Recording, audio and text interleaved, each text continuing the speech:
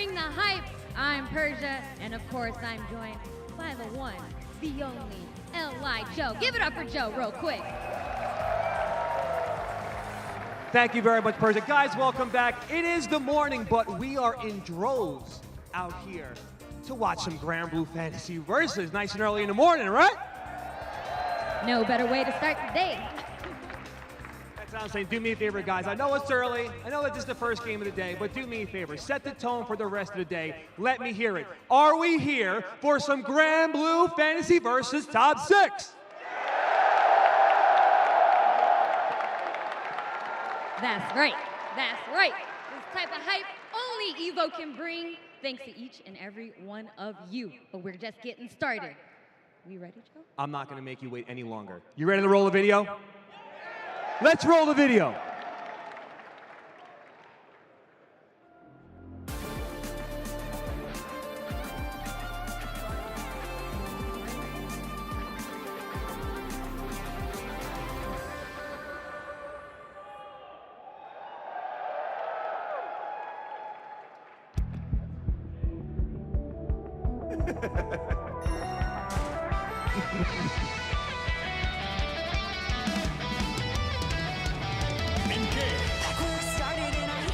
Simple, but you always gotta press me when you run up in my face. I'm at the corner at the party feeling different. You so near me pushing buttons, always thinking that you break. Spinning at me every single second that you kick. I've been trying to block you, it gets fuzzy with the same track. Patch it up, I bet you call me easy than needy, and then you greedy run up and it's just an L, man. You're so vanilla, it's like I wanted 3 out of 5. Skill issue and I'm throwing a strike. Danger, you feel anxious, I feel broken. You should thank me, glad I'm not who you remember. I ain't dead, so let me fly away. I know I'm supposed to be. Feel that lightning hit me twice. I'll let you fall in love for free. You can't lock me down again. Call me basic, call me cheap. They said danger, I was anxious. Now I just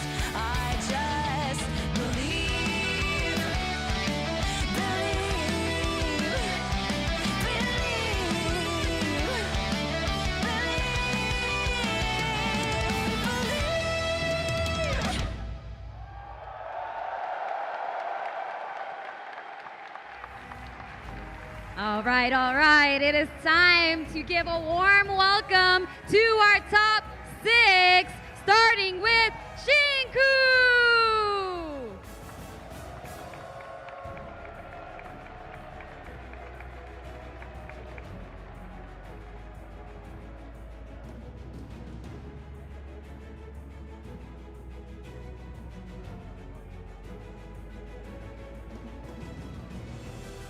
All right, let's keep the energy up for Dororo!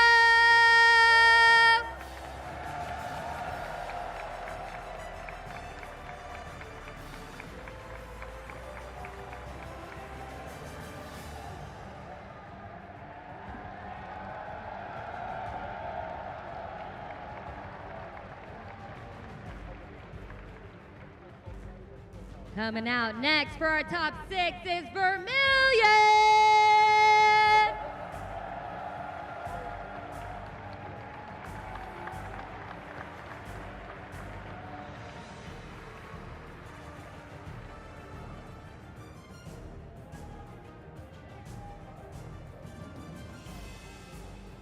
All right, coming out next is Aaron the Mac!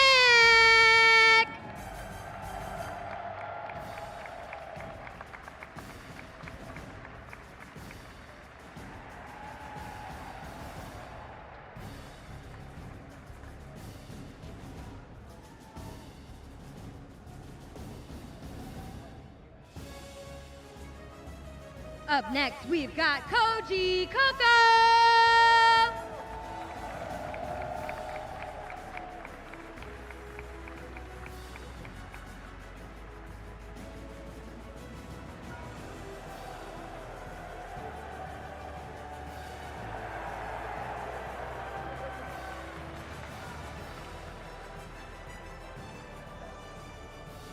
And to round out our top 6, please welcome our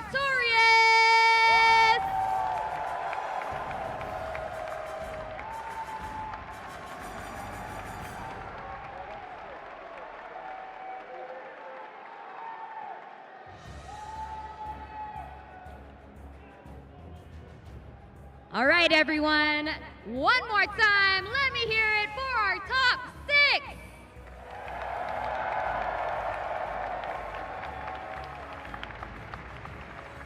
All right, you guys, your energy already amazing. It's time to get started. Let's go ahead and send it to our commentators.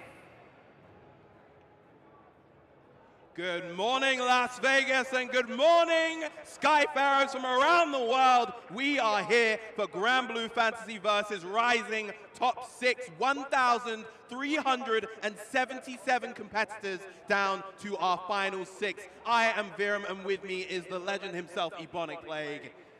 And this is going to be an incredible, incredible start to this Evo 2024 Sunday. Yes, I could not have asked for a better character spread. We only have one possible repeat character, which might not even be a repeat, depending on what Totoro plays here in this top 6. Could it be Percival? Could it be Siegfried? We're going to find out here very soon. But whatever the case may be, we have the top level of Granblue Fantasy Versus Rising, and nothing is going to be short of phenomenal here.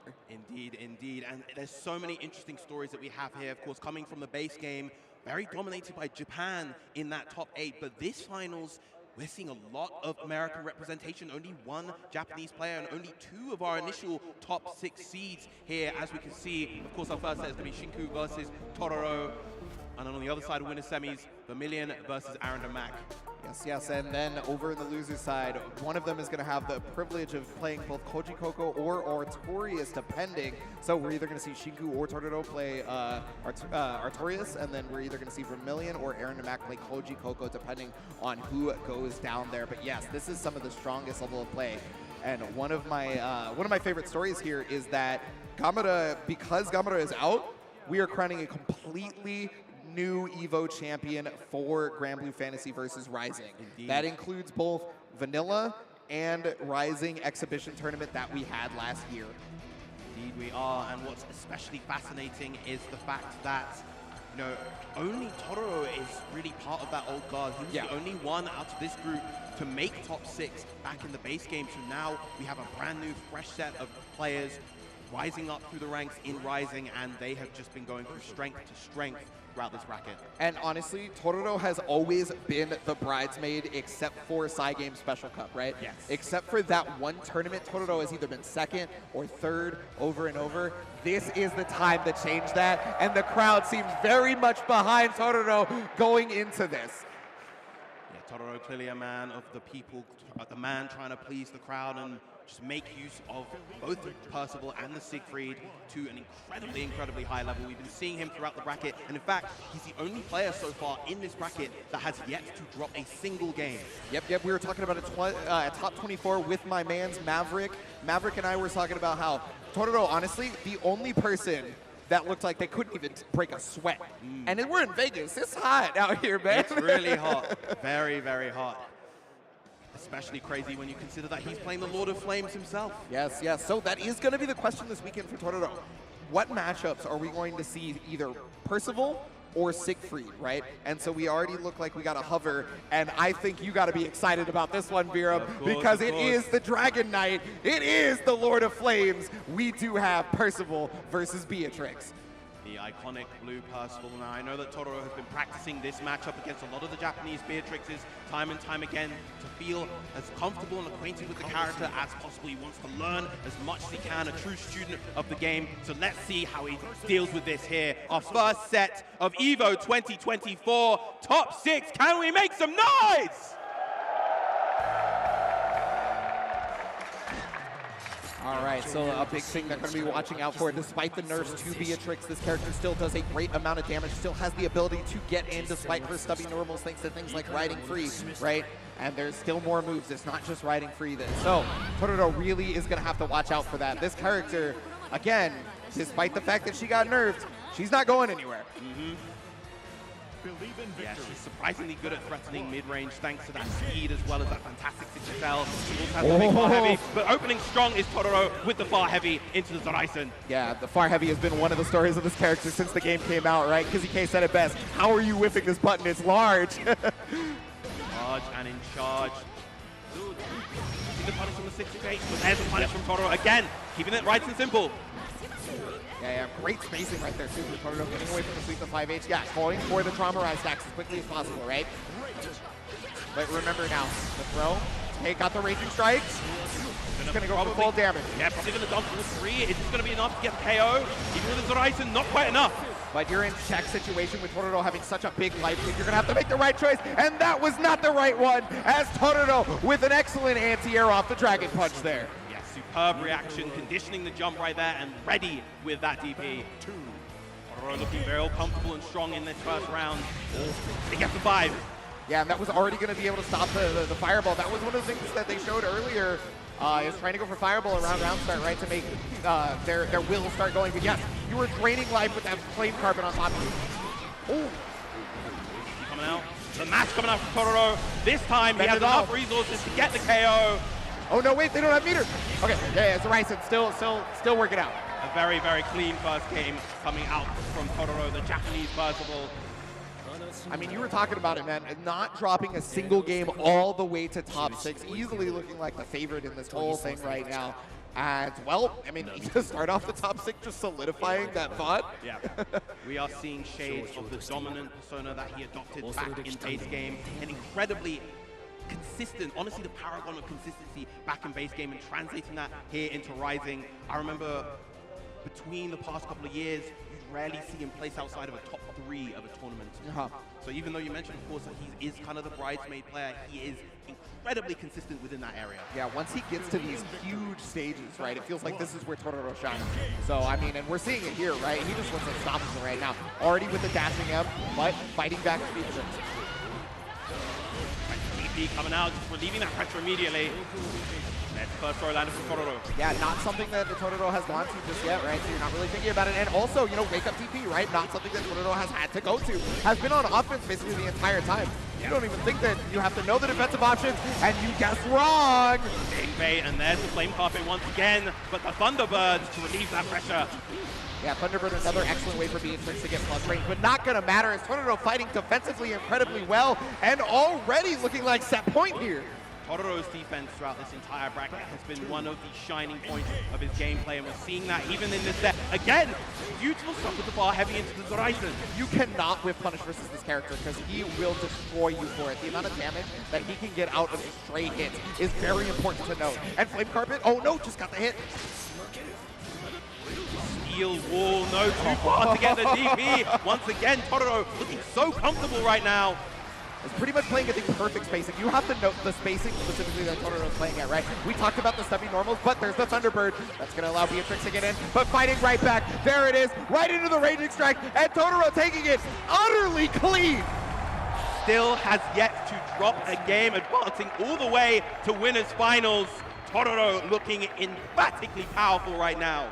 All right, just unstoppable, honestly. I cannot believe the level of player is saying. I have to, again, go back to the spacing that Totoro showed in that matchup. Totoro was very specifically playing just outside of any button that Beatrix could use, except for maybe Thunderbird, right? Thunderbird was the only thing that was going to be able to go over 5H, and at that point, you might take some plus frames from the Beatrix, but you saw the level of defense, right? You know he can get out of that. Yep, we knew, especially he was using those Brave counters immediately once Beatrix was able to get in, just Brave countering her away immediately so that he could play that mid-range game that he felt so comfortable with that entire time. Honestly, that whole set felt like shades of the base game where it was very kind of slow, methodical, and that's exactly the kind of game that Percival as a character wants to be playing. Yes, yes. So that is going to solidify our first person moving to the winners finals. Pretty expected for a lot of people who watch Granblue Fantasy Versus Rising here. But, I mean, hey, if you were unaware, now you know, right? And if you're unaware, you know, I just got to plug it a little bit. This game has a free version. You can play with us, too, for completely free. You can play for people who purchase the game. It's got rollback. It's got crossplay. It's excellent. Yeah, the roster of rotating characters, and honestly, the next rotating characters are going to be influenced by this tournament. So whoever places in top 3, those are the next characters that you're going to see alongside Gran. Hey, Percival's looking pretty good for that right now, I'm just saying. But yes, so we are going to be going into the PlayStation Tournaments replay to check out some of that immaculate spacing, that immaculate decision-making from Totoro here. As you notice this, I mean, again, whenever Totoro needed to cash out for anything, did so. No hesitation, right? Doesn't matter if it doesn't kill and you don't have Brave points, your opponent's going to do 50% more damage. You know your game plan is 100% strong. Yeah, he played that incredibly active. We saw he was more than happy to just press in those defensive situations. Didn't allow himself to get frame traps, didn't allow himself to get thrown too much, and just allowed himself to pave the way forward and get that incredible win. But next up, of course, it's going to be a really, really exciting set. Oh, yes, yes, yes. We have one of the ones where I think we're going to get a bit closer into that skill level up next as well. Yeah, so, I mean, oh, they're already sitting down. Okay, so we are going to be having Vermilion versus Aaron DeMac up next, and here is our tale of the tape. Yeah, Vermilion, of course, NorCal's finest, I would say, has been really, really finding its strength with that 2B, and honestly, probably one of the players that was least expected to make this top 6. Obviously, incredibly strong. We've seen him in a plethora of different online brackets performing, but to make it this far on the biggest stage of Granblue history is an incredible achievement, and I'm sure that he wants to push even farther. Meanwhile, what do we have on Aaron DeMac? On the other side, Aaron DeMac, a multi-game specialist. We first, I first saw this player in MK, then moving on to Guilty Gear Strive, and had put in on Terra in the Guilty Gear Strive bracket this weekend alone. Now here in Granblue Fantasy Versus Rising, and honestly, this is the kind of game for both of these players. It feels like their play styles definitely making, definitely paying off for them, right? They just seem to understand this game, seem to flow this game, and I mean, well, it tells itself because they're both in top 6, obviously, right? And this was probably one of the hardest possible brackets that you could play this game in. Oh, yes. So, I mean, if that doesn't tell you, I mean, shoot, if Gamera not making this top 6 doesn't tell you the level of competition, then I don't know what does, because that man is the repeat Evo champion.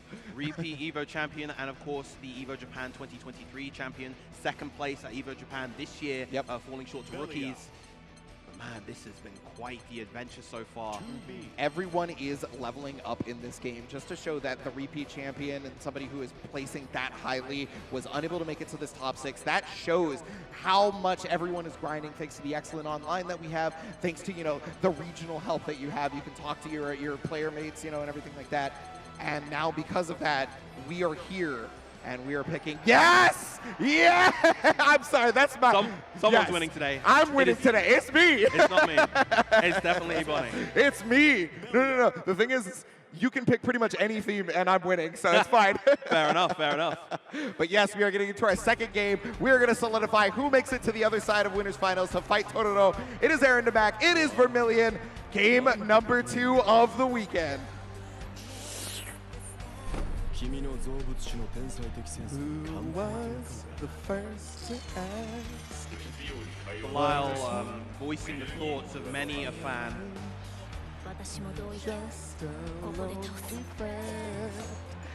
All right, Vermilion versus Aaron DeMac, 2B versus Belial, and we're off. Yes. So, I mean, Belial always been known as one of the terrors of this game, right? Even from release all the way to now has basically stayed a similar power level, and Aaron DeMac going to show that off right now. 2B, character completely new. Everybody has to learn how to fight this character because honestly, she can be a menace.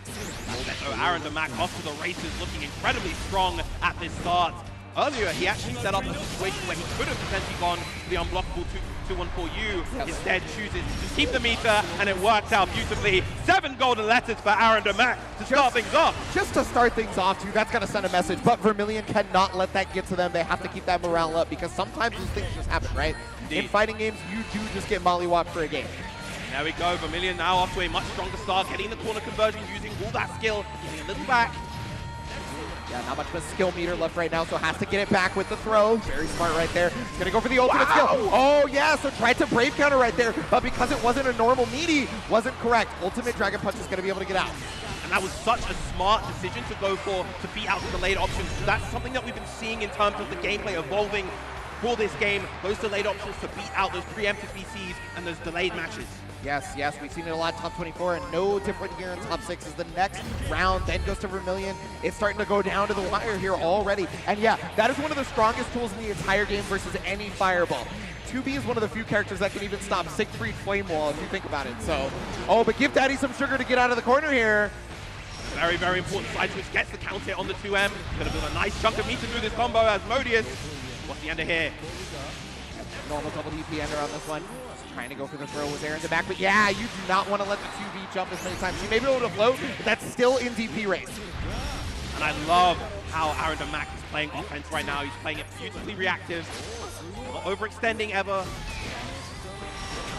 Maintaining this corner control, gets the plus frame, and RPS is the DP. Yeah. Unblockable was on the table for a second there, but yeah, goes to the DP because they knew they were going to try to press buttons after the guard trust. Aaron DeMac with the first game. Very, very explosive rounds between both these players. Honestly, depending on how this set goes out, if Vermilion is able to recapture what he got in that round 2, you could see it set. However, Aaron DeMac once again off to a very strong start. Yeah, and you got to remember, Belial was the original person with the forward advancing crazy normal, right? 2B is maybe be the one who mastered it. Belial invented it. That he did. All right, goes to the pencils to grab this time. Another throw coming out. Let's see the layers of offense beyond here. Are we going to see any delays? 5 H's. This is where 2B is at her strongest. This is where she shines. Yes. She keeps the opponent here with the 5 H's with the far M's. But the thing is, so well with the patience is Aaron DeMac, not pressing a button until that point and then finding the exact right moment to 2M. Beautiful discipline coming out from Aaron DeMac. Gets the anti-air with the fireball and converts. Superb stuff. That is one of those reactions that is so important in a matchup like this, especially with a character that can float like 2B. You have to be able to stop her approach from the skies. Those DP reactions have been absolutely crucial to Aaron DeMac's success. Now at set point, how is Vermilion going to answer back? We're seeing the rolls now versus the wire. Fasago! The Fasago, as you mentioned. Yeah, so the Fasago, that's something that Aaron DeMac hasn't shown yet, but you know, you're on set point right now. You can start bringing it all out. But okay, the cancel right there from Vermilion. Remember, she can dash cancel thanks to the fact that she has that unique property. All right, finally we're getting the Mirage. The DP coming out from Vermilion. The 5H string just going the whole way. The counter hit, but no full conversion. That's pretty rare, honestly, especially because it was crouching. That is a bit of a tough link going to 6 spell. Aaron DeMac wanted to optimize damage in corner carry, but he's still in a great position here. Probably going to spend the Skybound at this point, right? Yeah, because now you're going to get your Brave Point back. You're going to take one away, and it's going to be very close to death. I don't think he kills him. One throw will be more than enough for Aaron DeMac to take this. Are we going to see it? Yep, there it is. Brave counter here for Vermilion Forest. But yeah, you know Aaron DeMac has all those Brave points left. Can Brave counter as much as possible. Got the ultimate DP, and Aaron DeMac has punched their ticket to winners finals. Beautiful, beautiful play coming up from Aaron DeMac. Honestly, one of the most fantastic things about this player is how he kind of staggers his offense and how he keeps his situations in place such that he can react to what your defensive options are. As you mentioned before, we saw a lot of those DP anti-airs to keep Vermilion pinned in the corner at all times. Yeah, and I love that you mentioned that the offense was very structured in terms of being able to react to any situation, because that is the mark of somebody who plays multiple games, right? You learn how to handle basically any situation because every fighting game is just different enough that you can learn any situation in terms of defense, in terms of offense, right? Aaron DeMac, multi-game specialist, has got it all figured out, it looks like. Yeah, he has been doing an absolutely fantastic job, not only in this game, but Guilty Gear Strive as well. You mentioned, of course, MK. It's very, very common to see him in the top brackets of multiple games. Once again, good stuff to Aaron DeMac. So our winners finals is set in stone. Totoro versus Aaron DeMac, a classic matchup from Granblue. Percival versus Belial. Yeah, but before we get to that, we have more tournament, and we also have replays brought to you by PlayStation Tournament from this match. We're going to see some of what Aaron DeMac brought to the table, what Vermilion attempted to do to stop this beast of a player as well. And I mean, you see it. Now, 2B, normally she thrives on the ability to be able to whiff punish a lot of people, but again, we talked about it earlier, Belial invented that kind of play, right? And so if you can't play your strongest game plan, you have to switch it up. It becomes very, very difficult, as you see here. But, you know, Vermilion able to get a couple licks in with the OS right there, taking that round. And there's that super strong reaction. That was probably one of the points where I was like, Aaron DeMac is him. Yeah, and that's one of those moments where it reminds you just how good Belial's kit as a whole is, how flexible, how versatile the kit is. Using that fireball to be able to actually catch in midair is something that very, very few characters can do. Obviously, you have Siegfried with his massive flaming wall of the Nella Nav, but Belial, of course, one of the characters has always had a very, very strong fireball for a long time. Yep, well, so that is going to solidify our winners finals, but we will have more Granblue Fantasy Versus Rising action here in the top 6 coming up next. Do not go anywhere, because if those matches were any indication, it's only going to get better from here. We'll see you guys in just a minute.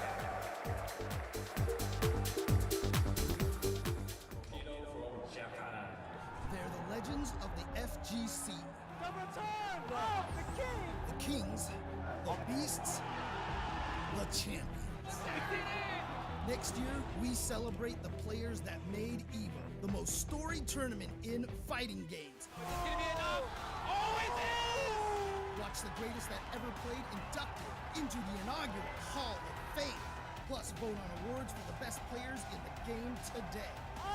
Unbelievable! And celebrate everyone in the community who makes fighting games something so special. Oh my God! The Evo Awards, live from Los Angeles in 2025.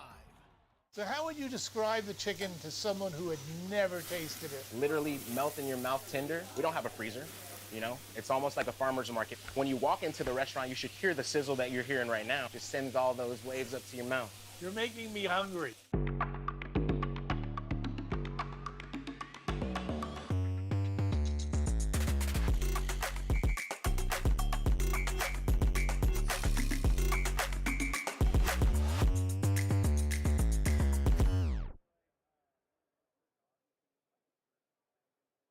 Hey gamers, does your room look like this? Tired of having no art on your walls? You need Displate.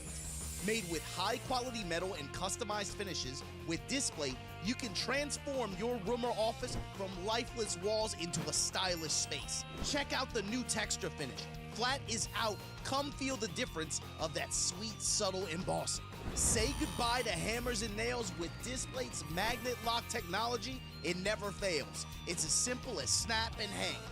Bang, bang, bang. Visit displate.com/Evo and order now. Use the discount code EVO at checkout. Rated E to M.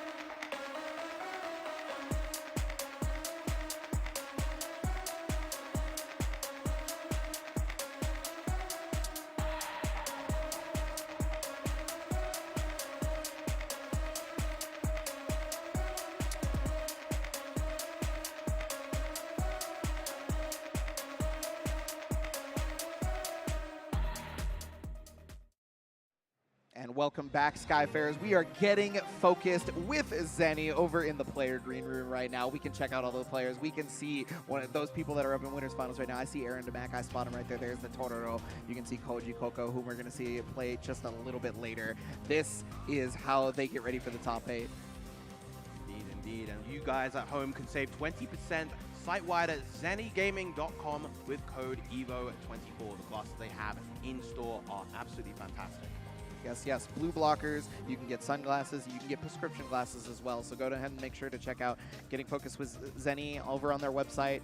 And you too can, you know, block the blues and make sure you can play for much, much longer. Indeed, indeed. All right, coming up, of course, the bracket is going to be shown in just a moment. But next up, we will be having our first losers side set. Yes, it is going to be Arturius coming up. We haven't seen Arturius just yet here in the top 6. A lot of you, if you're watching the top 24, we did see that. Going to be our first Siegfried because Tororo did end up actually going to Percival, right? And yeah, you can see the bracket here now. So Tororo, Aaron DeMack is our winners finals, but what we're moving down to, Shinku, Arturius, and then after this is going to be Vermilion versus Koji Koko.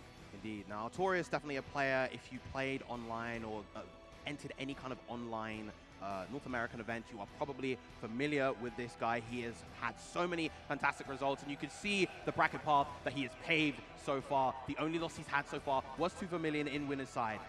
Yep, and I personally, as a Siegfried player, I feel like that matchup is super, super difficult, and you know, we may be able to see it again, so we're going to have to see the adjustments from Arturius if they're able to win this match right here. But yes, just like you said, if you play Granblue Fantasy Versus online, you have lost to Arturius because he is one of the most consistent, most winning players in online events that we have, period. Yes, that he is. Also had a little bit of a stint with Beatrix for a period prior to her nerfs.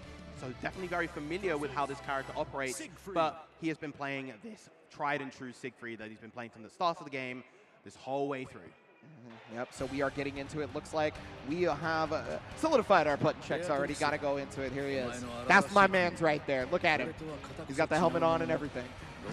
Majestic and powerful. And he wields it with one hand. A true knight. Yeah. He's just built different. He's built different. Dragon's blood in him. Beatrix herself, of course, no slouch. Quite the esteemed member of the society, even though she's kind of like the underdog of the group. Oh, yes, most definitely. But she's got one of the stronger weapons for sure. When it's not broken in the story, that is. But, you know, that's lore. Already with the 2M after the 6-6-7. That is a very common round start from Siegfried. And if it is space, you're not going to punish it. Big damage here. Big damage indeed. Are we going to see the mannequin stop? No, going to keep it nice and simple. Not going to fall for any health.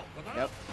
And I mean, you know, that honestly makes a lot of sense, right? Because Beatrix can just chunk your life points, so maybe not even trying to give any sort of possibility of loss of life there. Already going to Brave counter right back, keep in the corner, throws a bound. Yeah, this is a fantastic situation, the chip point situation, very scary. That is guaranteed. You actually cannot get out of that without having a Skybound art available. So if you do not have a Skybound art, Siegfried just has you chipped out. It's over. Yeah, the active frames, the incredibly long active frames of that H2 Saga, the DP is incredible for catching those spots like this. Yep, was able to block the riding through right there. Ooh, caught the jump out, but no full conversion, unfortunately, for Arturius. 6-6-7 counter hit, that's going to be full corner carry here. And again, these throws are so good for Arturius right now. Yep, punish right there on the H Orchid though. And that's the you know, that's the nature of trying to use that move on block, and you will get punished for it. But already fighting back with the 4M. Oh, beautiful spacing with the 6-6-H. Might have enough to get the KO here. Goes for the full basketball with the RSRC. Linked into the Nella Nav, but not enough just yet.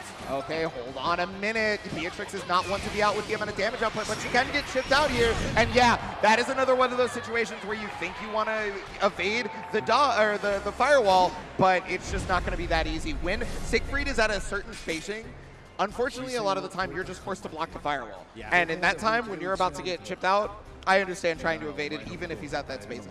He's incredibly good at enforcing those checkmate situations. Both him and his fellow Dragon Knight Percival, really, really terrifying in those chip point situations, thanks to huge fireball presence alongside the big forward advancing special they have. Yeah, exactly. I mean, aside from Vayne, honestly, that is just the Dragon Knight special, is being able to close out those games. Yeah, all right, so Thunderbolt to be able to finish off this combo here. Establishing some offense, good tech on the throw. Just outside of the far H range. Remember, a lot of people have been trying to play out of Beatrix far H range, and for good reason. 6XL. This is going to be quite a lot of damage in the corner. I'm not sure if it builds to 100 meters just yet.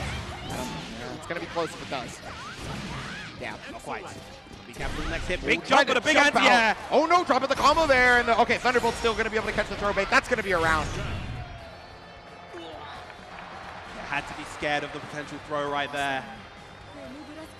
Yeah, most definitely. I mean, especially considering, you know, the life total, right? And the fact that throw hadn't been really an option that they had to worry about on defense. You know, you just think about it. But wow, you know, pressing nothing after plus frames, I guess we're really worried about the Dragon Punch on Wake Up. Once again, lands that nothing is forever, gets the plus frames there. Ooh, whip punish right there in a full conversion. But Ultimate Fireball's going to put you right back into the corner. The throw. Oh, big count hit. There's a conversion. Remember, Arturius is going for that jab because it is safe against anything except for the Ultimate Dragon Punch. But now you're going to be able to take away BP. You're going to get a lot of damage here. I think it's a sliver of life left. Yes. Yeah. Got to be scared of the potential wake-up option. There's the DP coming out. Now, this actually is not too bad for Arturius as Shinku no longer at 100 meter. The BPs have been burned on both sides. Yeah, you just go right back because you want to get a little bit of damage. You want to keep that pressure going back. And then jumped into it. There's the chip damage. That is the thing about that fireball. You just cannot seem to jump it. You cannot seem to evade it. It is always present. It is always effervescent. The great wall of Granblue takes another victim, and now Artorias at set point. Artorias looking very strong. Even on the defensive, Artorias is starting to be a little bit more offensive, but now starting to bust out, right? I think they're starting to feel the pressure. Yeah, that Beatrix pressure is very, very scary. Gets clipped by the lights. Gonna build a 100. Not enough damage to get the KO here. We're gonna catch on to SBA nonetheless. Yeah, definitely go for it, right? Because you're getting rid of an opponent's other chance to guard cancel 3 times. It's only 2 times now, right? Yep. No extra damage yet, but it's not going to matter because that 2H is going to connect, and we are 1 apiece right now off the perfect. Yeah, the 7 golden letters. 1 apiece indeed. Character selects, yeah. So Artorias has been doing this for a number of matches on stream that I've seen so far, right? Going back to character select, getting that swig of water and taking a moment. You're perfectly allowed this, and honestly, it is encouraged because you do need to be able to keep your mental straight in such a tense situation like this. Again, I'm unfamiliar on if Artorias has been around for a super long time prior to Versus, because this is the first time I had heard of them, right? And so because of that, I don't know if they've ever been on the big stage. I don't know if they have dealt with jitters that come with being an Evo Top 6. Yeah, I'm unfamiliar as well, but of course, having your own rituals is incredibly, incredibly important to be able to overcome whatever really stands in your way. Yep. Looks like they're ready to go, though. Okay, so getting back into it, and wow, the crowd very much behind Artorias. I gotta hear it some more. Let me hear you talk about it. How do you feel about Artorias? There you go. Yeah, yep. Believe in victory. Going into it, game number 3 right here. One of these players is unfortunately going to be relegated out on the loss here, and already a very offensive start for Beatrix. Yeah, big jump of the round spawn, gets Ulak on a carry. There's the command grab again. Got the Delta Clock available. Any hit could lead to good damage. Luckily, Artorias did not get a hit right there, but the dash light. Crucial to break out of the corner right there. Oh! On the DP, and stole the corner. Switch, yes, so important as well. And remember, did not use the EX Orchid for this very reason in that combo. Because they wanted maximum damage, because they wanted a round. And what started out as way too defensive for Artorias, way too scary, has turned into a possible set point. Beautiful management of the cooldowns as well. Knew that he was going to get the EX Fireball right back in time in order to get the optimized combo right there. Artorias once again at set point. Yes, Artorias, and even feeling it, you can see the vibes right there on camera. Artorias already Abariing back too. We haven't even seen that as a potential option just yet, but you can tell Artorias feeling it, and now it's all on Beatrix to find a way out of this because this pressure is going to be insane. Yeah. Artorias looking very, very confident right now. Goes for the Sapphire slash follow-up to create the frame trap situation. Yep. Yeah, low on the triple attack, catch the run forward right there. Got the Raging Strike, gonna spin it off. Artorias is gonna finish it off, and moving on in the top 6, Artorias with a sigh of relief because damn, that was hard fight. Indeed, it was beautiful stuff to Artorias, and I think what was so crucial, very similar to what we saw in the Totoro set, was the willingness to just press in those situations when he saw the approach from Beatrix coming through. Those allowed him to get those big mid-screen conversions, carry that momentum forward, and allow him to advance in this top 6 bracket. Yes. Oh man, the crowd's so hyped for Artorias, man. Yeah, and I mean, it's just such a story, right? So especially because of top 24, I gotta give a shout out to Mav because, you know, he brought this up in top 24. Artorias took a loss in winners that was so hard. You could see the emotion on Artorias' face, but did not let that get to them and has made it through this far into top 6. I mean, that's just insanity. Like, that's such a good story in my opinion. Yeah. I mean, if you've played Rising and you've played it online, you've been competing, you don't really see Artorias as an underdog, but in the context of an event like this, on a stage like this, he is one of the underdogs making his way through the bracket, and it's very exciting to see him progress with that Siegfried. The real polish and finesse he plays with that character is incredibly, incredibly high. Yes, and thanks to PlayStation Tournaments, we're going to see the progression and the fruits of their labor for Artorias through this match with our PlayStation Tournaments replay here. You guys saw it, not only the spacing, but the whip punish right there. You saw that, right? You had correctly called that out. It's just one of those insane spacing moments. Had all the resources to work it out, and even if it wasn't going to be a kill, had such a life lead, right? Yeah, incredible, incredible stuff. Yeah, no, and I mean, that's something you guys are going to see a lot in this top 6, right? Brave counter back, brave counter back, brave counter back. It's just one of the strongest mechanics. You're going to see it, and you better be ready for it. Yeah, having that counterplay to Brave counter is incredibly important at this level. and being able to play around it. We saw actually before, you know, being able to play around the preemptive Brave counters that people love to do in order to get people off of them. Yeah. So crucial in order to be able to get good at this game. Yeah, and I mean, one of the ways you do that if you're unaware, you know, is maybe you're doing a jump in, right? You don't press a button. You don't give them the chance to block something, because most people know that they have basically a guaranteed Brave counter. It's not exactly guaranteed because, you know, you have things like evade and whatnot, but you have mostly a guaranteed Brave counter as a possibility if on a jump in, right? So you just don't press something, they try to Brave counter in reaction, and they're like, oh wait, I reacted to something that didn't exist, I've got a Raging Strike, and now I am vulnerable. Yep. Yeah, the funny thing in those situations when you get those those interactions where the Raging Strike still is able to hit because the attacker went for something a little bit too slow, but you know, we're going off on a bit of a tangent here. Next up are our next players for our next loser side set. We have Vermilion, and of course here's his run. Beautiful, beautiful stuff. Yeah, this is the person who took down Artorias that we had just seen. So, I mean, you know, you are definitely going to look at it. But I have to mention that they didn't just take down Artorias. They took out Kinari as well. Kinari and RQ, two of the Japanese powerhouses that made their way to Evo this year. RQ, actually one of the top 4 seeds and one of the strongest Nias in Japan, falling victim to Vermilion's fantastic 2B. But speaking of Nia, we have one of the best. This is pretty much the Nier to look at, and the only Nier in our top 6. I know Nier has been the story of the game, and there's no refuting this character's power level, but Koji Coco is known far and wide by all of us to be the person who has put in the most work. Yes. Despite this character's power level, I genuinely feel that this person could do it versus with any character, and you can see, you know, only lost to Artorias, right? Was just killing everyone outside of that, though. Yeah, absolutely superb run. Lots and lots of 2-0s all the way up until top 24. Able to overcome the Nia mirror versus RQ. That might not have been a mirror, actually, because RQ also showed a Seox yeah, it's possible, right? Yeah. Unfortunately, I did miss that match due to the fact that, you know, I had other obligations here at Evo this year. But yeah, we are getting to it. This is loser side. Vermilion versus Koji Coco. Nia Automata versus Nia Granblue Fantasy. Who is going to come out on top? Vermilion off to a strong start, but no, doesn't actually get the connection there. Yeah, you know, that's just one of those things where you unfortunately were misspaced by just a little bit, but now you have to deal the jump you pressure. 50-50. Yeah, it is a 50-50, and I mean, Koji Coco already going to be using the ultimate waltz. Just trying, I mean, you saw the chip damage on ultimate waltz. That thing is insane. Yeah. One of the most powerful things about Nia is the fact that she's so good at conditioning block, but also deals a ton of chip damage from a lot of her skills. Yeah, but okay, right there, the OS, right? Right into the Raging Strike, and that's going to give Koji Coco the ability. Remember, one of the reasons why that is so powerful in this game is the fact that when you start running in this game, you cannot immediately stop and block. You have to either use evade and attack or like crossover or something, right? And so because of that, somebody can check your dash with a light very easily. Once again, off to a great start. Oh yeah, Misfortune directly into Ominous Turn, yeah.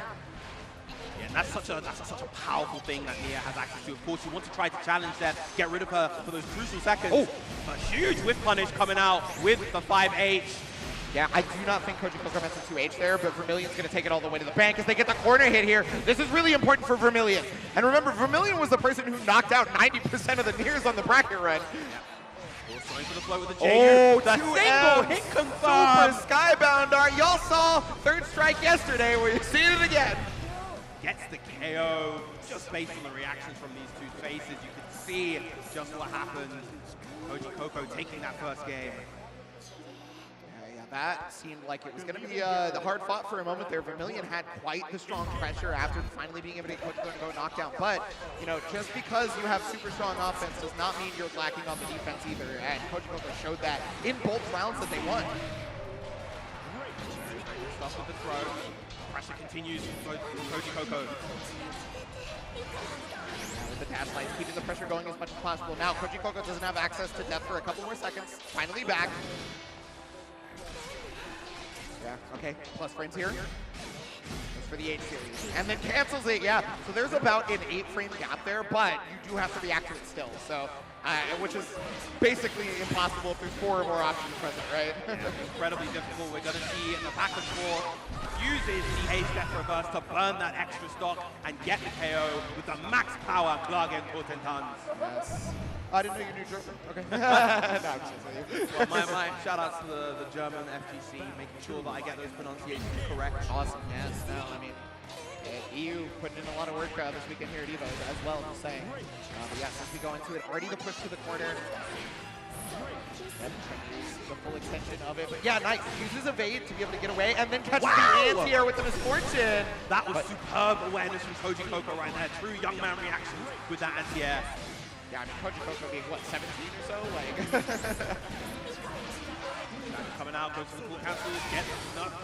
Was even looking for the Brave counter, but Vermilion delayed it. Very, very good awareness of how near players like to operate in that block string situation. Oh, but the 2-8 right there, full conversion. Thanks to just gonna spend all the meter because this is the easiest way to take your opponent down, and this is the easiest way for you to move on this top 6. Koji Coco gonna be taking it over Vermilion, but Vermilion also having a hell of a run here at Evo 2024 for Granblue Fantasy Versus Rising. I know California is proud. Indeed, they are. Beautiful stuff to both players. Koji Coco, funnily enough, despite his age, one of the most well-traveled players in this bracket when it comes to the US talent. Of course, he was at Super Tournament before. He made it all the way to Arc World Tour as well. He's been to Evo Japan, competed there as well. So really, really well-traveled and lots of experience in lots of different places. And that really shows with the level of discipline that comes from his gameplay. He never really overextended at all.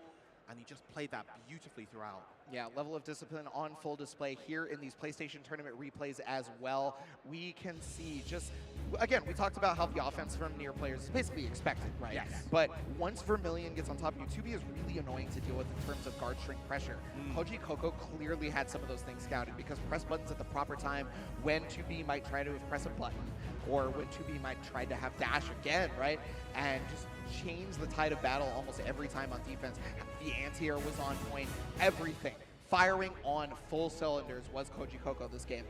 Indeed he was. It's just a testament to how much time, how much effort the young man has been putting into this game. He has hundreds, if not near thousands of hours already into this game. Clearly a passion for it, and that has been displayed in full force as he advances on to losers semis, where he'll be fighting Artorias in that run back. That's right, yes, the run back. So Artorias is really gonna have to figure something out in terms of that, and we're gonna, give the players some time to figure out their next opponent's play styles, because we do have another break here to go to, but we will be right back with more Top 6 Granblue Fantasy Versus Rising action. Do not go anywhere.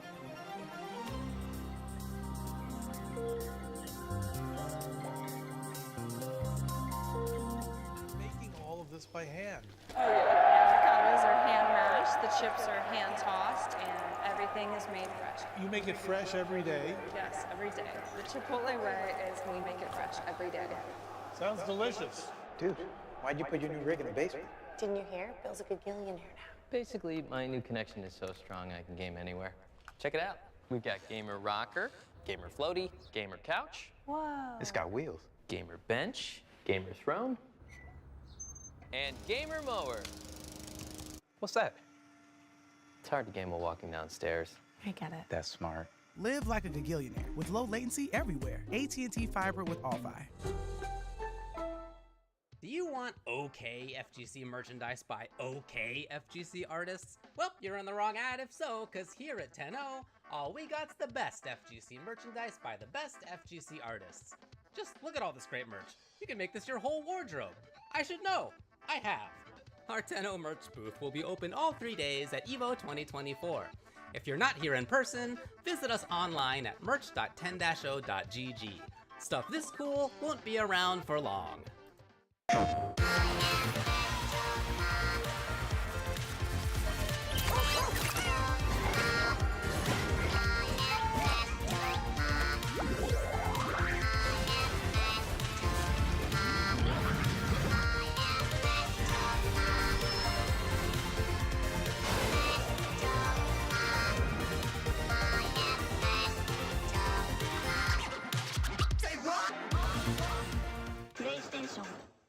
The greatest anime fight of all time. Why would you ask me such a hard question?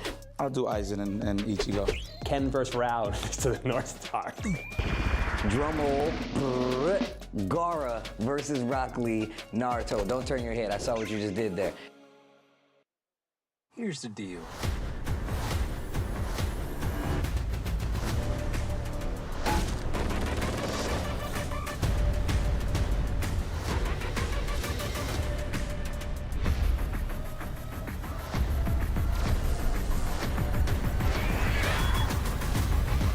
I'm getting excited. Oh, yes.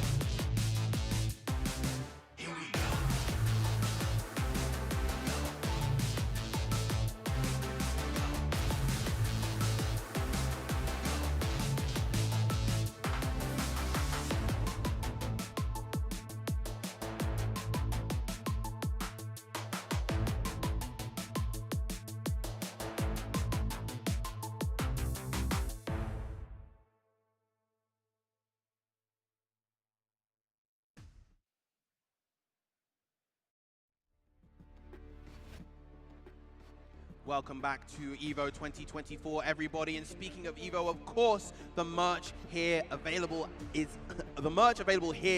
also available online at shop.evo.gg. So make sure to grab some of that incredible merch that you've been seeing throughout the weekend.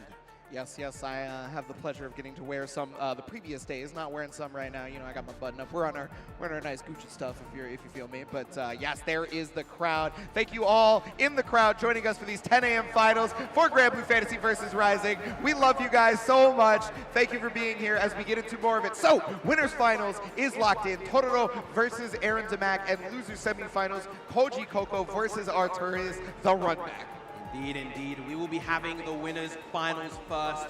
Tororo versus Aaron Damac, Percival versus Bilal. As I mentioned before, shades of base Granblue, an incredibly iconic matchup, and one that Tororo was incredibly practiced in base game. Yes, yes, this is the matchup that you had to know if you played base Granblue around the time Bilal came out, because this character was far and away the best at the time. If you didn't know how to fight Bilal, you may as well have gotten out of here. Tororo definitely knows how to fight this character.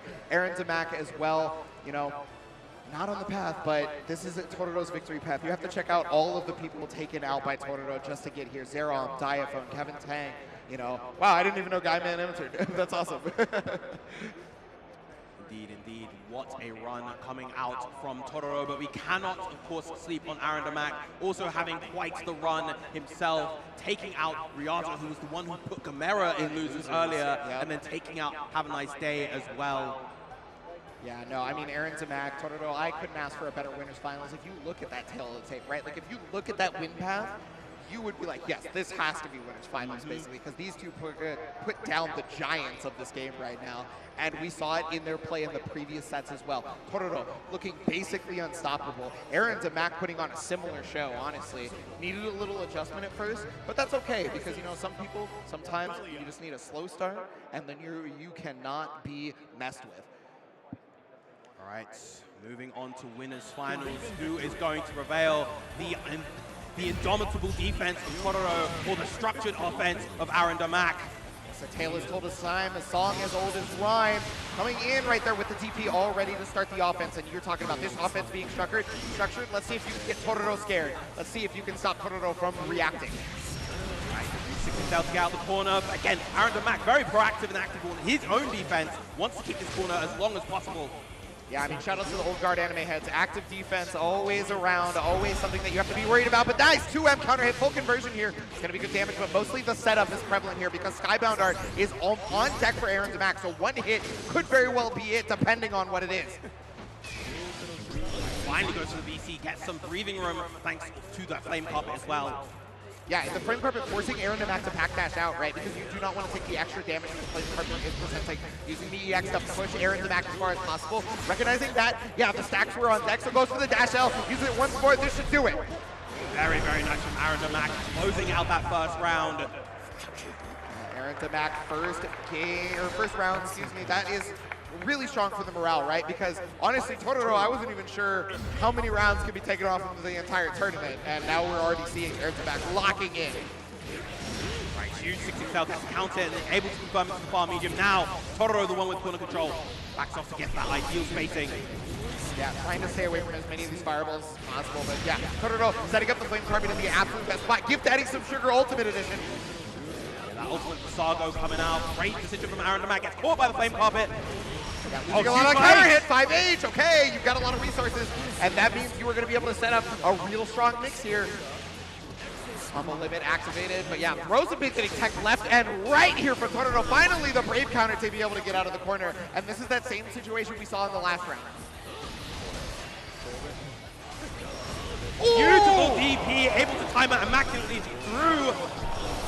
This is a real tough situation for Aaron Demac now on chip point, and there's the Schneiden from across the screen, tying up the round. Yeah, Schneiden was not used whatsoever in that entire time, so completely forgetting about it was Aaron Demac. There were so many fireballs that I gotta assume that Aaron Demac's entire mental was based around fireball instead of Schneiden.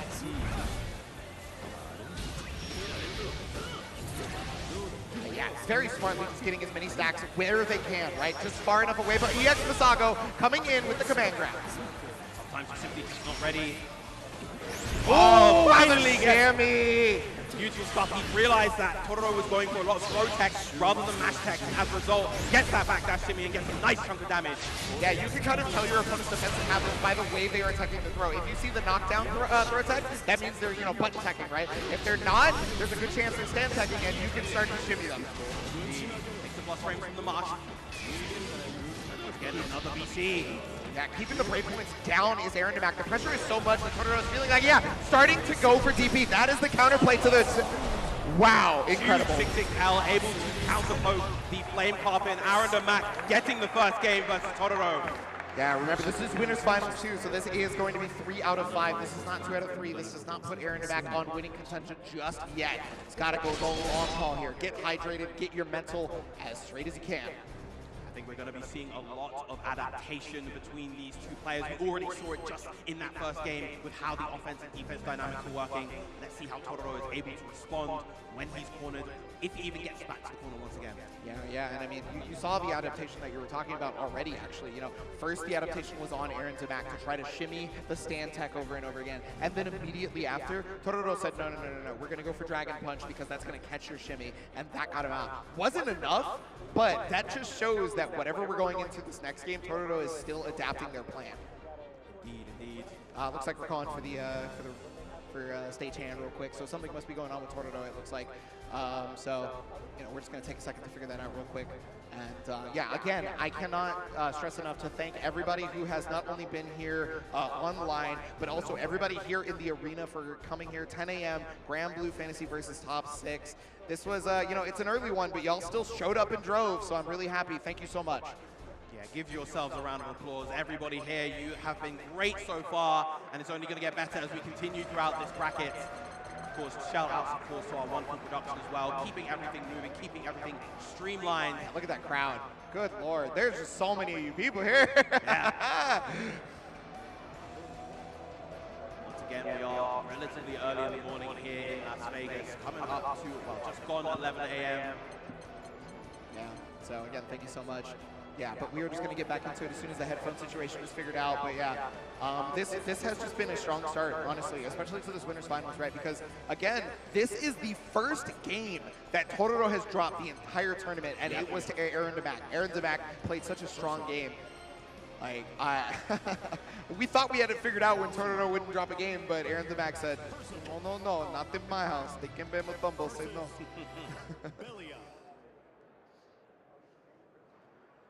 All right, looks like we have it figured out. We're getting back into the game. Thanks you so much, everybody, for your patience.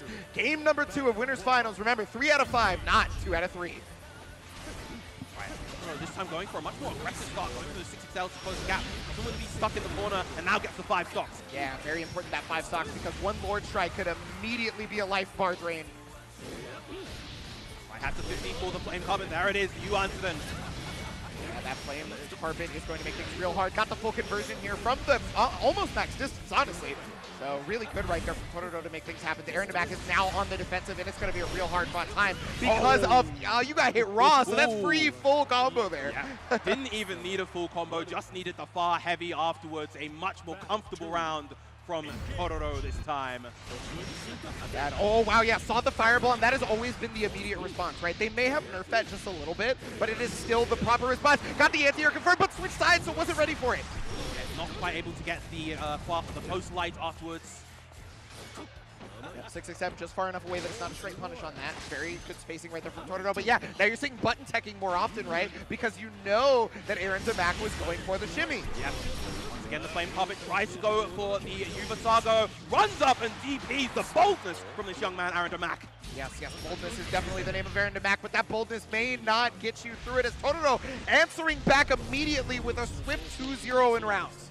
Indeed, he was. I think Aaron Zamak tried to go for a jump there to avoid a light fireball cancel, but as a result got caught by the EX1 and lost his life as a result. Good stuff, Totoro. Evening the set 1-1.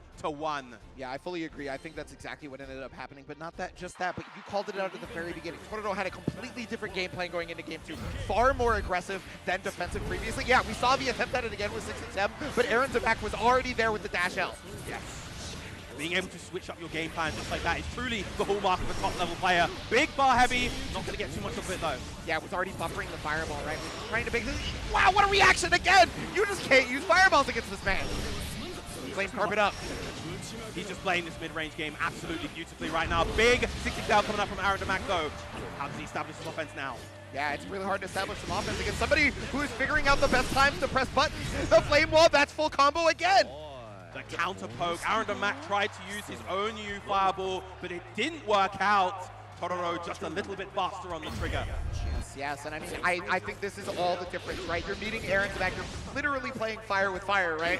In the offensive pressure. And okay, jump over on the fireball. Finally, Aaron Zamak is starting to answer that as an option. So Totoro is on him to respond. Button tech again. Remember, Aaron Zamak showed that shimmy once, and now Totoro has been button teching every time. Blocking into the U-Fireball again, he's getting some space. He needs to get out of this corner once again, because that is where Aaron Zamak has been at his strongest. Yep, oh, the 5-inch counter hit right there, trying to catch something, and he's got exactly what he's looking for. Big damage. Skybound Arn is on deck, and okay, because they use the BP, I think they're going to use it. Yep. Yep, Lemma gets on, drain that BP from Totoro, take away that additional opportunity to get a Brave counter. Okay, yep, and even goes for the jump in. Doesn't try to bait Brave counter, right? And oh, right there. So I think Totoro was looking for Brave counter right back because that's the most common thing for someone to do after a jump in. Aaron Zamak knew. Simply went for the delayed mash afterwards. Caught Totoro counter here. 1 round apiece once again. Yeah, that is such a good call. That's how you know we're in high-level play right now. Going down to the wire as they both try to get around each other's fireball game right now. I feel like that was probably the first fireball that didn't get TP'd in this game. Yeah. But, you know, that one was in a block string, so it's pretty much impossible.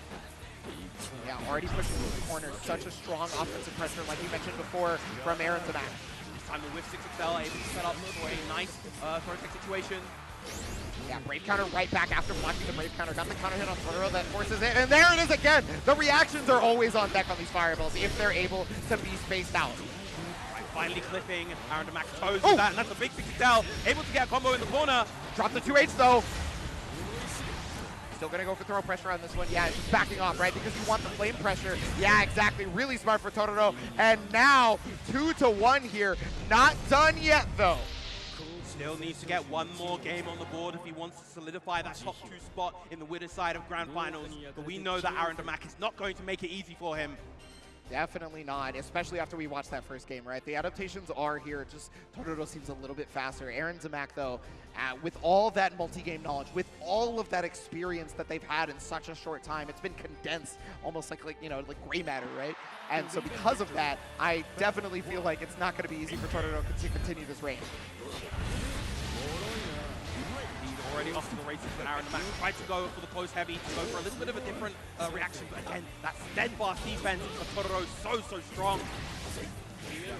And its defense is a lot of also just poking out of your opponent's offense. It's not just blocking. You have to remember that right there. And Aaron Zamak looking for said pokes, right? Because we saw button text, we know that a 5L will come out as a result. We know how to counter hit that. Very smart from Aaron Zamak. Yeah, beautiful stuff going through the lane. 2M right there, able to get a huge reaction counting confirmed. Yeah, Aaron Zamak also not even caring about a possible brave counter, right? Just running the offense as normal anyway. Oh, give Daddy some sugar to move in, immediately goes for the Dragon Punch, because most people know that, like, it's really common for Belial to just block afterwards. Yes. All right, challenge the plus frames once again with that DP. Give Daddy some sugar once again. Not going to DP this time, though. Dash down, okay. Yeah, trying to get some plus frames going. Oh, got it! Wow, got hit. Maybe they're trying to jump out? I don't know. Maybe either that or maybe backdash, but again, just catching Totoro out. Aaron Zamak getting another crucial round on the board. Yeah. Morale's got to be back up after that one, too, because that felt very decisive, honestly. And, oh, yep, another. Honestly, D6XL's immaculately placed from Aaron Zamak. Yeah, Totoro unfortunately just outside of the range. He gets confirmed from his 6XL. Great frame trap right there from Aaron Zamak. Going to build a nice chunk of meter, but not going to cash out to the SBA just yet. Yeah, no, one more hit definitely seems like a cash out on an SBA for sure. Especially because chip damage is a possibility to get them closer to it being death. They're trying to watch for everything, but forgetting about that 6-7, the 5H hits! 5H gets hit by that Flame Carpet as well. Yeah, not trying to take that extra damage with the Flame Carpet. Forced to jump. Aaron Zamak forgetting that. That means Totoro can react, and we have tried testing his reactions before. It's not a good idea to test his reactions. Raid that time, both living on a prayer, on a sliver of health, well, on a health deficit such that they could die right here. Here's the 50 for the Flame Carpet. Oh my god, look at the light bar drain! Okay, he's able to find the way out of the corner though, and there it is, 1-5L right into the Raging Strike, full confirm. And now we are on possible set point here for Totoro. Aaron Zamak, you got to pull out of the stops because Totoro's reign is looking like he's going to be crowned king. Lord of Flame trying to establish his own kingdom here at Evo 2024. Huge anti-air right there, doesn't have the stock to follow up afterwards. Tries to go for a Flame Carpet right there to catch the frame trap, but Aaron Zamak challenging a little early. Yeah, Asmodeus Ender to be able to get it. Goes for the delayed 2M like you mentioned before, for the exact same reason. You were trying to catch Totoro pressing buttons to delay tech, and that's not going to be what's going to help Totoro out. Aaron Zamak now has pressure on deck. BC could be a possibility. Was looking for it, didn't find it though. And there's the shimmy we saw! Again! From game one, right back at you, Remix Edition. No Skybound Art, so you're going to need another set for Aaron Zamak to be able to stay alive, but there's that defense. Oh no! Missing out on the throw right there. Aaron Zamak able to even out the set as a result. Yeah, and I mean, Aaron knows exactly what happened there. Totoro, though, look at his face. Doesn't let that phase up. Like, it sucks, but it happens, right? So that's exactly what you need. And so Totoro, can you get some water? Recheck those notes. Recompose yourself. Get back in there. But that is what Aaron Zamak needed right there. Absolutely. Both these players no stranger to this type of pressure, no stranger to this sort of stage. As a result, I'm sure we're going to continue seeing some incredible action between these two. The adaptations back and forth have just been spectacular so far. It's everything we could have asked for here in this top 6. So final game here in this winners finals. Who is going to take it? Totoro or Aaron Zamak? I gotta hear y'all in the crowd. Aggressive starts from both players. Yeah, it's going to be real pensive because both of them know that their offensive pressure is going to lead to a crazy life lead, so they are trying to make sure they remain stoic. And here it is, Aaron Zamak going to spin that Skybound Art on this one most likely. Yeah, get that BP away from your opponent, get your BP back that you use in the combo, and keep one Brave counter away from them. Shy of the 100 meters himself. Great fuzzy match to beat out of JU. Yeah, I mean, Fuzzy Mash has been the name of the game on defense, and while it has been getting kind of counter hit a lot, that was the one time where I think it was very important. Yes. Oh, tried the shimmy in there. Yep, Fuzzy Mash again. Choosing to keep the fireball at the ready, so he has the power off that 2 fireball. Yeah, smartly using the evade to be able to get away for you Fireball, right? Because he would have took a lot of chip damage. Needs to try and get out of the situation, but yeah, I don't know, man. Tornado's got a real strong pressure and just evade goes back to the firewall, right? Because you're just going to lose life if you try to come evade. And now Chip is absolutely the factor, yeah. And right there, Enzimac tried to evade the fireball, but there's multiple strengths, so multiple speeds. Didn't know what time to evade. Yeah, the disparity in speeds between the light, medium, and heavy are quite large with Percival, and as a result now, Tororo at set point once again. A great DP. Both these players have been very on point with their DPs. Lovely challenge from Aaron Damac. Tororo trying to make it happen, but the great jump timing right there, really starting to answer these fireballs as Aaron Damac misses the 2M, but still has the corner pressure. It doesn't matter. Finally, the throws the landing. Great delayed mash coming out from Tororo, though. Yeah, give Daddy some sugar on the ultimate. Fasago got the pressure afterwards, has damage here. You may have to just go for a full Raging Strike, Raging Chain on this. Yeah. Yeah, and I think that's going to be enough. Just about. There we go. Final game. Round. Final round. Let's go. Winners finals. Granblue Fantasy Versus Rising. Aaron Damac. Who is going to take it here? Regardless of who takes it, this has been a stellar set. Aaron Damac right out the gate with the 6-6L. All the way to the corner once again. We've been seeing this left corner a ton. Yeah, oh, but jumps out of the EX. Fasago still getting the punish, though, because it was an early jump button right there from Tororo, so they still had to land. Going for the huge fireball extension into the triple Asmodeus. Get as much corner carry as possible. This is looking bleak. 2M! That 2M! It's going to link! And this is going to be very close to Skybound are trying. Yeah, just go through the Raging Strike. This should do it. And this should be Aaron Damac making Grand Finals winner side on a perfect. Tororo came into this top 6, not losing a single game. Well, that streak is over. That was an incredible showing at the end by Aaron Damac, clawing his way back up when he had the disadvantage and came all the way through, securing that top 2 spots. That's right, securing is a lot less to worry about now. There still is one more set for Aaron Damac to be able to win that tournament, maybe even 2 more, depending on who comes to bring all of their power to bear against him. But gosh, that's gotta feel good right now.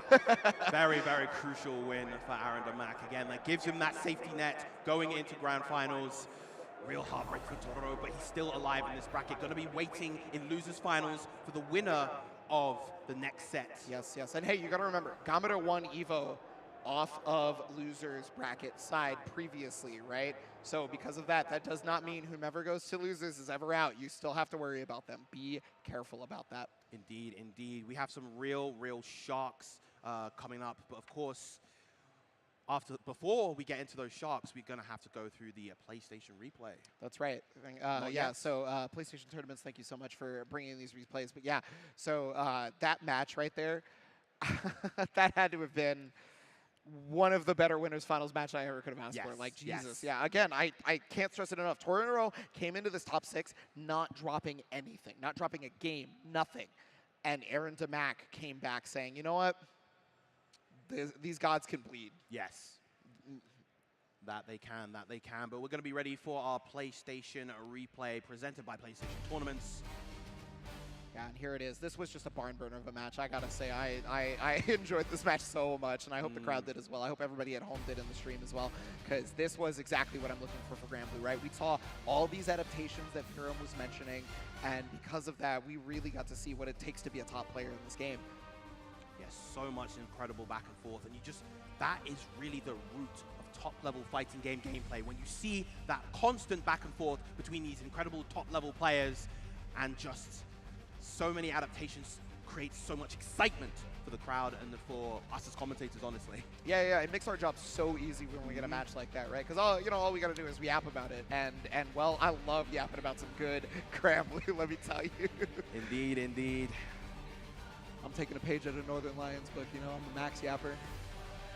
Lighting the fire within our souls, but once again, good stuff to Aaron Damac, powering through into the winner's side of Grand Finals. Next up, we will be having the losers semi-set between Artorias and Koji Coco.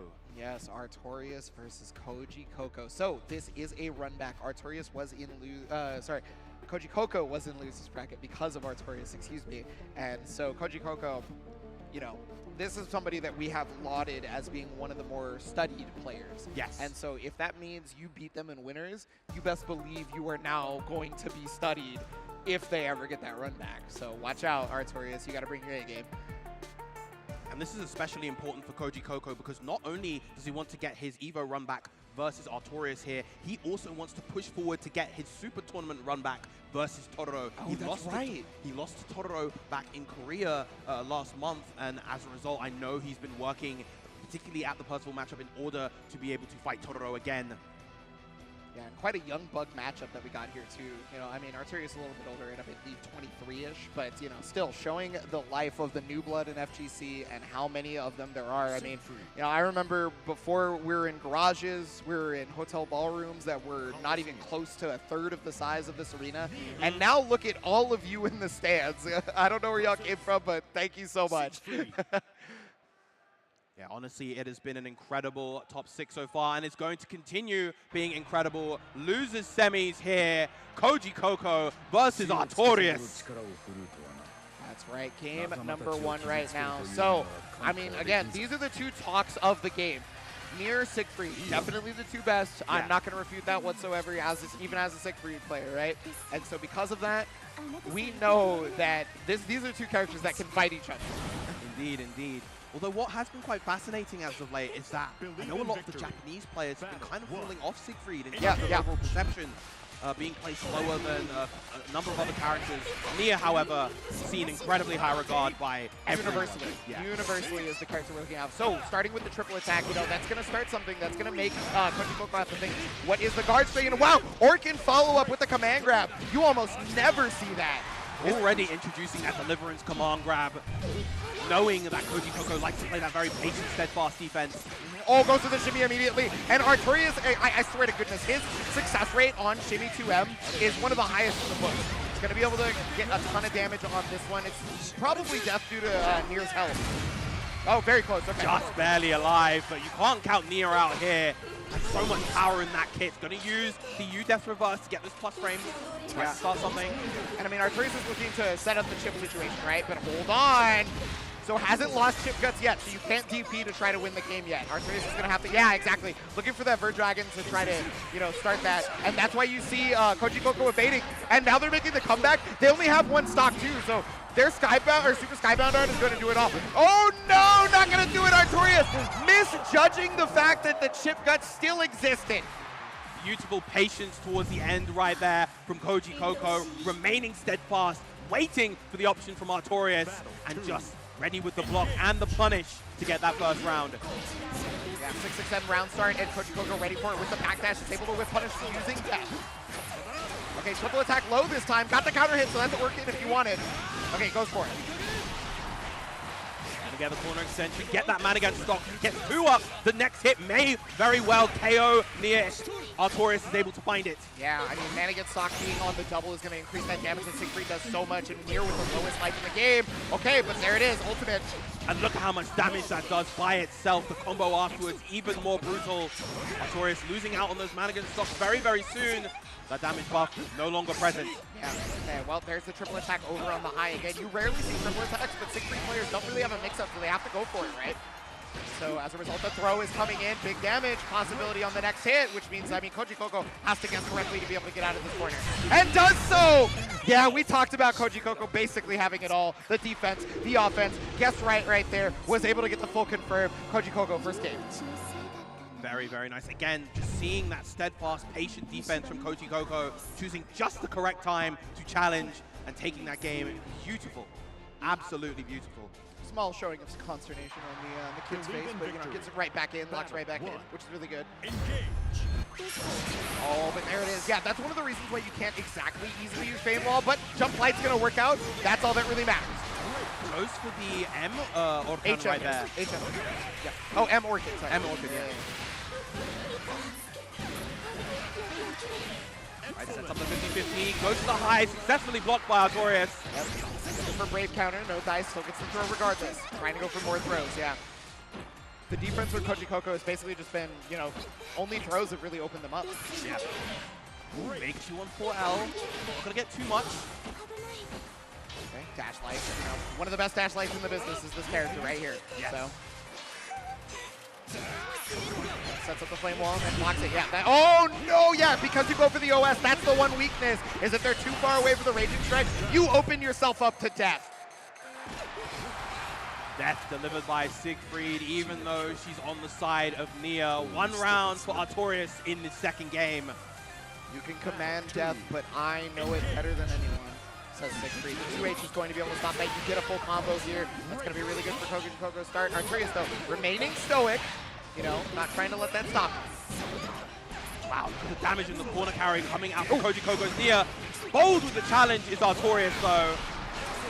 That goes for the max damage ender instead of the first dragon. There's the 2H. Oh no, didn't fully charge it, so didn't get the full confirm.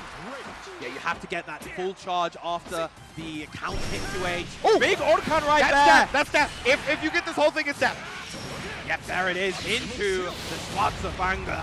Yeah, I mean, honestly, Nier could have had 70% life, and I would have told you it was still death. Like, legitimately. Yeah, that H Orkan into Uwe is so powerful. It's a good 3.5k by itself. And on the low health of Nia, that is brutal. 1 apiece now, and we're back to first to 2 territory. Yeah, first to 2. So that means this is the final game for these two. One of them is going to have to stop. There you go, not reacting to the misfortune and trying to DP themselves. Here, going to be able to get good damage on this. Good stuff from Koji Coco with the punish. Excellent. Up 50-50 and baits out the DP. Hadn't even introduced the DP in that situation, but Koji Coco nonetheless ready. You know, honestly, I gotta say that's probably because they know Artorias, right? One of the things Artorias has always done in most matches, if they DP the first knockdown and you punish them, they'll DP again. And a lot of the time that happens because they think you're not gonna be like, he won't bust out again, I already punished him, right? Yes. And yeah, that happens a lot in Artorias' matches. You can go back and watch it. The layers of gameplay evolving before our very eyes. How does Artorias answer back? Big bar heavy coming out from Koji Coco. Yeah, I mean, this is Koji Coco's game to win right now. On set point here, got him in the corner, but yeah, evades the guard cancel. Okay, that's a lot of chip right there. Wise of Artorias to just guard all of it, just get that increased meter. Yeah, gonna be close to 100. We can use the reaction. And yeah, but the 2M stuffing out the approach. Yeah, not enough meter to be able to go to the Raging Chain full combo, right? But I mean, at this point, you have such a life lead. You're sitting pretty. Now, versus Siegfried, though, that life lead could mean nothing. It's also worth noting, pay attention to the number of stocks that Koji Coco has left. Only 1 remaining, and he wants to keep that one just in case he wants to use FTA later. Yeah, well, I mean, right now, just trying to find his way in. There it is, the ultimate misfortune, and that is going to do it. Koji Coco correctly checking the dash lights, finally to finish it off, and that is going to be Koji Coco moving on. Very strong level of play in that final game, but I have to also give it to Artorias. Strong run throughout this entire tournament. Koji Coco may have gotten the run back, but thank you so much for being here, and damn, a hell of a showing. Very, very good stuff to both players. Once again, this time, of course, Koji Coco getting that crucial run back, and now he gets the opportunity as well to get that potential run back versus Tororo in the losers finals. We will, of course, be going into first to 3 territory after that. But man, what a set. Yes, that means for the rest of you left in this bracket, death is coming for you. So do watch out. Get your Nier anti-strats ready, because Koji Coco is one of the best to do it. So. Absolutely, absolutely. And Nia is, of course, a character that is always practiced among top-level players, but the character is capable of so much that it can be difficult to contest, even with all of that knowledge, even with all of that awareness. Yeah, and we're going to see why it's so difficult here on our PlayStation Tournaments replay right here. Thank you so much, PlayStation, for being able to check these out right now. And again, I have to point out, Artorias has to have the highest shimmy rate out of any Siegfried on the planet. Every time I try to do it, I clearly haven't conditioned my opponent enough. But every time Artorias has conditioned them the exact right amount. Yeah, good stuff. This was such a strong opening first game for Artorias, but Koji Coco was just so ready throughout the rest of the set. Yeah, I mean, there's got to be that level of experience from having traveling much, just like you talked about, right?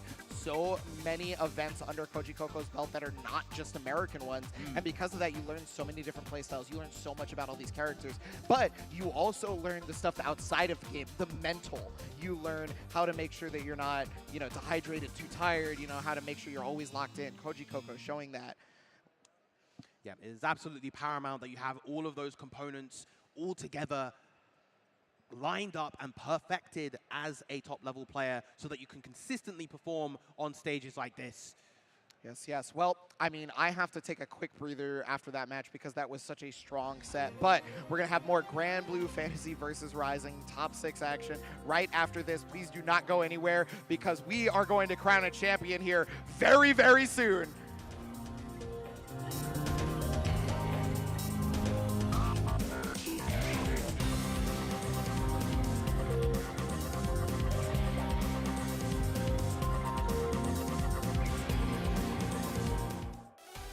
Tekken 8, new challenger! Fight!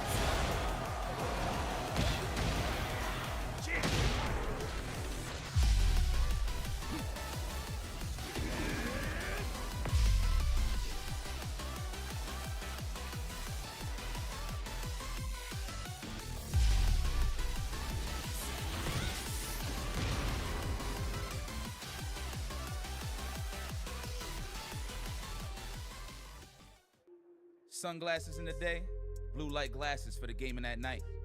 Zenny's got affordable eyewear for everyone. Vibe and style while protecting your eyes.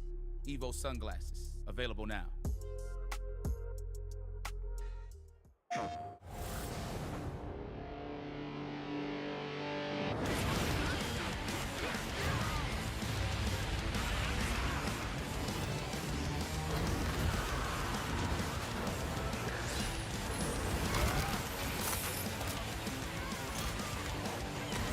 Beyond the battle!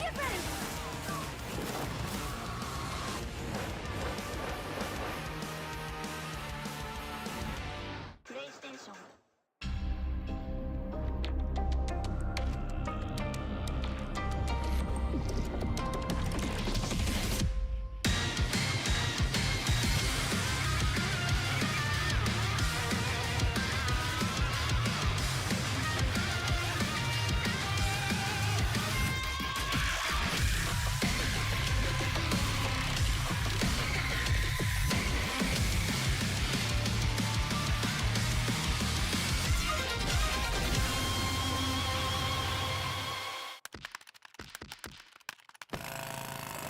Red Bull gives you wings. Fight!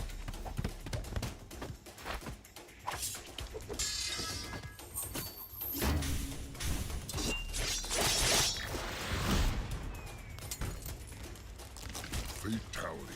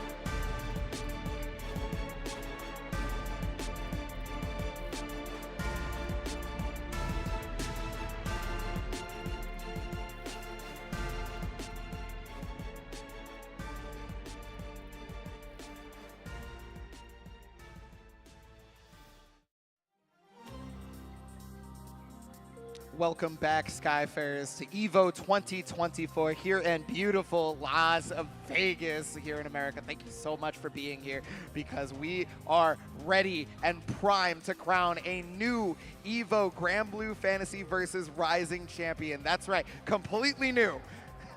Yeah, we are down once again 1,377 competitors now down to our final 3. Aaron Damac sitting in winner's side of grand finals, and in the losers finals that we're just about to have, Tororo versus Koji Coco. That's right, Tororo versus Koji Coco. This is the run back that you had mentioned prior to our break.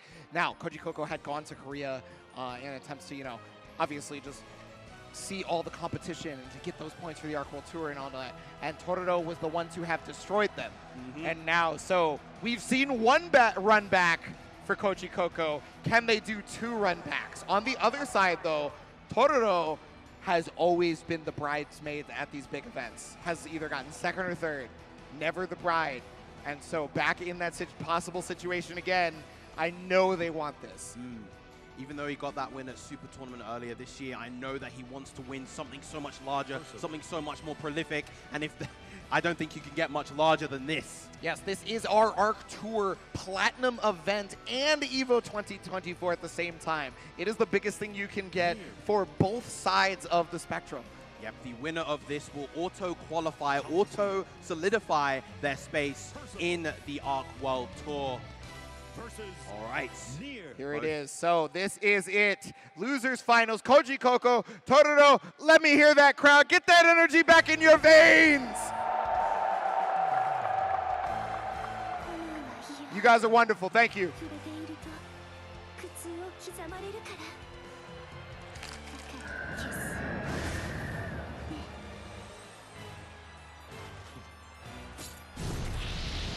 He's so cool. He's so cool. He's so cool. Don't make me go off like this, man. I will. Hey, man, the very first time I got to talk about Percival, if you were there at that PAX West, you probably heard me talk about how cool I think he is. But there it is, plus frames right there, already starting out as Tornado, knowing how this character will work, but already EX Lord Strike, right? So couldn't combo off of the 5H. DP gets punished. That's, I think, one of the only DPs that's been punished on the side of Tororo so far. 50-50. Off the low. Yeah, Koji Coco was looking for the Brave counter because that low was very delayed. Not going to bite his Tornado. We've noticed that they're willing to remain stalwart and willing to hold steadfast. This is a very awkward situation for Tororo, though. Doesn't have any stocks on deck, so doesn't have any real firepower here. Just looking for the opportunity to get one. Death is lingering above him, but finds the opening with the Schneiden. Yeah, Death can be lingering above you, but the flame carpet is below you right here as the health gets drained down really quick. Now the chip damage got the hit. That should be able to finish off. Easy money for Koji Coco. One stray hit. The reaction was needed to confirm, and they did what was required. Yeah, challenging the 2-1-4 after that. It's very, very scary because you know that L Misfortune can frame trap you and lead into a lot of damage for Nia. Immediately contesting with the H Misfortune. Oh, right there. Yeah, I mean, it's the same thing as a fireball technically, right? You know, not the exact same property, but you still invincible through Death, you still kill Death, and then you can also hit Nier at the same time. Knockdown with the flame carpet. Coco so far doing a really good job. No. Attacking these throws. Spot dodge is going to get punished hard, but drops a combo does Koji Coco. Yeah. It looks like Tororo thought it was going to be an EX, and you can, evade that, but the ultimate has a lot longer startup. A Fluid Strike's on the way in. He's going to go for his Skybound art. Yep, super Skybound art right there. The work is thrown in to drain that VP and get Tororo back in this game. Does he choose to pursue, or does he? No, he's definitely going to pursue to continue that offense. Yep, runs directly in. You do get that meaty. Makes the super Skybound art knockdown, but you're at life bar. You have to be worried about this. Now, only 3 stacks. Well, technically 3 stacks into both sides, but... Okay, a lot of chip damage, and now Chip Guts is gone. Chip Guts is gone. Wow, huge 2-1-4H right there. The Schneiden, but the reversal with the H Misfortune. Lovely call out from Koji Coco to take that first game. Yep, and so one thing that it's very difficult to do this, but I will point it out. You can technically react to your button touching Misfortune and using evade right afterwards. So just try to keep that in mind if you're trying to play Nier, because it might help your game plan.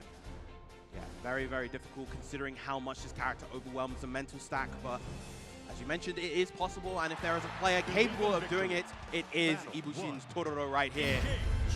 Yeah, so Tororo going into game number 2 here. Coco looking strong still. Tororo having to change the game plan, it looks like, yeah. Oh, yeah, wanted to hit Death right there, but, Koji Coco scouting out that Tororo is willing to try to hit Death over and over again, and just, chaining the Death spell as much as possible.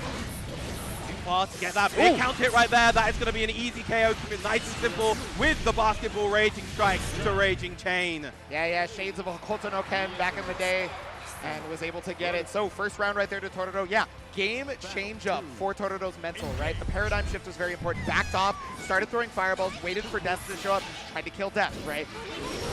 Oh, what a reaction! And that TP is one of the only moves that can really get that in that situation. Able to convert off of the side switch. Not a ton of damage, but still a great situation for Totoro right now. Yeah, right. You want that corner. You want Nier to be as neutered in terms of options as possible. And so was able to hit Death right there in the middle of the guard string. Another important factor. Totoro has got the flame wall set up, has got the low, has got the damage. Delayed flame combo, but doesn't get the conversion afterwards. Close to like can combo there.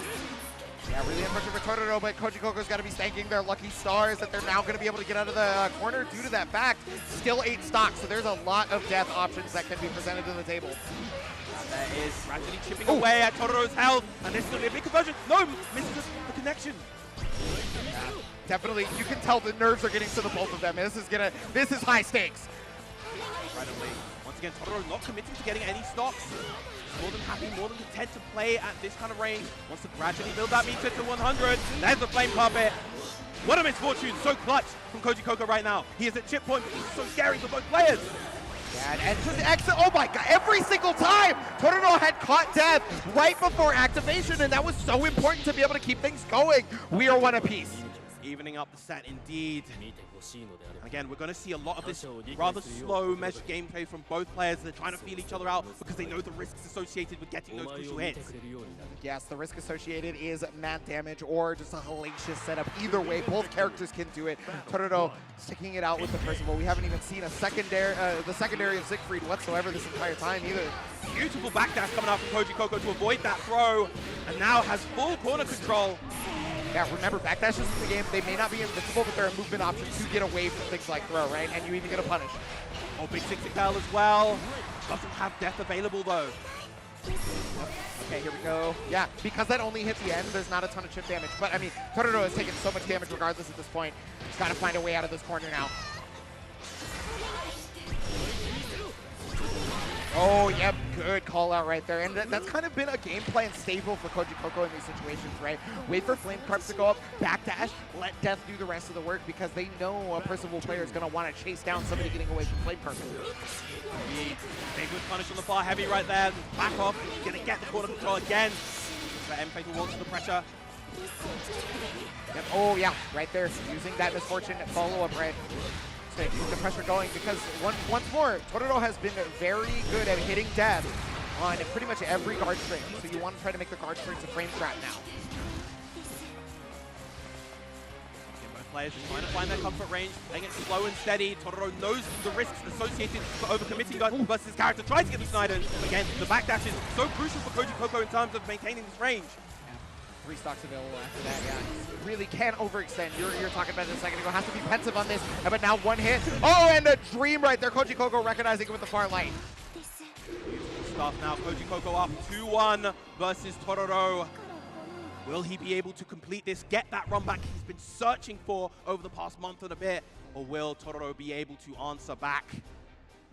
Yes. I mean, and Tororo is definitely looking like the emotion is starting to really take a toll, right? This is starting to be very, very hard fought for them, and you can tell just by looking at their face. But always checking their notes, right? Just trying to get back into this. Again, as we mentioned before, the mark of a seasoned veteran right there, able to just kind of reset, get that composure back, and hopefully answer the call in this next round. There it is. Okay, so here we go. This is Tororo's chance to try to make a comeback. Where on the opposite side, it is Koji Koko's chance to try to make it to this grand finals. Coming out, gonna go for 50-50, blocks high again. Tororo's defense against that is very, very good. The walk-up throw from Koji Koko. Yeah, I mean, Tororo mostly isn't getting opened up by the walls, but there finally has faltered on their defense. It took a while, but Koji Koko is able to see the cracks in the wall. Those cracks in that beautifully ornate armor are really starting to show for Tororo. Can Koji Koko close this out? Huge punish right there, though. Yeah, thanks to the nerf, that is a straight punish on this now, and able to get the far reaching. Didn't react though with the Lord Strike, got it this time. Keeping Koji Koko pinned in this corner, does not want to give him any room to breathe. Yeah, that misfortune, though, is going to help out a lot because that got Koji Coco out. Now there's the whip punish. Trying to go for it. Ooh, wow. Who's looking maybe for the backdash to punish it? Maybe. Once again, so much control coming out from Koji Coco. There is the flame carpet once again. Yep. Unfortunately, Death does not get touched by that. So, you know, there's no... She's floating at all times, right? Right, there we go. Nullifies Death for the time being. Gets with them. M-Sliden. Not going to get hit there. Yeah, and just outside of the flame wall range, right? So you don't have to worry about the life ticking down if you're Koji Coco. You can just sit here. Great spot dodge versus that huge death reverse. Gonna go for it again. Okay, this time now, yeah, this time it's guaranteed that the flame carpet is actually going to do the life drain. So Koji Coco scouted that and was trying to press a button and, you know, right back at you, so Tororo. Suffocating and crucial for Tororo to get that round in order to keep himself alive. Dashing L. The second they hit Death, they knew they had to move forward, and that's such an important factor versus fighting Nier. And now the 2M. No whip punish again. Those immediate challenges from Tororo. Ooh! Big counter anti-air. Gonna get just a bar heavy afterwards. Yeah, it doesn't have the ability to combo off it from there. He's gonna try to jump over. Yeah, presses because Koji Coco was looking again for the Brave counter. We've seen that a lot in this top 6. Against another throw, that's just so crucial. The Brave counter is gonna whip against Koji Coco, and that's a lot of damage from that. Yeah, can you believe that's the nerf version of the damage? Well, to be fair, they did buff it in Rising. They did buff that damage quite considerably. Goes for another flame, forcing Koji Coco to just walk back to the corner, right? That is the game plan here. It doesn't matter if you stand in the flame fall. What matters is that you're making Koji Coco walk back with the 2M. This is gonna change. That should kill. Oh, no! Big whip! Big drop! Oh, and the far M! That's gonna keep Tororo alive! And you see the just straight up refreshment back onto his face. The crowd going nuts for it. That is a massive sigh of relief for Tororo, but that was the set for Koji Coco. Can he maintain his composure from here on out, knowing that he had that card into Grand Finals essentially stamped, but missing out on that crucial opportunity? Yeah, if you don't know Granblue Fantasy Versus Rising, if you don't know Nier, that was definitely going to kill. That combo was it right there, but an unfortunate drop for Koji Coco right there. You can't let that get to you. You have to take a breather. You have to make that comeback. Trade, there is that extended hurt box from the fireball. Yep, you have to stick a sword there, but yeah, right there to far medium Lord Strike. Uh-oh. Taking the DP once again is Koji Coco. That's twice now. Just gonna get full confirm off of this. Here's the mix-up, and goes for ultimate. Baited again. That's going to be a lot of damage to RSRC. It's going to give enough time for Death to come back. Sets up another 50-50. Yep, looking for that Brave counter, and Tororo smartly waiting on it. Oh, what a shimmy right there. Doesn't convert into any more damage, but still.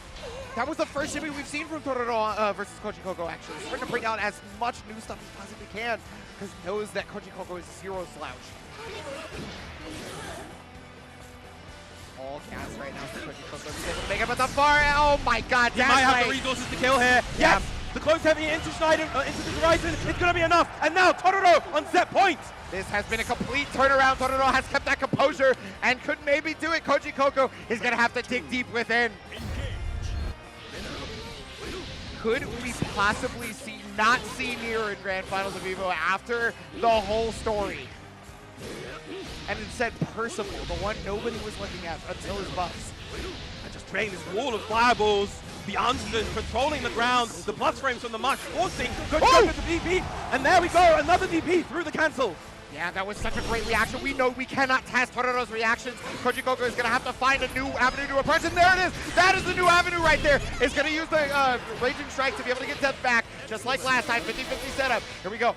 No Brave counter there. Tororo just going to take it into the Brave counter lane. Again, we're not seeing these 623L cancels from Koji Coco this time. Oh, there's a huge whip on that throw. This is going to be a lot of damage in the corner. He's not going to spend the DP. Oh, no, he does. He might. He's looking to try and kill right now. This is going to be EX very close. But Koji Coco, what's up? There's the Schneider, and Tororo has defeated Koji Coco, making it to Grand Finals and stopping Nier from entering it. The Schneider, the ever reliable for every Percival main around the world to clutch out those situations. And Tororo throws it in emphatic fashion, getting his way to grand finals for that run back against Aaron Damac. But what a superb performance throughout this bracket from Koji Coco as well. Koji Coco has put it all on the line throughout this bracket, made it to top 3, has been one of our most studied players, and I have to give huge congratulations for them. They made 3rd place, and damn do they deserve it. Thank you, Koji Coco. But Totoro has put it all on the line, and he's got one more possible set, maybe even 2 more if he's able to make it happen. Indeed, indeed. Exciting grand finals coming up in just a short moment. Totoro, of course, staying on stage, waiting for that powerful adversary that was able to overcome him in the winners finals, Aaron Damac. But I know how much this would mean to both players if they're able to clutch this win here. Yes, yes, I believe this would be Aaron Damac's first Evo win, just in general, right? In the multitude of games that they play. And they've been studying hard, they've been practicing hard, and it's coming through. And on the same time, Totoro finally possibly being able to break said curse that we talked about. This is the 2nd time Totoro has been in Evo Proper Grand Finals, right? 2022, Evo Proper Grand Finals for Versus. Now, rising as well. He was also, of course, in the grand finals for Evo Japan 2023, but to be able to win here in Las Vegas in 2024 in the biggest Granblue Fantasy Versus tournament of all time would be an incredible, incredible achievement for such a storied player.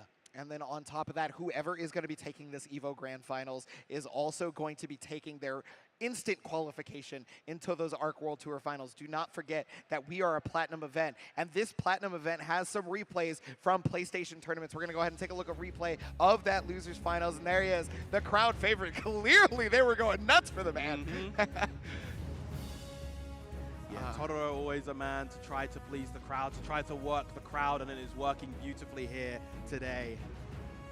That's right. Koji Cog, though, putting up such a fight, bringing everything they possibly could out of Totoro to make that the hardest fought battle they possibly could have through that Losers Finals. But Totoro showing the prowess, showing the experience, and just being able to make it through here. And, you know, I gotta say, pretty much every stray hit outside of the ones where there was no EX available was almost converted into full damage every time. Yes. Like, that was insane, and that's such an important factor. Yeah, you guys deserve to go nuts for that, because that was a nuts performance. Like, just absolutely incredible stuff. Yeah, no, I mean, look at the elation on Totoro's face. He's just like, I can't believe I did that. And you can see it. Totoro's path had not lost a game up until winners finals. We thought he was unstoppable. Aaron Damac was able to take it 3-2, and it was real close versus Koji Coco as well, 3-2. We almost didn't see Totoro here in the grand finals, but now we have made it here. We are seeing Totoro climb up, rise up like a phoenix through it, but Aaron Damac is here to stop that climb.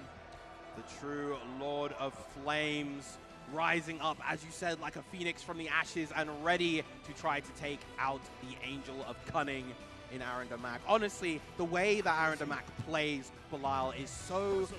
it embodies the character perfectly. He's so cunning with the way that he plays offense. He loves to kind of wait for those opportunities. Incredibly calculated, opportunistic player. But we're going to be seeing a quick highlight reel of Aaron Damac's gameplay in the winners final set, and how he was able to pave his way here before starting off in grand finals proper. Yeah, and I mean, this was such a close set, too. Aaron Damac had to pull out just about every trick of the trade in Belial's tool set, right? I mean, we saw him eat the apple and everything. Yep. This was too much, too difficult for him to just coast on through. Totoro really took them to the limit. Aaron Damac, though, made it out on top. Totoro, you have to be thinking about what happened in that winner's final set, and you have to be prepared now, because... I mean, this is the person to beat right now. Has 2 sets to work with Aaron Damac. If you're unfamiliar with the fighting game style, we do a double elimination bracket, so everybody has the chance to lose twice before they are in the tournament. That is also true of the person who made it all the way through winners, so you have to beat Aaron Damac twice, and that's already looking hard enough. That it is. Meanwhile, of course, as an extension of that, of course, Aaron Damac only has to win 1 set here in order to be crowned the Evo 2024 Granblue Fantasy Versus Rising Champion. It's going to be a hard road for both players, most certainly, but a slightly easier one for Aaron Damac right now. Yes, and that's right. So, we are in grand finals of Evo 2024 for Granblue Fantasy Versus Rising. We have Aaron Demek, we have Tororo. Now it is your turn, crowd. Let me know how much you love it! That is what I like to hear. Let's go. Oh my goodness. I'm excited for this game. Now, Tororo has done such a good job of double backing to all their notes. And, you know, they had to have set some notes for Aaron Demek after having taken that loss, right? One particular thing that we saw the adaptation for was the way that Aaron Demek was structuring throws, right? So at first, we saw throws getting stand tech. Aaron Demek blew that up. Now, then after that, we saw the shimmy happen. Then after that, we saw a lot of button tech. So we had to, you know, really start considering where do they start off in that layered offense.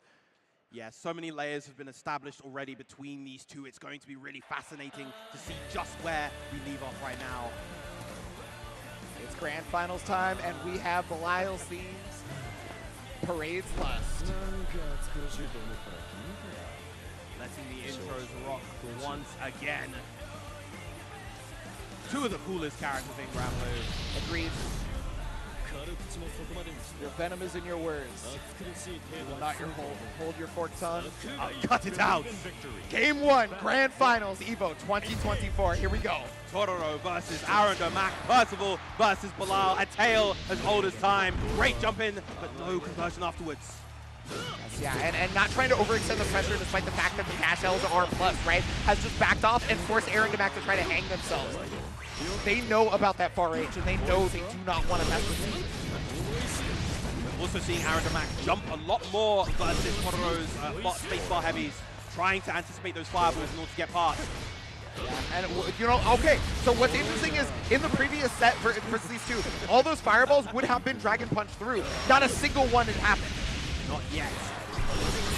DP right there, good on Aaron Demek. Not to commit. Nice spot dodge. Able to take his turn, but not too much more. Yeah, you cannot punish off that, but you will get your turn back if you evade somebody else's break counter, right? So that's just really important to know. Hey, you may not get damage, but at the very least, they don't get out. Yes.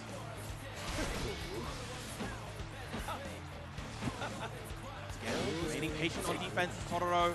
He knows that this is actually a very scary situation. If he gets hit here, Aaron Demek will win the round. Yeah, but standing in the flame card, but this is allowing Tororo to just put him in a checkmate situation, right? Chip Guts is gone. They now can be chipped out by something. Goes up for run up SSBA. I like the idea. I like the ambition, but Tororo again remaining steadfast and keeping that block up. Yeah, and if you don't know, the reason that Aaron Demek went for that is in case Tororo tried to chip out Aaron Demek on the run-up. Because all Tororo had to do was Dragon Punch, right? Chip out would have happened, but if Aaron Demek had the right call, that could have been a game changer. Got the hit right there. Yeah, I mean, this is just going to be how the offense is for the rest of this match. But finally caught the jump. I'm not entirely sure that's what Aaron Demek wanted because, you know, we saw the rising JL. Maybe that was meant to be a fireball and just hit up on accident. Oh, give Daddy some sugar. No, it's not going to work out. Great reaction by Tororo with the jump. For those of you at home who don't know, you'll actually see the meter drain on the side of Bilal if he uses the command grab, the ultimate command grab, instead of the 5U. In addition to that, there are also different voice clips for the 5U versus the ultimate command grab. So very smartly right there, did Tororo know to jump, just because, you know, hey, could be Visaga, could be give Daddy some sugar, may as well jump either way if you didn't see the meter drain or if you didn't hear the voice line. But, you know, they've got the headphones on, so I assume the voice line was definitely heard. Yes. Lovely back up from Aaron Demek, able to get that with punishment, force the corner carry. We've seen this round time and time again, but the DP coming out from Tororo. Yeah, using it so sparingly that Aaron Demek doesn't seem to be structuring their offense around it, right? What you saw there, the punish on the HS Nodia is something that was changed about Bilal coming into this game. Big throw on the round, landing. Safe meaty on the flame carpet. Yeah, looks like Tororo knew about that setup and went for the throw and knows about the offensive pressure that you're trying to go to. Mashes out and is going to be able to take a round there. Very, very nice. Tororo keeping this momentum up, getting that damage, and getting that round. Yeah, looking really strong throughout the set so far. I mean, you know, Tororo is warmed up, of course, having to play through that Legion final. Aaron Demek going to have to deal, though, with a warmed up Tororo. on fire, if you will. Speaking of on fire, there come those Tramore stocks. 5 in the back pocket. This time, Aaron Damac with the DP. Oh, goes to the Masago after the 5H. Remember, one of the things that that you can't do is dash cancel with most of the characters outside of GG, right? So if you see somebody walking after a normal, there's a good chance you might be getting command grab. Oh, he gets the hit. That's huge. Oh, no, he misses the follow-up afterwards. That could have been a huge amount of damage, potential KO with the resources that Totoro had available. Well, I mean, Aaron Damac has got to be thinking the lucky stars that they got out right there. He's got the guard cancel, though. Is leaving the corner as Totoro trying to hit, and now you're going to drain that life bar. Yeah, everybody wants to walk back after they get stuck under flame carpet. Surf United is an excellent tool right there. Yeah. That's not going to reach. Yep, that fireball will catch. And there it is, game 2 going to Totoro, only 1 away from that bracket reset that he's so craving. Yes, wow, and just emphatic fashion right now. It's just so incredible how strong Totoro is looking. Going back to character select, I'm not sure if that was Aaron Damac or Totoro, because we've known Totoro to take a moment, right? And so this could very well have been them. But yeah, always checking the notes. You can tell they want this so bad. Damac, though, has got to find out the pressure, and so has recognized one thing in particular, and that's always a walk back after flame carpet, right? So now you have to start thinking about Schneid after that, and maybe you just have to block, honestly. It sucks that you're going to lose a little bit of life on the drain from the flame carpet, but I think it's probably better just taking a full combo in the corner. Yep. Full combo in the corner, even outside the corner, just a knockdown, allowing Percy to kind of start that offense afterwards. Maybe set up another flame carpet afterwards, even. Yeah, like he has the meter. Believe in victory. And here we go, possible reset time here for Totoro, and yeah, going a little bit more aggressive, okay, with the 6XM, but Aaron Damac ready for it. Yeah, big TP. No follow-up either from Aaron Damac, you know, not representing that as an option just then. 6XM breaks that wall with the flame carpet, of course. Yuan's doing another 6XM, landing its mark. Yeah, flame carpet so strong tool, keeping somebody to walk back, but Aaron Damac no longer deterred. Got in there with the 5H, Skybound Art coming in. Okay, this is going to be full corner carry as a result, but mostly just to get that damage and knockdown. Very smart to go for the frame trap right there. He's been delaying his offense a lot. The delay throw is teched. That's right, and it was teched on the side of Aaron Damac here, so you know that's how you know that Totoro knew what the setup was going to be. Another throw right here from Aaron Damac, and this is how he got a lot of mileage previously. Great counter, immediate. Walks back, right? But no, yeah, there it is. The fireballs are back on the, are no longer back on the menu. But yeah, drain that life, walk away. Let him roast. Oh, but yeah, 6XL. Recognize the timing of Totoro's offense, and you know was able to dash L just to get around him. Yeah, I think Totoro tried to potentially counterpoke that with that 2L in that situation, but oh, that's going to be a big punish for Totoro right there. That's going to push to the corner, not just the punish too, but oh wow, not deterred again, Aaron Damac. Wow, and speaking of not deterred, Totoro himself going for the mash on the wake up. Yeah, I think that both these players know that this is now a slugfest. We are boxing it out. Yeah, once again, going to capitalize into the Skybound Art, the Lemon get that corner carry, get that knockdown into the safe jump. Okay, now he's going for fake safe jump a lot. So, finally going for the real one into the EX Masago after the medium. Put the pressure on now, going for more throws, and yeah, you know, Aaron Damac honestly is perfectly fine with you taking the throws delayed, right? Because you still take the damage. Yes. Not to mention, he's been forcing out these brave counters a lot more from Totoro. You can see that Totoro is feeling a lot less confident in his defense right now. Yeah, I mean, one hit for Aaron Damac is definitely going to kill, simply due to the fact that 25% extra damage on any of those hits. But now Flame Carpet is up. That's got to make a problem, but there it is, the Raging Strike!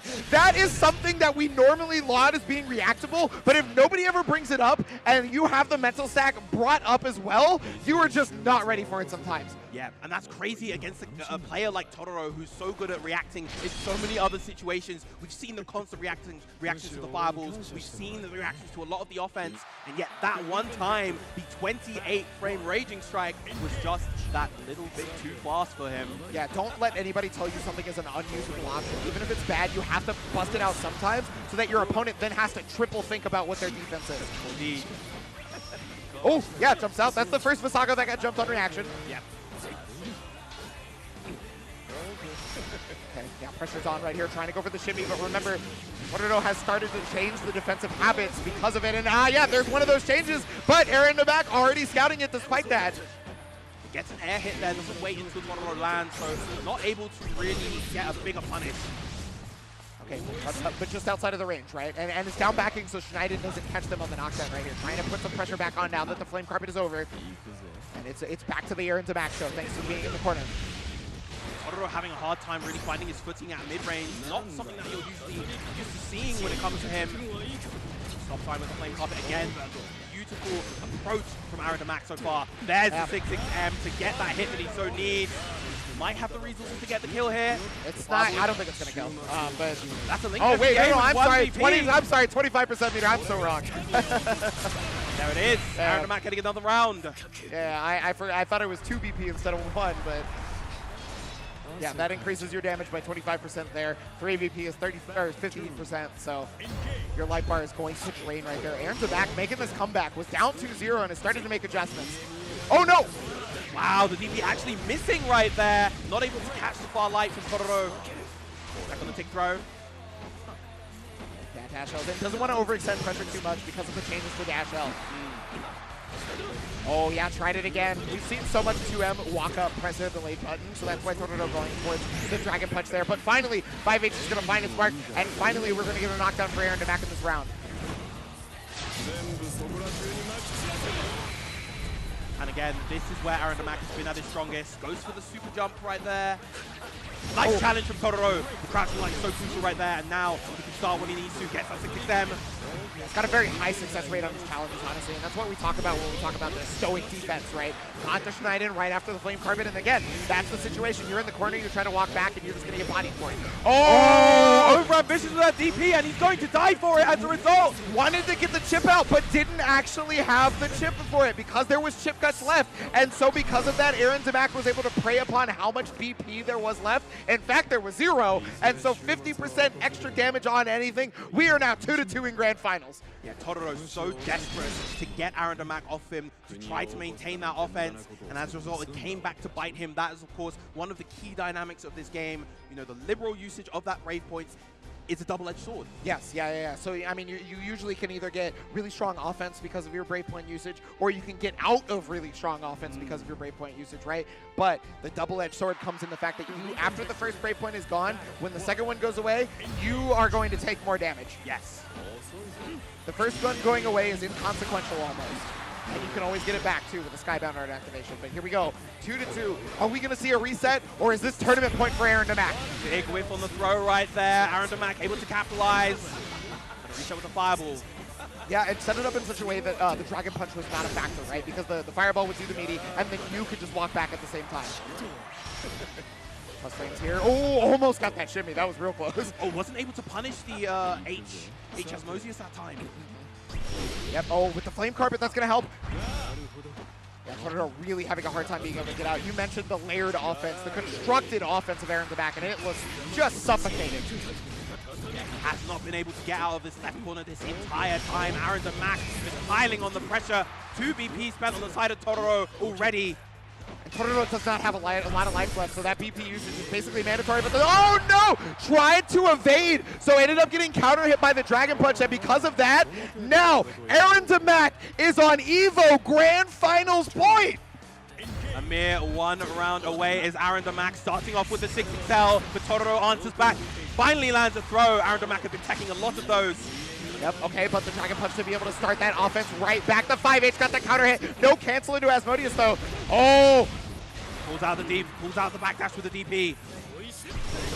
Okay, yeah, stopping that with the Flame Carpet. Tried to use Schneid in there to catch the run-up, but no dice. The Flame Carpet is still going to be draining a little bit of life, so you may be taking chip damage, but so is Aaron Damac. Attacks on these throws once again. Big close heavy right there. Gonna go straight into SPA. It's do or die for Totoro right now. Yeah, putting you in a check situation to see that checkmate in just a moment. The offensive pressure has been very strong. The guard cancel comes out. It does get blocked, but that's not going to deter Totoro as he puts the Flame Carpet up now. Hold on. Oh, goes to the throw. It does get tagged, and that's going to be a little bit of life loss. Yeah, okay, no BP left, but there's the Schneiden. Okay. It is now either going to be tournament reset or tournament point right now. Who is going to be able to make this happen? What a scary, scary start. What a scary position for both players. Once again, the tech. There's the 6XL from Totoro. Big bait on the DP. Gonna get that hit with the far heavy. But Aaron Damac immediately jumping in. Yeah, was able to jump over that 5H. Now that's going to be good damage thanks to the ultimate, but mostly the triple Asmodeus for the knockdown. And that superb corner carry, solid damage coming out. Ooh. Big DP from Totoro again. These two are slugging it out. Yeah, this has become a boxing match real fast. This is no more pensive, no more stoicism. We got to fight it out. And wow, no, the shimmy's not going to work on Totoro. Plus flames here. There's going to be the BPUs for the guard cancel. And you have to be afraid of any interaction. Big jump from Aaron Damac once again. Protect right back into the flame wall. He lost a lot of life there. Yes. And now, he's back to that stalwart defense, right? Remember how we couldn't open up Totoro before? We're seeing that again. Get the one stock at the ready, but this is a scary situation for Totoro. If Aaron Damac gets one solid opening, that will be the tournament. Yeah, another BP used right there for Aaron Damac. So, okay, 50% damage for both players on the increase here. One thing could be bad. And there it is! Finally hit it! That's not going to go! It goes to the lightning strike! It's not going to matter! And Aaron Damac is your Evo 2024 Granblue Fantasy Versus Rising Champion! The insane scrambles right at the end. Aaron Damac keeping it together even after that big drop, and Totoro not able to avoid that raging strike. But man, what a crazy, crazy set between the two. Obviously Totoro heartbroken in this moment. Once again, the bridesmaid here at Evo. But Aaron Damac basking in the elation of the crowd, in the elation of the hometown, because, well, I gotta say, it's only happened, I think, once before this, but now it's happened twice. America's beaten Japan in an anime game at an Evo. Indeed, indeed. Oh, man, no, 3 times. 3 times, I forgot Strife. Yep. Oh my goodness.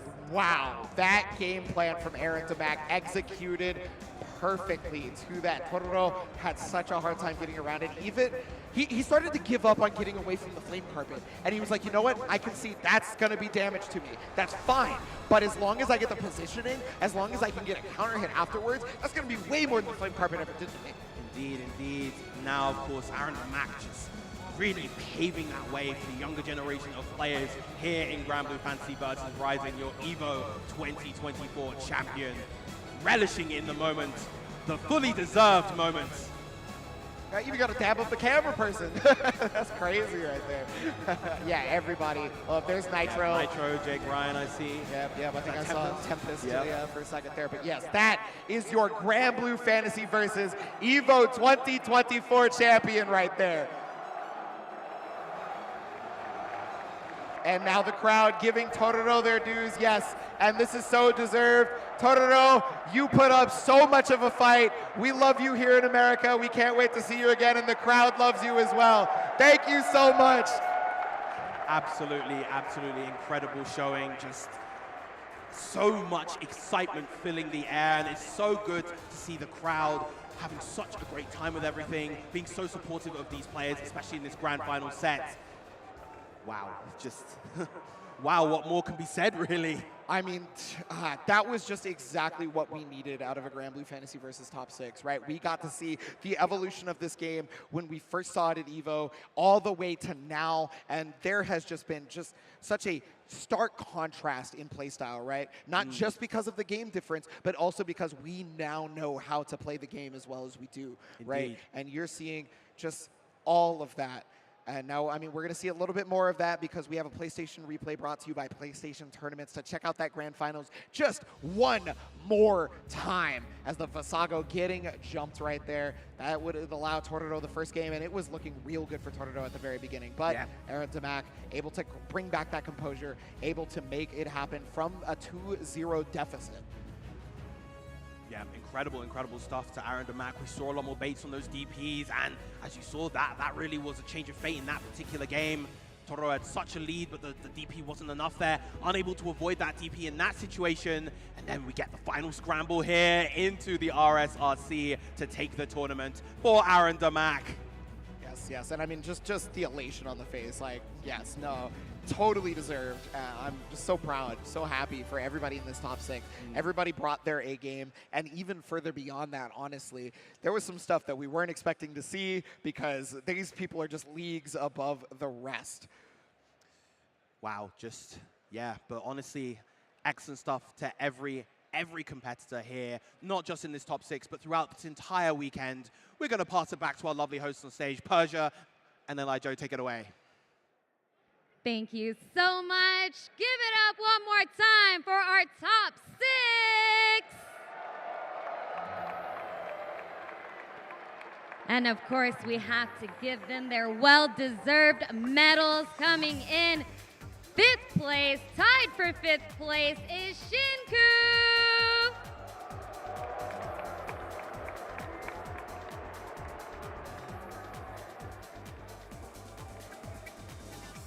Also tied for 5th place, we have Vermilion.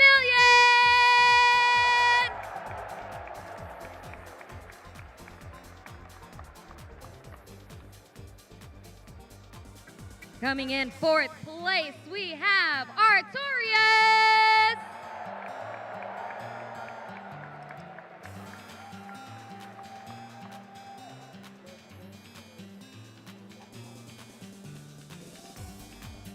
Let's keep that energy up for our 3rd place, Koji Coco.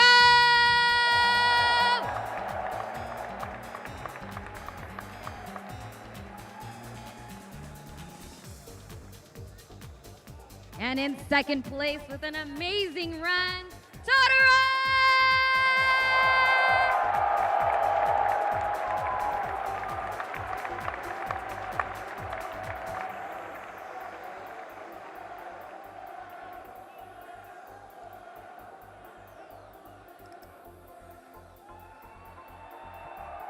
And our Evo 2024 champion for Granblue Fantasy Versus Rising. Give it up for Aaron Mac.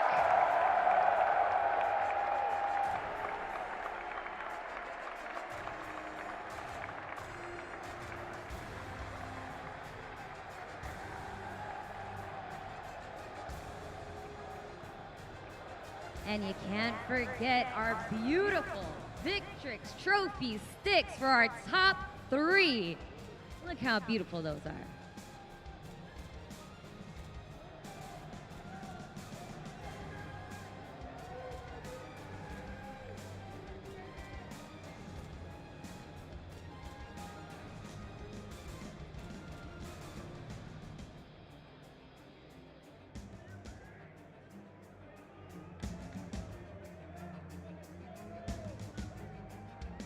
Here is your champion. Give it up for Aaron Mac.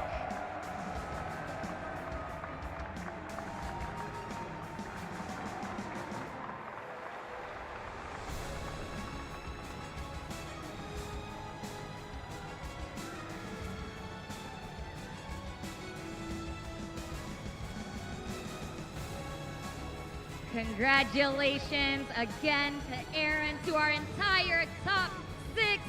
We're gonna go ahead and kick it back to the desk to get our final thoughts from the casters. Take it away, guys. All right. Of course, once again, our top 6, and what an incredible top 6 it's been. I've said numerous times now, but it bears repeating, just seeing the story of this game evolve ever since 2020, you know, the pandemic hit. And of course, we've had to fight the adversity of having to play the game with the delay-based online. But now, of course, years later, here in 2024, really rising from, like a phoenix from the ashes and getting to this grand Sunday stage. It is honestly incredibly heartwarming. And from the bottom of my heart, thank you so much to everybody who has continued to support this game, who has continued to support Granblue, and will hopefully continue to do so in the future for years to come. Yeah, that's right. There's so many people to thank at this stage. I got to thank the crowd because you guys were actually insane. So good. Yeah, thank you so much, guys. Give yourselves a round of applause, really. But yeah, it's been a long time in the making for Viram and I to be right here on this stage, bringing you guys this action. I got to thank 2 particular people for myself, Vivif the Great and Michael/you. I wouldn't be here without you guys. I just want you to know that. Yeah, and of course, we have to give a big shout out to everybody involved in this incredible production, all of you guys backstage, all of you guys on stage. It has been an incredible, incredible showing. And honestly, like, Yeah, I think that's pretty much it for us. It has been an absolutely wonderful time being able to share the mic with you guys. It has been incredible with you, Ebonic, and I couldn't think of a better person to do this with. Yes, no. So thank you again, everybody. But that is going to be the end of Granblue Fantasy Versus Rising here at Evo. But that does not mean that Evo is over because, wait, actually, there might be something else. Indeed. I think Persia has something to talk about. Persia, can we get some insight? Thank you so much, guys. What a start to the day. But our casters couldn't be more right. We're not done yet. So I need everyone's help in welcoming the CEO of Cygames America, Motohiro Okubo.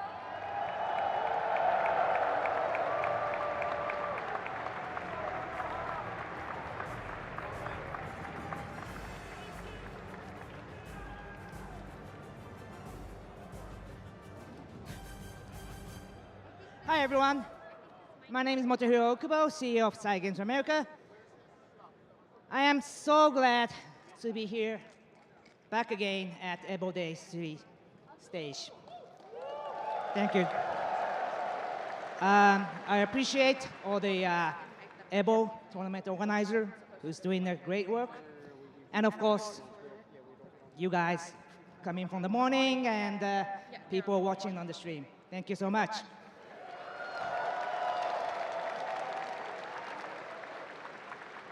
So, waiting for some news?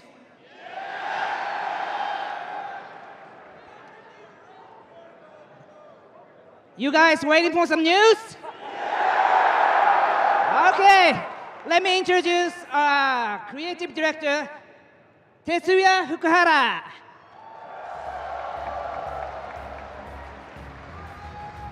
Hello.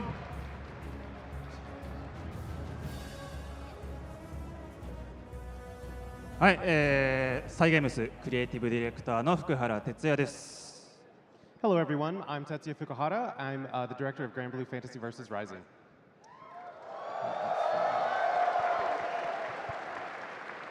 今日はですね、歴史あるタイトルに並び、グランブルーファンタジー VS が Day3 まで試合が開催されたこと、とても嬉しく思っています。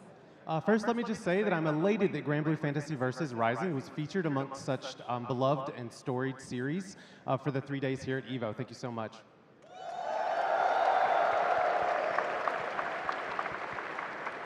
ので、そうですね、エントリーしてくださった選手の皆さん、選手を応援してくださった皆さん、本当にありがとうございました。Also, shout outs to all the players who entered in the tournament, as well as everyone who was cheering them on. We appreciate you all. 今日はこれで最後にはなるんですが、新しいトレーラーを用意してきましたので、楽しんでもらえたらと思います。ご覧ください。Next up, we've brought our latest trailer for you guys, so we hope you enjoy it. Let's take a peek.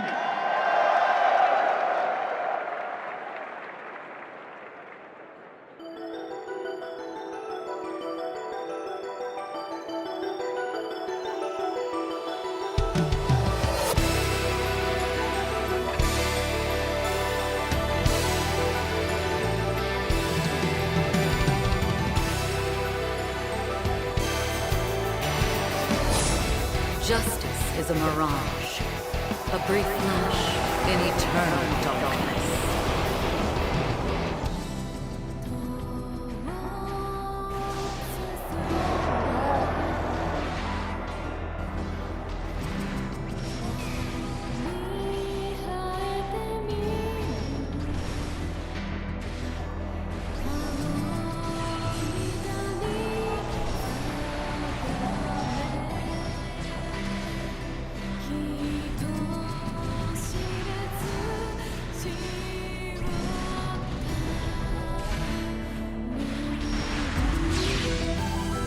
By my law, as all things were conceived in the void.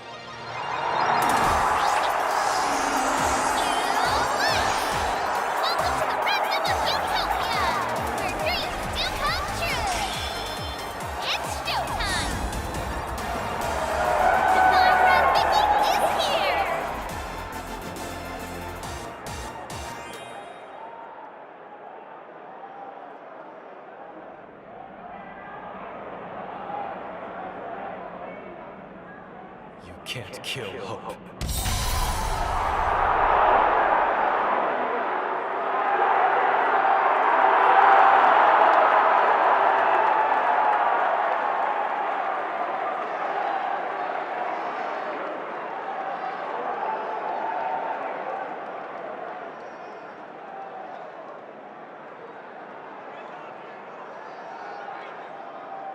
Thank you.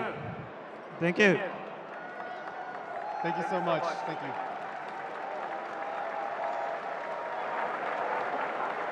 Thank you. バージョン 1.50 パッチ、8月20日配信となります。Version 1.50 is set to drop on August 20th. 新キャラクターベルサシア追加のほか、新たなストーリーと、複数の新機能、そして、全キャラクター調整が実施となります。Included in the update will be new playable character Versusia, a whole new rank Grandmaster, as well as some story content updates. And of course, we're also going to be making character adjustments to the entire roster.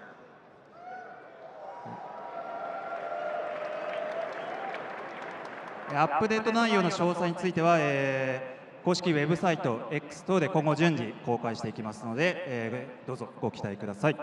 We'll be revealing more details on our official social media accounts, including X, so please stay tuned.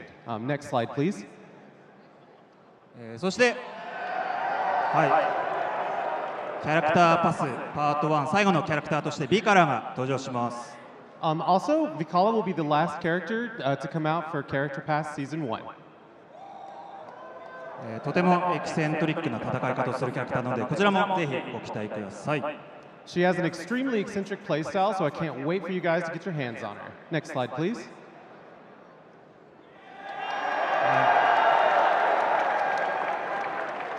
はい、最後にですね、キャラクターパス2の制作が決定しました。We are coming out with Character Pass Season 2.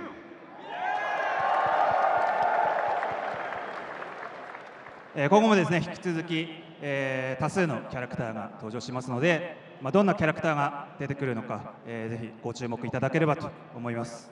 We actually have several characters in the works for this pass, but as for which one specifically, you'll just have to wait and find out. Okay, thank you so much. That's it for today. I love you guys. Thank you.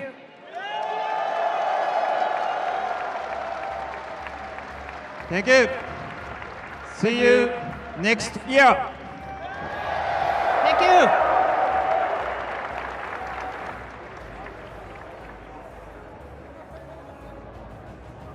What a way to start, an amazing top 6, an amazing announcement, and of course, we're only getting started. We're also going to be seeing some Guilty Gear, some Tekken 8, and some Street Fighter 6 today, but that's all happening after this break. We'll see you in a second.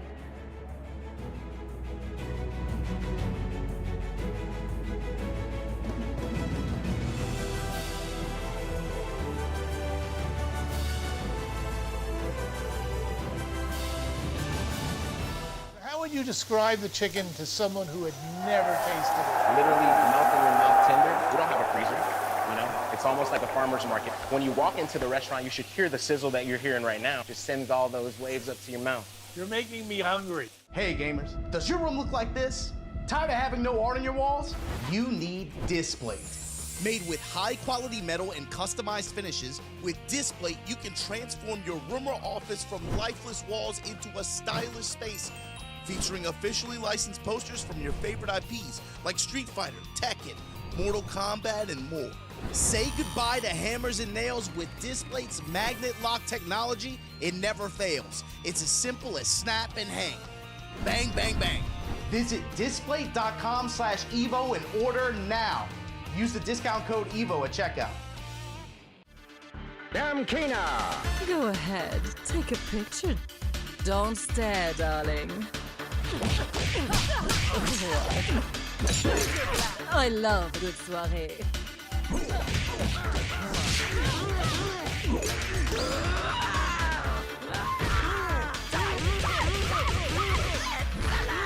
Looks can kill.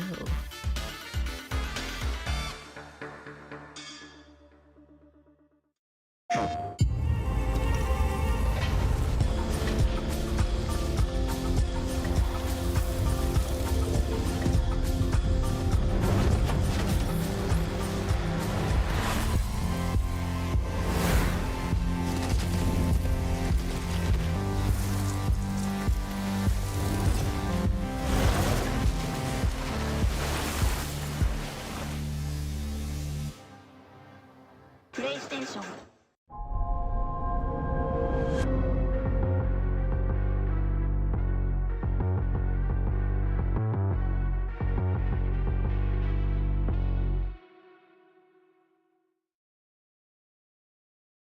Tokido from Japan. They're the legends of the FGC. Double time! Oh, the king! The kings, the beasts, the champions.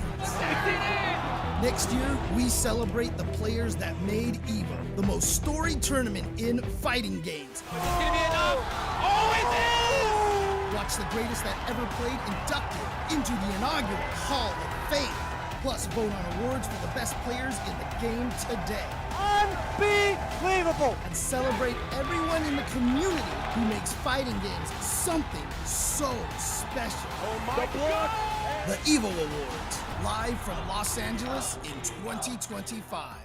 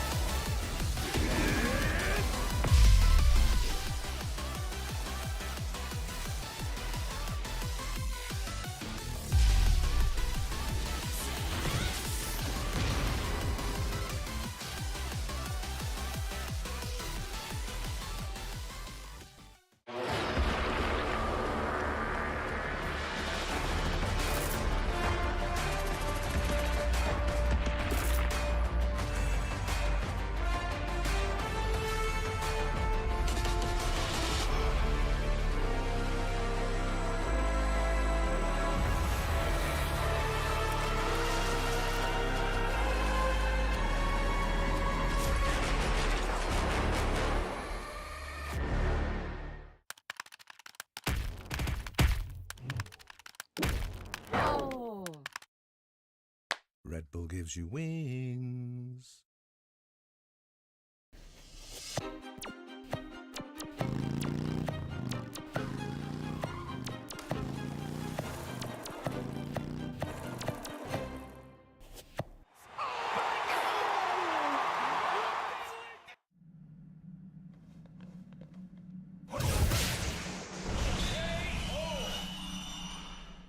And that's how AT&T All-Fi KO'd weak Wi-Fi.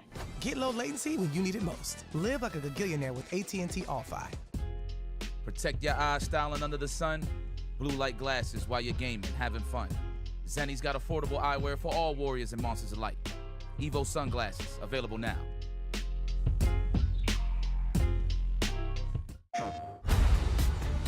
This crew will go anywhere. Take any job. Face any enemy. We're the free gunner crew of the North Star.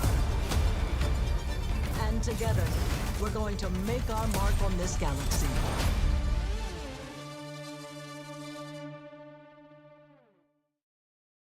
PlayStation.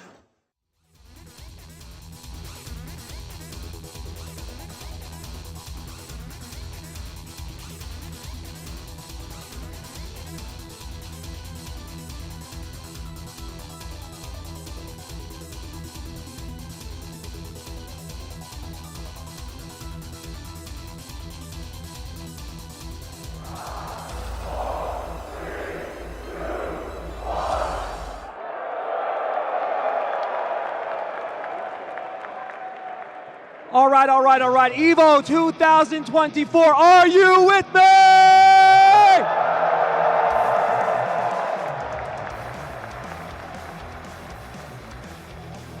All right. Hold on. I know what game we're here for. Hold on. But you guys want to meet somebody before we start? You want to meet somebody? All right. I now have the pleasure to bring on the stage Guilty Gear Strive producer, Ken Miyauchi.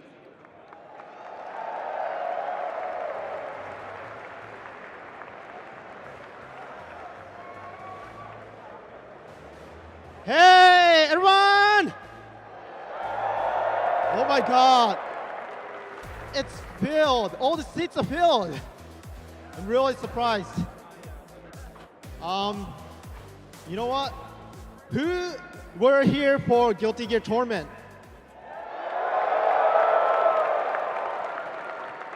Who are here to cheer up top 6? Great. Who likes Guilty Gear? Amazing. Well, I have no words to say. Ready to see the trailer? All right, let's roll it.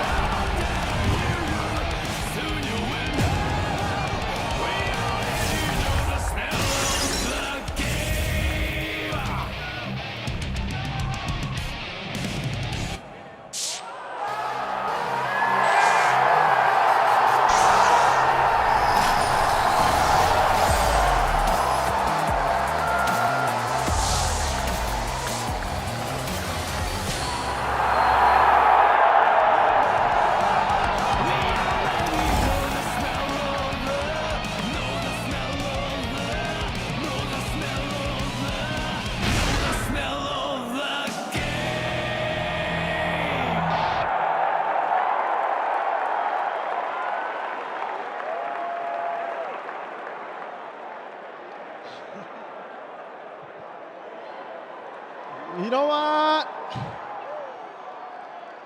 I had a bad dream this morning, but you know, when I see all of your blazing heart, I just forgot about it in 2 seconds.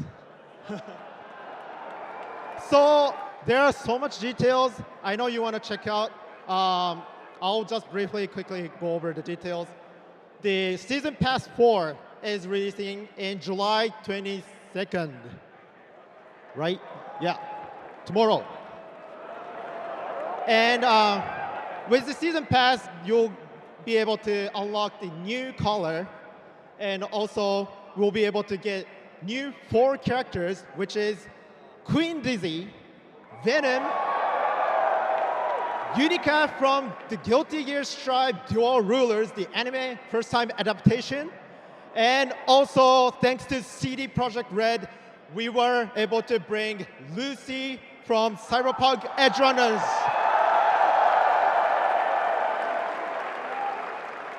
And of course, we'll have more battle stages to expand the world of Guilty Gear. So please stay tuned. All right, next slide.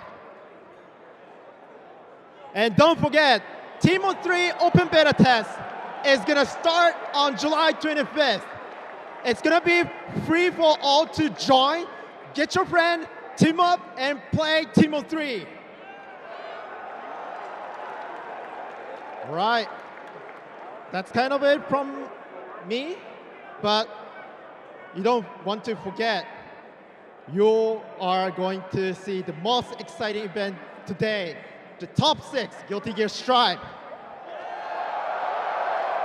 Let's rock!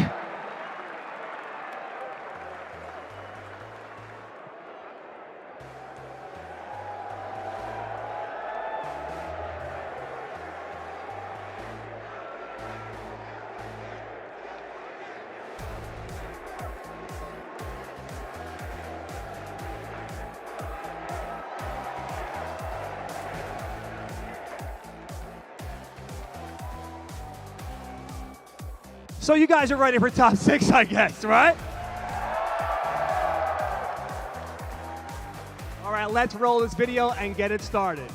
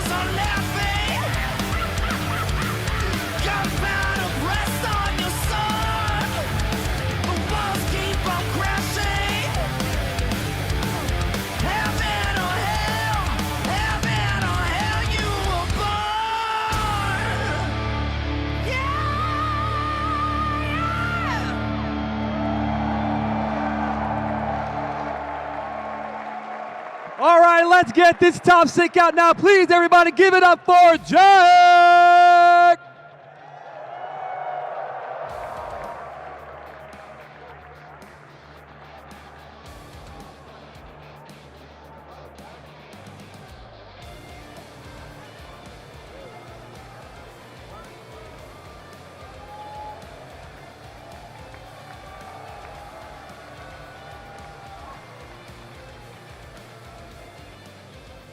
All right, let's make it loud for Nitro!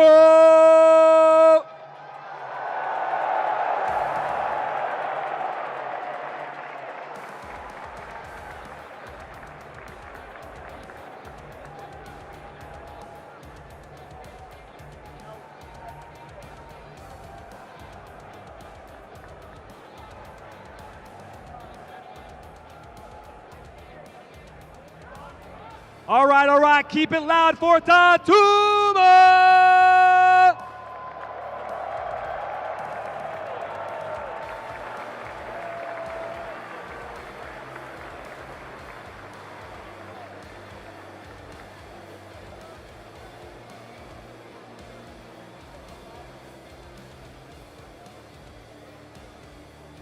And can we please get out Ooey, Gooey, Chewy, Snicker!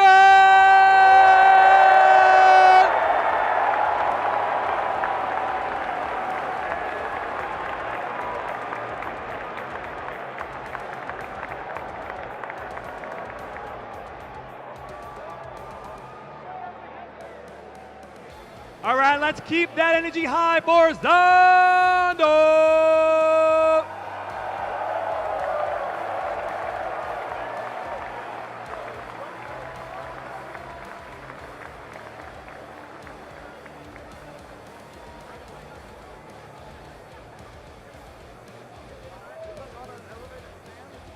And finally, rounding out our top 6, Red Ditto!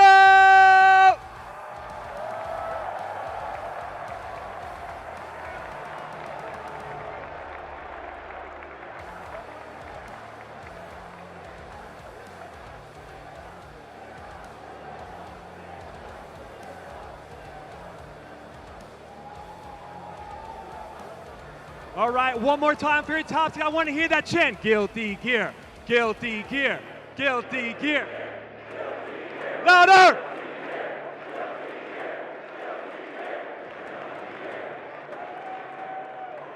All right, let's get this started. Over to our commentators to take us through the action. Let's go!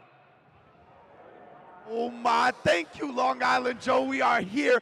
No better place to be than in Evo 2024's arena. Ringe, proxy to bring you to top 6. How you doing, my dude? Dude, could not be better. So excited to get back to Strive. As we said, the 3rd appearance of the game, and the momentum continues to grow. The community continues to shine, and I cannot wait to see what we have as this top 6 starts to unroll out here. You already know, man. Guaranteed new Evo champion here for Evo 2024. The defending champs, whether here at Evo in Vegas or Evo Japan, out of the bracket into the top 6. So it's going to be a good one for sure as we take a look at the bracket and who still survives. Jack, first ever offline event.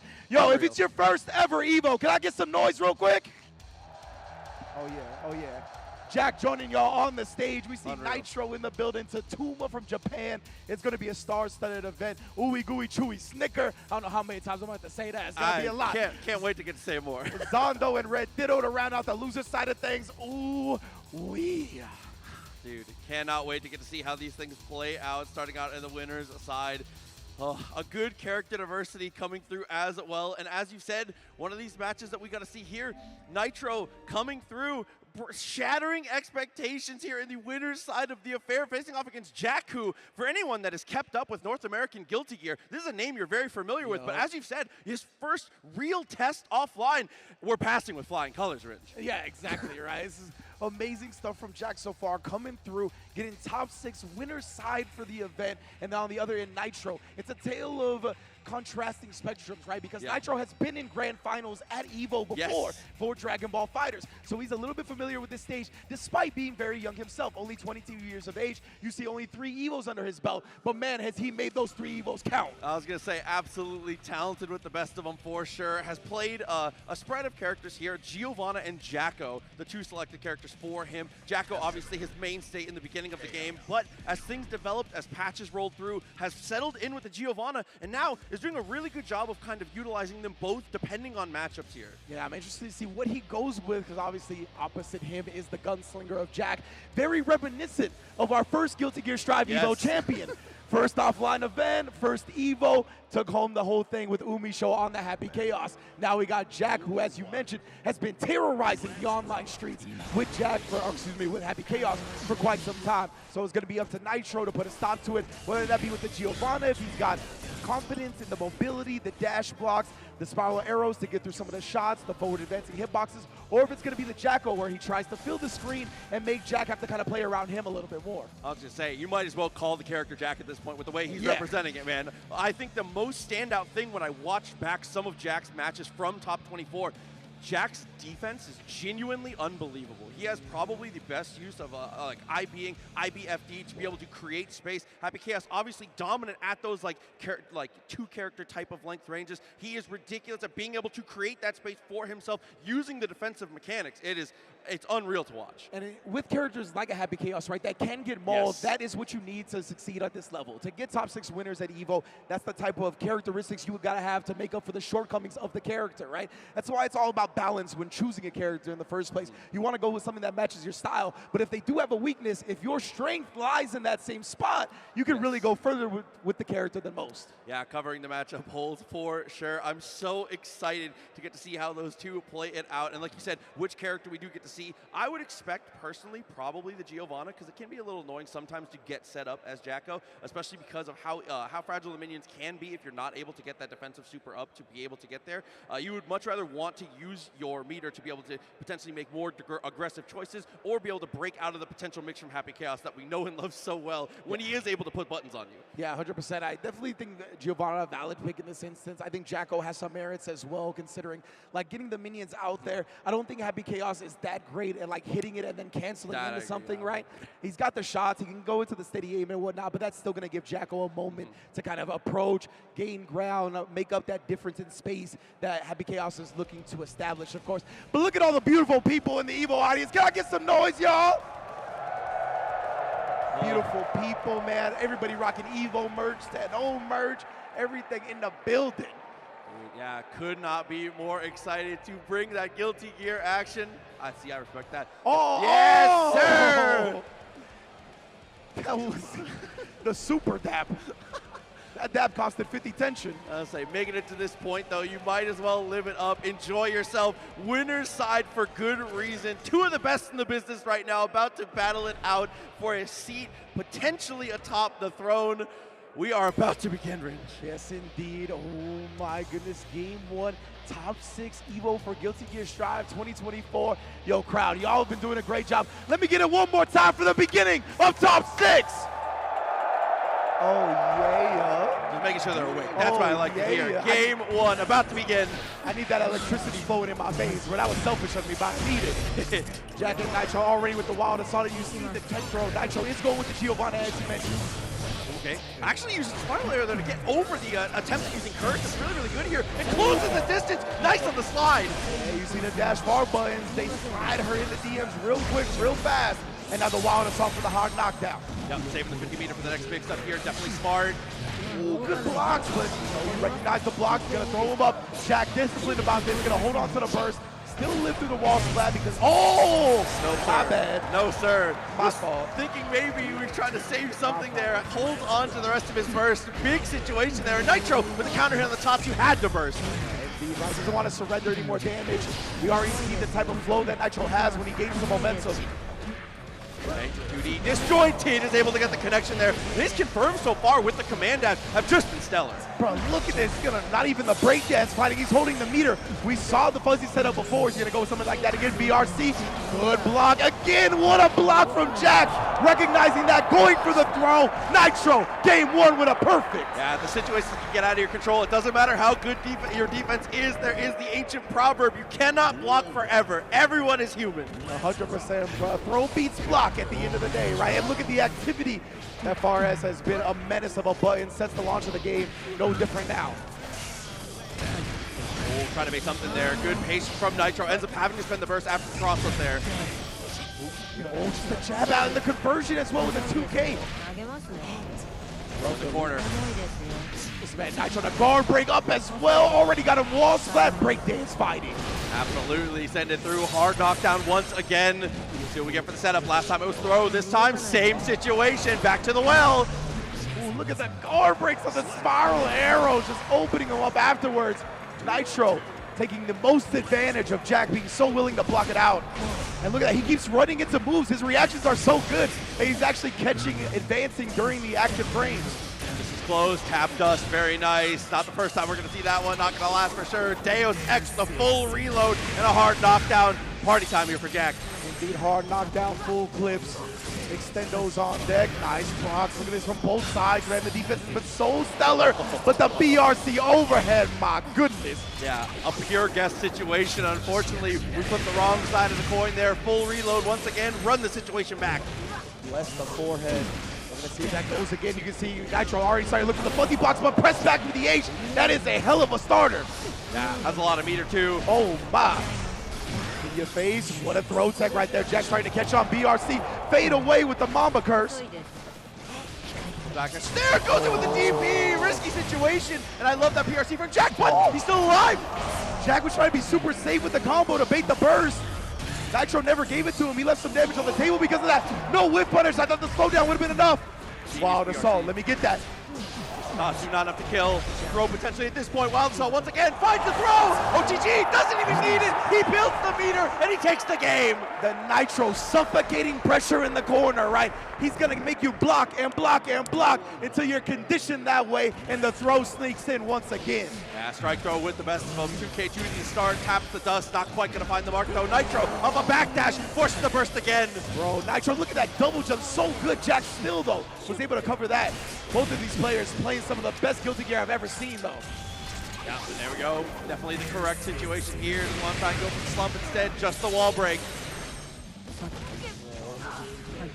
Hard knockdown, blocking it out, does try to bar his way out and successfully does with a trade, but a beautiful open up from Jack. I'm saying with the amount of meter we have here, even after the situation, if we do live it, which we will not, with the guaranteed extra damage on the chatter, we still had plenty of resources for the mix. The infinite bullet headband on that one, empty the clip, reloaded with the same super. We are looking deep for the whip punishes there. And Joyce is such a hard button to whip punish too. And look at Nitro's establishing the throw early now. You got to be careful if you're Jack. Look, goes forward again, and the dash forward 2S does that. Actually after the backdash, I think he missed the instant overhead, but that's okay. Still gets the hit into the corner. Backdash got clipped, wall bounce conversion for Nitro. Another hard knockdown, another wild assault. Dash.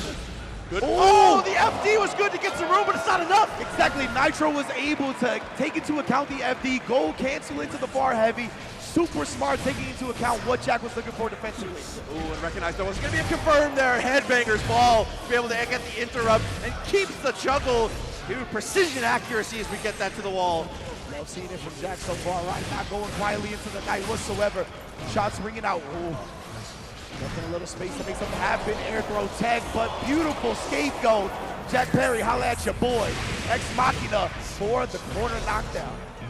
A lot enough though, even after Wilder see too far. Nice whiff punish there. Jack still in it. Yeah, you can see Ryan kind of holding his chest a little bit, shaking his head. Again, first ever offline event in top 6 winners at Evo. He's got to get comfortable on the stage. And for Nitro, the more games he gets, the more danger you're in, fam. I was going to say, the longer the set goes, you always want to favor the experience here. But like you said, Jack trying to turn the tables right now. But Nitro not looking to turn it all. 2D a couple times. Great interrupt, though, and the juggle. Full combo with the side swap. Behind the back, Magic Johnson with the shots. You already know X Machina for the hard knockdown, fully loaded clips. We got plenty of focus as well. This is looking like Jack's round so far. G2D into the RC, big stare down, was waiting for something. Double jump from, oh, but straight back into the corner. Nice air throw. Ooh, and a block on the overhead this time with the BRC backdash. YRC to apply the pressure. You already know it's my corner. Oh no, potential incident coming at us. Another throw. Once again, bro, are you gonna crack? Ooh, you see the dash blocks from Jack. So disciplined, never lazy, still chased down regardless. One bullet left in the chamber, but it might be more than enough. No, burst with no bullets. This is huge. Oh, Nitro, that's why he chose to do it then. Be sure to get past it, but he's got the curse on him, but now it's CQC time. Oh, the fake dust, RC low. Jack, you a dirty, dirty individual. That is such a respect mix-up too, because that is you acknowledging my opponent will react to the orange. That is a sick way to go here for Nitro. Exactly. That only works on players that are good. 100%. Yo. Straight in, aggressive start there after the reset of the wall break. YRC is blocked, and we roll straight through. Confidence from Jack. The ankle breakers, the Kyrie roll, CQC, he's got some of that as well. More hard knockdowns, more positive bonus. Hit me with it. Couple shots just to keep you grounded here. Wow. The anime mix-up, the jump forward, air backdash to stay on the same side. To be fair, I don't even know when the shot hit. Like, the shot could have hit on the jump forward, to be honest with you. That's the privilege to have the Chaos guy. I was going to say, and that takes us down to the final game here. Jack on the come-up, on the comeback here. 2-2 and a 2D right to start. You already know we had to get a game 5 to start this one. Ooh, the chase down again as he was looking for the curse throw. Oh, what a block right there, Jack, though. Every time he's had a sick block, we get a throw right after from Nitro. Again, like you said, those dash blocks adding up a little bit, but this time it's going to be to the detriment. Is able to get caught on the attempt to dash forward. Nitro, just the knee to the kitchen sink. We got on the verge of a 3-2 for him to close it out. Oh, just like that finds the power DP, side swap to keep it going. Great confirm, good combo, and a hard knockdown with the Wild Assault. Crowd is starting to roar. Nitro, fan favorite for sure, especially on this Giovanna against the Happy Chaos, but Jack silences them real fast. Wall splat, then they get that wall break. Deus Ex, what do we have here? Still first full burst available for Jack, which is huge. 100 tension on Nitro's side as well, so you gotta watch for the super RC. And look, you see, he's sitting on it. He's like, come to me with my super, but Jack, the high 10, cuts him off at the pass. The attempt. Somehow manages to make it work here. Can't quite get the full juggle, but checks him again on the dash. Yeah, no bullets. But he did build the meter for the Ex Machina just in time. Nitro is still alive, though. Oh, 100% tension still to his name as well. And the Kyrie roll again. Ankles broken. Oh, and going into the final round now. Off the rib. Oh, you saw the 2K extended spiral arrow going straight over it. Now we're in the corner again. This is where Giovanna and Nitro has made so much happen. Yeah, I wonder if we're going to go back to the throw here. For now, it's backdash into the footsies. Bro, he can't give up the space right here. What a tech throw from Jack. He's starting to catch on to the rhythm, the decision making. Oh, RC works out though, fakes the throw this time. And he's doing such a good job of making up for that FD, right? You see the spiral arrow cancels everything to stay close, but Jack finds the hit necessary. And another one, empty clips. I got a super to fall back on. Looped it up, and Jack is going to get another burst. Both players going to have that full blue bar in just a moment. Double overhead, fuzzy stuff. My. What a block on the same side, especially from Nitro. And a tech throw. Look at the defense on these two. Spin out of this world, and Kane still catches Jack early. He's going to burst out. Has to hold on to this hard. It is the final round. Nitro. Oh, the throw looked like too early, so Jack got it. What a block of the dust, and discipline. What defense? He still has the burst, still has meter, and RC for both. PRC is going to be the answer. Gets the hit. Is it enough? Nitro bursts out. He's got the curse on him. It's so dangerous to maneuver. Spiral arrow. He's going to take it all. He gets counter hit. He juggles Nitro. He closes out the first set. Oh man, what a conversion and what a celebration. Nitro moving forward even further into the winner's side. Winners finals berth, New York City zone, Nitro. And you can hear the crowd. They are loving it, supporting their boy. Jack obviously still involved, still in the affair, but gonna have to fight it through the loser's bracket now. I'll keep it a buck with you, Proxy. If he lost after blocking tap dust, staying disciplined, blocking the shot after, and then taking the dash throw, I would have been upset for him. You're dealing with 15 layers and still manages to make it work. And absolutely, you know the local homies got to show the love, man. Oh, New York is most definitely in the building right now. Nitro, winners finals. A familiar spot. He's been in the upper echelon of Evo results before, but not for Guilty Gear Strive. This is showing that the longevity of him as a fighting game player, you best believe we're going to see him for a very long time. Sam, I'm so glad you said that too, because like you said, while Strive is the thing that he's currently shining at, the guy is a monster across a multitude of titles. He's just looking so strong. And at this point, Who can stop him? Especially with, like we said, the dual threat, the Geo and the Jacko. It's so hard to prep for him because you don't know what he's going to bring to you. Oh, man, this is just so heartwarming to see all the homies, man. New York in the building, Posey coming up, literally catching Nitro as he jumps off stage, bro. Like, that's what the fighting game community is about, right? And we're already getting an excellent chapter written here for Evo 2024. It's been amazing so far, man. That was just our first set of top 6. Absolutely, plenty more action to go. But I do want to say, again, thank you so much for joining us, everybody who is watching at home and everybody live here in the arena. Guilty Gear Strive continuing to do amazing things. But it looks like we are going to toss it over real quick to the PlayStation Tournaments replay to be able to take a look here. Yeah, I need to see some more of this action from that last set, right? Incredible stuff presented by PlayStation Tournaments. Look at that, the 50% tension dap to start the set. You already knew it was going to be good from there. I say, and a lot of it we saw in the early stages of this was Nitro just going for those whiff punishes. Obviously, Giovanna, very slippery mix-up, very slippery movement, so was able to go very in and out at her leisure, and whiff punishing these normals from Happy Chaos that it feels impossible with a lot of other characters. Honestly, yeah, he had incredible spiral arrow placements as well. We saw multiple times they go over one of the 2Ks from Happy Chaos, which is a very potent button, right? 2S also out there, very low hitting. So I think it's an excellent pick from Nitro. We saw that beautiful YRC bait. Both of these players were just incredible in this set. You can see one of the nice things too is when we're cutting back to the player cams, both of them having a good time the whole time they're doing it too. And I think in that situation, one thing that was cool about it is I think he only survived that because of Giovanna passive. He actually had the max meter, so I think that's why he had the opportunity to actually fight the rest of that round out. Yeah, that's a great point. Look at this, man, Nitro. Dude. The celebration, that's how you know they're leaving it all out on the battlefield. You know what I mean? So much effort, so much goes into it. Posey, beautiful stuff. That is a memory for the ages, 100%. I was gonna say. Like, that should be framed at the Artist Alley or the Evo Museum type areas. Put it next to the fight sticks. I don't care. No, absolutely, just put that picture next to the fight sticks. So huge shouts to Nitro again, New York in the building, doing amazing stuff. Oh, but this is not the end. It is only the beginning, Ringe. On to the other side. First one, now we got Tatuma, who's actually the player that put Leffen into loser's bracket in an incredible set. First appearance, Evo Japan 2023. So you can see both of these players new to the stage. And my man, Ooey Gooey Chewy Snickers got the Bismarck shirt on. Crazy. All right, you my new favorite player, B. I didn't know you were coming with that type of energy. I should have figured it out from the intro. But of course, Ooey Gooey, as you mentioned, Anji of America. Yeah, absolutely.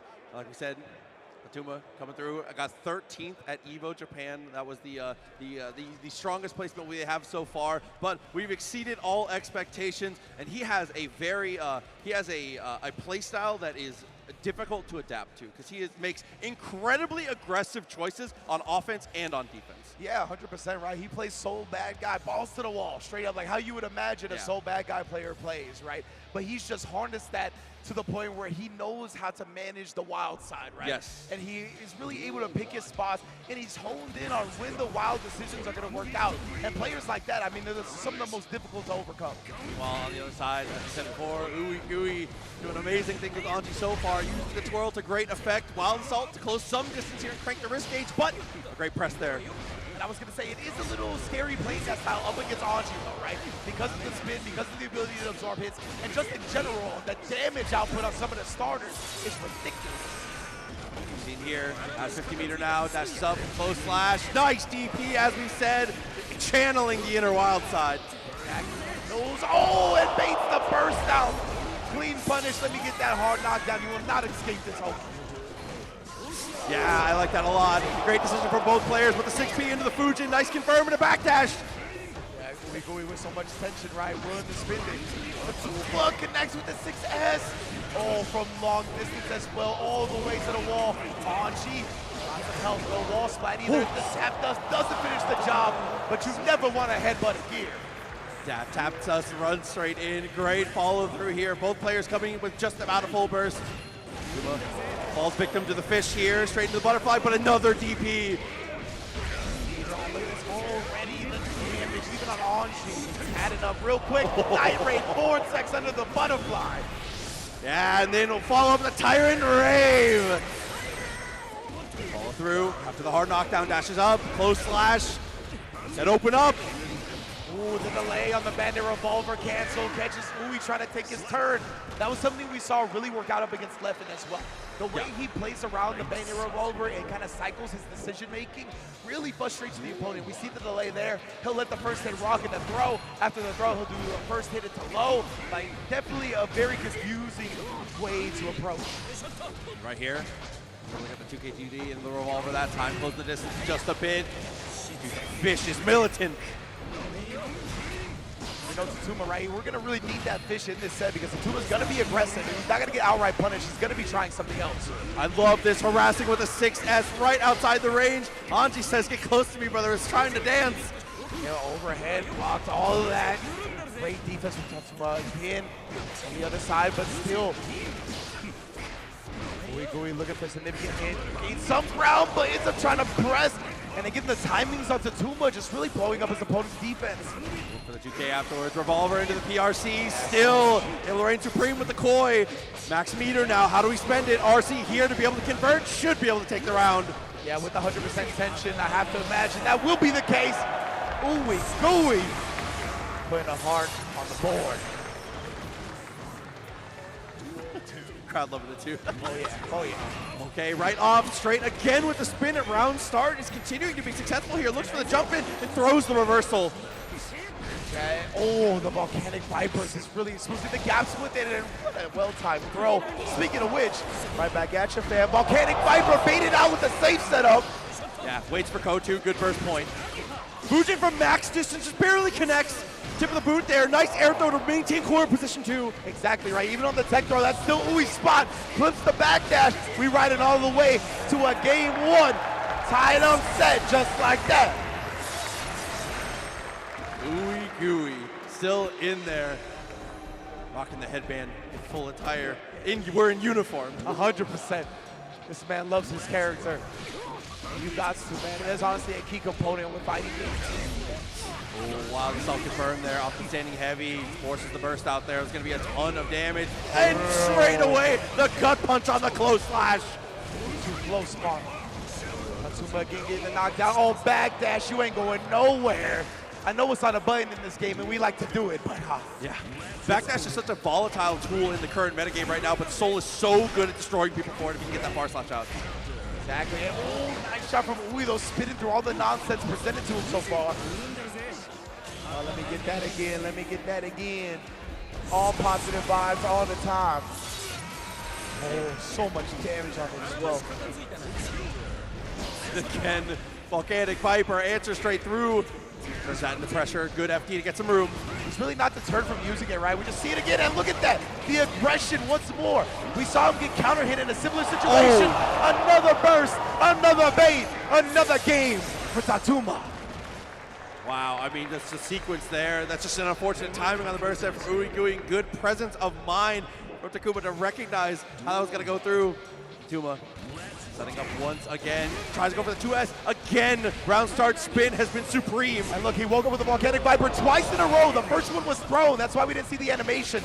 Second one gets baited once more. Uwe Gui confirm into the super. Oh, yeah. Actually, doesn't break the wall. Wasn't quite close enough. Having to deal with the pressure now.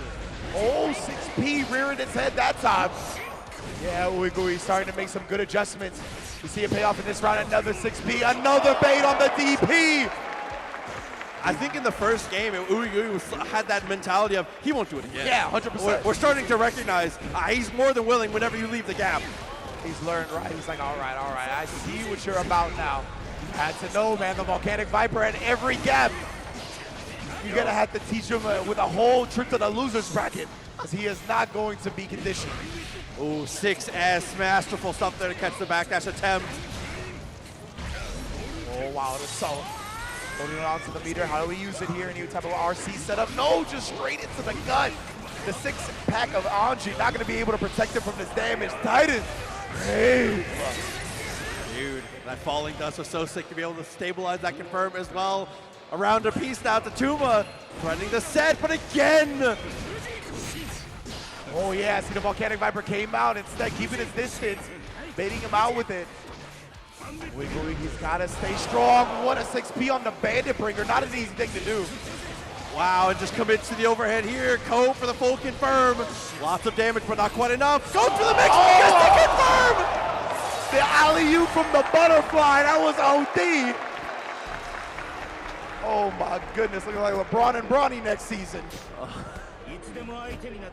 So far, the players delivering on every single turn.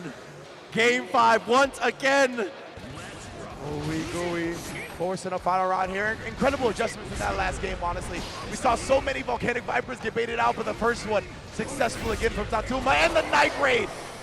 Can't be using the butterfly for free.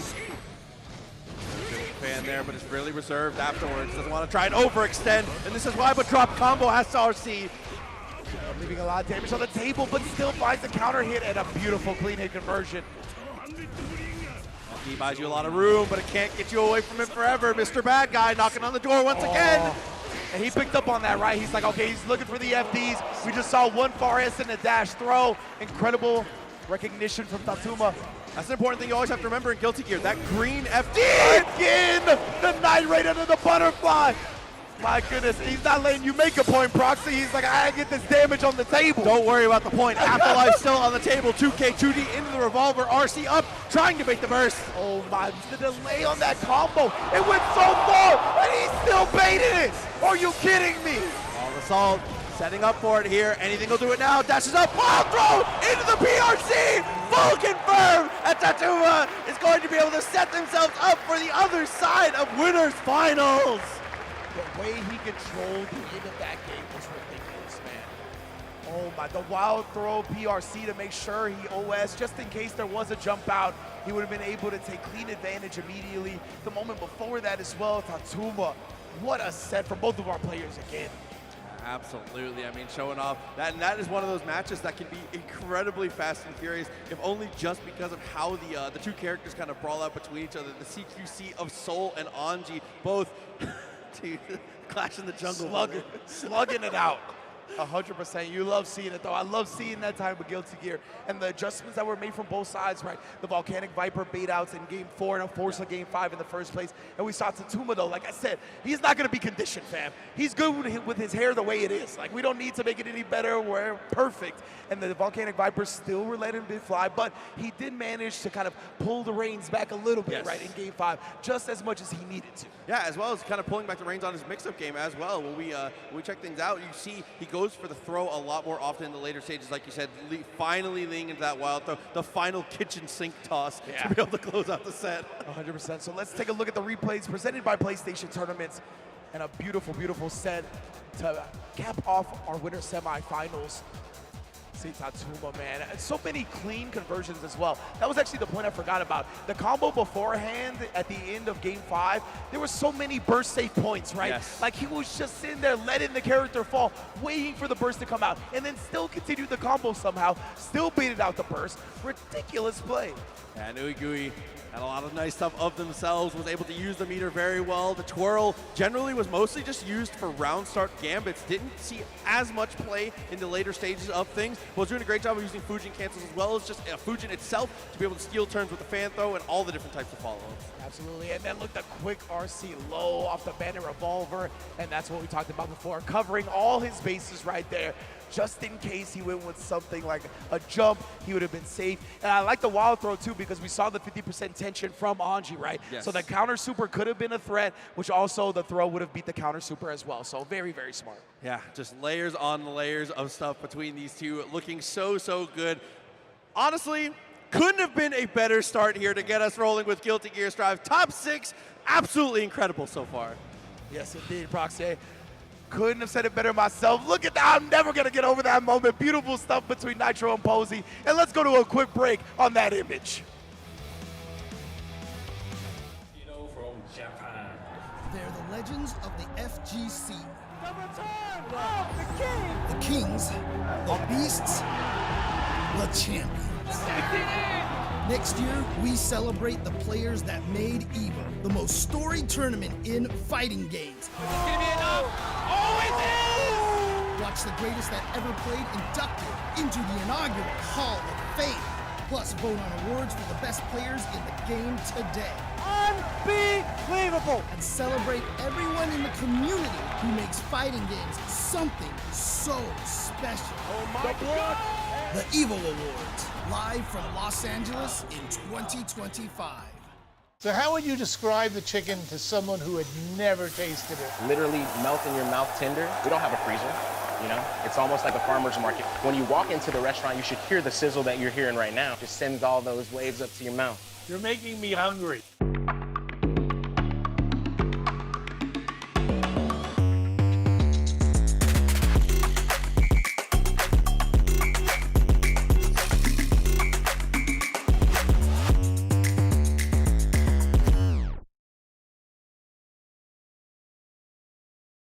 Hey gamers, does your room look like this?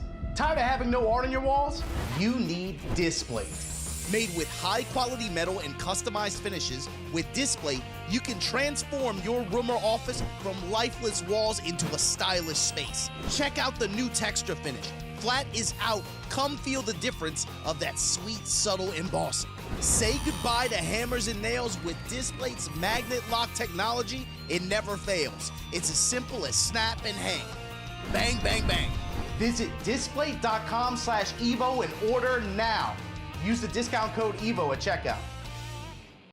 Rated E to M.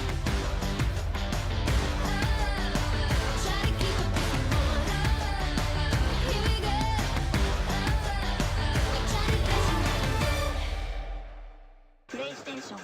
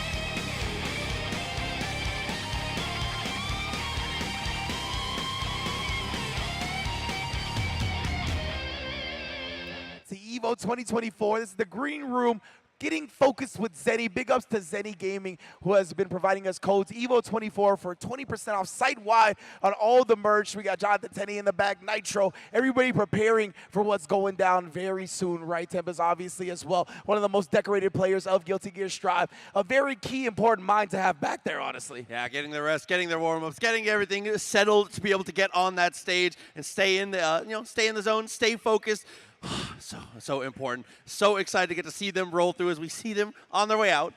Yeah, I'm really impressed. Like, the Guilty Gear players are so smart because they're like, we're going to take the minds that are super good, that are not actually in top 6, and we're bringing them back here to make sure we can chat it up with them and get some insights to what they have. Jonathan Tenney and Tempest, two of the best to do it for sure. But before we get on to this next match, I want to take a look at the bracket and see exactly where we're at, how we've gotten here so far. It's been an amazing just opening round of top 8. Jack and Nitro taking it tooth and nail to a game 5, along with Tatuma and Ooey Gooey Chewy Snicker repeating that performance with a Nitro to Tuma winners final. Yeah, Ooey Gooey having to head down now to face off against the monster that is Zondo. And then on the other side, Jack has fallen down to have to face off against Red Ditto. So, a lot more action to come. Losers bracket looking spicy. Winners finals looking good as well. I just couldn't be more excited. I just need more matches. I know, man. We're going to get to it in a moment as well. As you can see, Jack and Red Ditto setting up shop. That's going to be our first match of the loser side of top 6.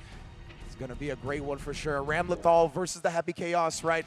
Obviously, Ram, she's got an incredible acceleration speed, but before we get into that, Jack, look at this victory path. Look at the people he had to defeat to get in here in the first place, including Stealthy, Crocs and Socks, Super Noon, and Marvello as that 4 straight to get in the top 6. That is bodies and bags, and name brand bodies, I should say. I was going to say, absolutely monstrous run for sure, and hasn't even had to play that many games when you really consider the way his bracket path has gone, having a lot of 3-0s early on, looking very, very strong. And on the other side, obviously we do have Red Ditto. Yes, indeed, Red Ditto. An incredible run as well from him, taking down Krieg, Kelly, Umisho, Tatuma, Varix, K-Brad, the like. There are so many players in his path. And for him to come out of it on top, especially because I think he took a loser's trip pretty decently early to still make it into top 6, incredible, including taking down not only the first Evo champion for Guilty Gear Strive, but also the Arc World Tour champion for Guilty Gear Strive in Varix to actually qualify in the first place. Yes, and has the opportunity, if they can keep winning, to be able to secure a run back, because obviously Tatuma was the one to send the losers in the earlier stages of top 24. So, you know, vengeance has to be on the mind in a moment like this. You know, we're all friends when we're off the sticks, but on that stage, it's all business. 100%, man. Once the Ready to Rock begins, like all friendships, all kindness goes out the window. That's what we're about to see here. Jack and Red Ditto both locking in. Both incredibly optimal and efficient players, by the way. Like, these guys, lab monsters. You saw the defense from Jack in that opening set. Red Ditto also incredibly strong defensively, but even more so offensively. The optimal conversions this fella has from anywhere and everywhere is what makes him so successful on Ramlethal. Yeah, I was going to say, Red Ditto, you got to be careful about how patient you are. It doesn't matter how good your defense is. You have to be careful about when Red Ditto and how he steals turns. He's one of the best players in the world at being able to use the boulder when it comes to Ramlethal. That's a good point, yeah. Plus on block brings you close. Definitely a good hit. Something that's going to need to be utilized in this Happy Chaos matchup, but already Jack is off to the races, bro. Tries to catch him flinching, but Red Ditto again staying solid defensively so far. Backdashing the shot even. Yeah, big on that for Jack, though, even when he had no focus to be able to stay aggressive. No bullets in the chamber, but finds the jab. Can we build the meter is the question. Gets one reload during the confirm. Yeah, the one bullet in the chamber. Couldn't get the wall splat off of it, and the counter. Red Ditto busted a Yui with that anti-air. This is a nightmare now. You're going to have to deal with the hard knockdown. You still have burst, but nothing to shoot here. Can't use the gun, gets the trade. Not going to matter, though, has to burst. Get a 2S afterwards, and Red Ditto. I might be young, but I throw like an old man. What an air throw. I was going to say the classic Guilty Gear way to get that anti-air. Trying to go for the whip punish there on the 2S. Wild Assault, but the IBFT to get some room. Incredible stuff. Look at this lockdown as well. Staying so disciplined about everything, and then baiting out Jack's throw. Hands and arms inside the vehicle, young man. Okay, tough situation now. Guessing for your life. IBFT on the close slash there. Had the timing down. 50 meter with positive bonus continuing to climb. What a head finger, though! Excuse me? The back of the head, the halo coming through. He's got an extra weapon they didn't tell us. 100%. It's the only way. That's the only reason it has the hitbox there. Look at the meter, though, for Red Ditto. Yeah, absolutely. Jack didn't want anything to do with that CQC, but there's the hit. Has to go for the burst. Once again, he's got him cursed up as well. Red Ditto, he's got the life lead, but again, any shot can turn into so much. The backdash 5K snipe threaded the needle, Red Ditto. Yeah, so many layers off of that as well. If it connects, you get the RC. If it does not connect, that you can go for the RC later, potentially to still get a BRC or a PRC slowdown. There's a lot of utility and options that can come out of that 5K. Great start there. And Red Ditto knows all those options like we talked about. One of the most optimal, one of the most practiced Ramlethals in a business. Oh, look at that block on the cross-up. Instant block with the shot. Oh. Yeah, keeping it aggressive with the normals, though. Obviously, his focus was empty, but still managing to find the touch. 50 meters, shoot him up.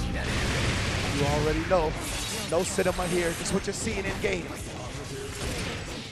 Oh, the conversion with the 5K. I clipped the backdash the first time and then converted with the 5K after the first hit. Supreme stuff from Jack. being able to keep yourself in this one. Massive stuff. Burst available here for Red Ditto, though. Right off the start, he's tried to be the aggressor at 99 every single time, and it's been working out wonderfully. You see the reactions from Red Ditto, too, so quick, recognizing that the string was instant blocked. So he goes into the flip kick, trying to counter Jack's throw attempt. Again, locking down with the 5K, but is able to break out. Burst for momentum. Gotta keep him in the corner. Get some breathing room again, but cut off at the pass.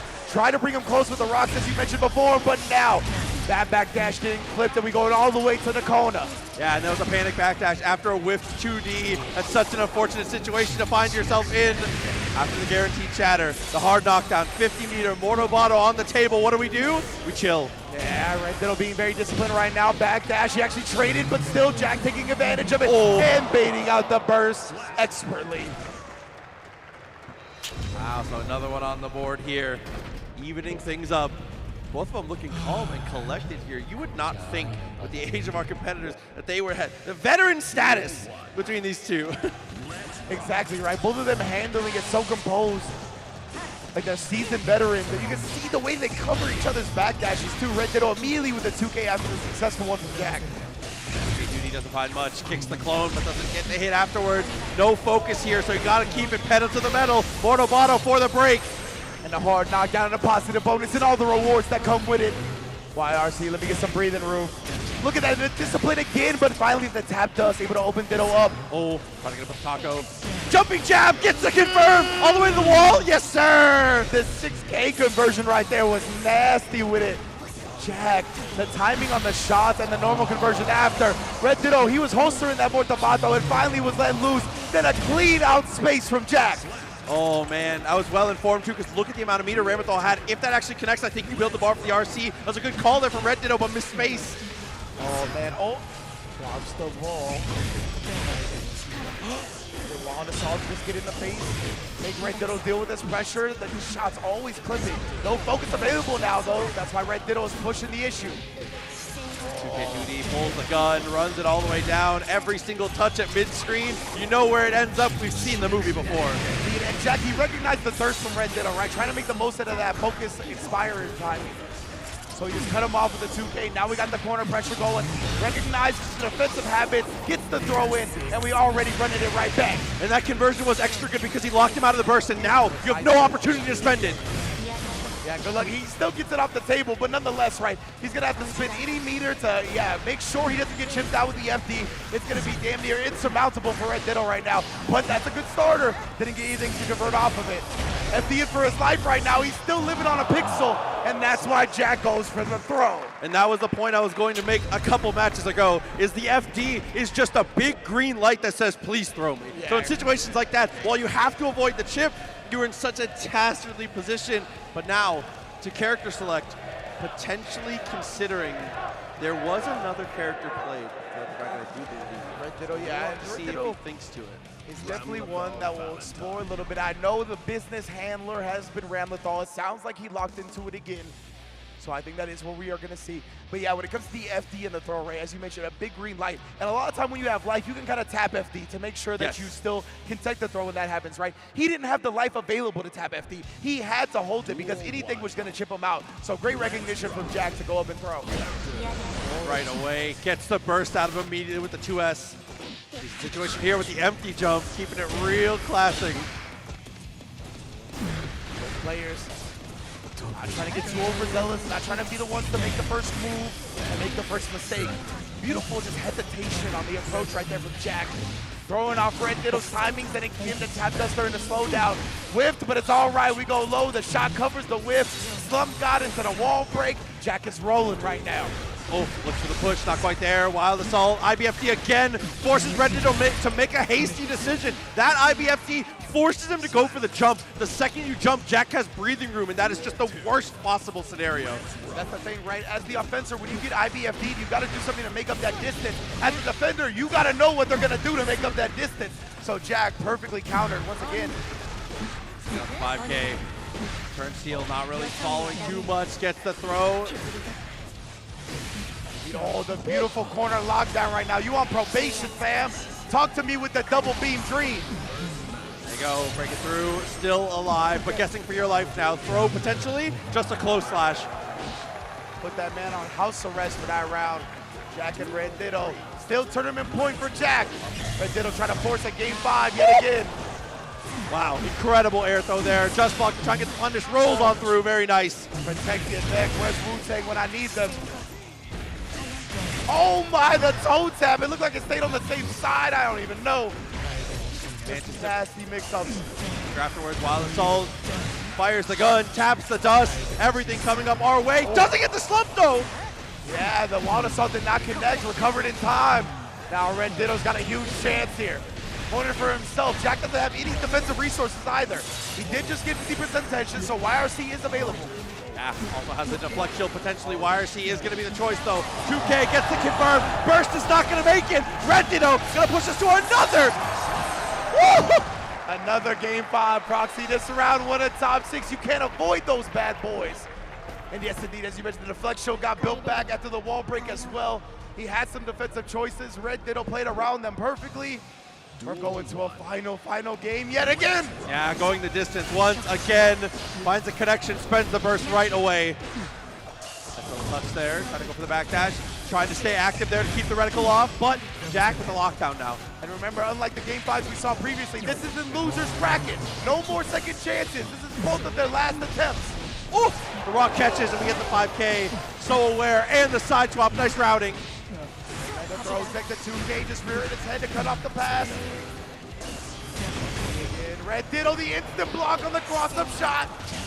Full reload though, taps the dust, nice defense. Finally finds the low. Jack, he got some good damage out of that one, but no hard knockdown. Oh, but the perfect range on the 2K. Counter hitting Red Ditto. The X-Spot, you know, with the wall break, does the damage back to tournament point for Jack. Hard knockdown, soft knock. It doesn't matter to me. They're all knockdowns. I still get my mix. I like that. Takes the shot and runs on through. Spends 3 bullets and all the focus to close the distance, but ends up losing the situation off the jump cancel. Oh, technical sword. Didn't have it that time. That's a sight. The sword's coming back now as well. Another air throw. I love locking you down like this. Consider the burst from that spot. RC, what do you even do about that? Just burst at the end, I like it.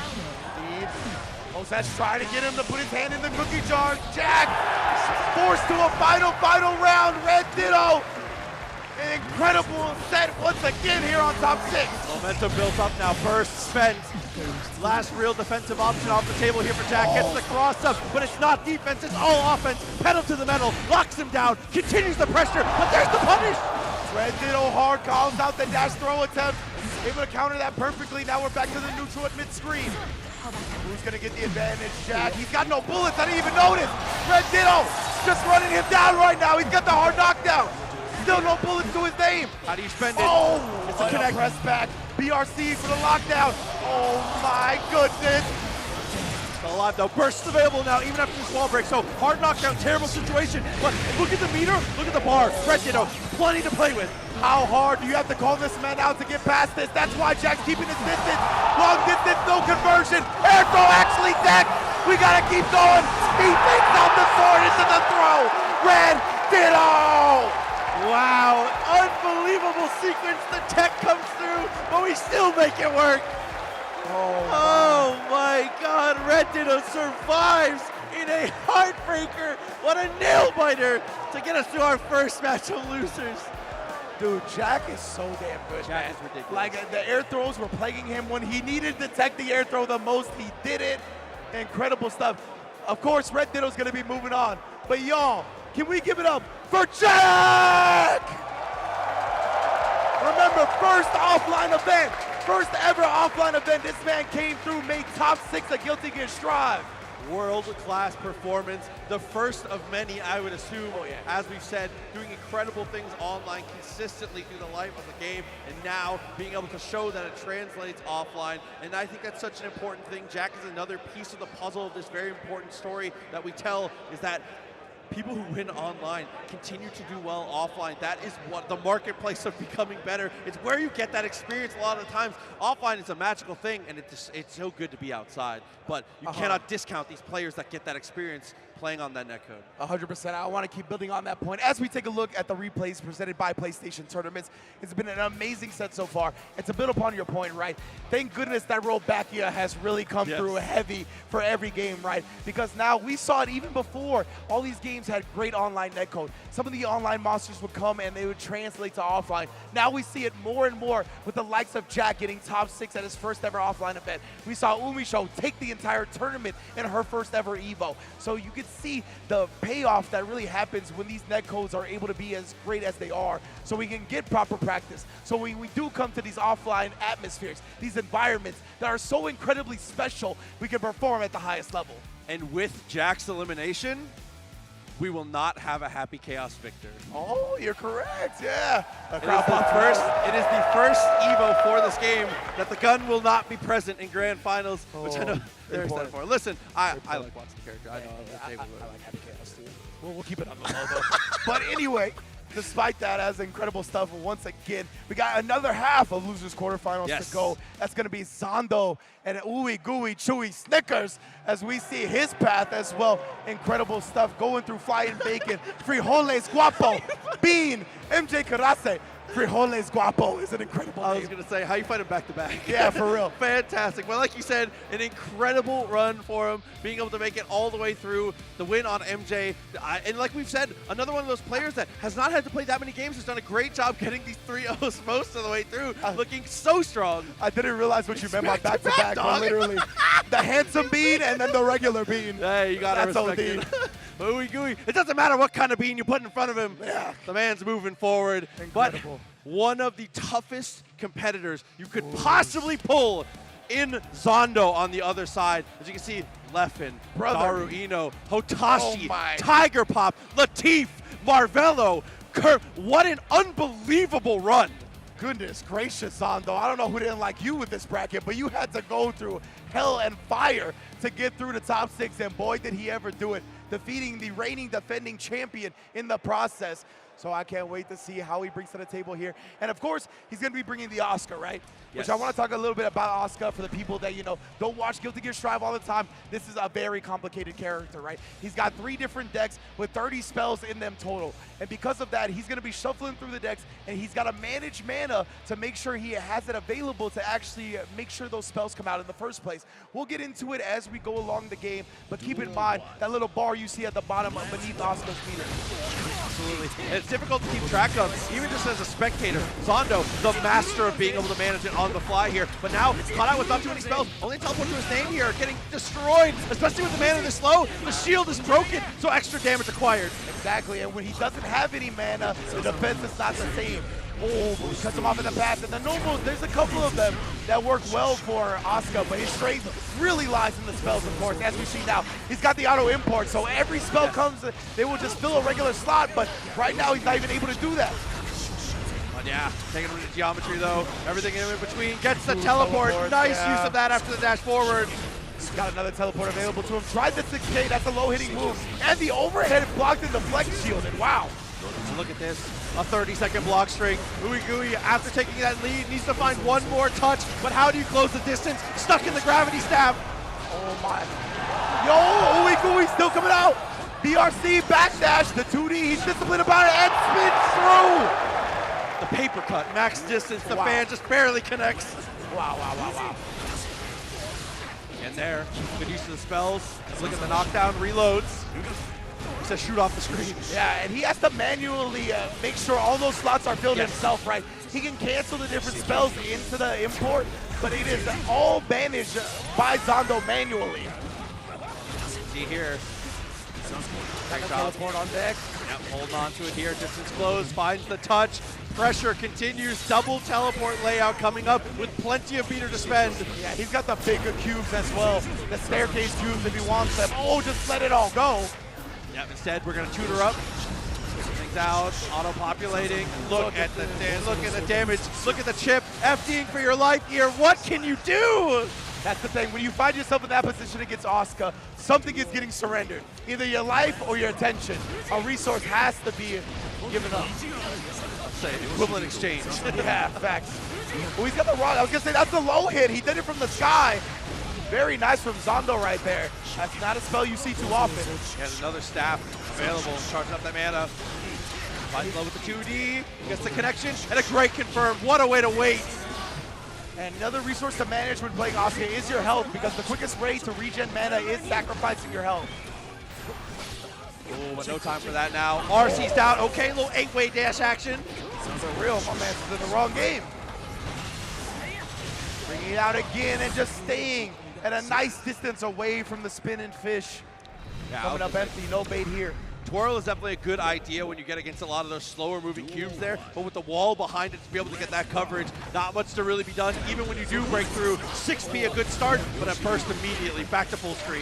Zondo had a really good hand to start actually. He got another overhead and we see it again come through. He also has the DP if he gets mana back, that little ice icon down there. Yeah.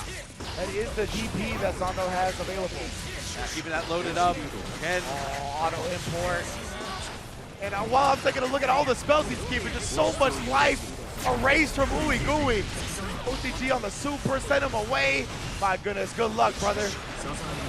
Yeah, I was gonna say at that point, once you get sent back to full screen again, it's just, it's unbelievable the mini games you have to play to close the distance on this guy. And Zondo, like we said, one of the best in the world, if not the best in the world, at being able to set up these situations that just seem unwinnable. Yeah, the auto import gets him a teleport after that. The 2D is a very potent button as well from Asuka, super quick. Travels across the ground, we get more positive bonus, means the tension is coming through. Zondo, he gets the flexion out of the way, that actually avoided the guard break spell, super important. What a tech too, had the meter, so knew he had time. RC's forward, trying to maintain some amount of pressure here, trying to just smother Ooey Gooey as best he can. Yeah, Ooey Gooey, he's using the deflection right to try to get some distance, but the teleport comes through, opens him up, lets him convert easily. And you can see, yeah, Ooey, the amount of effort you have to put in to facing a top-level Asuka that can just fill the screen with so many spells and so many things you have to deal with. It takes so much effort, man. And as we've said before on other blocks, it's nearly impossible to get practice at the level of Zondo because he's really one of the players leading the pack when it comes to this character. Exactly right. Even if he wanted to train, it's very difficult to do so. There's not many Asukas on his caliber. Okay, it's a connection with the close slash here, straight into the super. When you find your hits, they have to hurt. Everything you can get every single time. Yeah, pretty low on mana as well. He does have double reduced mana cost, and the low again coming out. Big rocks from the sky. I was gonna say, boy, about to cast the double ram spells. I like that. Yeah, for real. We saw Zondo, he sacrificed some of his life to get some mana, but Ooey Gooey, he hasn't let up. Super to buy some space. We're gonna keep shuffling the cards as well. Yeah, you already know. Talking about the mana, and again, continuing to just harass, finds the touch. Might just be enough here as we get to the corner, but no, a knockdown. It's such a good combo too that we saw come out. But Ooey Gooey, once again, will not go quietly into the night. Picks his spot perfectly. It's just like you said, one of the things you have to remember is that his health is just as important as his mana. A lot of the damage he did was to himself there, just being able to re-up to be able to keep that pressure. And you're so usually so good you get checkmate scenarios where players are not really able to defend against. That's why the willingness to sacrifice the life is there. But again, if Ooey can just pick one or two spots, it means he can be right back in it. IBFD and then the very floaty super jump over. I love the idea. He was deleting so many of the cubes that get opened up though. His dust at the trip, the overhead that comes from the ground, gets the counter hit, has to go for the burst. Teleport, yeah, he needs something behind it though. He's got double guard crush now as well. The flex shield just RC to make sure that doesn't mean anything. Wow, relentless with the pressure, but the double jump works out well, finds the low, gets the confirm. Indeed, and that guard crush has been sitting there for a minute there now. That's one of the spells that actually levels up and does more damage the longer you have it stored, so extra dead on that one. Okay, straight away again. Finds that 2D, that is so far, it's so far. Yeah. Here. He's got the low if he wants it, but he's usually using that in the sky. That's why he goes for the dust on the ground. Opened up combo extender as well. Hey, gets through. Positive bonus, definitely going to be a big deal as we go for the double backdash. Doesn't necessarily need the hard knockdown. Burst is available, but what does it do? It cannot escape the cube! And look at, yeah, Ooey Gooey just daps him up, puts his hand on his head, and it's like, what the hell do I do against this character? When Zondo is piloting, it's real tough. But yeah, everybody give it up for Ooey Gooey Chewy Snicker! Dude, a fantastic showing for sure. A showman and a great player. Excited to get to see even more in the future from our candy bar friend. Yeah, our candy bar friend. You know, that man is never angry. He's always himself, that's for sure. That's what I know at the end of the day. Big ups to Ooey Gooey. Going to be seeing him in the future most definitely as Zondo moves on to loser semifinals. Incredible stuff as per usual. That's what we've come to expect from Zondo, one of the premier pilots of Asuka. And you really got to put so much effort into that character, right? Because you got to juggle getting to that third deck in the first place, which has a lot of the unique mechanics. The second deck as well is important. It has a lot of the mix-up tools, the overheads that you saw and whatnot. All of that comes from different type of decks. So he goes through each of them, again, manually importing the spells into the slots himself. So much to keep track of, and he does it better than damn near anybody. Yeah, it's an unbelievable amount of attention to detail that is required to be able to pilot the character, but Zondo continues to shine, continues to do well, and puts us into these positions. So let's take a look here with the PlayStation Tournaments replay as we get a little bit of a look back into this set. As we said, Zondo coming off the 3-0 just looked so strong, but Ooey Gooey showing off really what you have to do in this matchup is when you get an opportunity, spend everything. Every touch has to hurt. You have to grind as much value when you're able to get close enough to actually have a chance. Yeah, 100%. We did see Ooey Gooey go with some deflect shields that ended up kind of benefiting Zondo because he got the space back for the spells, right? But I like that idea. If you could just get your gambit after the deflect shield and maybe get your opponent off guard, then you'll be able to blow through some of those spells with the spin. But Zondo was just too on point, man. The big thumbs up to the crowd.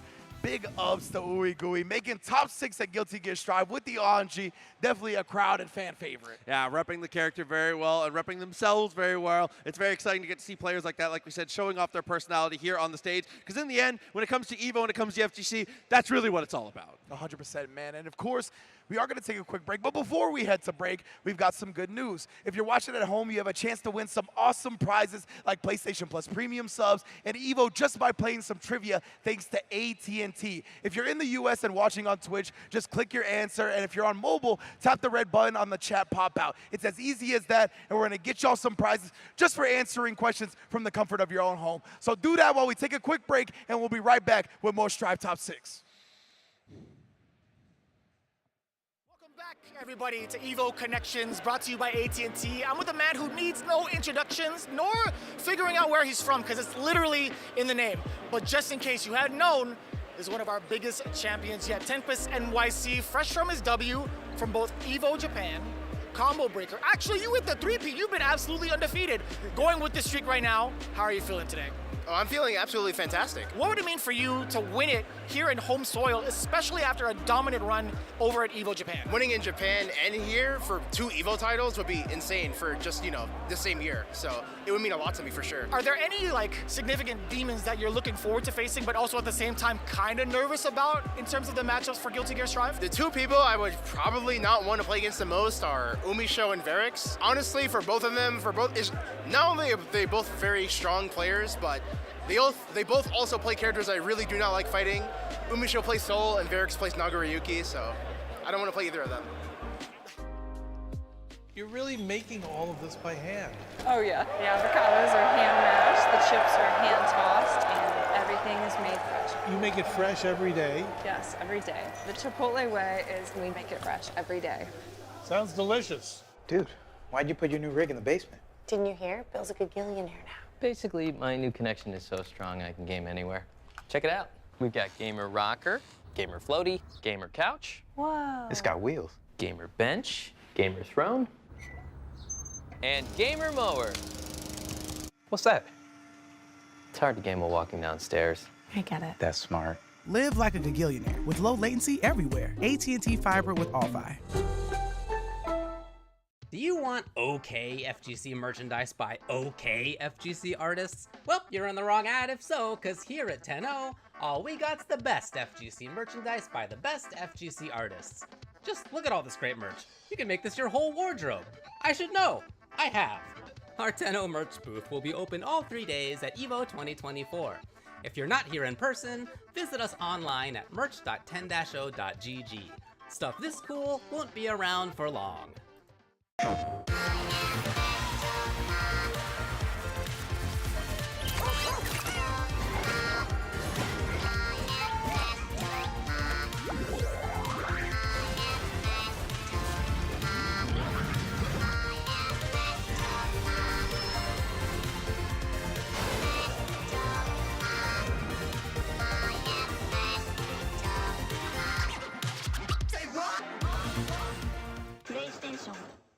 The greatest anime fight of all time. Why would you ask me such a hard question? I'll do Aizen and Ichigo. Ken versus Raoh to the North Star. Drumroll, Gaara versus Rock Lee, Naruto. Don't turn your head, I saw what you just did there. Here's the deal.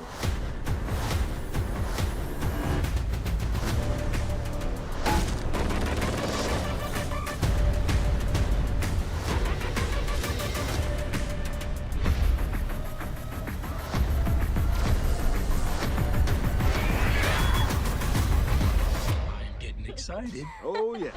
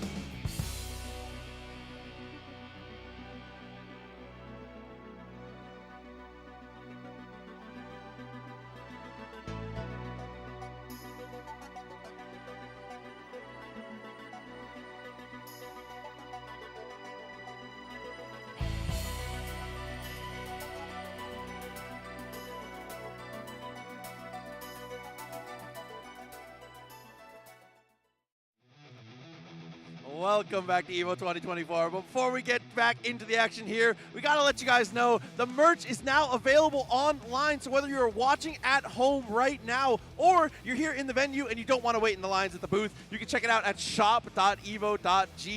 Being able to get all this straight at home is incredible because as things have gone on, the FGC has continued to level up our merch game. Oh, absolutely. The merch has been better than ever. In addition to that, there's so many things at Evo to do that I understand not waiting in line, right? You gotta go check out the Artist Alley as well as the Arcade Stick Museum, all the arcade cab free casuals. There's so many things to do that if you want to get your merch at home, we're gonna allow you to do that. Evo merch available at evo.gg. It's a beautiful thing. And a more beautiful thing has been this top 6 so far. Let's keep it going. Absolutely. We have been back to back. Dude, it's been game 5 after game 5 so far with the exception of 1-3-0. And right now, we're going to have our next players up. But before we take a look at those, we're going to take a look at the bracket here. Winner's side of the affair where we're about to head. Nitro facing off against Tatuma. And then on the loser side, Zondo and Red Ditto have earned their way in. So we've narrowed it all the way down from a number with a comma. Over 2,000 players, all the way down to 4. It's unbelievable. Truly unbelievable, 100%. And Nitro and Tatuma have looked so incredible, both 3-2 in the winter semifinals, right? Their opponents made them earn those victories, and that's exactly what's happened so far. I'm interested to see what Nitro brings to the table. As we know, he's got the dual threat of Giovanna and Jacko, and Tatuma has been so bad guy all day, every day. But let's take a look at how Nitro got here in the first place, right? Having to overcome Melody, Mystic Smash, Red I Am Not, Tempest NYC, the team kill on FlyQuest, and of course, one of the most dominant players in Guilty Gear Strive, and then of course to get into top 6 itself, taking down Daru Ino, a legend in Guilty Gear, not only in Strive, but games past as well. Absolutely, has looked unbeatable all weekend long. But one of the players that's been on that same level, obviously Tatuma looking amazing. Red Ditto, Leffen, Rat, Cobalt, just a list of names to be able to go through, looking so strong as we continue to go through. As you said, Mr. Soul Bad Guy himself has been representing the character, and as we've said before, I feel like he plays Soul the way that Soul would play him. 100%. Like, this is Daisuke's vision. Like, absolutely, actually Daisuke's vision.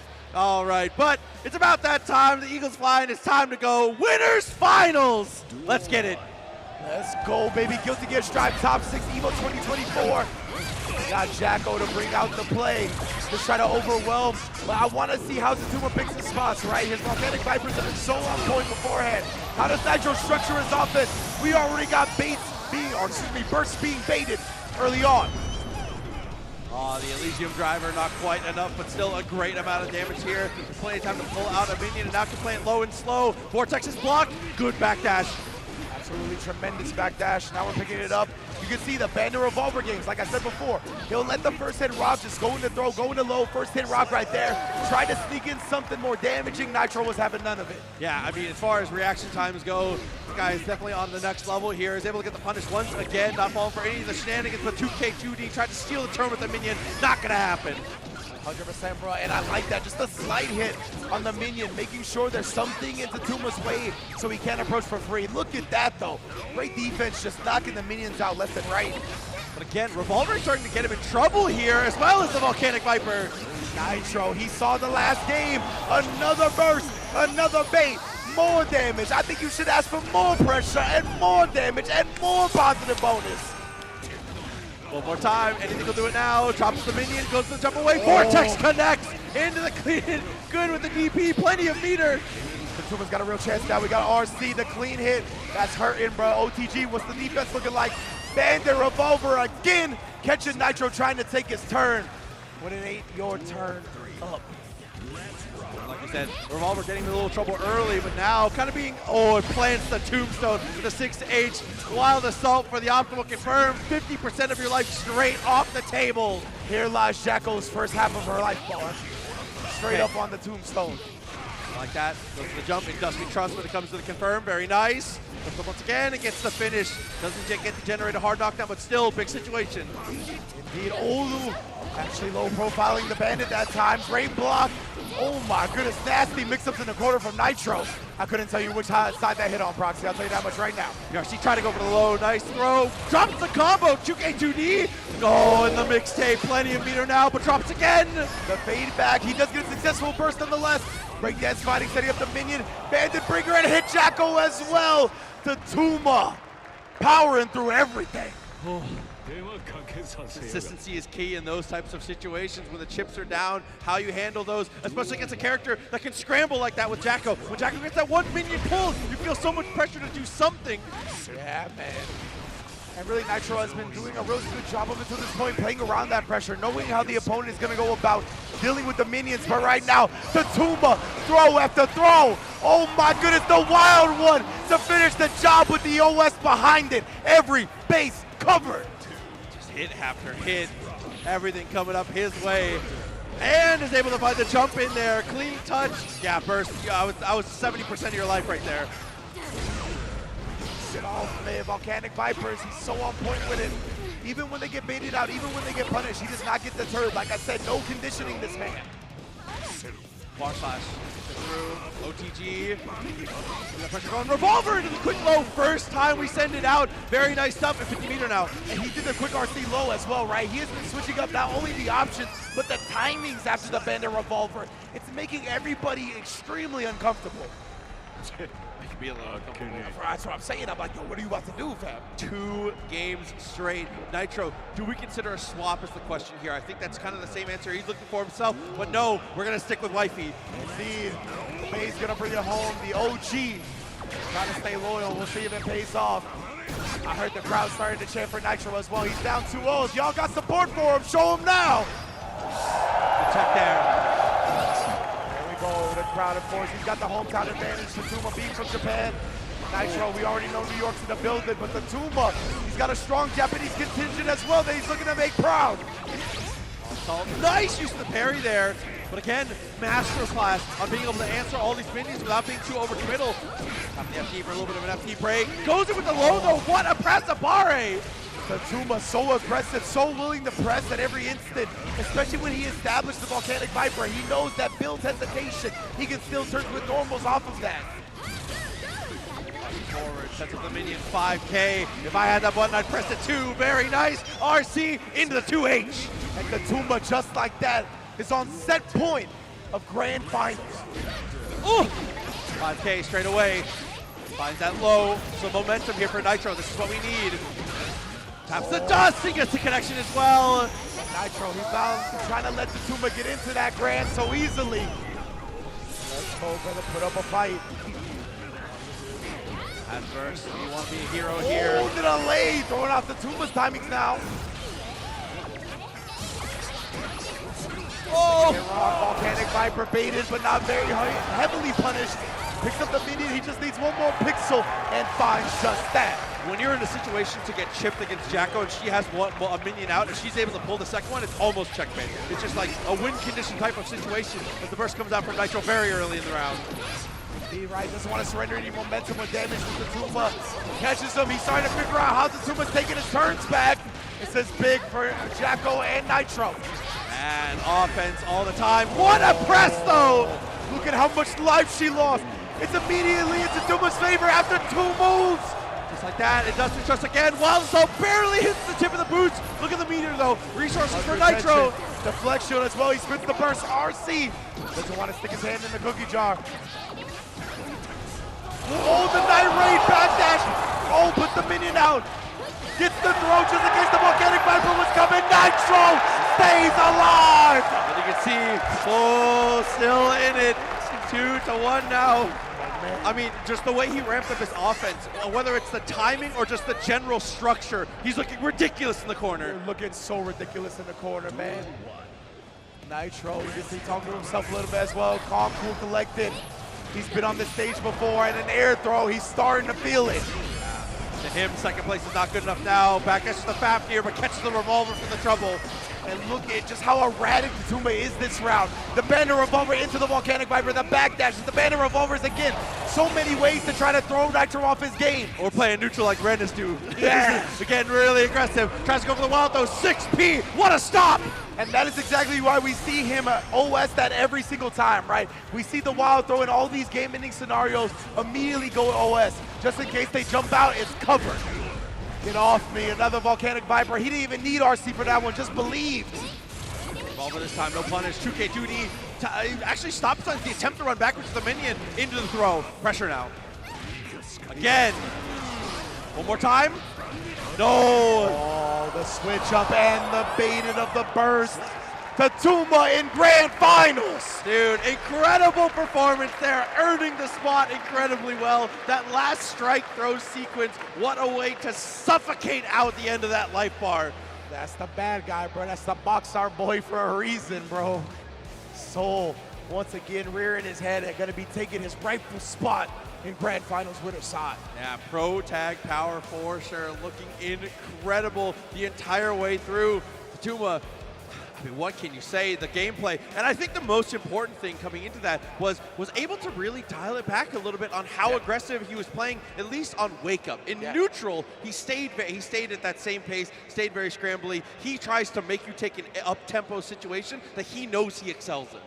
He's 100% good at knowing when the opponent is going to try to take their turn, right? Yes. Like we saw, even in really like sporadic and heat of the moment situations, like when we saw the banner revolver into the Volcanic Viper immediately. Like if I'm going to whiff this, you're obviously going to be pressing a button, right? But in the middle of the match, like I say obviously, in the middle of the match, that's so hard to actually come to that conclusion. Like there's so many things to judge. There's so many like heat of the moment nuances where you're like, wow, I actually did whiff. Those moments of recognition are so hard to build upon and react to quickly. And I think that's what's really led him to winner's side Grand Finals. Yeah, and let's dive back into a little bit of that nuance as we take a look here with the replay presented by PlayStation Tournaments. So you can see off the start, like we said, at the beginning, had that same kind of wild guy style, was going for it, and dude, Nitro could not have been more ready. Punishes on deck the entire way through, but like you said, being able to stop the movement, being able to stop sign all those situations, just started to look better. The adaptation came in a hurry. 100%, man. And the great thing about Soul, one of the great things is that you only need to be right a couple of times because of his damage output, right? So he's willing to roll the dice a lot in these situations like that. We see the Volcanic Vipers come out, especially because it's not as easy to convert with Jacko from these weird minion hits and all these strange angles that she picks you up from. So he's getting a lot of chances. And because of that, I mean, you get one hit as Soul, it's so stable and it's so practiced to get into the clean hit Volcanic Vipers that we see the trade-off when it comes to the rewards you get off the scrambles. Yeah, absolutely. And you can't discount the fact that the frame data on S Volcanic Viper is generally just very good. I mean, it recovers very quickly, really hard to punish if you're not already CQC. It is a worthwhile reversal for sure, but on to the loser side of the affair now. Indeed, loser semifinals, Santo and Red Ditto. An incredible top 4. So well earned, honestly. All of these fellas, all of our whole bracket, top 6 and beyond, top 8. So much work ethic goes in to getting here in the first place. You just love seeing these players get this chance to be on stage and really live it to the fullest. Yeah, I mean, being able to be here, like you said, on this stage, it's not every year, it's not every like time you get to actually come to Evo and be a part of this type of experience. And then to be able to make it to this point, to be able to be on the stage in front of the wonderful crowd, loser's side of the affair, continuing to cut things down. Top 4 is going to turn into 3 in a hurry, Ringe. Yeah, again, no more safety nets, no more second chances. The players are waving down the stagehand, though, so I don't think we're getting into the match just yet. As, yeah, it looks like they're trying to double check it. Yeah, they're going to pause up and make sure they get everything handled.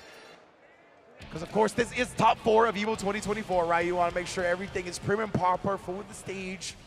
Big ups. Yo, it is hilarious. Y'all can't really see here, or if you're not in the arena, watching at home, I should say. During the breaks, whenever the Chipotle ad gets played, the pop in the arena has been ridiculous. They're big fans, for sure. The Chipotle, look at that. I just got to mention the Chipotle. They know all about the Chipotle. Y'all see it going across up here. You know what it is.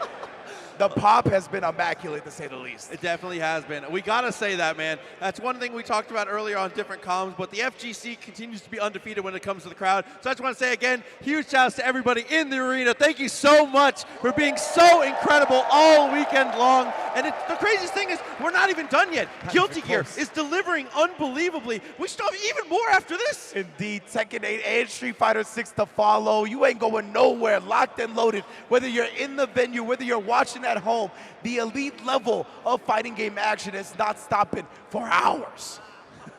Love to see everybody in the crowd here. Good to see all the familiar faces, man.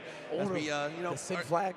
I don't say Dude, the amount of people that have come through in incredible cosplay this weekend has been unreal. Huge shouts to everybody who came through, regardless of what game, what franchise you were cosplaying for. It was incredible to see that many people putting that hard work out there, because it's like, putting yourself out there like that is difficult, man. That's a lot of confidence. I respect that so much. So huge shouts to everybody who came through and cosplay this weekend. Absolutely, man. It's been a growing part of the fighting game community, and one that I want to see continue to be celebrated.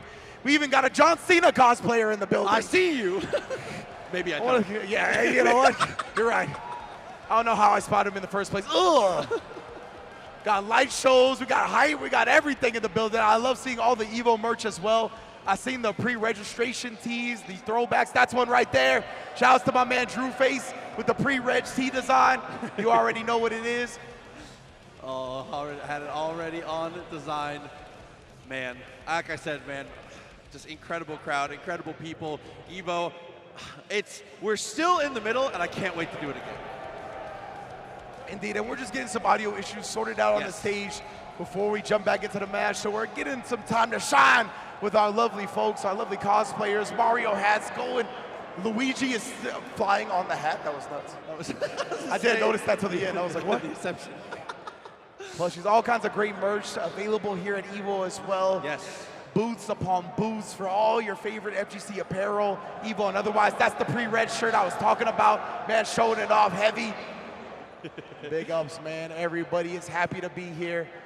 in Evo Arena. And let's take a look again at the bracket to give you all a familiar update. And in case you're just joining us, you're like, what's happening? How did we get to where we are right now? We are at Zondo versus Red Ditto in loser semifinals for the chance at Nitro right after Tatuma with a convincing performance of 3-1 in winners finals, takes his spot in Grands and has that winner's advantage all to himself. Yeah, absolutely. As we said, he did an amazing job being able to adjust and handle things accordingly. So it looks like everything is settled. We're about ready to go. I believe we're going to be heading into our match now. So this is my favorite portion of every bracket. Winner stays. You're on the hot seat. Boy. This is where you can make or break your bracket, build some momentum, roll that ball up the hill, potentially be able to snowball all the way to the finals, and it can all start here. Yeah, I love the way, honestly, brackets play out because of that, right? Because winners finals, you give the person that lost that a chance to collect themselves again. But the person in loser semis that wins, they get to ride that momentum directly into the next match. And we're going to see who gets that privilege between Zondo and Red Ditto right now.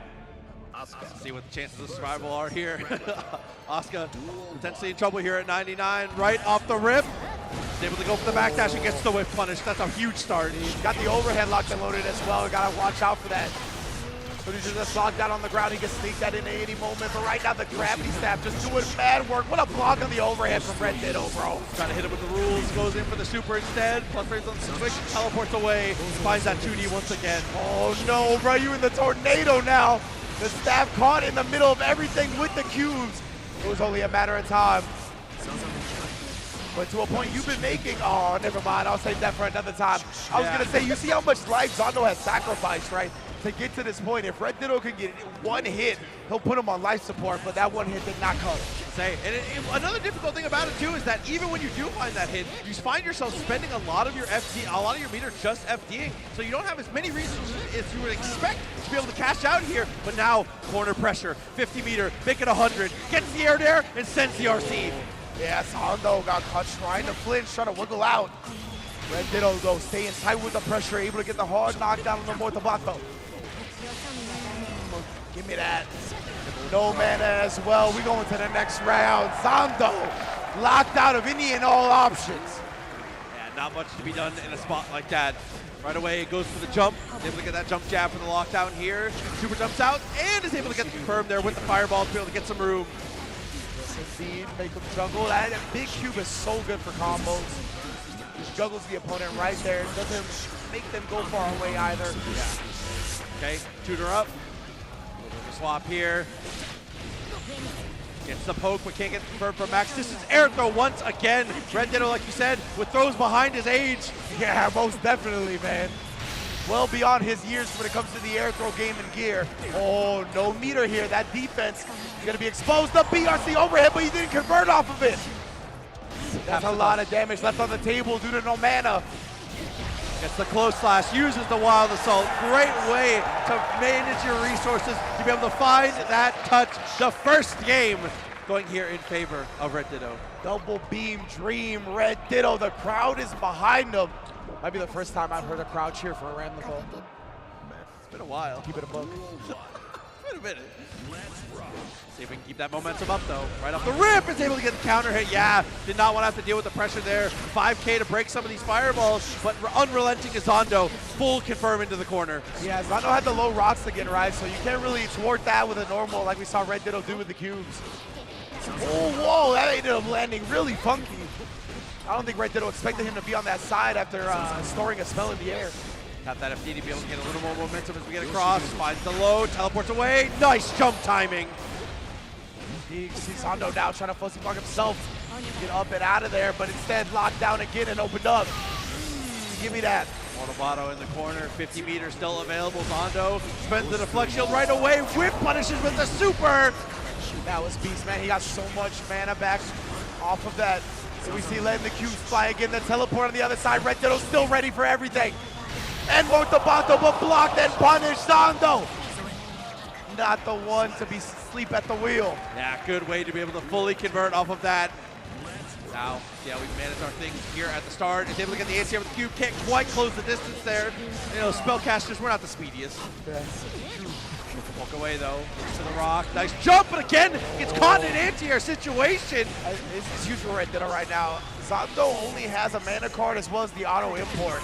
So he has to really get the auto import off now, and even then his mana is so low that it's not going to be a great look. BRC just in the slowdown gets a look. Wow. Yeah, even just using that RC to build back some mana. Now he did get the mana reduction cost, so he's going to be able to go in for a little while now. So many cubes actually to his name. Look at this, the fire. Oh man, and the crowd, they yearn for the cubes. Goes through again. Spencer spending the burst. Here comes the super. Whip punish again. RC's taking it away. Still alive here. Look at this, bro. It's this cube life. Oh my goodness. Ends up sweeping in with the low, finding the touch, and evening things up. Red Ditto with a quick answer on game one, but Zondo grinds out that second. That looked like that belonged part of the Friday series, bro. That was Cube Vision Productions. That was nuts. Red Ditto definitely not looking to relive that movie. Oh, that flex shield, and perfectly timed to just punish the recovery frames of it. And straight into Mortal Mono there. I definitely love the idea. Keeping it as easily scaled as possible. 50 meter built up now with the positive bonus continuing to rock. Oh, tap dust. You love seeing it. Hard knockdown in tow, double beam dream. Oh, wow! The hardest of knockdowns, 6 feet under type knockdowns. Hey, listen, well, that super, what it's known for is slicing through guts, so it does make sense. That's true. Oh, he's got, I was gonna say double explosion. Whoa! He blocked that in the air and that pushed him past on the teleport. So Red Ditto did not expect to land on that side. Very funky. Couple it up once again. Finds the connection on the wall stick. Hard knockdown. How do we spend it though? Probably just gonna get a little bit of a recharge here. Yep, sends out the cube. Charges a little mana. No, instead, goes CQC. We're gonna get into space. Good block on the low as well. Fill up these cards what he wants. Some cubes, the delays, some ice.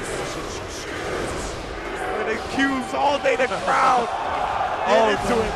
They're sad their party was rained on. Oh! Tough situation here now. Lockdown, doesn't have anything really to spend. Just FD in a dream. Goes for the jump away, tries to look for the air-to-air, does manage to get escape. Oh, and the dream might become a reality. Might turn into a nightmare for Zondo. The combo strong to block. Opened up low, right back to the well. Red Ditto shaking his head because he dropped the combo. Didn't like that, but nonetheless came away with the victory. A convincing sell on the throw there too, because a lot of times he's been going for strike, but when Zondo gets caught in the corner, especially when he doesn't have anything to be able to push you away, and that's when the throw has been the most threatening. So a great time to go back to the well on strike. Yeah, very smart stuff. Head blocked again, Cube. Shouts to the crowd, bro. The crowd, like I said, FGC crowd's undefeated as always. Indeed. This is wild to hear, bro. Let the close flash. Warmers things up again. The crowd pleaser, the 5 cubes, very nice. Look at all this, the staircase cubes as well. The cubes keep flying. We got a teleport on deck as well. He's gonna look to set up the staircase into the teleport most likely. Actually just off the knockdown and opens up Red Ditto in the process. Swings in that low, trying to even things up here. The potential to take this to another game 5. Double Big Red again. Big Red's a nice tool to just throw out of the neutral, as you see, exactly like that. Oh, Big Red. And now, we're back to the cube zone. Overhead blocks, really good defense from Red Ditto. He finds himself out of the entire gambit Zondo was trying to present. Does keep the RC going, keep the pressure up. Well, that jump loop, and I like that little delay too. I think was expecting that deflect shield once again, but this time just gonna be able to eat him up. Wild Assault, 50 meter, almost full burst for Zondo. And look at the damage taken from Asuka. Oh, and the immediate super to lock him out of the burst that he just got back. Dude, again, situational awareness on 10. Potential set point now. Zondo has to fight back. And he's gonna try this now. Cube vision, you need this, bruh. The big cube. Oh, indeed. And we're going at it all the way again. He's gonna be able to pick up off this one. Shuffle the cards as well, get the fully loaded spells. All day, staircase on staircase. The dust is fuzzy blocked. My goodness, look at the defense on Red Ditto. Scratched him and still gets out of the corner. Yeah, this situation all of a sudden on a 10, finds the hit. This could be huge. What a bottle right away. Hard knockdown as well. He wants to make sure he takes some of that mana away. Okay, pressure still applied. 50-meter goes for the low after the dust. Finds the jab, looks into the trade. Actually goes his favor. Here comes the super. Is it enough? With the held, it disappeared! The mana running out in the middle of the super! Second! Wow! The mana shield running out in the middle of the super is what caused that double beam dream to kill. Oh my goodness! Unbelievable. Red Ditto gonna be able to maintain, but one time, obviously, one of the top performers into the top 4. Please give it up for Zondo. Oh my, yes, please everybody give it up for Zondo. Bringing the cube vision to the arena. Everybody cube, the cube chants. Cube chant is undefeated. I'm so weak, bro. They're saying no more cubes. I love you, yeah, never change, baby. We love y'all, man. And Ray Ditto, the man who started out as a member of the Hoop Squad, joining Sajam's Discord, coming up through the ranks during the pandemic with Guilty Gear Strive, online tournament after online tournament, has made top 3 Evo 2024. And the story is not done yet for them. Still an opportunity to be able to press even farther forward, making it into, like you said, the top 3 spot, the losers finals. Battling out to see who is going to be the U.S. representative to be able to try and dethrone Mr. Bad Guy himself, sitting atop the throne. Tatsuma waiting in the wings, but what I'm waiting for are these replays presented by PlayStation Tournaments. Let's take a look at how Red Ditto accomplished this in the first place. Made sure to get everybody nice and situated before we got into this loser semifinals match. And Red Ditto, that's something he's so good at, is keeping you locked down in the corner. He cuts off your air passage. He knows when you're going to go for it. His reaction's always super on point. Yeah, air throw, jump jab, everything in between, was doing a great job, like you said, corralling them completely. And one of the things that we saw quite often, the cube storm, as soon as you get caught crouching at the gravity well, it becomes a nightmare there. You kind of just have to weather the storm, kind of just take the chip, except you're going to lose a little bit of bar, and see what you can do when you find a gap. Absolutely, man. That's really the name of the game for Red Ditto, and he plays that type of game so perfectly, right? Zondo, I think he honestly didn't get that great a luck on his draws, but that's the type of fate you play when it comes to this character. So Red Ditto obviously did his part and just made sure to be overwhelming, not let him get the opportunity to cycle through and find a better option, find a better route of cards, right? So great stuff from Red Ditto. The reactions, how quick he plays, I think is just so good for that type of matchup. No, definitely agreed. The pacing works out incredibly well. But before we go any farther, before we cut to the top 3, we're going to toss it over to one more quick break. And then right after that, we're going to be heading into the losers finals. So don't go anywhere. Stick around. Evo 2024 will be back in just a minute.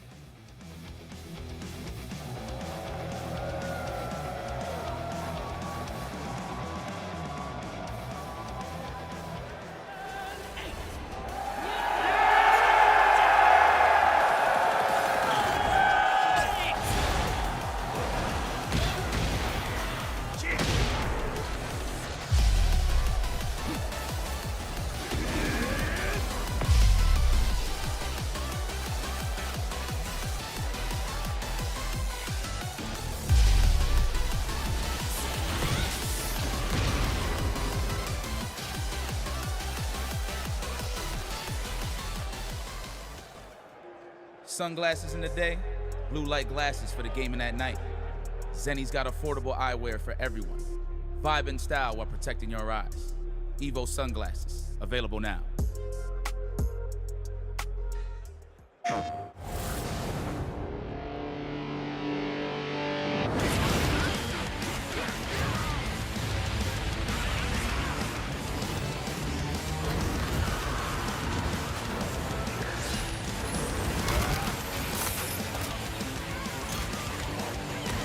Beyond the battle.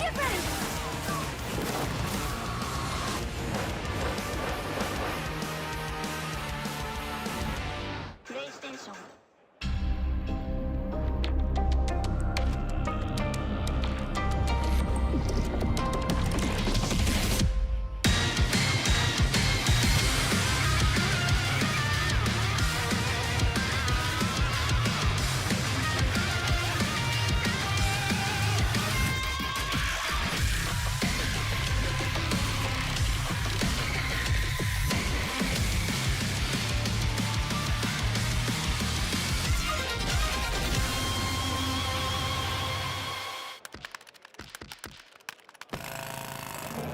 Who gives you wings? Fight!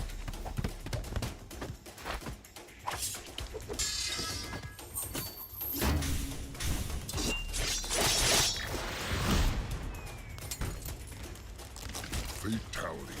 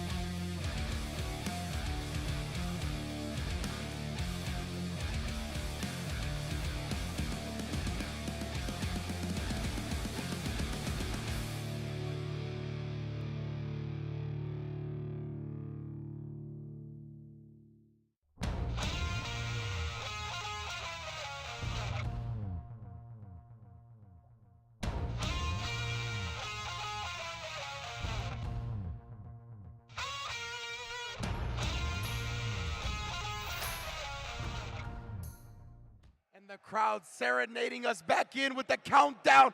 Beautiful Las Vegas, Nevada in the building for Evo 2024. We've already had some amazing top 6 up to this point.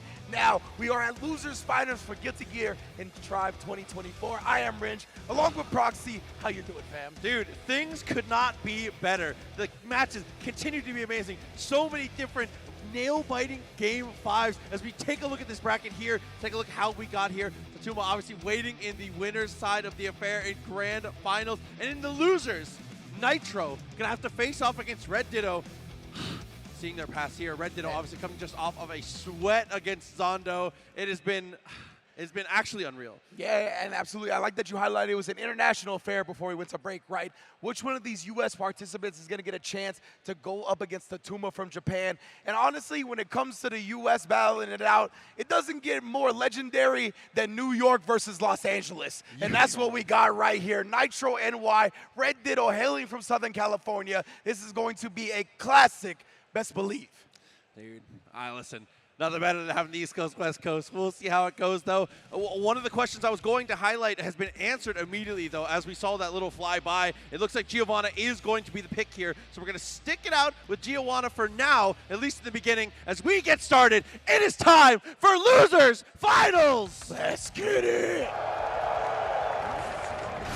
Nitro, Red Ditto, you can see Nitro already with the dash blocks. Trying to work his way in, but he knows he has to be careful about it due to the length of the Ram normals. Oh, this is close! What a way to get into the dead zone there, but not quite on that one. It's a trade after the anti-air attempt, anti-air jab, just like we talked about. 5 jabs in a row, yeah, exactly. Keeping his opponent locked in the corner, right? Shutting down the air escape, that is a signature of Red Ditto style. What happened to life totals here? It felt like it was pretty even in the way that they were trading, but Red Ditto has gotten the better of every single exchange, and it's not gonna stop. It's the backdash BRC. He was in the sky for the throw attempt and just got an easy punish. Red Ditto, you ridiculous.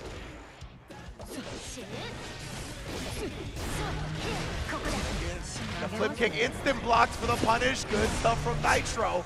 Usually that has a little bit more pushback on it. And now we're looking to try to keep that corner live, but you see the acceleration speed on Ram's dash. You get out of the corner so fast. Absolutely, and Nitro fights for his life when it comes to this 50-meter, having to use the FD as best he can. Does get out of the corner in the end, but not out of the pressure just yet. BRC forward after the close slash. Yeah, Nitro, his risk gauge was getting cranked. He was about to be in the wrong neighborhood. Oh, yes, covering the jump out. Beautiful anti-air. You see how much damage being squeezed out by Nitro. Burst is available, expecting to save it here. Don't be a hero. 50 meter with positive bonus, continuing to build. Finds the air throw though, all of a sudden. Seems a little bit more on its head. Ooh, but Nitro gave him a quick dap into the RC. Stuck his hand in the blender, but made sure he had it covered with the Roman cancel. Attempt here at the start. Acid to the 6-piece. That's the type of answer we need to see. Do not let those guns check. Exactly. Red Ditto will not be bullied. That is for sure. He's very active defensively, and he knows how the answer is proper. Not just like to catch you off guard, but the true answer to what you're looking to do. Stays ground and kind of sells the low pretty well. Ends up sending the burst here. Nitro gets poked out of the 2D though. Trying to give him the space. He's able to dash, get back to the mid screen, and finally catches the backdash from Red Ditto. Okay, optimizing damage here. Guard crush into the throw. That's a classic from him. Oh man, jumping up. That was such good discipline from Nitro to back up and just see what Red Ditto was gonna do. Waited until he landed and took advantage. My goodness, yeah, man. Not panicking, extending the RC as soon as that throw whiffed was the difference maker, absolutely.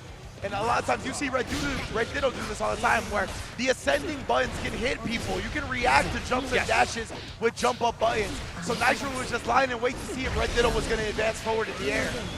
Okay, straight into the super though. No time to dilly-dally. Third of the life left on the table. Still has burst. PRC into the throw, very nice. Oh, Red Ditto actually does stick his hand in the blender. Got caught with the super from the sky. Nitro being cheeky and sneaking in. Then the counter hit off the jab. Really reading Red Ditto's defensive choice as well. I'm convinced everyone forgets that's a super. Every time. Every time. Every time. 2K, a little bit of whip, ships in the night, but that's okay. Gets the trade. And then the 6B. Hard break, gets him low, really. Just keeping it tight with what Red Ditto's looking to do. Backdash should work out well. JD gets the knockdown. And RC's perfectly out of the range. And remember, the RC will slow down like the active portion of normals. So it's not easy to just dash behind them and know that they're in recovery at that point. Okay, ends up spending the burst, so that's a good burst point here. Finds the low, sets up for the guard crush, throw again. RC available. How do we spend it here in the mix-up? Oh my! Nitro! Every path completely answered. Beautiful stuff, even with the FD, even with the space that was gained. Red Ditto still not enough to get out of the corner. Both of them looking cool, confident. And we have a Let's Go Nitro chant going right now. The crowd is feeling it for sure. On the verge, going up, already up against Red Ditto. Oh my goodness, trying to chase him down, but those late falling buttons really stuffed the opponent trying to do that. Command dash into nothing, actually baited out the attempt to stop the spiral arrow too. I love the idea. We're mixing up our timing so well. See the way Nitro's moving on the ground, it's honestly manipulating Red Ditto's air movement. He did make the most of it here, but man, that's gotta be frustrating to deal with. Yeah, that's an important thing for Giovanna for sure, is trying to entice that jump, especially against a character who's so dominant on the ground like Ram. Sneaking in now with the spiral arrows. Good block, and no flinching at all from Nitro. What discipline defensively. Okay, 2D finds the Tatsu, is enough damage. Is the burst gonna be available? No need to wonder anymore, that's the finish. Nitro 1 round away from getting his run back with the Tuma in Grand Finals. What is start again? You cannot get those for free, not in block strings. We've proven we have the reaction time, we have the tech. Yeah, anytime Nitro tries to go from like a slash or a heavy slash into that, it just hasn't worked. Red Ditto has been ready. Looking to turn a dream into a nightmare with this one. Situation coming up. Dash gets the trade. Very brave press there from Nitro. That's gonna be the death. Windshield wipers for the OTG. Red Ditto not giving up Ghost on again. Definitely not going quietly into the night. Again, the spiral arrows off the slash is not gonna happen. Nitro, he's been able to sneak them in here and there off like crouch lights and like really funky timings. But anytime you go into a heavier normal, Red Ditto shutting that down. He's expecting a cancel there. Yeah. Absolutely, telegraphed for sure. Jumping jab, locked him in. Already know, brother. Oh. Nitro now, he's gonna make the most of this one. Bring her out, bring her back in, and send it to the other stage. 100 meter. Forward. I don't know how you cross up. block that, bro. Yeah, whatever, man. 6P gets him again. Oh, we break dance fighting. BRC, he still gets hit. What happened? Nitro's able to take the set and go in the grand finals. The fast RC there to try and lock out. The burst was available, but because we were still in the overdrive, going for the fast RC, it was locked out as the final hit connects. Nitro with great game planning and great execution in the end.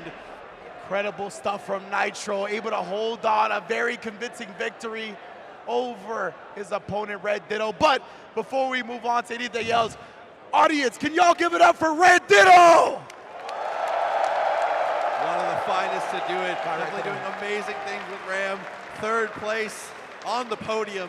A placement to be proud of for sure. 100%. Like we said, man, started from the Hoop Squad, from Sajam's Discord during the pandemic, has come up through the online world of Guilty Gear Strive, has gone to many offline tournaments now, and this is definitely his best placing at one of the biggest Guilty Gear Strive brackets to ever take place. Absolutely, man. Just doing the damn thing. Looking amazing. But that has gotten us to the point now, before we go too far past that, I believe we are going to take a look one more time at our replays here in just a moment.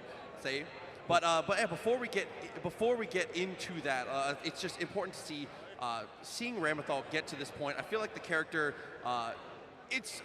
it's kind of the elephant in the room. I feel like the best character that doesn't get the super top level results, right? Yeah. And you know, from where we come from, we've seen that a couple of times, right? And it's good stuff to see Red Ditto really showing out that this character is still very much a tournament viable, tournament successful character. Obviously, we know she's incredibly strong, but yeah, some of those results are just lacking. Red Ditto really put it on the map today. Let's see how he did that with the PlayStation Tournament replays presented by PlayStation Tournaments.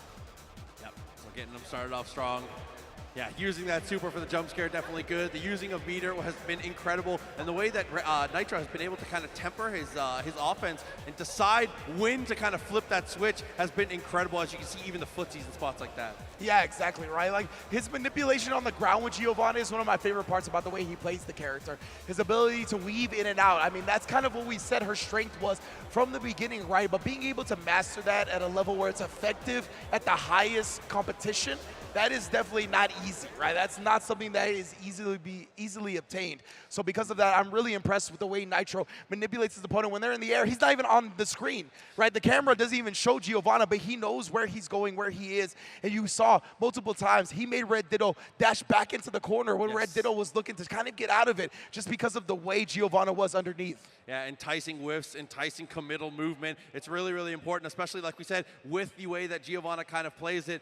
But as we said, Tatuma here in the winner's side of the affair, repping the sole bad guy and absolutely been a terror for the entirety of this bracket. As we can see here, has just been from start to finish looking incredible. Yeah, able to take down Ooey Gooey Chewy Snicker. We saw the dap up here. We'll even see some highlights from the matches of him getting into grand finals.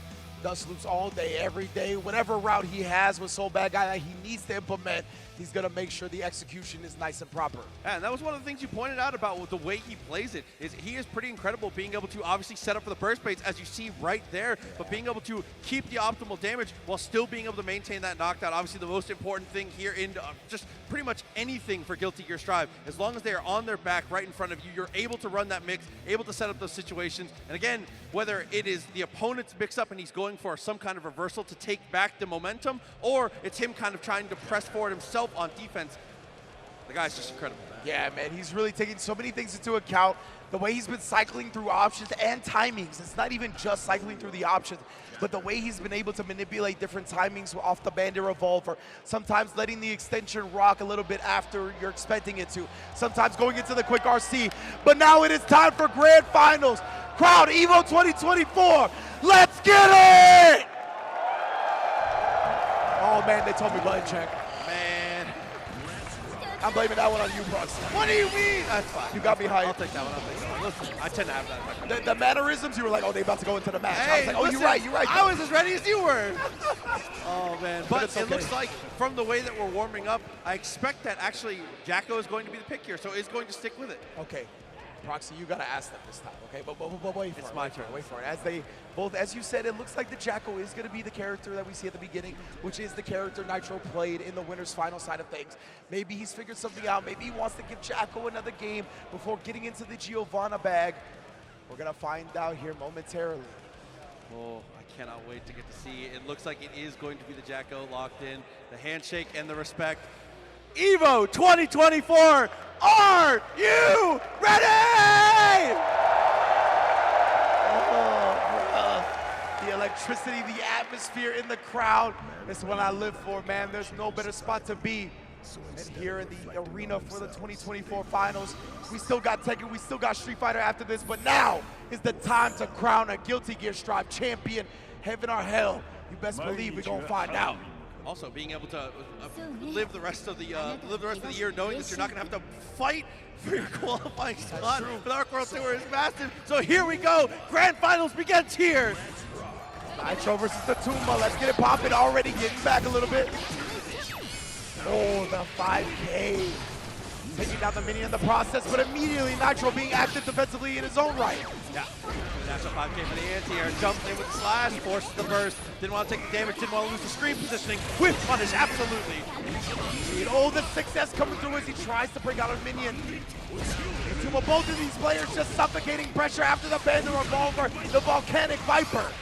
Oh, and on landing, woke up. I'm not sure what we were expecting to happen there, but the close slash ends up finding its mark there. First round in the books. The post-Bandit Revolver game, I have not seen any soul played as good as the Tumba. The 6K with the cancel to keep that pressure going. 6 feet. Definitely big. And attack, yeah, goes into the underground bunker with the 2D. Got a little profile. Some of these moves coming out from Soul. Yikes, the Bandit Bringer busted a Yui with that one. We waking up. Get your Fafnir out of here. Elysium Driver for the punish, a massive chunk of damage off the table. Looks for the dash in, blocks the low. The pressure continues here for Nitro. He gets the trip, well done. That was a rare overextension on movement from Tatuma. That was just a nice backdash and a great anti-air low coming out there from Nitro. Yeah, I think it's kind of because Nitro has switched up the position that he's trying to apply pressure at and stay at. Usually he was trying to be a little bit further back. I think that's why Tatuma overextended with the chase. Oh, the 2D of the gods right there. And burst comes through, he's able to get the block, but was too far for the punish. Still rides out the advantage with the parry. Plenty of meter. Elysium Driver. The defensive minion right there, put a stop sign on the pressure. Wall break. Nitro got so many resources now. BRC, oh, let me get that YRC punish with the quickness. 1-0, Nitro. Put it in the bag, a perfect for game one. Obviously, you have to remember, Nitro coming from the loser's bracket here, so there's the potential for the reset. He's able to maintain this momentum. It's true, it's Tatuma, true. you do not want to see 2 sets. You don't. The type of tempo, the pace, the play style that Tatuma is bringing, it really is going to be more successful the less games the opponent gets a handle on it. You can see Nitro hit him with the anime right there, the jump into the air backdash. Nirate trade, remember he was hitting clean Nirates before. This is getting more and more downloaded from Nitro. The wild throw a little bit there, finds the connection on the RC. The damage coming out, still has burst, drops the combo actually, but still sees the FD, secures the throw. Oh, and Nitro, look at how much confidence he's gained from that game one. Willing to burst in this instance. Oh, another Elysium Driver successful wake up. Ah!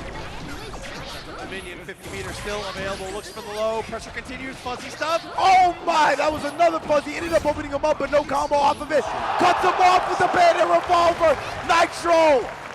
Nitro has the answers right now, doing a great job of stopping a lot of these attempts at approaches here, and being able to avoid the counter punches. You see, even that 6S answered perfectly. 6P in the building now, Nitro.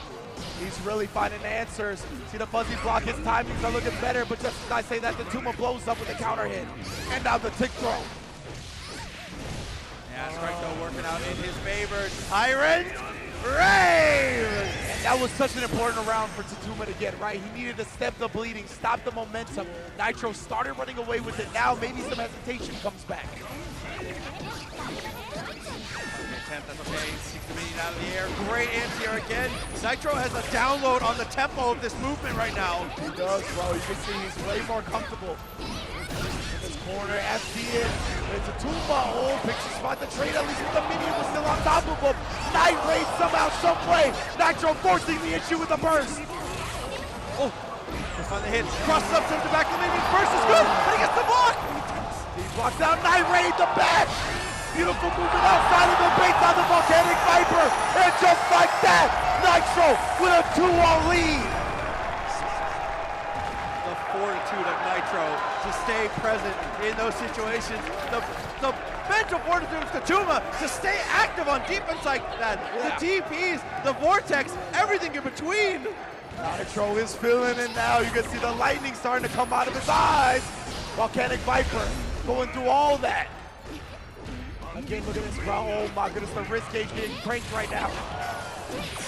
Oh, the anime. Jump over, air backdash. Again, there's a throw.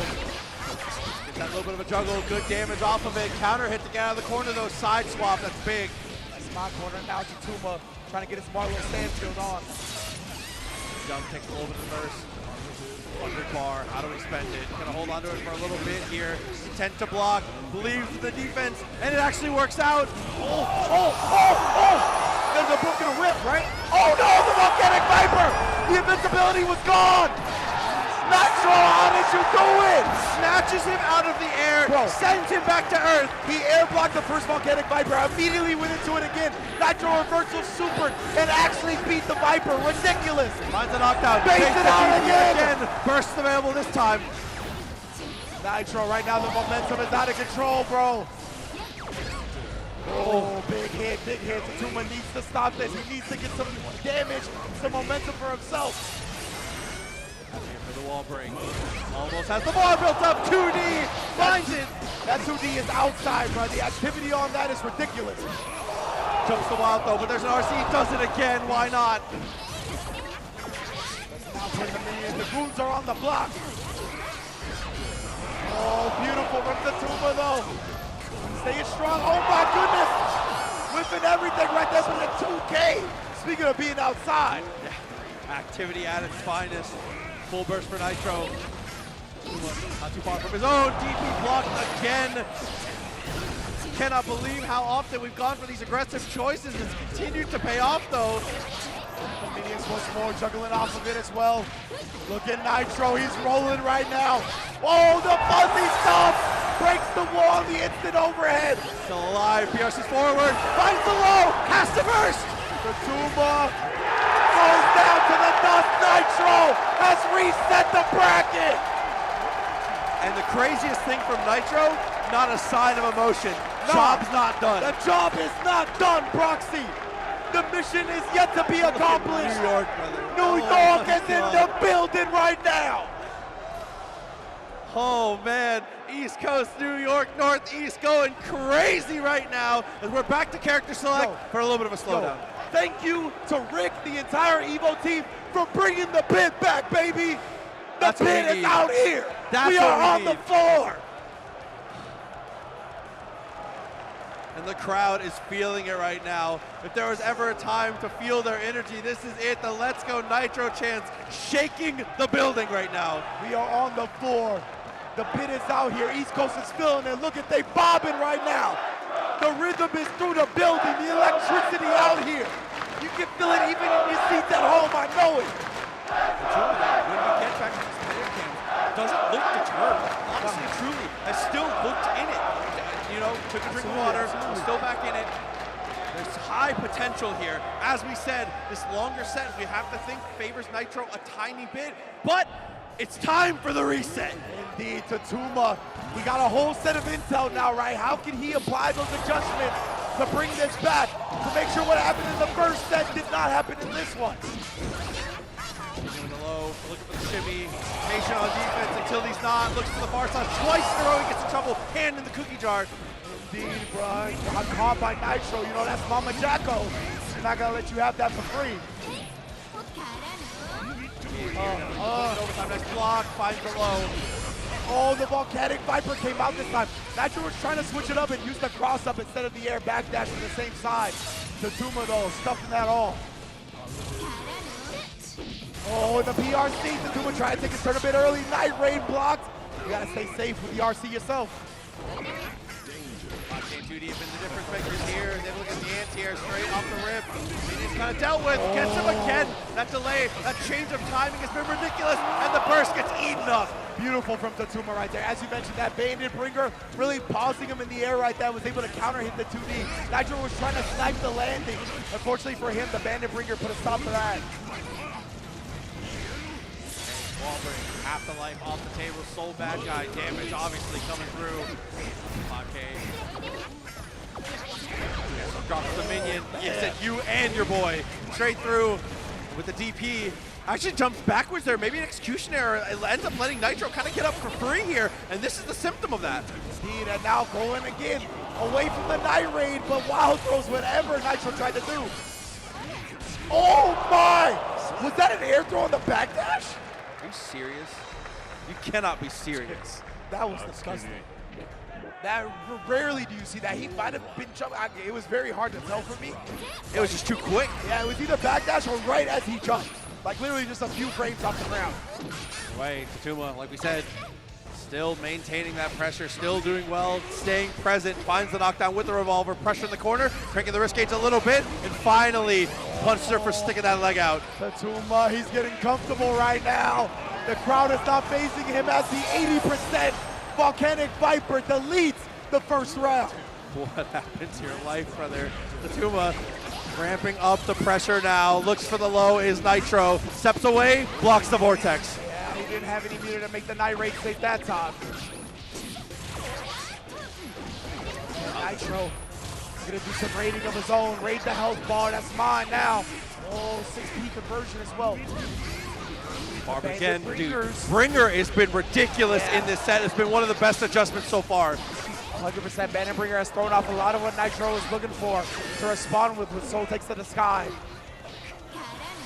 Press back PRC, yeah, he didn't get the combo off of that. Ooh. Avoids the Bringer that time, even the crowd oohing and awing.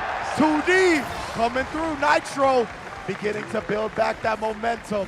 A little bit at a time. Comes back, okay, so we're starting to get adjusted to the Bringers here. Gets the hit with the Wild Assault. Good scaling off of that, so a decent chunk of damage as we get those minions through, but DP, once again, we're not worried. The heals to the dome piece, and I like that. Go back to that same mix-up. Tatuma, the first time he saw the cross-up, he DP'd. Just keep going to that one. Looks for the 2D, soccer kick. Continues the pressure here in the corner. These are the type of situations, yeah, and you see even Nitro kind of lets off the gas there because that's what Tatuma makes his money. Yeah, and he knows Tatuma, he likes that Night Raid. He's trying to stay out of it, but again, look at this damage. Even a charged dust on the side switch for the Ender. Another throw here. He's gonna get a setup shot with the minions. Ooh, the goons are outside, fam. Oh, Volcanic Viper, oh, but no punish. Baits out the burst. Nitro ties up the set.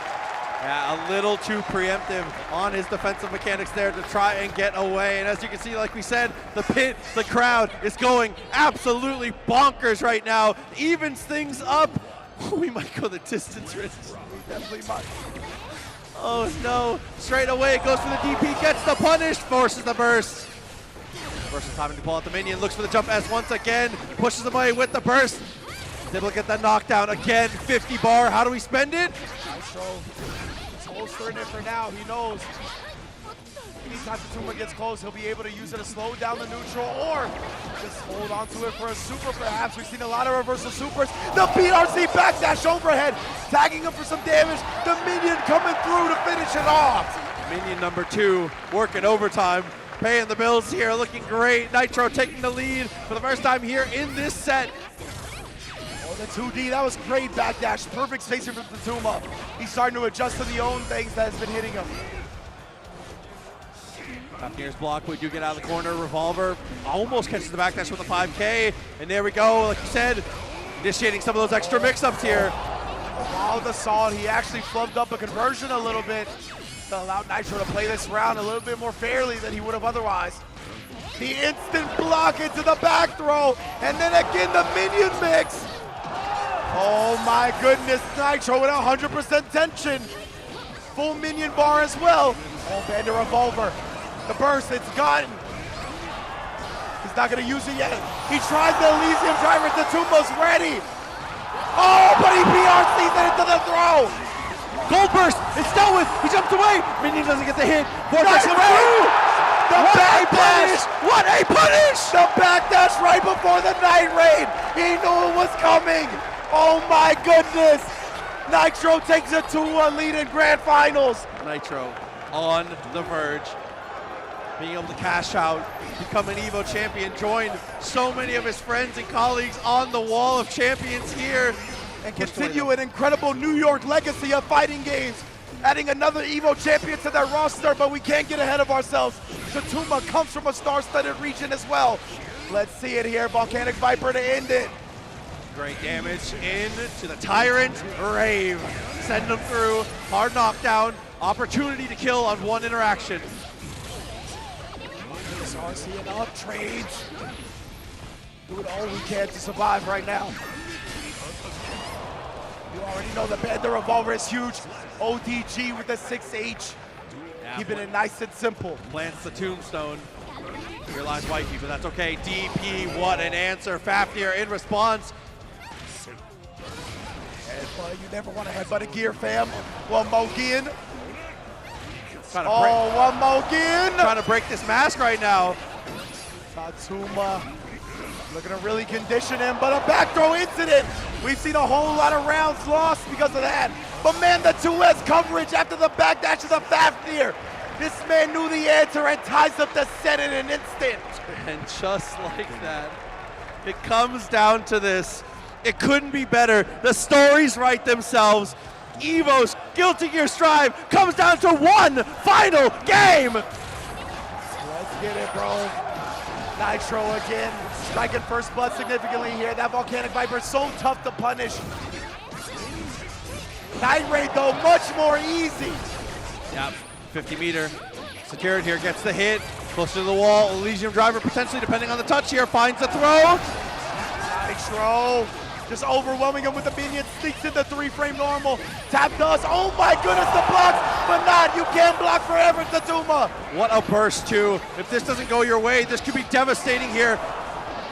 Oh no, and the hero burst does not pay off. Now coming into the round with almost no resources, Nitro is on the verge. The crowd hears it, they can feel it.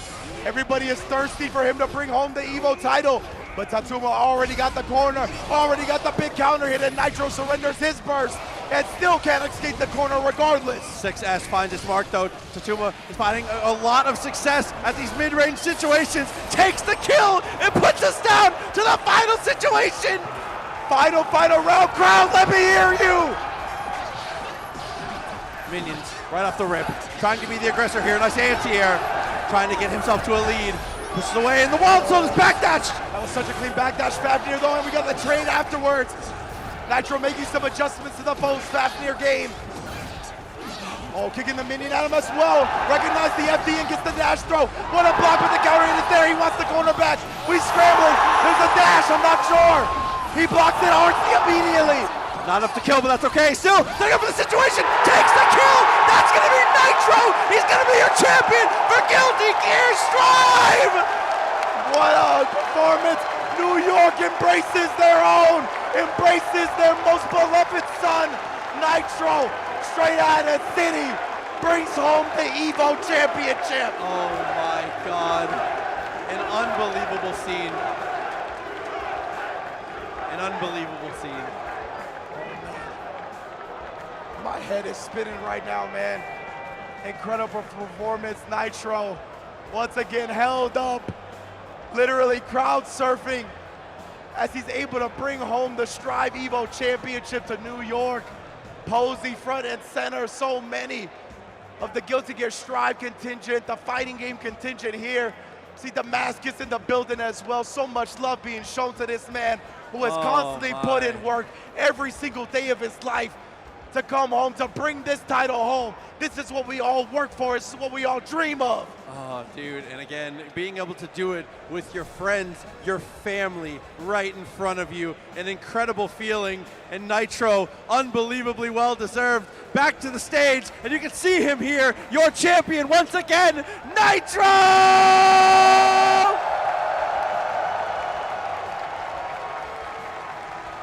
Wow. Oh, man. What a top 6, man. So many incredible matches. from start to finish. Nitro starting the top 6, ending the top 6. Man, what a way to get down, man.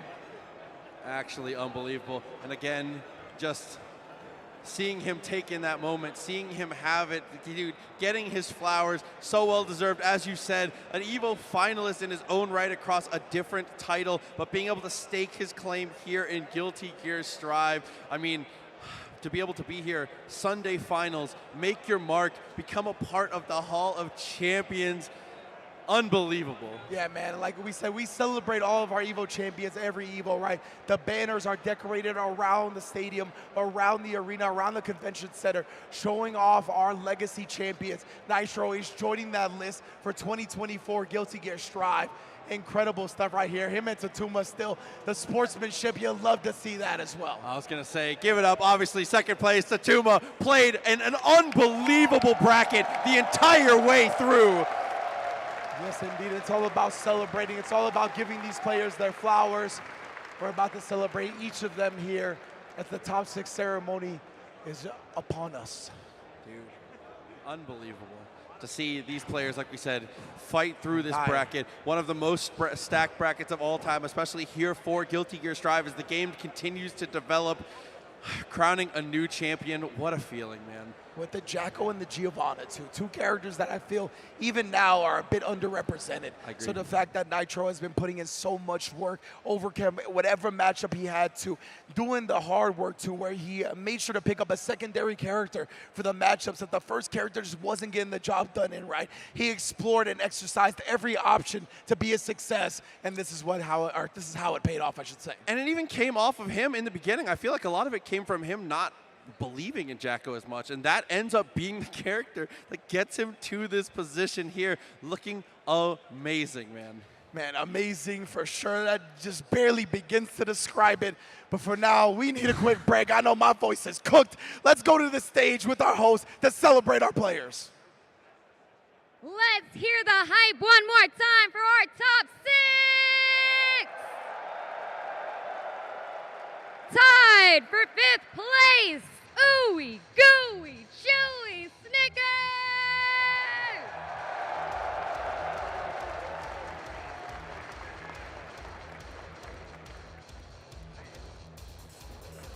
Also tied for 5th, we have Jack!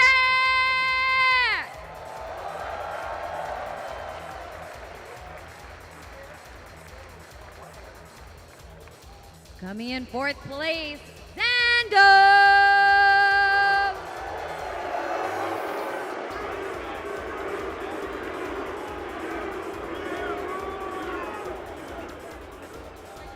And in 3rd, we have Red Ditto!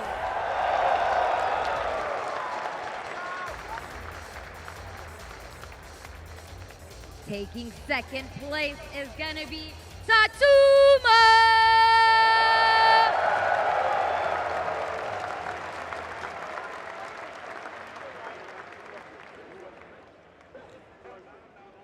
And your Guilty Gear Strive Evo 2024 champion! Let me hear ya give the props to Nitro!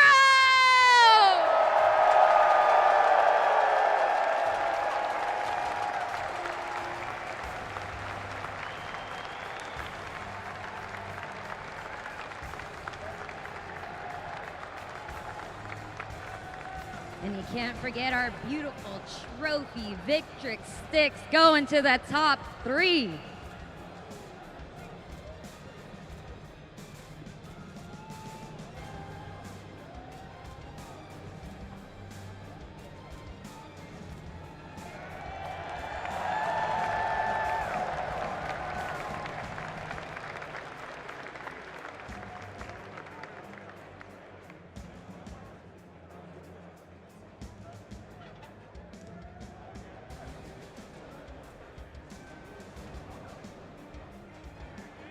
All right, yes, give it up one more time for your champion.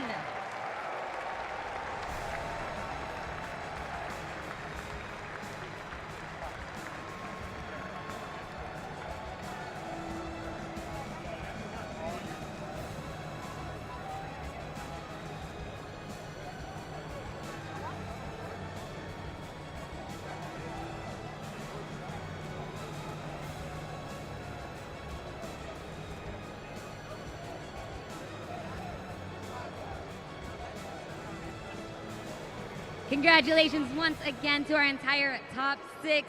Ringe, Proxy, y'all still good up there? Did you recover yet? How we feeling?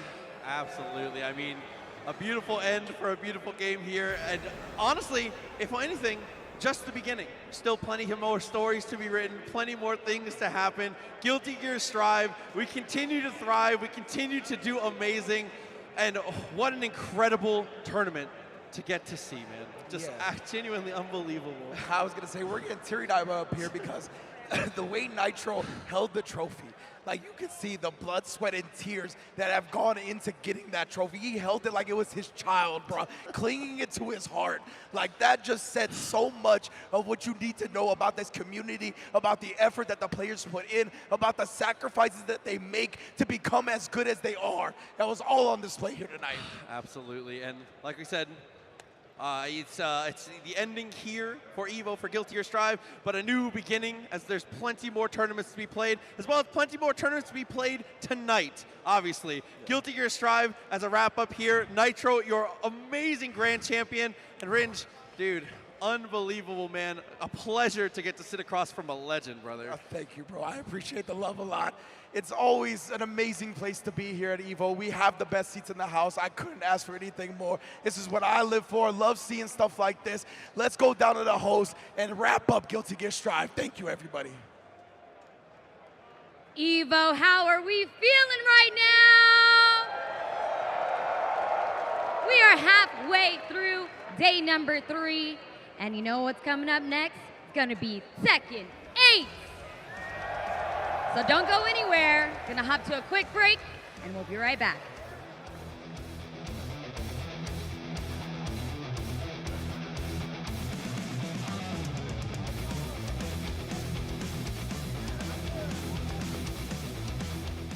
Describe the chicken to someone who had never Literally melt in your mouth tender. We don't have a freezer, you know? It's almost like a farmer's market. When you walk into the restaurant, you should hear the sizzle that you're hearing right now. Just sends all those waves up to your mouth. You're making me hungry. Hey gamers, does your room look like this? Tired of having no art on your walls? You need Displate. Made with high-quality metal and customized finishes, with Displate you can transform your room or office from lifeless walls into a stylish space. Featuring officially licensed posters from your favorite IPs like Street Fighter, Tekken, Mortal Kombat, and more. Say goodbye to hammers and nails with Displate's magnet lock technology. It never fails. It's as simple as snap and hang. Bang, bang, bang. Visit Displate.com/Evo and order now.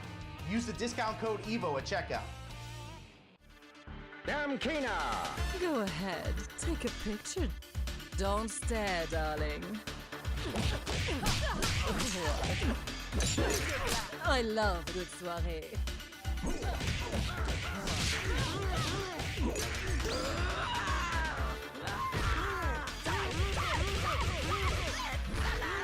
Looks can kill.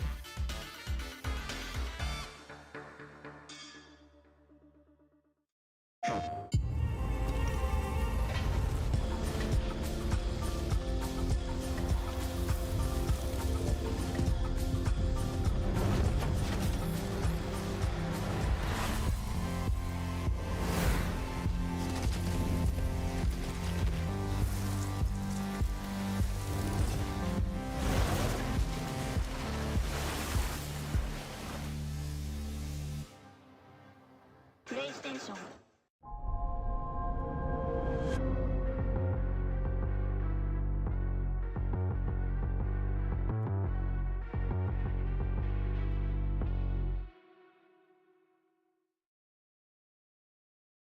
Tokido from Japan. They're the legends of the FGC. Double time! Oh, the king! The kings, the beasts, the champions. Next year, we celebrate the players that made Evo the most storied tournament in fighting games. Is this gonna be enough? Oh, it is! Watch the greatest that ever played inducted into the inaugural Hall of Fame. Plus, vote on awards for the best players in the game today. Unbelievable! And celebrate everyone in the community who makes fighting games something so special. Oh my God! The Evo Awards, live from Los Angeles in 2025.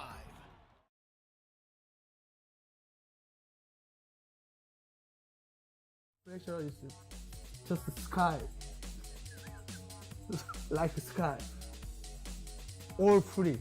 Your jag is like air. My jag is air? I can feel anything.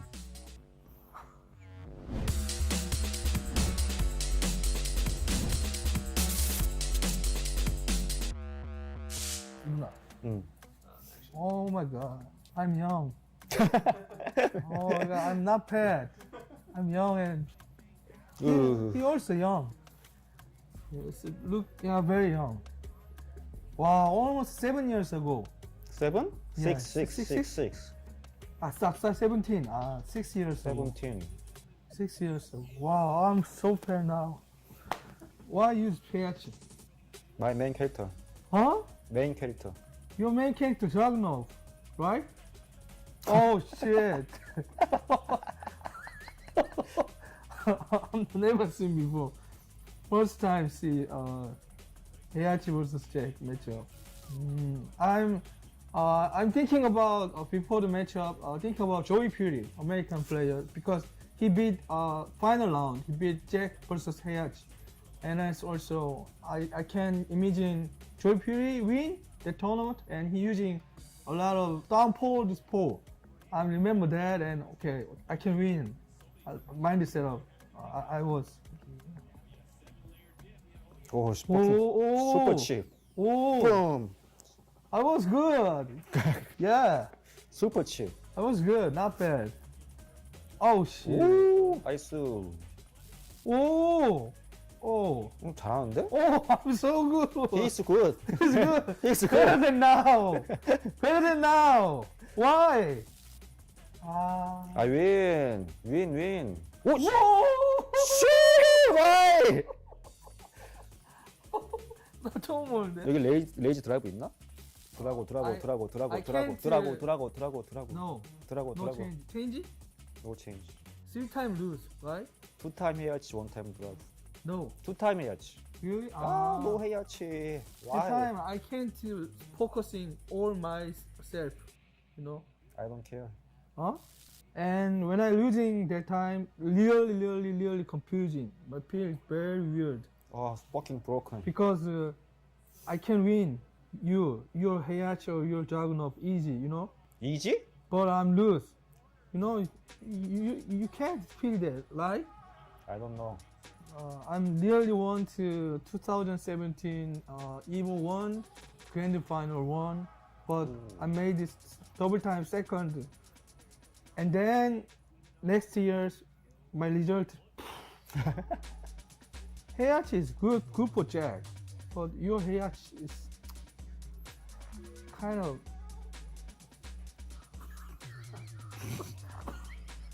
You remember second six? So cheap, Jack.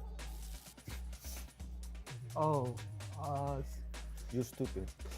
근데 확실히 You better here. Yeah, better. super better. Oh my god. I'm good. Is it you? Me. Yes, I am. 드라고. 지는구나, 그래서 한 번에. 지나 이거 해가지고? 내가 질걸? 저. 내가 진다. You're losing. And the bracket reset. Easy reset. Easy, yeah, not easy reset. Grand final, you know. You easy, but grand final is not easy. You understand? Different pressure. What pressure? Your Heihachi pressure is just the sky. Like the sky. All free. Yeah? But Evo Grand Final pressure is can't open the eyes. You know. Your jag is like air. My jag is air? I can feel anything. Chill. Always grab. Easy. Oh. 콤보가 저기 다야? 트래시 콤보. Yeah. Oh, nice. You know punish? Oh, Dragunov is way better than Heihachi. Nice. Nice. 오. Maintain. No. 빵, 빵. No. Combo. Oh. I'm using one piece side customizing. I've never used that. It's 1P? Yeah. Check? Check. One number preset. one. Yeah, one preset. Preset one. Oh. I like preset two. I'm only using preset two. Why one here? Because I'm confusing. Because why I'm lose? Yeah. Preset difference. You understand? No. Oh. Yeah.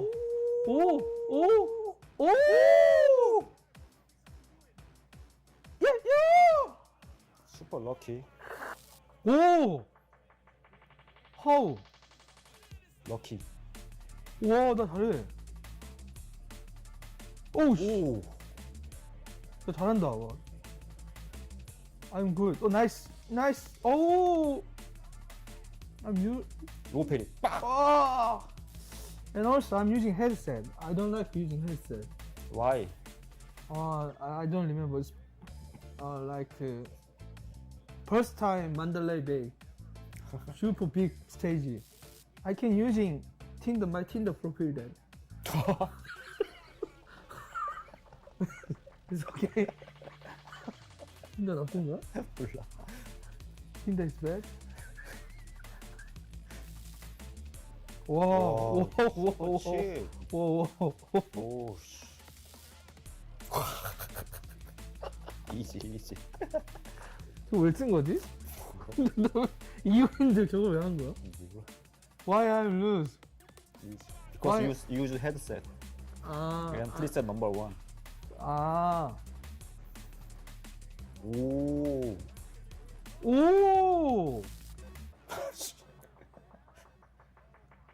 You're not using you're not changing map stage? No. No changing? Why? Change. You don't change. I don't change? You don't change. I don't change. You don't change. Not you. Me. You. Me. I think something real match is something boring. You understand? Not boring. Really? I like it. You like it? I win. You lose. That's why Look it's at boring. your play style, man. Just one chair.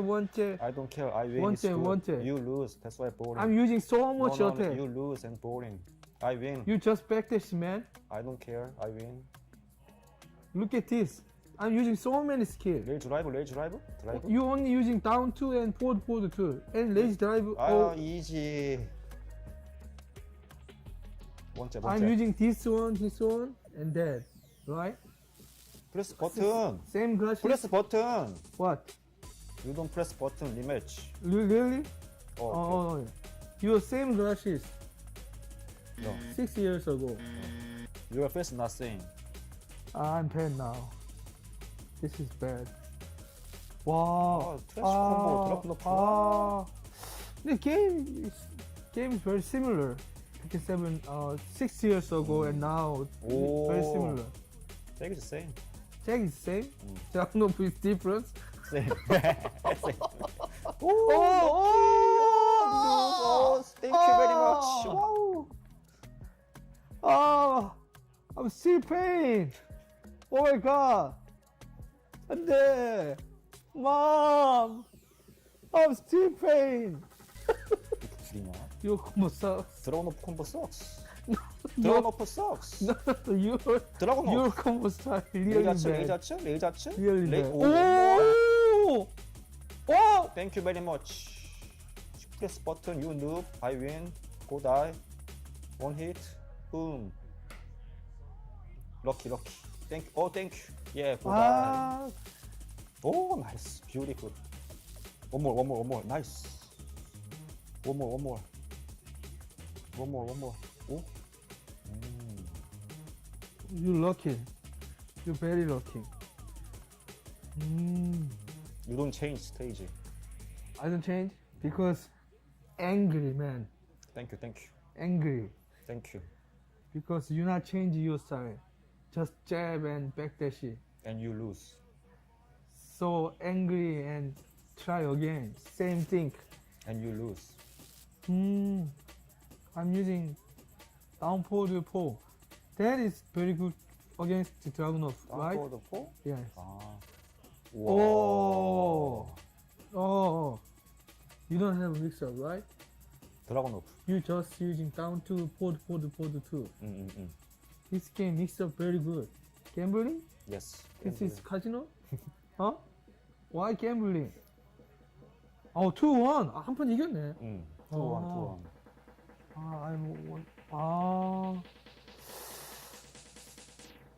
Looks sick. Water? Water, please. No change. You no change. No change. Why? Stage is good. Copy me, right? You copy me, right? Copy what? Copy stage, same stage. I like this stage. Really? Just you copy my style. Oh. Because tournament, right? Oh, one more. I think when I go to 2-2, I can win, right? Maybe yes. Yeah. Yes, you agree, yes. No, I don't agree. You easy. Oh, no. I said maybe. You said. Maybe. You said. Maybe. 10 seconds before you said that. Maybe. No. You don't know maybe? You said maybe I and. said maybe. Oh, okay. You said okay. Maybe okay. JDCR on the cusp of winning his first evolution for Tekken 7. Can I turn off this?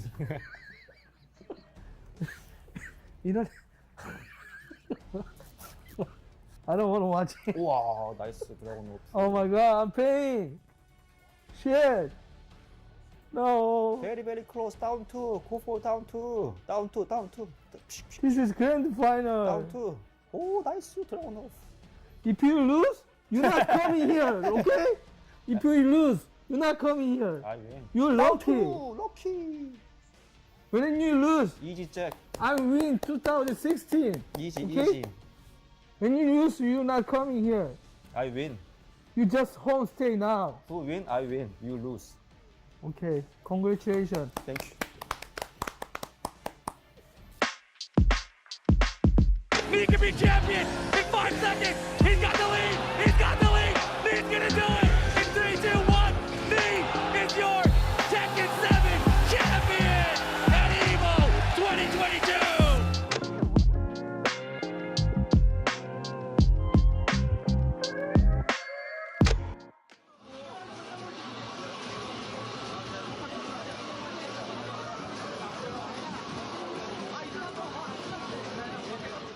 솔직히 제가 철권을 한 건 이제 90년도 철권 1부터긴 합니다만 사실 제가 이제 철권을 정말 열심히 하기 시작한 건 철권 4 때였거든요. 그때가 이제 제가 고등학생인데 그냥 이제 철권을 즐기는 유저가 아니라 이제는 한국에 있는 사람들과 경쟁을 해서 이제 최고가 되고 싶은 마음이 거의 고등학생 때부터였기 때문에 저 대회가 사실 제가 21살 때인가 그렇습니다. 그래서 이제 철권에 정말 진지하게 해야겠다라고 생각한 것은 아마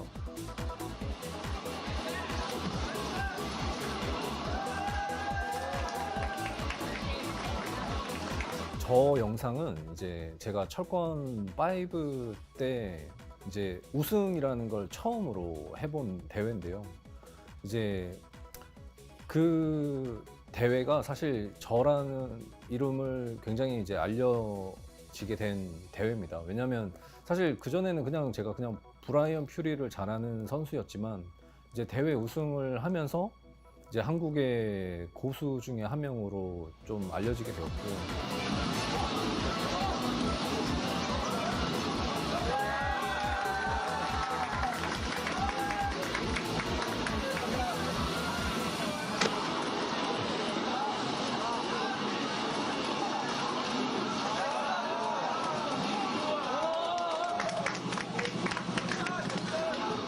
그 당시 이제 잘한다는 선수들을 이제 다 이기고 올라간 대회였기 때문에 이제 무릎이라는 선수가 이제는 우승 후보로 되는구나라는 걸 이제 거의 뭐 결정해준 대회라고 보기 때문에 저 대회를 이제 선택을 했고요. 그리고 이제 우승이라는 걸 처음 해봤을 때 느낌이 이제 굉장히 강렬하게 남았기 때문에 그 영상이 뭐라고 제가 철권을 열심히 하게 해준 동기부여가 됐습니다.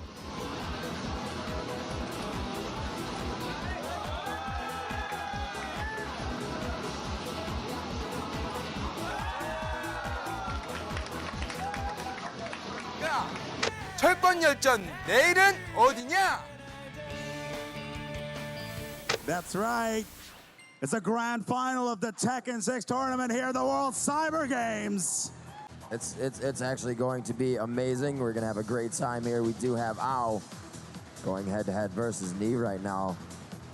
WCC라는 대회가 그때는 이제 굉장히 큰 국제 대회였거든요. 그래서 사실 그 당시 이제 게임을 하는 사람들이라면 이제 WCG에 나가서 You got the brawler, you've got the long range. It's the two complete opposite style of characters here. A lot of heavy punches and a lot of range. A lot of aerials coming from Elisa, and then punches coming in from Brian. Let's go. 거의 뭐 메이저 게임이었던 게 뭐 스타크래프트나 이제 워크래프트 뭐 이런 대회였는데 철권은 사실 그렇게 크진 않았어요. 근데 저 때 철권이 정식 종목으로 선택이 되고 제가 이제 좀 감명받은 게 컸습니다. 왜냐면 그냥 오락실 가서 하던 게임으로 한국의 대표가 됐다는 게 너무 저한테는 처음으로 좀 뭐라고 해야 될까요? 정말 뭐 프로 선수가 되는 듯한 뭐 그런 느낌을 줬거든요. 그래서 There it is, the low kick. Calm, cool, complacent. Just make it happen. You don't need to do anything special in favor of your knee by using Brian. 그래서 이제 국가대표로 나가는 것도 좋은데 이제 처음으로 저기에서 이제 우승을 하면서 There it is in the middle of the arena. Oh, knee! Oh my God, there's almost no help remaining. Ao's got he needs to do something here. Knee's so close! 이제 메달이라는 것을 목에 처음 걸어봤는데 그게 굉장히 기분이 좋더라고요. 뭔가 올림픽에 나가서 1등한 그런 느낌이었기 때문에 이제 너무 좋았던 기억입니다.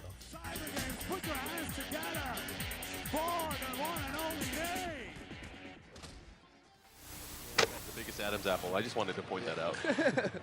All right, so let's talk about what's going to happen in this match. Now, earlier we seen Nin versus Knee. Yes, and I right. think it was a really, really close That's match right. between. 이제 이보라는 이제 대회는 사실 격투 게임을 하는 사람들한테는 이제 꿈 같은 무대가 아닌가라는 생각을 합니다. 왜냐면 이제 격투 게임 대회에서는 뭐 가장 권위 있고 사람들이 많이 참여하는 대회이기 때문에 게임을 하는 사람이라면 꼭 이보라는 곳에 나가고 싶다 생각을 하거든요. 근데 사실 그 당시 저는 이제 이보에 가기 위한 뭔가 재정적인 뭐 돈이라든지 이런 것들이 좀 없었던 때이기 때문에 그냥 항상 이보라는 대회를 이제 구경만 했어요. But yes, we are definitely gearing up to give you an exciting match over here. Winners finals. It's going to be USA versus Korea right here. 그러다가 이제 우연히 한번 이제 지원을 받게 돼서 이보라는 대회에 나갔는데 뭔가 굉장히 이제 다르구나라는 걸 느꼈어요. 왜냐면 그냥 한국에서 대회 할 때는 뭐라고 해야 될까요? 한 100명 정도의 사람이 나와서 이제 그냥 대회를 하는데 이보라는 대회는 모든 격투 게임이 이제 선수들이 다 오고 막 몇천 명이 넘는 그런 규모의 대회는 사실 처음이라 이런 대회가 있구나라는 생각을 했습니다. 그리고 이제 Oh man, it's going to be very hard to make a comeback now. I mean, what are you going to do in this situation? You're really making all of this by hand. Oh yeah, the avocados are hand mashed, the chips are hand tossed, and everything is made fresh. You make it fresh every day. Yes, every day. The Chipotle way is we make it fresh every day. Sounds delicious.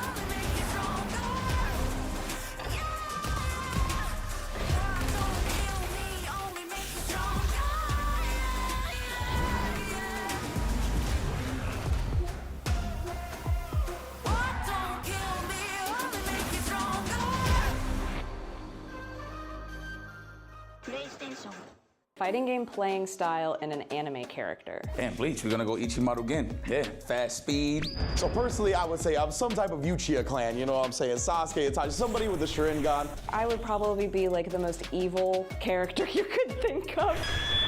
Probably be somebody in Hunter x Hunter.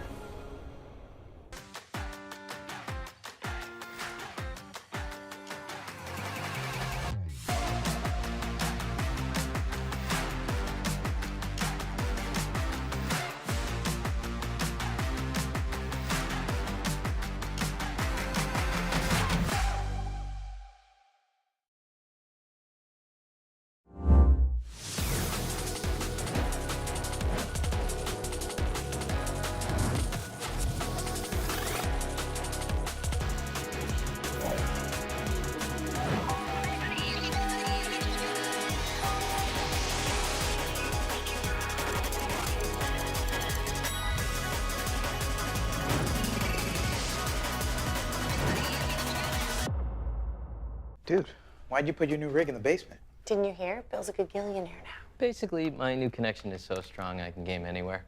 Check it out. We've got gamer rocker, gamer floaty, gamer couch. Whoa. It's got wheels. Gamer bench, gamer throne, and gamer mower. What's that?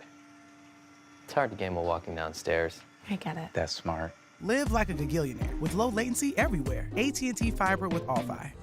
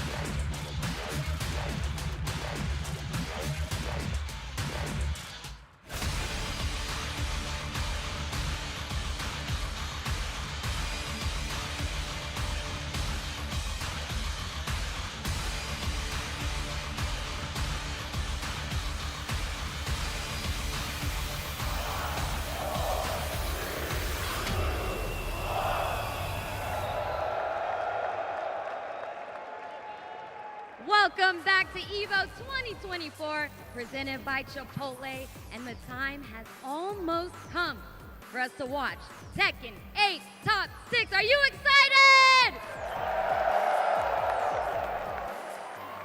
I'm gonna need to hear a little bit more excitement for this massive moment. Are you excited? Well, I'll tell you right now, you're about to get a whole lot more excited because we are gonna welcome to the stage Harada and Michael Murray.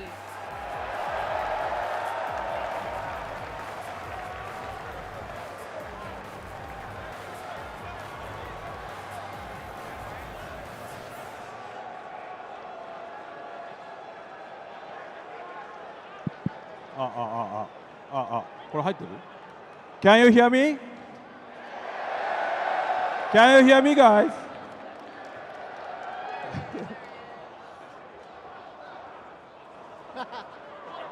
Shut up, shut up, shut up. Calm down, please calm down. Okay. Calm down! Okay, great number of Tekken players came to Evo this year. Thank you, guys. Thank you. I have worked on Tekken series past 30 years, and Michael and other all Tekken members supported Tekken community about 20 years or 22 years. Yeah, and of course, we want to continue to support Tekken community. And what a surprise today, we have 3 presidents from Bandai Namco Group in this hall, in this venue. 3 presidents. And we all know what we have to do, right? Right?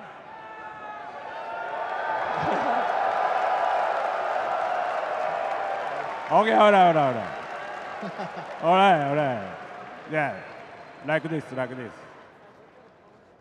Okay, no matter what I announce from now on, you guys should be super excited and make some noise. Okay? All right. Okay. You guys want more content and we want more budget. Okay?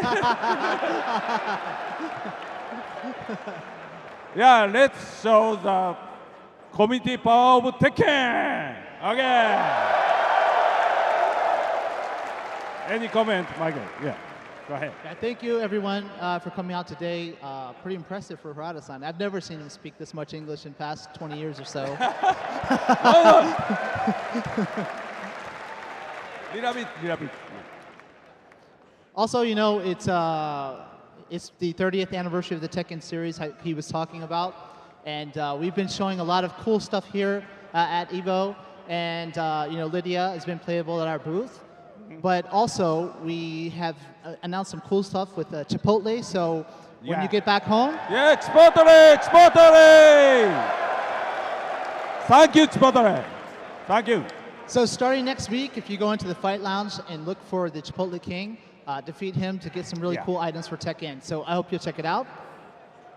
Another one, I don't know if you can see these cool sneakers. I never see Harada with sneakers like this. So we're really excited. We showed you all yesterday. Yeah. Working with Nike to bring these, and this is the Kazu Mishima model, but also Jin Kazama model in the game. You'll be able to equip it to your favorite character, and that's coming this fall. So we hope you're looking forward to that. Autumn. Thank you, Nike. 原さんなんかありますそのコラボに関しては。いやもう本当に30周年ですからね、はい、30周年でもいろいろ仕込んでいるということで皆さんこれからもいろいろ楽しみにしててくださいというところです。Do we have a Yasuda PowerPoint slot? Yeah, we have PowerPoint だけどその前にまず1個映像があるよね。映像ですよね。Okay. Okay. One more. We're here with Evo, part of the TWT. 2024 has been amazing. Seeing the kickoff of Tekken 8, right? Yes. But there's one thing we still haven't learned yet. Where are the finals? Yeah. One video.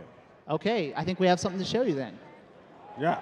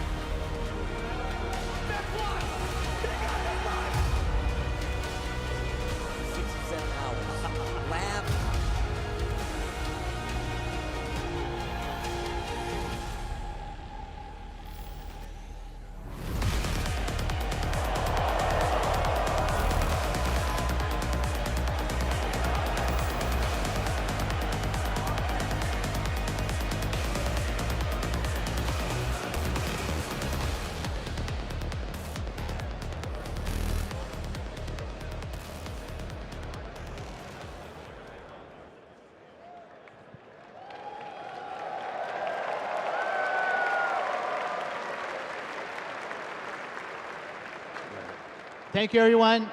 I'm excited to show this off. With the TWT, we've hit some iconic places such as Amsterdam and Bangkok, and now we're heading to Tokyo for actually the first time in TWT. Yeah, first time in Tokyo. Yeah, Tokyo, Japan.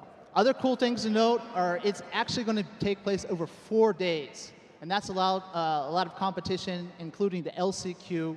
The LCQ, by the way, opening up today, right? Yeah, right. That's right. And So register now? Yeah. Register now, please.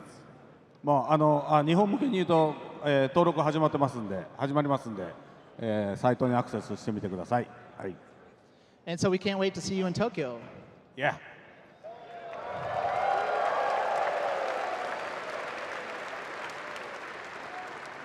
But Harada, now that we have this on screen, maybe it's time for the Yasuda's famous PowerPoints. We have about 100 pages PowerPoint.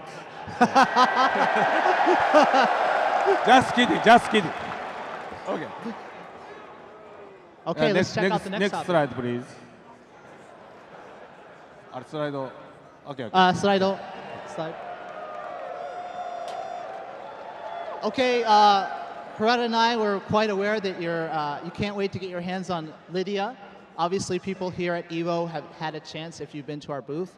I believe it's still playable, so if you haven't yet, please check it out. But today, I know finally we're able to say when you can get Lydia, and it'll be starting the 22nd PDT if you're in the US, 23rd outside of US, so in Europe, Japan, and Asia. And that's if you have the Year 1 Pass or the Ultimate or Deluxe editions, you'll get it at the earliest timing of 22nd. If you don't fret it. In the US, again, you'll get access to it on the 25th if you're in the US. But for Europe and Asia, that'll be the 26th because of the time difference. あと今日の6時まで遊べんだよね。I believe it's 6 p.m. he was saying that you can play it at the Bandai Namco booth. At the Bandai Namco booth if you haven't. So please check out Lydia. Okay. Okay. Next slide. Next slide. No more slide? No more slides. Okay, no more slide. Yeah. That's all? Yeah, that's all we have today. Yeah. Okay, guys. Enjoy the Evo. Thank you. Thank you. Please come to Tokyo, Shibuya.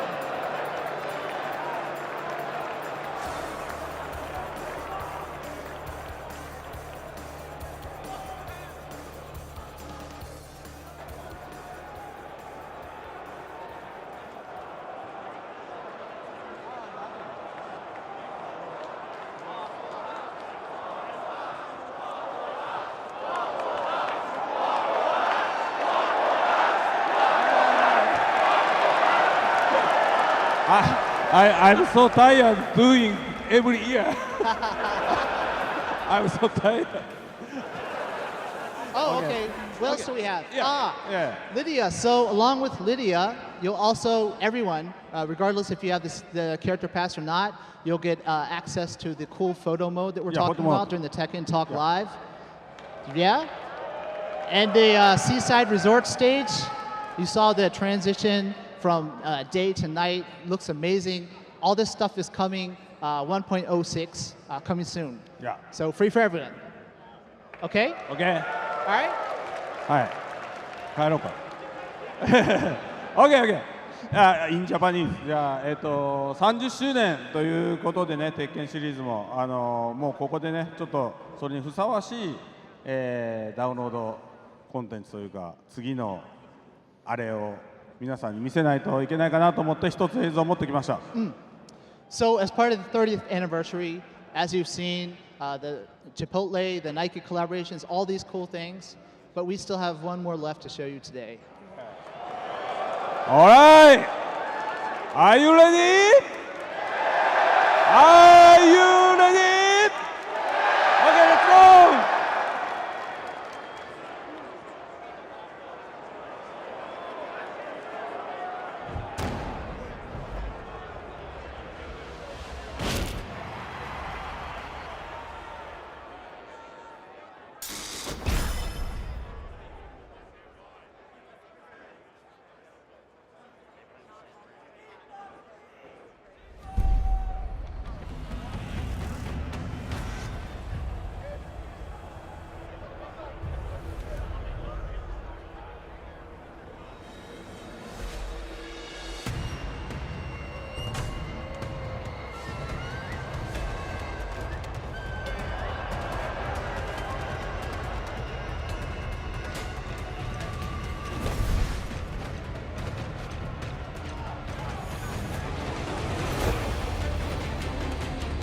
sobre os monges Tekken, eliminando os restos da Mishima Zaibatsu. 技と体はかつてなく磨かれておる。心が不安定な状態ゆえ心技体の均衡は取れておらんのだ。そろそろ頃合いだな。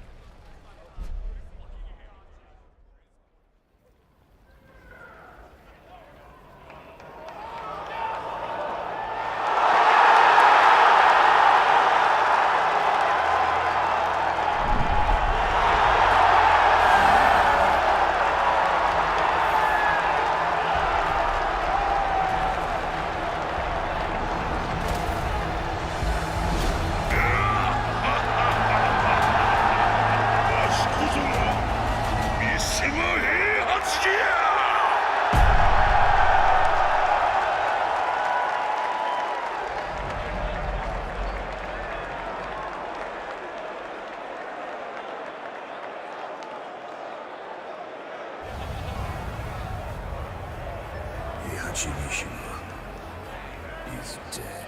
Heihachi Mishima is dead. Raven, tu as besoin d'une leçon.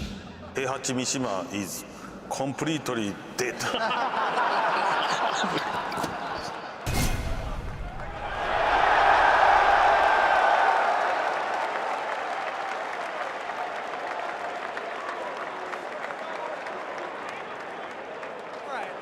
Okay. Oh man, Martic fans are crying. What a way to start the Tekken 8 Top 6 here at Evo 2024. Just had to get your blood pumping a little bit before we get into the action. But before we take a step further, let's see the Tekken 8 intro.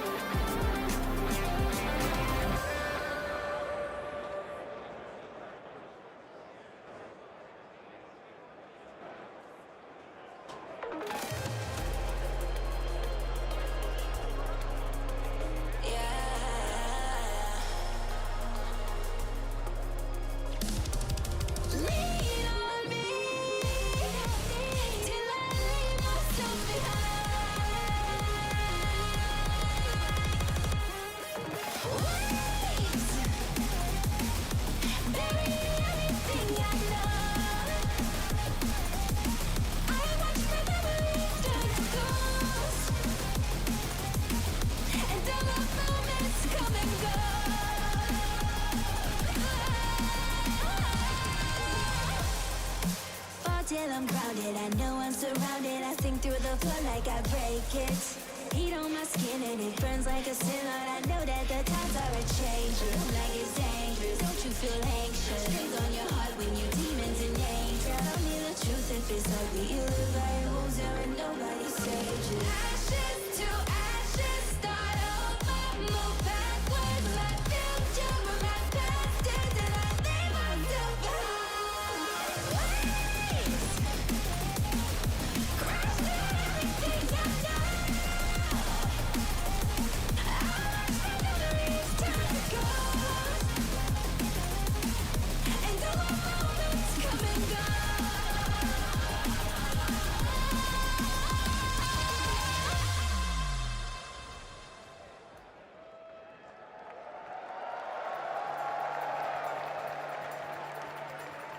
And now, let's go ahead and welcome our Tekken 8 Top 6 to the stage, starting with Keisuke!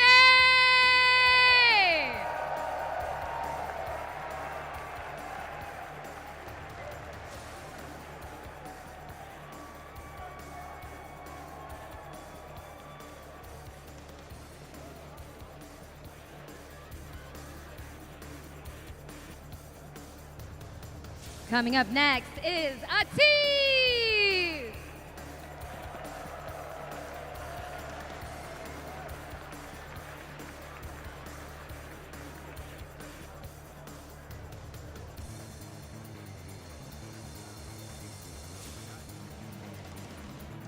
Coming up next is the one and only Arslan Ash!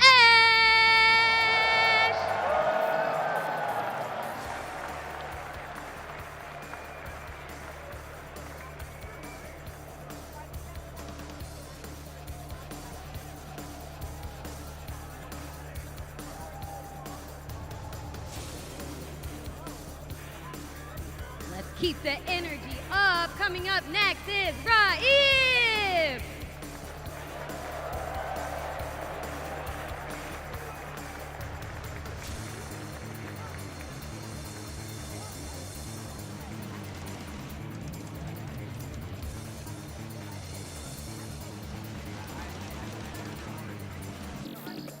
Coming up next is Nabi!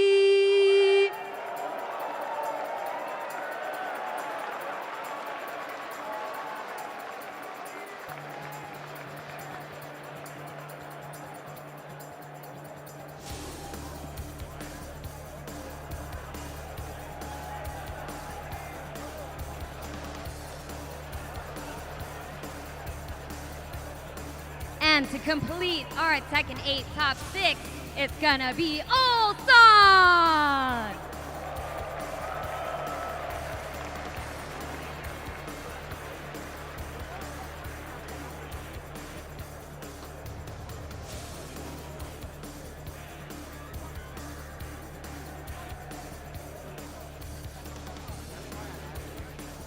Let's show some love to our top 6!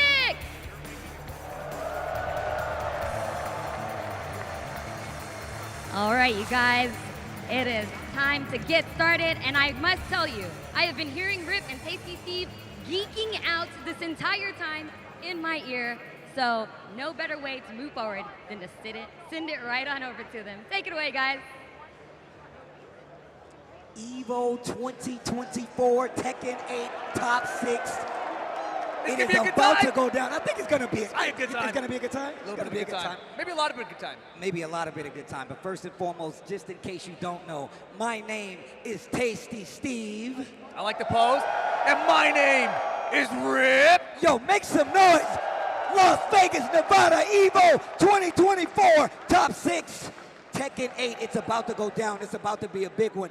This is the historic first year for Tekken 8, and it is the largest Tekken bracket ever. And one of the most difficult, some might say. But this is the first time we're going to get an iteration where we have all the relevant regions here showing up in this top 6 to represent and make the first claim of the best Tekken region in the world. How does it feel to be a part of history? This is the first chapter in the book of Tekken 8, and I can't believe I'm here to talk about it with you, man. Exactly, 4,651 players. I thought it was 46 the whole time. 4,651 players all entered. They competed, and we are down to our top 6 here. On the winner's side of the bracket, we've got 2 guys from Pakistan. You mentioned the regions. We've also got Saudi Arabia from Raif out here. We've also got Japan. We got Korea in the building. This is representation of the strongest Tekken regions like we've never seen before, especially for the beginning of a game like Tekken 8. Let's look at the bracket that we have for you guys. You already saw him come out. We do have Keisuke versus Atif as our first match, but this is a CEO Grand Finals run back, so you know it's a little bit of heat behind that. Yeah. Of course. Go ahead. A crazy matchup that was, too, because they had that reset opportunity that just barely slipped away. And then the second match that we've got Arslan Ash, 4-time Evo champion, still on the winner's side of the bracket out here in Tekken 8, going up against Saudi Arabia's Raif, who is so impressive with his Jin. Man, look, that pop-off yesterday, I thought he wasn't going to... He fell down. He's back up. He's back up. He's down. He's up, but he is up on the winner's side of this bracket. Of course, you saw Team Yamasa's Nobi on the loser side of this, as well as Ulsan. Both of these players, amazing. We've been seeing what they've been doing throughout the year, and they still look just as strong being represented here at Evo 2024. Exactly. Nobi, Ulsan, definitely big threats. The crazy thing about Nobi to me is he was the first ever Evo champion for Tekken 7 and now has an opportunity to be the first ever Evo champion for Tekken 8. Loser side of the bracket going to be a little bit difficult to do it from, though, but we'll see. Look, man, Nobi, I feel like this has been a return of form. We saw him at DreamHack Dallas just play amazing. This is like the Nobi of old, hitting the backswing blows and everything. But I'm so impressed to see him back in this limelight because, once again, we know how great Nobi is, and the fact that he's here in this top 6, and like you said, potential to be our first Tekken 8 Evo champion, that's actually going to be something crazy to wink at right there. I got to ask you, Steve, who do you think is the favorite to take it? I know it's very unpredictable. It's early days of Tekken 8. The game hasn't even been out for 6 months yet. But if you had to choose one person from this 6, who do you think has the best chance right now? Look, I'm going to tell you right now, Arslan has been playing this Nina and really shifting around to see, but also he still plays so sound. So I got to say, I think Arslan has got to be the favorite to take it so far. He's a 4-time Evo champion. I feel like if anybody is not a stranger to this race, it is definitely Arslan Ash. Arslan Ash, I mean, it feels like an Evo, he has some special powers, right? He He's does, some kind bro. of He superhero. gets powered up, bro. He's like, oh, Arslan Ash is me. That's me. That's me. I'm stronger. Arslan. I'm actually stronger now. So. However, the issue he's going to have, if that goes that way, is that he's going to have Atif with him too. And you can see here, Arslan Ash's tail of the tape, all the people he beat from the very beginning of this tournament all the way up here. You see he went through Conflict 220, Dragon Slayer, Kudon's on the way up here. Then JDCR and CBM. CBM down to the wire. I mean, just such crazy play from CBM throughout the whole weekend as well. But Arslan, not an easy path, as nobody had out here to make this top 6. Look, he was kind of beating people up 2-0, 2-0, 2-0, 2-0 all through round 1 and round 2. And round 3, you see it really got interesting, but still didn't stop Arslan Ash from making this top 6 and being on the winner's side nonetheless. Once again, I feel like it's hard-pressed to say anybody is the favorite outside of Arslan Ash right now. Yeah, and if you guys were watching the top 24 yesterday, it was some of the best Tekken matches, period. I'm not even talking about just Tekken 8, I'm talking about Tekken, period. You had so many former Evo champions that were there competing, trying to get into this top 6. And here you see Nobi's tail to tape, his victory path. You see all the players he went through, Beast Infection, Nameless, Yoreds. Wow. Oh man, that's wild, I'm so far away. Joe Crush, who also took out Knee, by the way, in this bracket. Ulsan on the way up here, which is crazy because if they both win their first round matches, they meet again here in the top 6. And he won that one 2-0. He's got Rhythm up there as well. Atif and JDCR. Like, you can see the one loss that he had was to Atif, right? So Atif on the winner's side of things, but it was down to the wire. That was one of the funnest matches I've ever seen. Their play styles are built for Tekken 8, extremely high pace, and it's going to be wild to see if that could potentially be a run back later. Look, man, one of the best things I feel like watching Tekken 8 and watching it with everybody at home who is just getting into it is seeing these legends, people who have been playing Tekken for years, actually get used to this game, get better, understand what's about to happen, and actually evolve their game to like beat each other, right? Obviously, we've seen these guys fight each other around the country, around the world a couple times, actually. But now we're starting to get into that fine-tuning part. People are settling on characters. We're still getting other characters, and now people are looking a lot stronger. I mean, apparently JDCR has Heihachi back, so we never know what's going to happen down the line now. That's and I exciting. feel like that's a part of what we're going to get here for Tekken 8. That's why I say this is the first chapter in the Tekken 8 book, and we saw how Tekken 7 ended. This is going to be just as good. We have even more rivalries than we did at the end, and I think this one is going to be one of the dopest things ever. Exactly. We talk about the storylines, right, and what kind of storylines are developing for Tekken 8. Honestly, that to me is actually secondary at this point, because right now the storylines are about the players and how the players are transitioning from Tekken 7 to Tekken 8, because a lot of the top players are still the same. These are all the top players you would have seen at past Evo top 6s, That's true. right? This is true. And it's so wild because it's so contested at this point. And the character variety, right? There's a lot of Dragunov out here. There's a lot lot. of Dragunov That out character's here. already been normalized a bit, and we still had 4 of them in the top 8. And we got 3 of them in this top 6. And Nobi, JDCR, that was a crazy Dragunov mirror match, but as the roster expands and the game builds out, Heihachi might come into play. Heihachi, JDCR. Could be a potential thing, Steve. I mean, well, look, this is actually going to be a crazy one. I mean, obviously, we feel like we got a good idea, but I would like to ask who the audience thinks is going to win, because of course we're all here together and we saw who was coming up first. It's none other than Arslan Ash. So might be not him. Might be not him. Wait, it might be Atif. Oh, it's and Atif and Keisuke, but he. Okay, they were in the Atif, top of the Keisuke. bracket. That's true. why. That's true. I'm not sure what match. Well, so let's ask. This is a run back. Yo, Evo 2024. If you would like Atif to take the first set of Evo 2024, make some noise. Oh, wow. They're pretty loud out there. Pretty loud. All right. What about Keisuke, Evo 2024? If you like Keisuke, the Kazuya to take it, make some noise. Oh, they're showing the divide already. I like this. I like to make sure that you guys are involved So I'm glad that you said that. Looks like it's a clear guess right here. Keisuke, the favorite right now for the people, but that's not going to stop Atif. Atif is just literally a force to be reckoned with. I don't think there's many people out there that can actually stop an on-point Atif from making a win happen. You know, after he won CEO, I messaged him and I was like, you know, it looks like Tekken 8 was built for you. Like, your playstyle seems just so perfect for it. But, you know, when I saw him play against Nobi, I was like, that was the perfect clash of the same style, right? Yeah, That style with the character Dragunov is so effective. But Keisuke, he is such a fan favorite right now. He's got the Kazuya, he's got the wave dash, he's got the electrics, and he refuses to give up. If you guys go back and watch his match with Speed Kicks yesterday to qualify out here, it was the craziest comeback you'll ever see. Like, he would just literally refused to give up.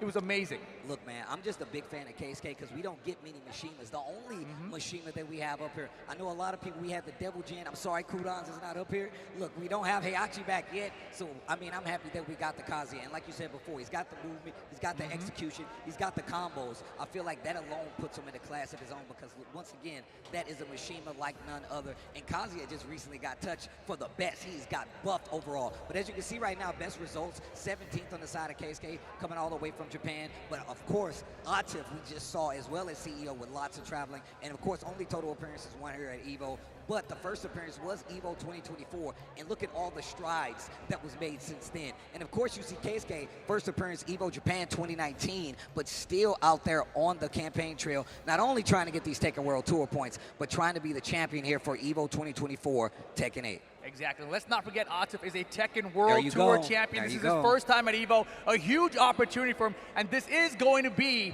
our first match of the day. Keisuke versus Atif. Probably Kazuya versus Dragunov. And the players are on the stage. You guys ready, Evo? Nah. I said, are you ready, Evo? Make some noise for Tekken 8. We're about to get into the grease of it, the fat of it. Oh, man. First and two until we get down to the top three, as always, out here. Keisuke versus Atif, the run back from CEO. These guys met a winner's final there. They had played again in the grand final. It was so close to a reset. Keisuke had 2 drop combos in that final game. Oh, wow. That's true. Counter down forward 2. I went back and I watched that match last night, and I was like, okay, he can definitely beat Atif, but Atif has 2 sets over him back-to-back, so a little bit of an uphill battle. Keisuke definitely going to be the underdog in this match. Look, if we go back, I looked at that back myself as well, and it could be an access thing. I heard a lot of other Kazuya players talking about, like, hey, man, the combo's a little tricky. You got to realign, but that all comes to a head when you're playing in a tournament match versus a player like Atif. That all goes out the window. You got to be extra crispy. You got to be ready to deal with it all. But we're going to get into a descent into subconsciousness, descent into Tekken 8. It's about to go down. Evo 2024 Las Vegas. Let's go. Game number 1. Immediately Keisuke out the gate. Hell sweep. Uh-oh, wait a minute. Oh, wow. Nice sidewalk from Atif. He has insane pressure. He'll keep that pressure up against the wall. Oh, and still gets the heat burst. Caddy corner combos and still getting this wall pressure. Hard floor break available now. Next spike to the floor will take him down to the next level. Keisuke with that electric execution, he finds the Demon Paw. Okay, wait a minute. Oh, wow, I like that. Tried to go for the mix-up, breaks the first floor. We're going downstairs. Give him the full tour. Already used heat, so it's going to be a little tricky getting that wall. What am I talking about? It's already there. Atif with the first round. Oh, my gosh. It would look like it was going well for Keisuke at first. Man, Atif has this thing, like this special ability to make your combos mess up when you need them to work the most. I don't know how he does it, but it works. That rush just all run to going to be super important. Missing the counter, down 4-2 there. Oh, and that was a big attempt there with the CD1. I like the delay right there on the Shining Fist combo. What a block on the big low. The Hell Sweep going to get you in trouble. Are we going downstairs? No, sir. Drop the combo, and he finishes this being bound to counter it. 2 quick rounds for Atif here. Keisuke needs to wake up. Keisuke, you got to wake up. Ooh. 1-2-1. Engage. Oh, tries to get the tackle. Engage right back. Hell Sweep block every time. Atif on point right now. Crazy reactions needed to block those Hell Sweeps. 2 for 2 on it so far. And that's one of the things about the Mishimas, right? At least Kazuya, you have to have that mix-up in there. What a duck right there on the down 4-1 string. Right now, Keisuke Big Trouble has rage available. Heat timer running out. He's way behind here. Found the electric! The electric, big damage. No heat, just rage, but he's got a breakable floor. He's going to the wall. Not quite. He's surviving just barely. 1 mix will do it, but Keisuke's gonna... Oh, block again! This guy Keisuke keeps going to the well, and I'm telling you, there's no water there, bro. You gotta let it go. 3 hell sweeps blocked from Atif in game 1. Gets him the first one, and those are big risks from Keisuke, right? But sometimes you gotta run the mix-up. And right now, Atif has the reaction to make those blocks and make it count. My man Keisuke got a towel like he's working on a car. my man like he's fixing a carburetor, like he's under the hood right now. Man, Atif though, what a great way to start it off, right? Like I said before, as a Mishima player, those hell sweeps are a major part of your gameplay, and you can never actually leave them out of your gameplay. But calling out the opponent that likes to do them, that's almost an automatic round, and it definitely gets in your opponent's head. Coliseum stage, larger stage here for game number 2. Oh my right goodness. the side of the neck. Huge combo, Dragunov, extremely good wall carry for his combos as well. And big damage. Oh, running Russian assault all day. Breaks the throw. I like the defense. Great sidestep. Looking for a duck there. You see he's starting to mix it up. He knows he's looking for the hell sweep, so he's going to go for the mid now. Possibly get a combo. Speaking of going for the mid, The perfect for Atif. And man, Keisuke, he's trying to find those mix-ups. He's trying to get answers. He's got a sidewalk with the running 2, but the sidestep, oh my God. While rising 2. Ooh, engage. Atif's in there. He dashed for the extra chip damage right now. That's the new addition to Tekken 8 as well, but finally the mid picking up for Keisuke. All right, gonna get some damage here, go straight into heat. Like that, hit him with the lasers. Yellow mode while he can heat the 1-2-1 counter. It's no heat available, so no engager. Oh, needs to be careful. You're swinging into traffic, bro. The hell sweep gets. Oh, but he's still in trouble here. The mid mix of Atif. 5 rounds straight, looking to make it 6 to get to the winner's final of Evo. Bro, this guy, Atif, man. He came to win today. It looks that way. One throw broken. Ooh, Sidestep the electric. Wait a minute. And this thing about Keisuke, man, refuses to give up. He will always keep fighting. Yeah, man. I don't care what happens. I'll keep going to that wheel. Ducks under. Woo! Oh, the wave. Stature kick. Tries to sidestep. Down 4-1 to check the sidestep here. Get off of me, bro. Throw breaks good. Tried the demon pod. No go. Oh, electric interrupted. Atif found the 1-2-1 counter hit. The strings are working. Keisuke's in trouble. Rage and heat available. He's out for 2. No go. One more pixel. Do the low parry from Keisuke. Heat to extend the combo a little bit further. Rage mode for more damage. No life to get back. Oh my goodness! Hit him with the laser. He's not dead. Still one more chance to block. And the down 2. Atif with the pop off, making it to winners finals. Wow. Atif taking that first set, electric match right there. And not just because Kazuya was letting them fly. I like how you said that though. Keisuke not ever backing down and constantly look for those electrics when he needed them the most. And the thing is that if you're fighting a Mishima, willing to duck will actually get you a long way. You duck under the electrics, you look out for the hell sweep. It really is a good way to deal with it, but that's why you like to mix it up a little bit, and that's also why you saw Dragunov going for that mid option in a lot of those situations to actually throw Keisuke off. Exactly. In the first of 2 situation, the match is really quick, and your decision-making matters a lot. When I look back at their CEO matches, there was a lot of the crouch dash 1+2, I believe it is, the mid out of the crouch dash. Yeah. And that was hitting Atif a lot, but he didn't use that at all in this set, not once. So that's a big difference. You know, but that's it. That's not in a combo, bro. Get out of here. No, but you're definitely right, though. Going for a lot more of those mids, I felt like he really was like, I know that you're going to be looking for these hell sweeps. Atif just committed hardcore to the duck in most instances. But when it did work, it did give a nice little run, a nice little series for Keisuke. Did it lead to a round? No, but that just lets you know how good Atif is at the rebuttal. He never stops. It never stops, bro. Exactly. So let's take a look at our PlayStation tournament replay to take a look at what just happened there. Atif 6 rounds straight, but Keisuke never given up. This was the first stage we had, descended to subconscious. Atif taking that floor break, extending the combo here, and this is a wider bottom stage than you expected to be, but still found the wall with it. That's why I was saying that. I was like, yeah, he's probably not going to get the wall, but you mentioned he had that great wall carry on top of that, so it really does make a lot of sense. And even starting off, you saw how like he was just committing to this duck. He really did. He's like, I know that you want to go for these hell sweeps, and it really did work out for him.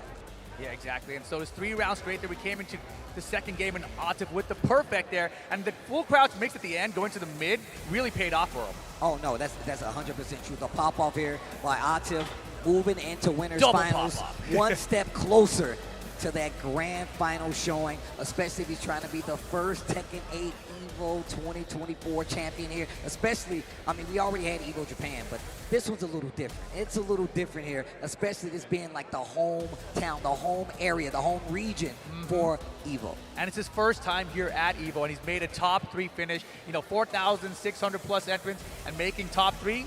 Very impressive. Look, man, I know a lot of people are questioning just how good some of these players are. All you got to do is look at this bracket, see who's still remaining, and that'll tell you. Also, I mean, we showed you who lost to who. That should tell you everything you need to know. But our next match already getting set up here, and it involves a 4-time Evo champion. Exactly. Arslan Ash going up against Raif here. Pakistan versus Saudi Arabia. First appearance on Evo Japan 2019 when he shocked the whole world. Came out of nowhere. Nobody even knew Pakistan had a very strong Tekken scene. There was maybe a couple people, but not on that level and seen on an international scale like that. That's definitely true. You see Raif here, his first time at Evo, right here, right now, makes top 6. And Arslan, so many appearances, 7 of them.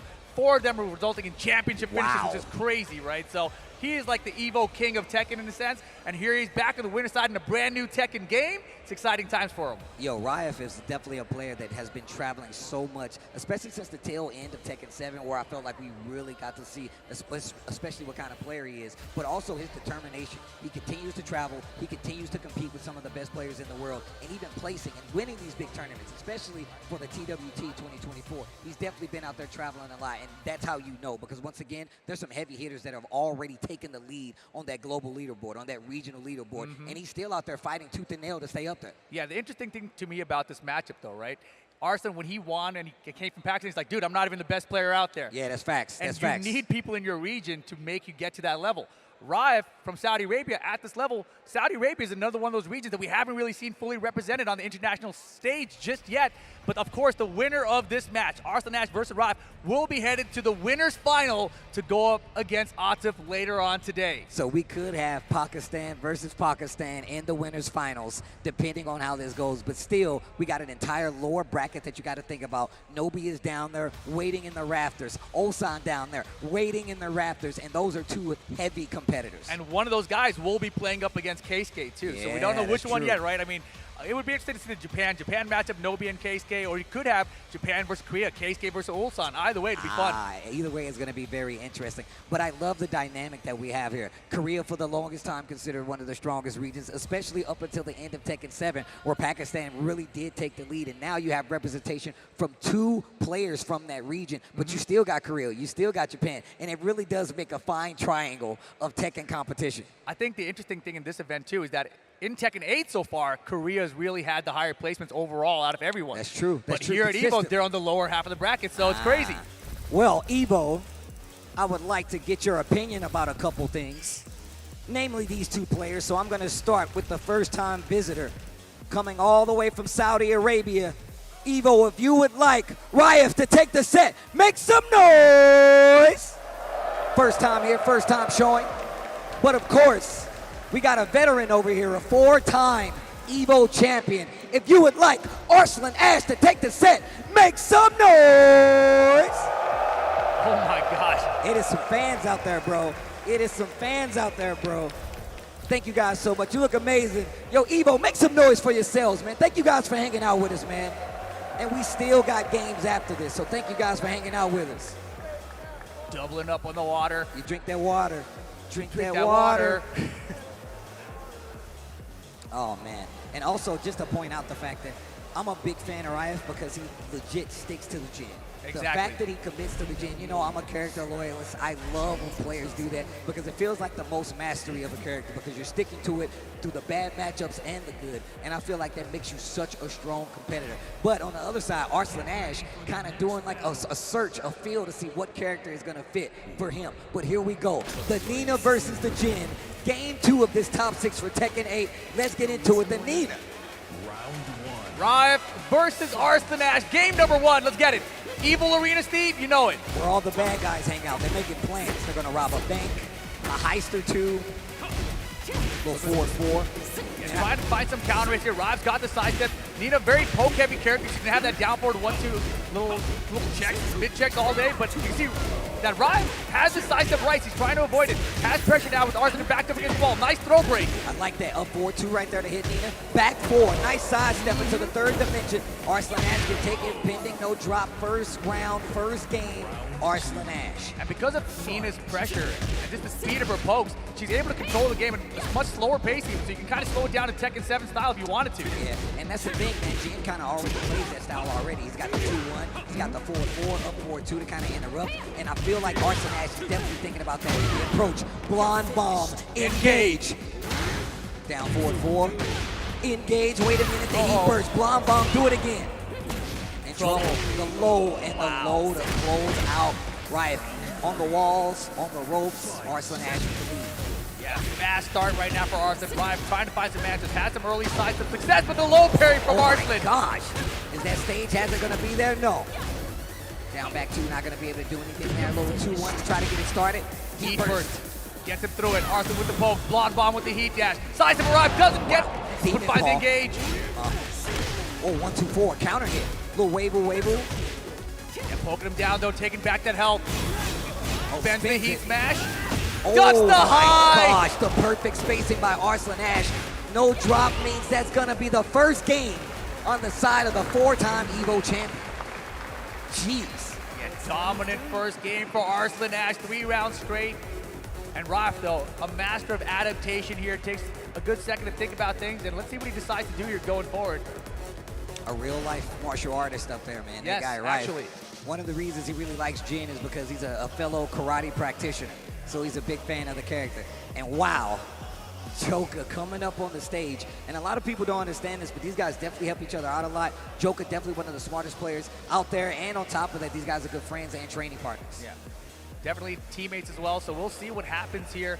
Joka had a good run here at Evo 2024 himself, but hasn't quite had another big victory from some Riot right now in the driver's seat against Arslan Ash. For the next battle. Wonder what he could have told him to mix it up a little bit. Maybe a little more 4-4, maybe a little more down 4. See if he's going to react to it. Yeah, it's risky because Arslan's doing such a good job of sidestepping, right? Oh yeah, you got this, Stacey. If you like the music. This song is a banger, bro. One of the best fighting game songs of all time. 2-1. My man said, I agree. I heard that. Man, those down forward wasn't really stopping Rod from moving anywhere. Getting real close to that wall. You better be careful. Man, the pressure from Arslan Ash is ridiculous. Doesn't even need a combo. Oh, wow. The 3rd dimension. Hold on. Arslan literally poked him down the entire life bar. No combos necessary, no counter hits even. Man, my man Riot is having a hard time getting this game started. Well, down 4-1, nice sidestep. Back 1-2 to get the knockdown and trying to keep the pressure in his favor. But Arslan Ash does such a good job of mixing up the lows. The pokes really make you second guess your offense. Yeah, and honestly, now that I've seen this Nina playstyle from him, he's not even using armor in that round or anything, it reminds me of his Kazumi from Tekken 7, right? It's just a very down forward 1 poke heavy style. Oh, that's absolutely true. Oh, nice, gets the interrupt to the wall, full combo here. Lots of scaling, but Riot has a chance. And neither player activating their heat yet. There's Arslan Ash with the heat burst. Teasing with the back 2. Go down 4-1, and gets the guard broken, gets the armor break there with the heat burst. But you got heat of his own. Yeah, he's all caught up, gets the low against the armor. Lows do beat armor, and Arslan on set point right now to move into winner's final. Okay, 1 down, 3 small pokes here. Trying to answer back with pokes of his own. Trying to, find a hole in the armor, but it's not working out, man. Arslan just goes so solid back to defense that it really does make you, oh, wait a minute, engage. Makes you second guess. Now, every hit does chip damage once you have your heat bar activated. But still, you can see the life bars here. Arslan's still catching up. But you're starting to see more down 4. Using a little more finishing some strings. Gets the stagger. This time he's a lot closer. What a block right there by Arslan Ash. Rob needs to win this round.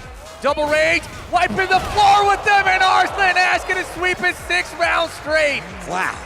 Arslan Ash moving on. Winner's final. Oh, man. You let that rock. Let that rock.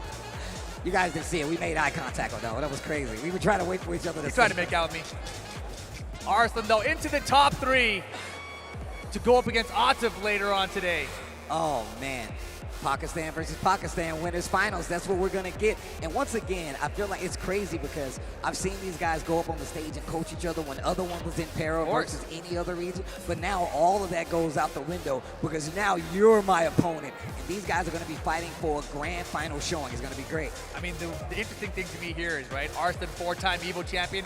When Khan was here, though, didn't get the win that year, did he? And now Atif here, might not happen again. But let's take a look back at our PlayStation Tournament replay to see what just went down.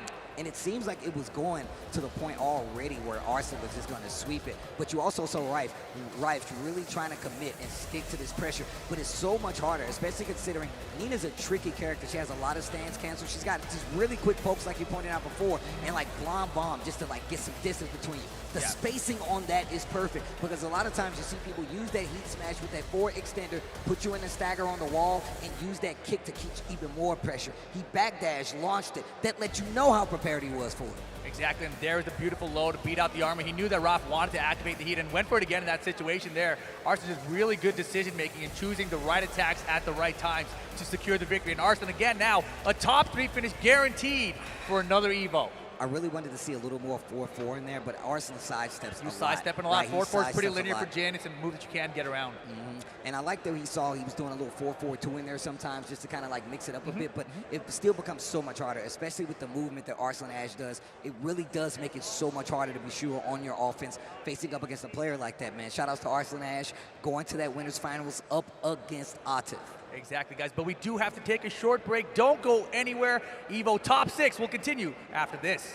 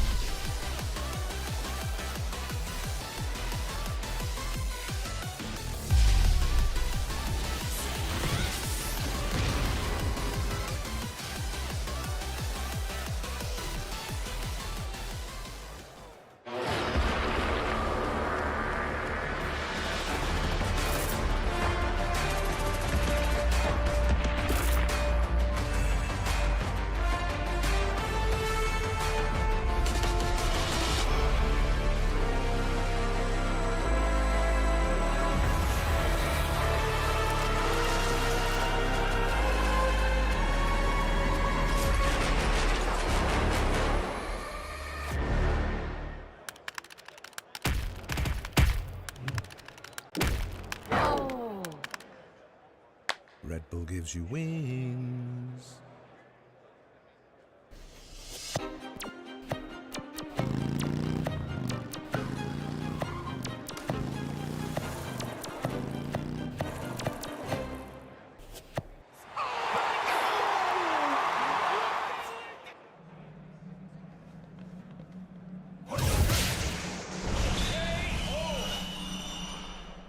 And that's how AT&T All-Fi KO'd weak Wi-Fi. Get low latency when you need it most. Live like a gagillionaire with AT&T All-Fi. Protect your eyes styling under the sun. Blue light glasses while you're gaming, having fun. Zenny's got affordable eyewear for all warriors and monsters alike. Evo sunglasses, available now.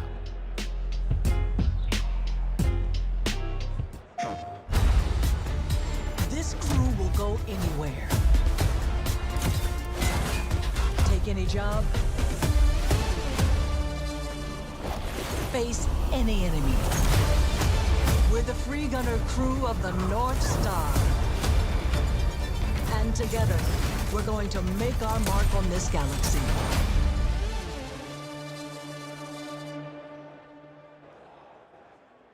PlayStation.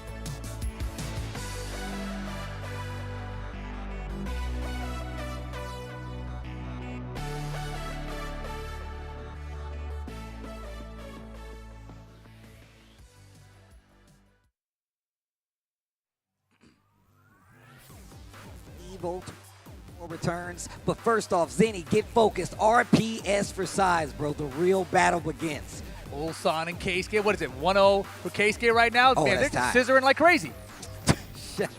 Oh, got him! The real battle. This is the first battle. He should have before wave you get dashed on off the the stage. screen right there. Like, hit him with the paper, wave dash off, get out of there. Yo, Oh, shout I see out to Farzine Zenny. back there too, chilling. Farzine back there hanging out. Save Octave looking on his 20% phone, taking notes. site-wide at ZennyGaming.com with code EVO24. Shout outs to Zenny for holding us down here at EVO 2024. Get focused. I love that we actually get to see the RPS. It should always be a thing, yo. Yeah, you like seeing like which player's winning because they got a little demoralized whenever they lose the RPS. Like, oh man, I can't even beat this guy at RPS. How am I going to beat him in the game? That's the first battle. A lot of players will tell you the first battle is RPS. It's like, yo, RPS for sides. What's this guy thinking? Is he a rock guy? Is he a scissors guy? Is he a paper guy? It's all part of it. But let's take a look back at this bracket so far so you guys can get caught up if you have just joined us. Of course, we got winners finals already set. Falcons, Atif going up against Arslan Ash, of course, that's going to be on the winner's side. But then we do have Dragon's Rife down there going up against Nobi on the first side. And then, of course, it sets up that last match on lower bracket side. Keisuke versus Ulsan. That's going to be Japan versus Korea. That's going to be Saudi Arabia versus Japan. Oh, man. That is wild, man. Some fun matches coming up on the loser side of the bracket. But again, that Pakistan winners final to square up things later for the top three. Man, it's kind of crazy, man, because I remember we went over to Pakistan and we actually saw where these guys play in the local gaming hub. Maniacs. And that was so sick. Just because we went in there and we saw the banner and it has all the Pakistani players, and it has been one of the coolest things ever. But let's look at the victory path for Keisuke. Look at this round one. A bunch of people down here, 2 O's up until he got to QSEF where it was 2-1. But of course, John Hammer, one of the homies as well, I know from way back. Castrological, of course, 2-0. And then we have Rangchu 2-1. And then Speed Kicks 2-1. And that is the top 24 progression for a player like Keisuke. Once again, one of the few Mishimas that we have here represented in the entire Tekken 8 tournament. Yeah, if you guys have not seen that Speed Kicks versus Keisuke match, definitely go check that one out. It was insane. But here's the victory path for Ulsan, who's been one of the best players so far throughout Tekken 8. You can see, took out Coffee Prince very early there in round 2. Took out Genghis Don, who was top 4 at Evo last year. Took out Tai 2-0 as well. But then he went down to Nobi's Dragunov, right? So, as we were talking about earlier, if Ulsan and Nobi win these matches, they will meet again. So that could be a potential run back. But then look at this top 24 run for Ulsan. Yes. Farzine from Pakistan. Jimmy J. Tran from North America, Lohai from Korea, and then finally 2-1 over CBM to get himself into this top 6. Probably the most difficult victory path I've seen so far out of all these players. There's no way you can doubt the progress of a player like Ulsan. I mean, we've been looking at Ulsan play since Tekken 7, had a little break, came back, and now still in basically rare form, especially considering playing a whole new game. He doesn't have Bob. He's playing new characters to kind of get his feel, but that Reina has been kind of crazy, bro. Oh, for sure. And he is one of those players who has crazy execution, just like Keisuke. We might see some crazy wave dashing on both sides here, which could be a little bit of fun. That always gets me hyped. All right. You want to poll the audience, Steve? Yeah, let's see what they're feeling. Let's poll the audience. You guys already saw Keisuke, so I'm going to start with the first timer on the stage. If Evo 2024 would like Ulsan to take the set, make some noise. Okay, there might be some Mishima fans. If you would like Keisuke to take the set and stay alive, make some noise. Wow, okay. Oh, wow. These guys are Mishima fans. We got a Dragunov on the screen, though. No Reina. No Reina, huh? Yeah, I see why they're rooting for Keisuke. People have seen enough Dragunov right now. Bring on the cause here. Game 1. Loser side of the bracket here. Loser goes home. And that's a long trip no matter what. Nice block, great punish. Down 4-4. Nice 3-1-4, gets the follow-up. To the wall. Still has heat. There it is. That's what he didn't use against Austin. Put sidewalks, the hell sweep attempt. Perfect side step to the left to get around it. Wall throw and the follow-up. Damage. Big damage. Well, in the back, he read the spring kick, and that'll be the round. Oh, my gosh. Ulsan. First round on the board versus Keisuke. If I'm Keisuke right now, I'm thinking, man, I'm so tired of dragging. I'm 7 rounds straight. How do I get out of here? Look, this is going to be practice just in case he gets the run back. Man, great use of the homing attack. He's oh, this electric, God, though. The electric. We're going to the wall. We're taking it on a tour. Activate the heat. Hey. Hell sweep's good. Hard wall break. Need another one. The mid. Oh, through the wall. Wait a minute. Through the glass. Yo, there's a balcony over here, Steve. Yo, give him the tour. Give him the tour. It didn't kill. He left him with a pixel. And he's getting life back Oh because my of the God. gray. Wow. Keisuke on the board. First round in top 6. Okay, all right. Getting into the swing of things. Down 4-2. Catching some side steps, maybe a duck. Smart choice from Keisuke. Beautiful block from Ulsan, though. Incredible reaction. Great punish. Down 2. Needs to be really careful. The wave moves into the block that was crazy. Snatch kick, hell sweep, sidewalked again. Engage with the back 4-3. Found the heat dash combo. And you can see him sidestepping left quite actively. Important direction to step against Kazuya. Keisuke, though, has heat available. Ooh, look at the step electric.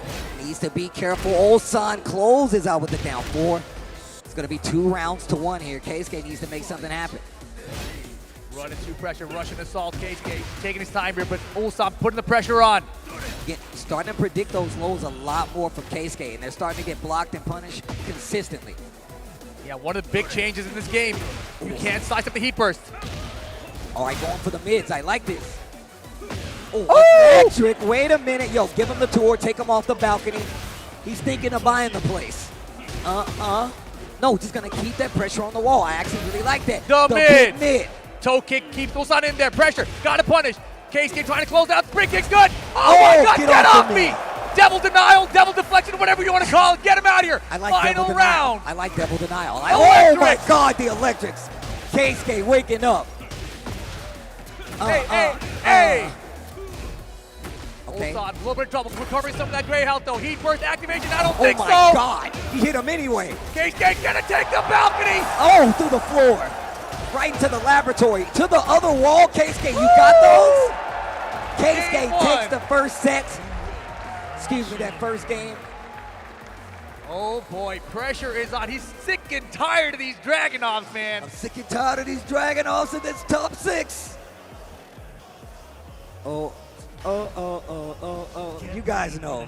You guys know. It's great character select music right there. Getting ready to fight. Alrighty, game number 2, head to the city. I want you guys to know you're cheering for a maniac. This dude Kazuya is trying to destroy the planet, all right? That's what they're about, Demon Paw. Oh my gosh. Bro, the hits look so impactful. When this dude Kazuya hits you, dude. Early heat activation, find the hell sweep, gonna extend here with the heat mode. The chop on the follow-up. Heat time already out, spend the low heat smash. Those hell sweeps definitely starting to add up. Quick sidestep to the left, follow block. Oh, wait a minute. Ulsan fighting back. If he finds the heat engage, he will get that gray health back too. Heat first, and he's all caught up. Life lead, in fact. Heat dash after the 1-2-1. Nice duck in the high. Okay, Ulsan fighting back. I like that duck right there. Shows that he's actually paying attention. Yeah, and Tekken, you got to know the strings. You got to know what the mix-up opportunities are. And he was waiting for that electric, right? He saw him crouching out of range. As soon as the electric came out, had the wall standing 2 ready to go. Get back on his wall. Big damage. Needs to be careful. Great block. Gets the launch as well. Keisuke using that heat to extend the combo now. Wall carry just a little bit short. Yeah, go for the mid-mix now. Got him. Still has a chance to use that low heat smash potentially. Heat burst activation. Heat burst just to make sure. Gets a little life back because of it. He spends all his resources to get it. The demon part is going to be a full combo. Oh, he dropped the combo. What a duck. Got a chance. He's got range too. Both players have range now. Oh, wait a minute. To the wall. Ulsan, 2 rounds straight. That was just perfect placement where he ended up on the wall there. And again, you see Ulsan flash duck at the start of the round to avoid those electrics. Keisuke now with the sidestep too. Well, down 4-1. You see him starting to play a lot more cautious. The pace is slowing down just a tad. And both immediately slowing down. Nice trade. No, he doesn't get a convert. But still, look at the damage output. Oof, needs to be careful. Heat burst. Great activation. Momentum. Tries to sidestep. Needs to down 4-1. Then he is ducking. Rage mode has to block the heat smash. Got to hold his neck pressure. And Toshi. The throw break. Get off of me, bro. Oh! Second hit. And he was bound, and he was bound. Big block from Ulsan. It should be enough. Going to spend the rage art to do it. And Ulsan cashes in here to tie things up 1 game apiece. Bro, it's cold out here.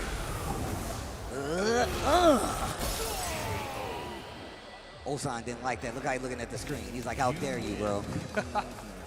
3 rounds. Oh, man, they both died at the same time on screen. The thing Keisuke does too sometimes, as soon as he wins, he keeps his head forward, but he'll look at you out of the corner of his eyes. Oh yeah, he'll do the side. He cut his eyes. Yeah. Oh wait, he's got somebody up on the stage talking to him. Somebody from Zeta Division. I'm not sure where that is. Watanabe. Oh, Watanabe. Great Azu Center player. Beat me in the bracket, that jerk. Very good player. Very professional. Yes, very thank professional. you. Hulslan taking a selfie with the crowd. Who is that cameraman? That guy's good. Damn, How did he stay out of the shot? How did he stay out of the shot? That's some movie Hollywood magic. exactly. Here we go. Oh. There you go. There you go.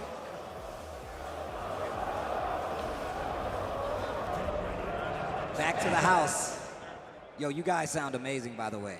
That's crowd participation at its finest. You guys are cool. But here we go. Loser side top 6 final game. Loser eliminated from the tournament. That's a long trip home, no matter what. Yeah, Casey loved that electric start of the round, too. Yeah. Let you know. That's the warning shot. Punish. Down 4-1. He's really Get it out here. Those sides. Lots of down 4-1s coming out there. That was a great punish, too, on the wild stand, too. Very rarely do you see that punish correctly. Oh, wow. Yeah, Heat first. Oh, boy. Comes the mix now, holding more to Oh, chin. do it again. Oh, man, Casey in big trouble this round. Oh, that full crouch down 4-1. Silent entry, bro. Yeah, rough stuff for that first round. Keisuke hitting the brakes a little bit now. Oh, a little wave Oh, right there. boy. Oh, my gosh. Yo, what an interrupt. Quick ducks here. Little fuzzy ducking. Oof. The deep ball. Another one. This one works, though. Engage. Yeah. Stature kick. I love that they're stacking up the pokes. Yeah, you got to do it right. Keep them guessing. Can't be predictable. Ow. No punish with the health is good. Chop. Heat timer about to run out though. Doesn't get to do anything with it. Step was good. Back 1-2. If he had the heat, that would have been a combo, but doesn't matter. Ties it up. 1 round apiece. Final game. Down 4-1. Running 2. Gets the wall. No break. Got to be careful here, your case game. Back to the wall, bad situation. Half-life bar gone. I like that. He first to keep the momentum, just in case Keisuke tries to press right there. He would have took his time by force. Counter 1-2-1 with the heat dash, and Ulsan is on set point to take it. Keisuke in danger right now. He needs this round. Can't lose another one if he wants to stay alive in this tournament. Man, these runs are so consistent. Yeah, Keisuke has to step on the heat my first. Gosh. Electric. He can break this wall if he wants to. Heat first activation. Not going to take it just yet. Oh boy, stepping on it. Got to be careful here. They'll found it. No heat dash. This time we heat dash. Oh, Steve, you know where we're going? We're going to a final round. Ulsan versus Keisuke. All down 4-2 from Ulsan. Going to the wall. Oh, big damage. Half-life. I'll take half. 50% off instantly. Oh boy, pressure. He's sidewalking away from the wall though. But Ulsan half-life our lead. Heat first activation. No. Keisuke in a lot of called trouble. It out. The rising 2. He might be done with the wall saves him. The wall saves him. There's a chance. One chance left for Keisuke. Then Lowe's gonna do it. Ulsan survives. Ulsan continues on.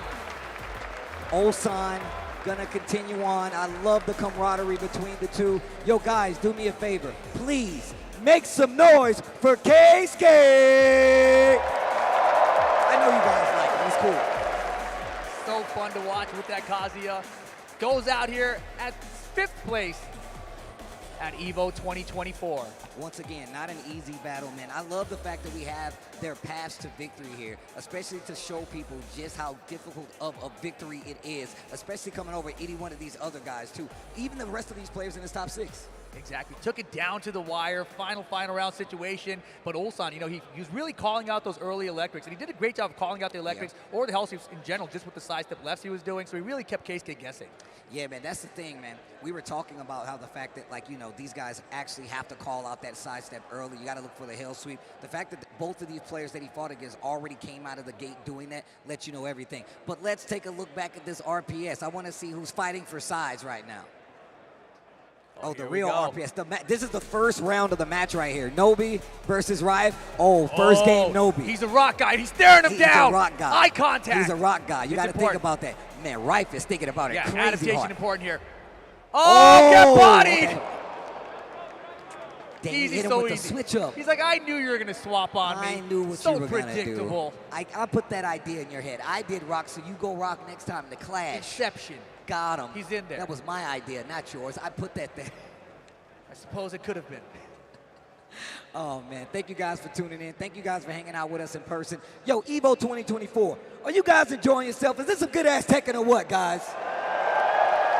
Oh, yeah. I think they're having a good time out there. I think they're having a good time, man. Look, first time here, man. I love the venue, man. Look, I'm going to tell you right now. I walked in. Last night we watched Street Fighter 2 here, and it looked amazing in this arena. It was actually really cool. A lot of people came to hang out. But watching how beautiful this looks on this screen. It looks awesome, doesn't it? It looks amazing. I can't wait to see the rest of how Evo is going to play out here. But I can't wait to see how the rest of this Tekken 8 is going to play out here either. Exactly. We got our next match, Riot versus Nobi. Let's take a look at the win path here for Riot now. You can see, obviously, he had a crazy path, as most players did in this bracket. You have 4,000 plus people. You're going to have a crazy path. Taking out Von Austin along the way. Ran into round 3. Sonic Fox took him out 2-0. Then John Ding 2-0 as well, right? And Rhythm, who was on fire yesterday in round 4. You see him going down 2-0 as well to Rob. And finally, in the matchup to get into the top 6, took out Lowhigh 2-1. It was intense, down to the wire. I'm telling you guys, go watch the qualification matches for the top 6. Some of the best Tekken you will ever see. That match was absolutely insane. He popped off so hard, he hit it the floor, bounced right back up like nothing happened. It was amazing. Oh, man, Rife is definitely one of those players I feel like you should always keep track of. A very strong player, and of course, also qualified through PlayStation tournaments. That's another thing that is so cool about this. So many different avenues to get to this point. Shout outs to PlayStation tournaments for giving other players opportunities from around the world to show up to a giant tournament like Evo, represent, and make top 6 on top of that. That's crazy, right? And if you guys know nothing about this, PlayStation tournaments are free to enter, right? So go ahead and Google that, check it out, get to the website, enter these tournaments, and maybe you could win a trip to Evo next year. I mean, most times you can sign up straight through your PlayStation, like right through PlayStation Home. So a lot of times you can just do it that way. And I've commentated a couple of them. You've commentated a couple of them. I won this trip. Exactly, right? But here we go. Another one. Hey, guess who he's going to play against? Dragunov. Dragunov. Wait. This is our first time seeing Nobi on the stage. Guys, if you would like Nobi to take the set, make some noise. What about Rife? If you like Rife to take it, make some noise, guys. Oh, yeah, Nobi fans out here. Nobi, former Evo champion. Rife, though, keeping the pressure on early. This is stage he actually beat Lowhigh on, too. Oh, wow. Got him. Back 4-3. Engage to the wall. This is going to hurt. Fights him down. Wants that knockdown, but beautiful parry. Nice. Goes into the 1+2, engages the heat, and instantly Nobi goes right back on the offensive. He was like, yeah, that was cute, but... You see life bars about even. Both heat timers ticking down. Sidewalk's good. He's out of there. The third dimension, bro. I'm out. The wild standing 2 barely missed as well. Still very close to the life bars. They're playing Tekken 7 now. No heat. Let's see what happens. Great break on the throw. And dive kick from Jin. Nice sidestep. I don't think so. No go. No go. Yeah, risky business down to 15 seconds. Long round there. But first round in Nobi. Oh, wow. That was sick. I like the fake out right there. Oh, engage. Yeah, Nobi non-stop aggression. Got the wall splat out of the full crouch mix. So much damage. Text on the wall, down 2 on the follow-up. He dashed to keep the pressure. Back Perfect. 1+2. Thought you were going to do something. Still gets the perfect. Rife in trouble. Yeah, big trouble right now. Rob gets to get around on this Evo top 6 stage. Trying to find a way back in here, though. Great intro of the 2-1, but Nobi with the sidestep. Great break steal, 4-4. I like it. A little election to let you know. Oh, fast waving from Rife now. I like the 4-4-3. You got to start going for those mids. Just like that. That running 2 is one of them. Beautiful. Wow. Uh-oh. Rife in trouble. Big damage on the wall. Tackles him on tech roll. Give me that leg. Rife with rage now. Big trouble. Rage hard. I don't think it's going to work. He didn't hit anything. Oh, and breaks the glass everywhere. Rife, thinking about it right now. Nobi, like you said before, man, Evo champion right there. That is a legend right there. Oh my goodness, it's so cool to see him doing well again. You know, I felt like towards the end of Tekken 7, he kind of took a step back a little bit. Yeah. Did well at the finals as well, though, for the TWT finals. But now back on the Evo stage and making a run for it, man. Gets the first game here. Man, shout outs to Nobi. He's become a crazy content creator. I've been seeing a bunch of his YouTube stuff. He's definitely a goofy guy. You should definitely go check out his YouTube if you get the chance, especially if you're a fan of just Nobi, Tekken, and just, you know, having a good time in general. Man, I wonder what Joker's telling them. We got to start micing up the coaches, bro. I know, man. We got to start micing up the coaches, but that means you can only have one. Do with that what you will. You locked in? Let's go. It's got to be motivational with them. Ready for the next battle. He said, are you locked in? This guy real. All right, here we go. Game 2 on the set. Oh, wow. Back 4-3, engage, started the round. Step on him. Look at the damage, dude. That was 3 seconds. Oh, wait a minute. 2-4 on the wall. Wait a minute. Oh, full combo conversion back to 1-0. Sidewall situations in the balcony. Wow. That was a crazy combo from Rive here. But you can see the life bars are still about even. Yep. And Rive yet to activate his heat. Nobi spends his. Third is high. Oh, wow. You really got to be careful right here. Down 4. Starting to stagger the offense a little bit to see if Riot's going to react. Down 2 counter hit. The sneak. Wow, he tried to parry too. Round 2. But man, 4 rounds straight for Nobi now. This is not, I'm telling you right now, Nobi is not giving any ground to Riot. Wow, Hey! the crouch throw. Engage. This is wild. Nice step on the right to that time.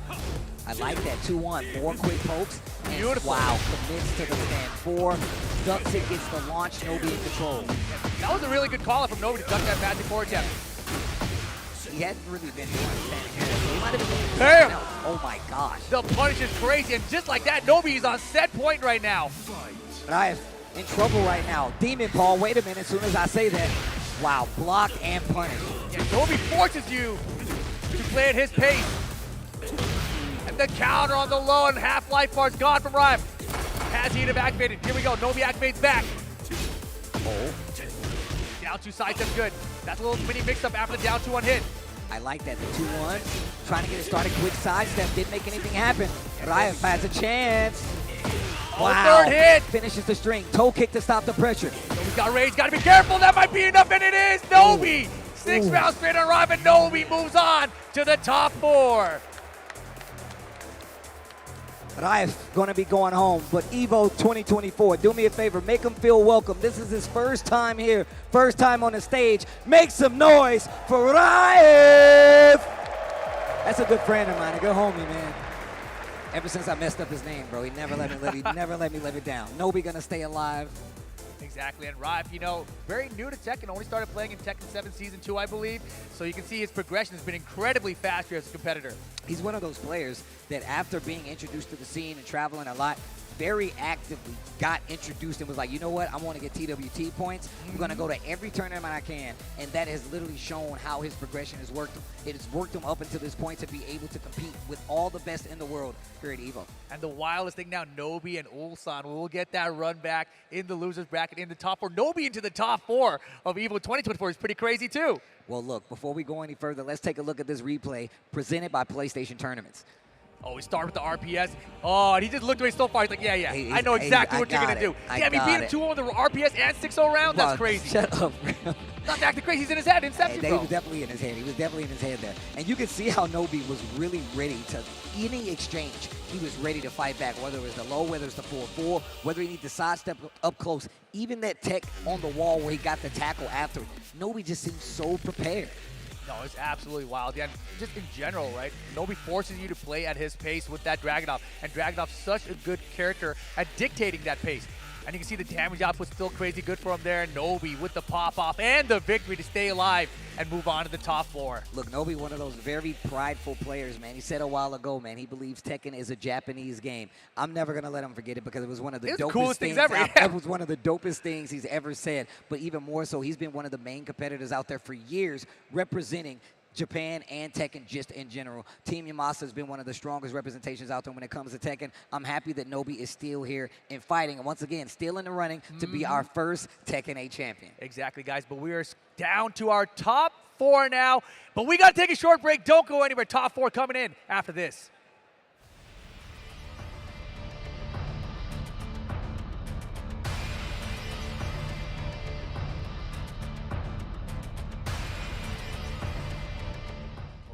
From Japan. They're the legends of the FGC. Double time! Oh, the king! The kings, the beasts, the champions. Next year, we celebrate the players that made Evo the most storied tournament in fighting games. It's gonna be enough! Oh, it is! Watch Watch the greatest that ever played inducted into the inaugural Hall of Fame. Plus, vote on awards for the best players in the game today. Unbelievable! And celebrate everyone in the community who makes fighting games something so special. Oh my God! The Evo Awards, live from Los Angeles in 2025.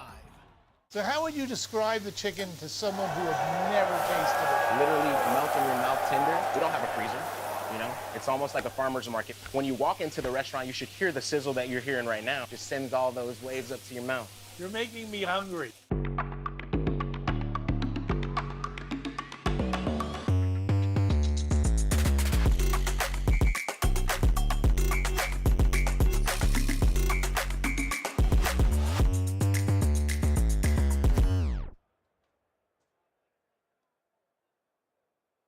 Hey gamers, does your room look like this? Tired of having no art on your walls? You need Displate. Made with high quality metal and customized finishes, with Displate, you can transform your room or office from lifeless walls into a stylish space. Check out the new texture finish. Flat is out. Come feel the difference of that sweet, subtle embossing. Say goodbye to hammers and nails with Displate's magnet lock technology. It never fails. It's as simple as snap and hang. Bang, bang, bang. Visit displate.com/Evo and order now. Use the discount code EVO at checkout. Rated E to M.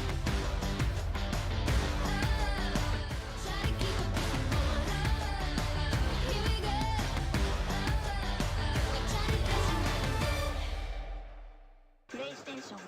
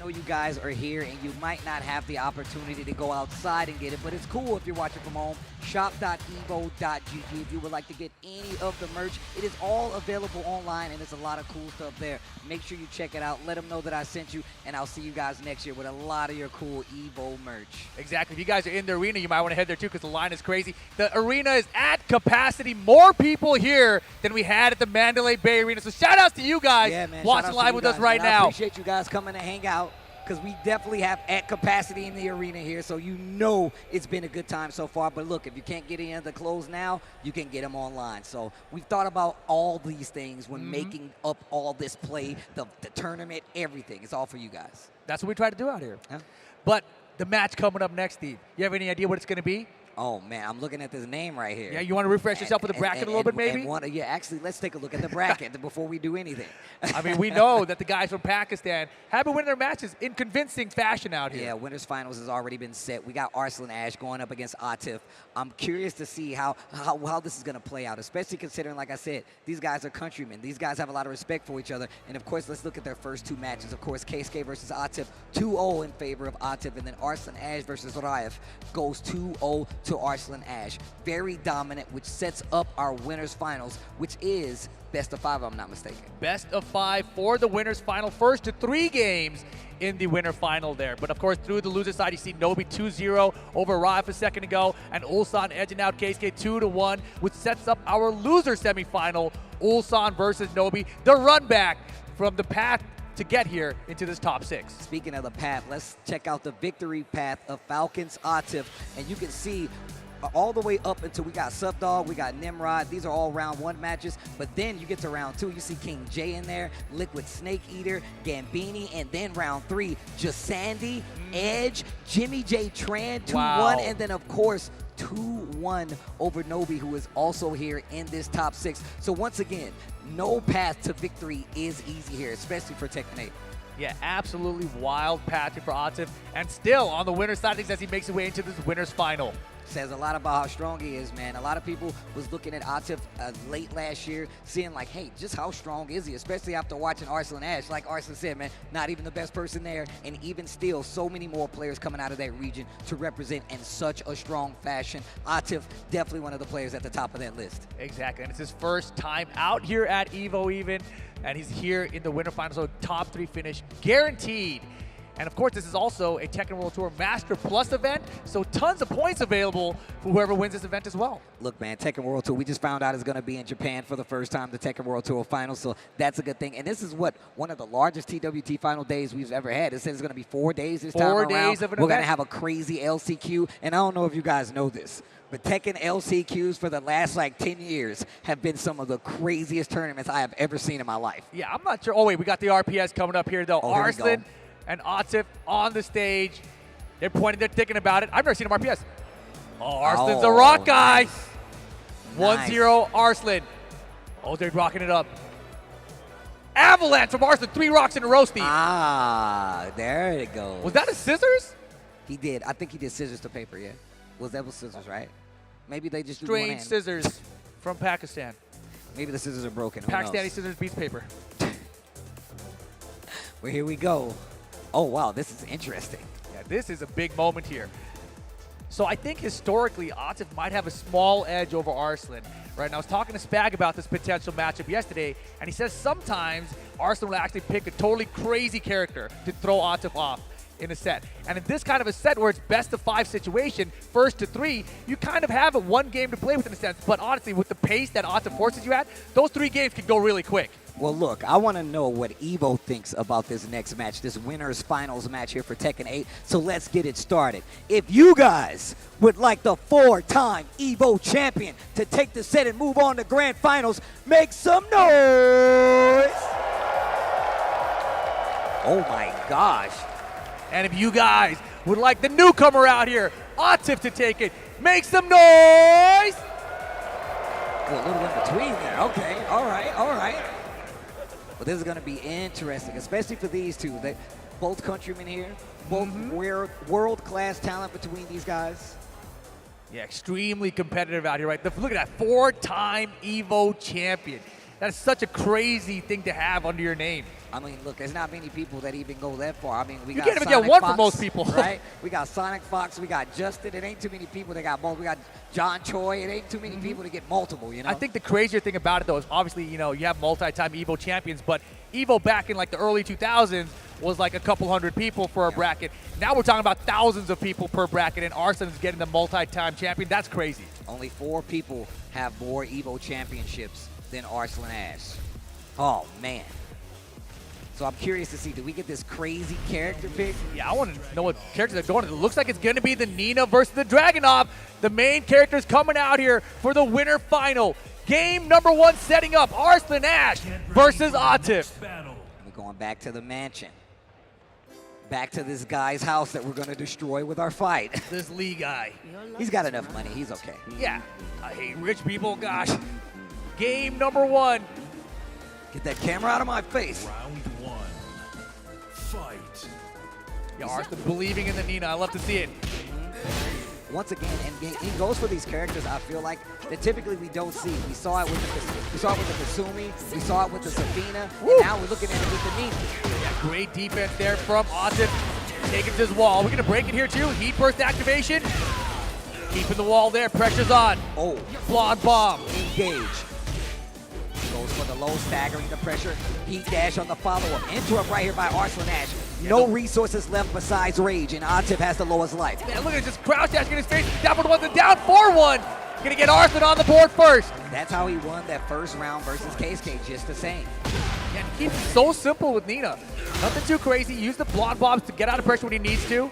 Calls out the big lows with the counters when he has to as well. And found it. There you go. Tracking him with the homing attack to get that hard wall break. Are we taking this too? We are. Downstairs we go.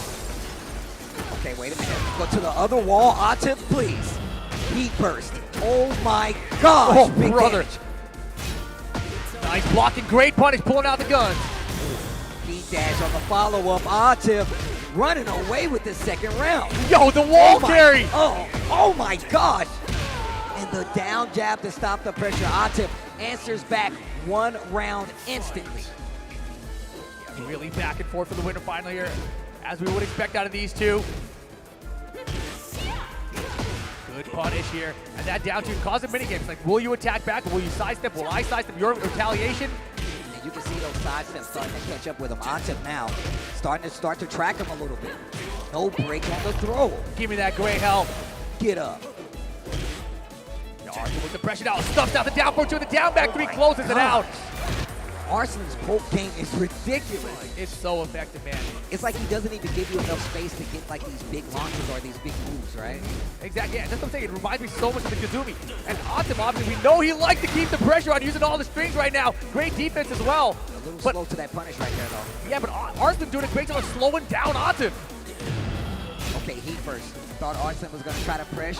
No, sir! Wow. High moves! No great life, so you're going to have to do this just like this. Stage hazard is still active on the stage as well, so you got to be careful. Oh, he got the carry! Chipping him down, some good shot. Look at the great health on Atif up and hold it! Crush. Final round, game 1. I like that little tease with the 1-2. Am I going to finish with a 1-2-1? Who knows? Nice, gets the launch. Here comes Atif. That wall's right there. Yeah, but side wall's flat. Gonna have to activate heat to finish the combo deeper. Nice!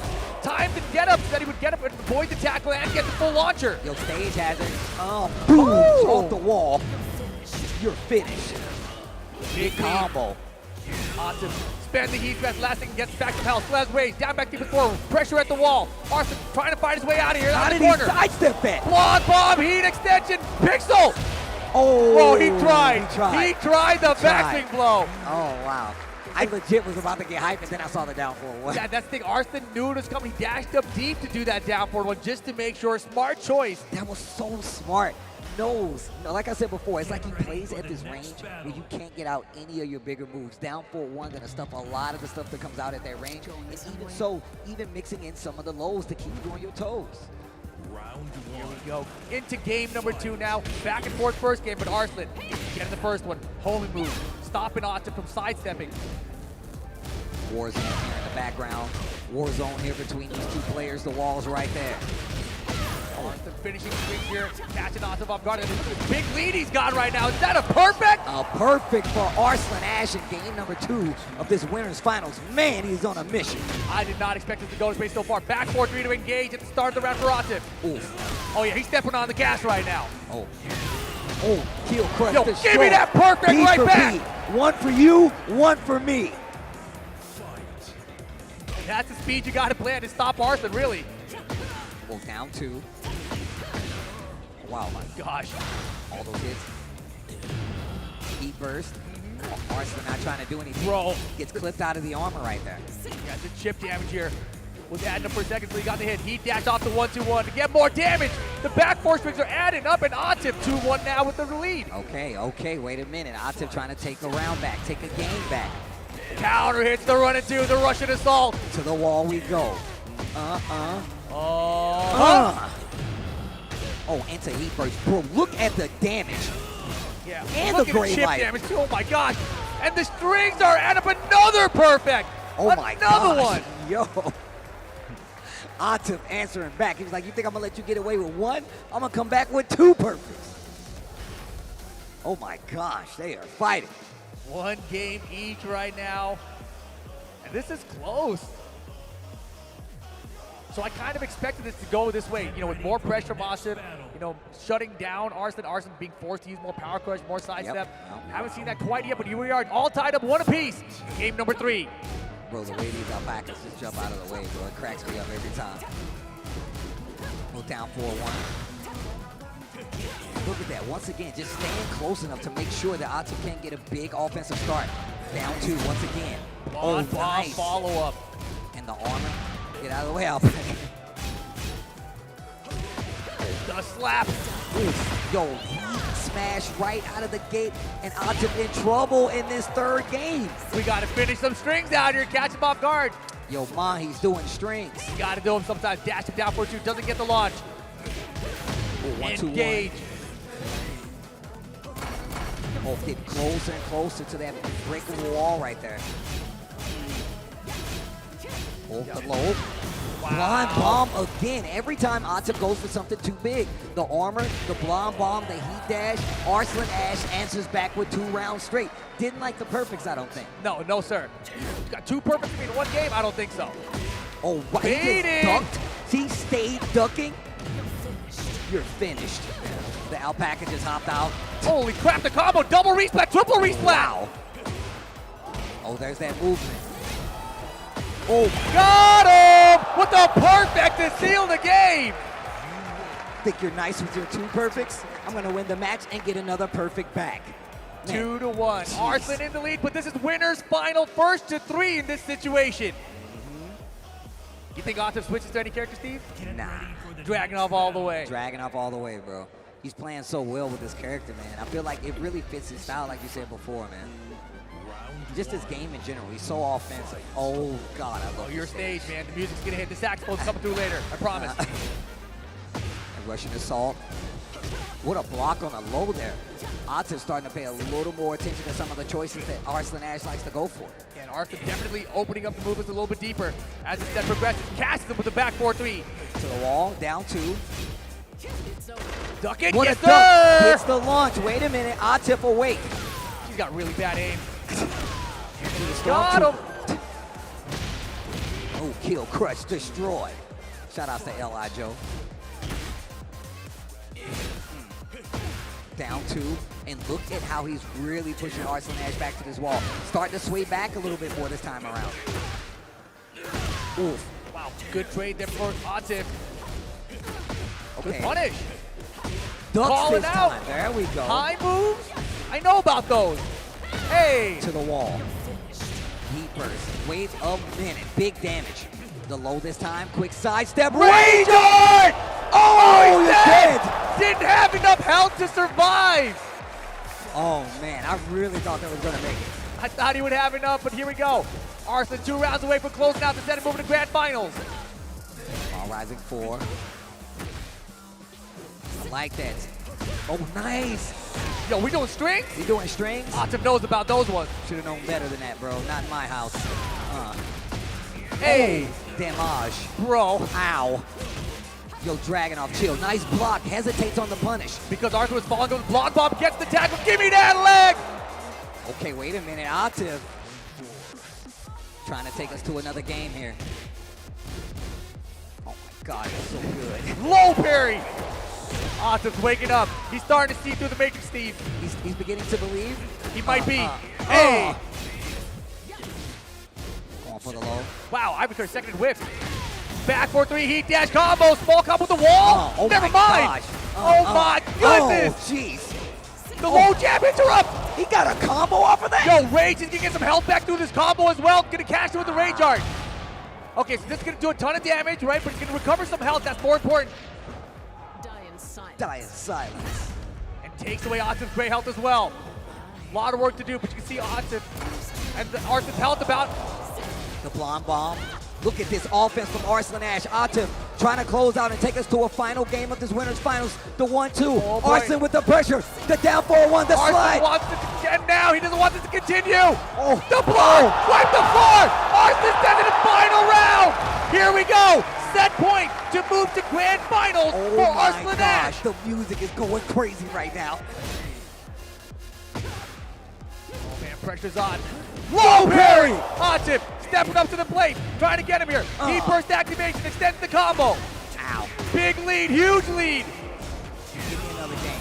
Give me another game. Wait, Arslan wants it to end right now though. You know he does. Throw breaks good from Atif though. Switch Slap position. him up! Oh. First time you've ever said that. That was hilarious. Slap him up. Oh, It's all caught up. Arslan can close it out. One launch and Arslan can do it. The block! The launch! He's gonna do it! He's got range on. This could be the end. Arslan Ash can cash his ticket to grand finals. That's gonna be that and another appearance for the 4-time Evo champion. It could be 5. It could be 5. Arslan Ash stays alive. One step closer to another Evo title, but it's not over yet. Atif still alive in the tournament. Gonna be sent down to that loser's final. But what an incredible comeback the last 2 rounds for Arslan to make that happen. Bro, business was picking up. Oh my gosh. The Arslan chant from the crowd. Yo, wow. That is, look, a multiple-time Evo champion for a reason, as you can see. But Atif was hanging in there tooth and nail. You saw him pull out all the stops, the rage art, the pressure, and it just was not enough. Arslan just seems so cool under these crazy instances of pressure where most players would fold. Exactly. You know, Mazda Bomb was talking about how this game is a game of razor-thin margins, and if he had just a little bit more health for that rage art, he would have survived, right? That small of a margin separates a round from winning or losing. Look, it's really big in this game, and we talked about the vitality of this game. It's really scary to fight in this game, especially considering how much damage you can do in a short amount of time and how people use their pressure, how they use these heat dashes. It really does make the game a completely different Tekken, and I feel like these players are starting to get the hang of it. Yeah, I think the thing that's wild is how Arslan's style is able to shut down Atif's speed of play, right? And when Atif gets that momentum rolling, he wins the rounds usually, That's right? true. But That's true. Arslan, he finds the counters when he needs it, whether it's a high or a low, he just finds it. Or he blonde bombs through. Dude, he did the slide. He juggled him with the crouch jab. That's how he got him back. That's how he stole that round back. That's crazy. And it was a relatively safe kind of attempt to go for, right? I mean, with the Dragunov, you usually see a lot more down twos, but that one goes a little bit farther, so you kind of catch people off guard with it. Arslan's like, no, stop right there. Yeah. And we've been talking about this. That's been one of the conversations people have been having, how much more active a down jab is to stop people's offense in this game. And I feel like it's really active. When I'm fighting wall wrong, I'm doing down jab, bro. I'm not trying to get hit, bro. And I feel like there's a lot of instances where you really need to employ it. I mean, especially if you use that as an example, what Arslan just did. Exactly. But you know what's coming up next, Steve? Do you know what match we're getting next? Which one are we getting next? We're getting the loser side of the bracket after this. It's going to be the run back from the top 24. It's going to be Ulsan versus Nobi, and here they are for some RPS. Ulsan up 1-0. Double rock. Double paper. Oh, no, he tied it up. Scissors for paper. 1-1. Final game. Paper! Nobi, the RPS legend out here. Andy said he wants 2, bro. And let's not forget, Nobi is the person who sent Ulsan to the loser bracket. That's true. He just keeps beating him, Steve. Don't say that out loud. He's already in his head. Don't let him listen. I'm saying, if you're Ulsan, you thinking you're not thinking that?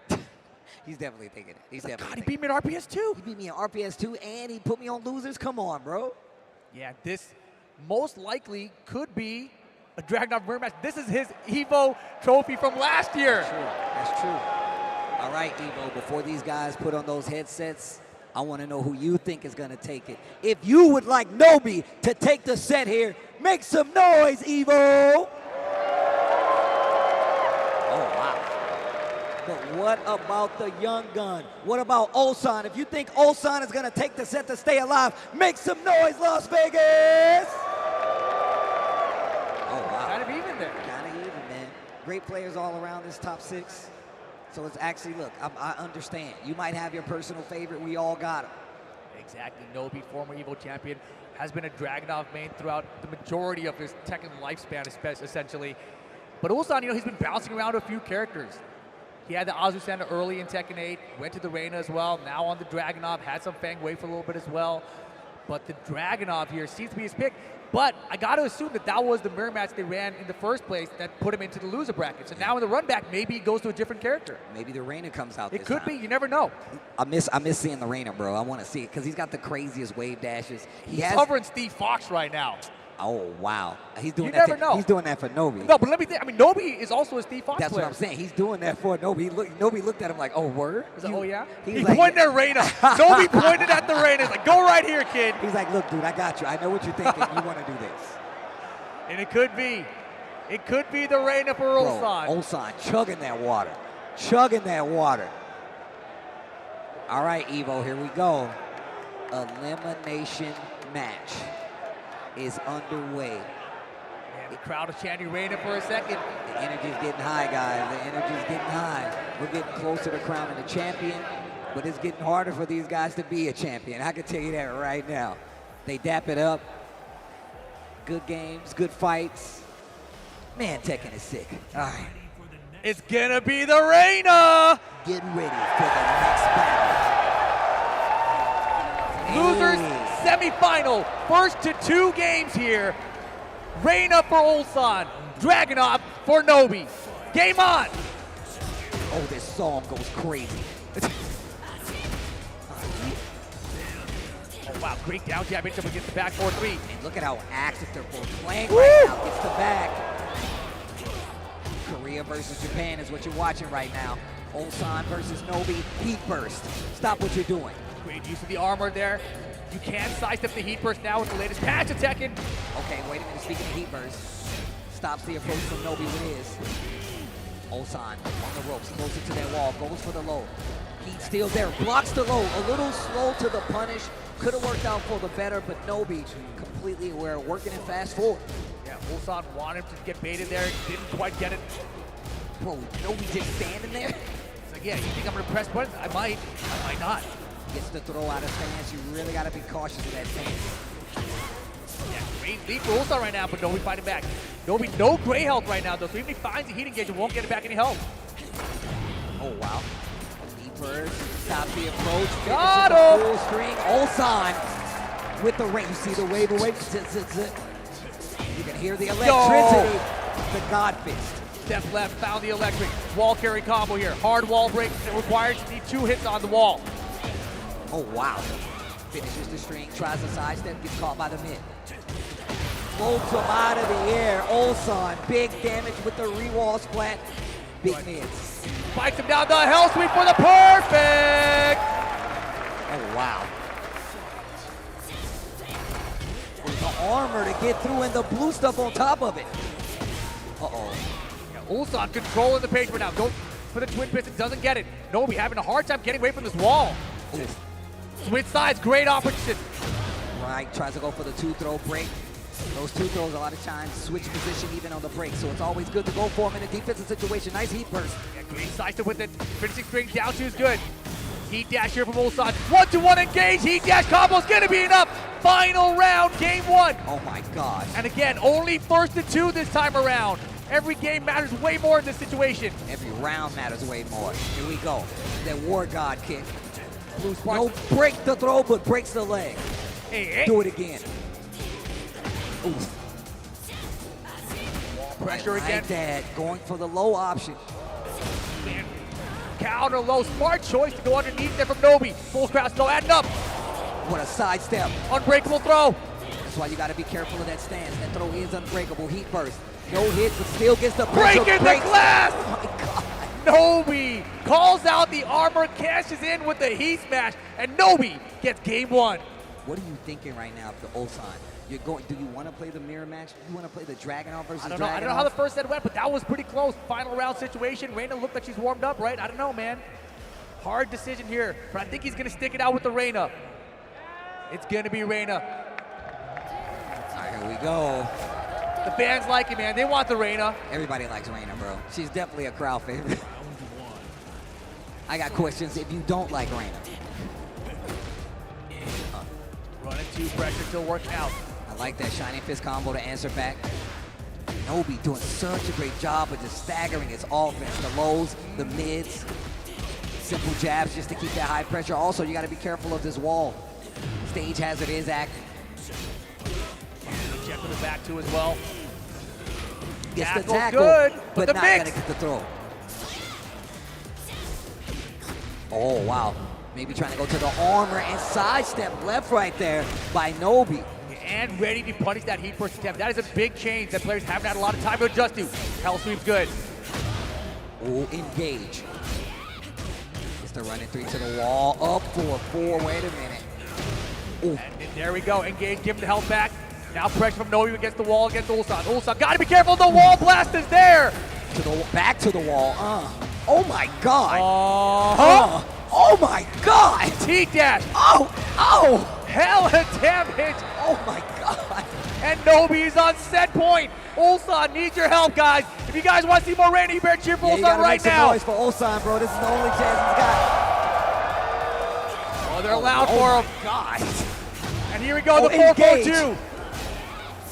We have not been seeing much 4-4-2. The third hits the high, doesn't duck, gets counter hit. Tries to go for the throw, but didn't get the launch. Nobi trying to shut it out here. Ulsan trying to survive. Another 4-4-2 connects. Oh my gosh, it missed. He smashed. Ulsan's in trouble. Last chance, the Ranger. He's dead. He's hella dead. Nobi moving on. And that is going to do it. Man, great option to go for the Ranger. I just didn't have enough life. Yo, guys, do me a favor. That is a good friend of mine. Make some noise for Ulsan. That guy is a competitor. That guy is a competitor, I promise you. Both of them very strong players. Ulsan, a very strong competitor. Not going to be going any further in this bracket. But man, it's not because he didn't try. 4th place for Ulsan here at Evo 2024, our inaugural Tekken 8 event here. Oh man, these matches are going up in intensity so much.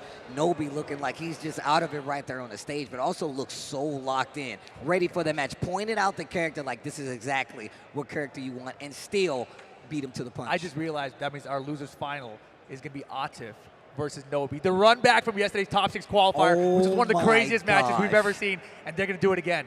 Oh man, well first off, let's take a look at these replays presented by PlayStation Tournaments, but we don't have them ready just yet, so we're gonna chill a little bit longer. I was already, yeah. But no, man, it's been really cool seeing these guys go head to head like this. I feel like we've been talking about these tournaments probably all over the world now, all at the beginning of the year. But seeing it come to a head right here now, so early, knowing that we got the TWT coming down the pipeline, it just makes me really excited. Exactly, TWT Master Plus event. But now, Steve, let's take a look at the PlayStation Tournament replay. But yeah, they dap it up early. We saw the RPS going into this, and the Reina was selected by Nobi nonetheless, and it was looking good straight out of the gate here for Ulsan. Big conversions, big damage, even keeping the pressure up versus Nobi. But then this is when the turnaround started to happen. A lot more activity on the side, got 2 rounds straight to run it back. And then right here in this situation, where literally just tried to save his life by doing that rage right at the last second, and it just did not go in his favor, especially when you don't have enough life. So exactly, and these guys so competitive. They've been competing for years and years now. Of course, Nobi for over a decade, maybe decades at this point. But Nobi's still the Dragunov main to beat, and he's moving on to the top 3 against Atif, which again, I'm telling you guys, if you guys haven't seen the matches from yet, the top 6 qualifiers were ridiculous. Go back and watch them. Well, let's talk about one of our amazing sponsors here. Let's talk about AT&T. Before we head to break, we've got some good news. If you're watching at home, you have a chance to win some awesome prizes like PlayStation Plus Premium, subs, and Evo merch just by playing some trivia thanks to AT&T. If you're in the US and watching on Twitch, just click your answer, and if you're on a mobile, tap the red button on the chat pop-out. It's as easy as that.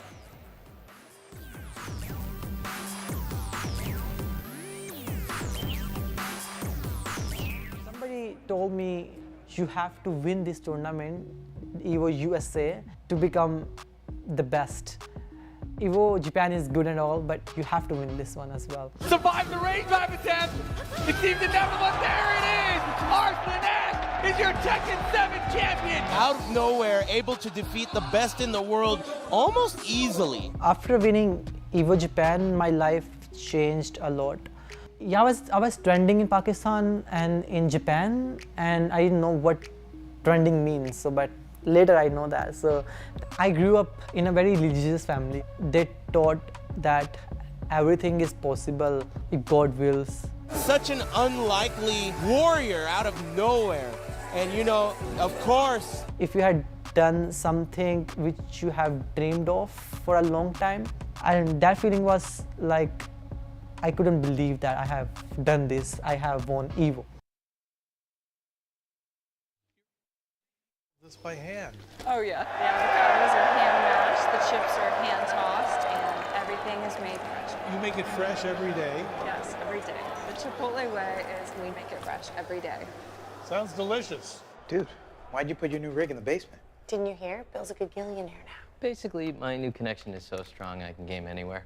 Check it out. We've got gamer rocker, gamer floaty, gamer couch. Whoa. It's got wheels. Gamer bench, gamer throne, and gamer mower. What's that? It's hard to game while walking downstairs. I get it. That's smart. Live like a gagillionaire with low latency everywhere. AT&T Fiber with All-Fi. Do you want okay FGC merchandise by okay FGC artists? Well, you're in the wrong ad if so, cause here at 10-0, all we got's the best FGC merchandise by the best FGC artists. Just look at all this great merch. You can make this your whole wardrobe. I should know. I have. Our 10-0 merch booth will be open all 3 days at Evo 2024. If you're not here in person, visit us online at merch.10-0.gg. Stuff this cool won't be around for long.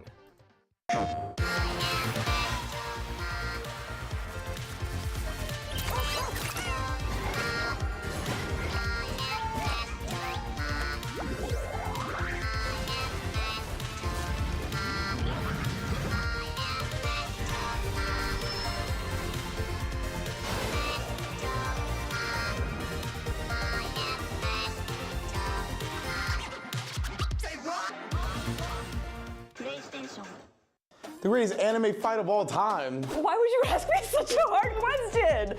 I'll do Aizen and Ichigo. Ken versus Raud to the North Star.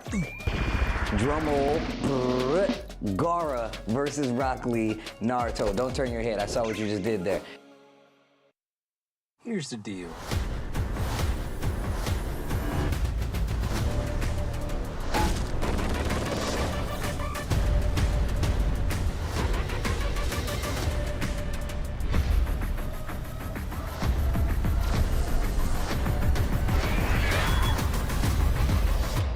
Excited. Oh, yes.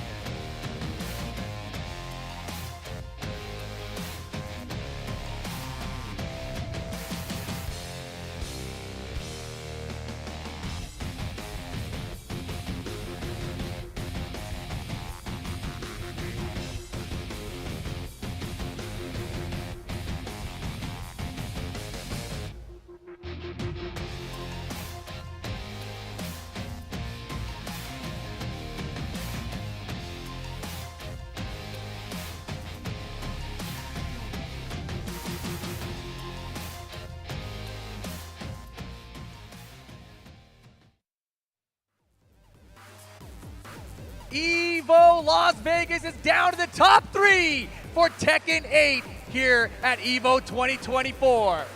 It is about to be ridiculous. We're getting into the losers finals first and foremost. It's good to be back in Las Vegas. I'm not enjoying the heat, but there's about to be heat in this RPS battle for sides. First side to Atif. Oh, he got 2-0. Wow, Nobi 2-0. taking his first loss at the RPS table. Like we said before, man, Nobi has said this Tekken is a Japanese game. So you know he's got a little extra heat going into this match right here versus Atif, who's coming from one of, if not the new region that is ahead of all others when it comes to Tekken. I mean, the interesting thing about this matchup, obviously, Nobi beat Ulsan twice at Evo. That's the only reason Ulsan is out of this tournament. Atif is the only person who's beaten Nobi in this tournament so far. Oh, yo. Now, will he be the person, the only person to beat Nobi here at Evo? But this is top 3. The winner of this moves on to Grand Finals to face Arslan Ash. Oh, wow. Well, with that being said, I want to ask Evo who they would like to see fight Arslan Ash. And we're going to start with Atif. Evo, if you would like Atif to take the set, make some noise! Okay, wait a minute. But if you would like Nobi to take the set and move on to Grand Finals, make some noise! Damn, they want to see that Evo Champ showdown in the Grand Finals. It could happen. Champ showdown. But Atif did beat him in the winner's side of the bracket. That was first to 2. This time it'll be first to 3. Let's see what happens. Losers final, Evo 2024, Tekken 8.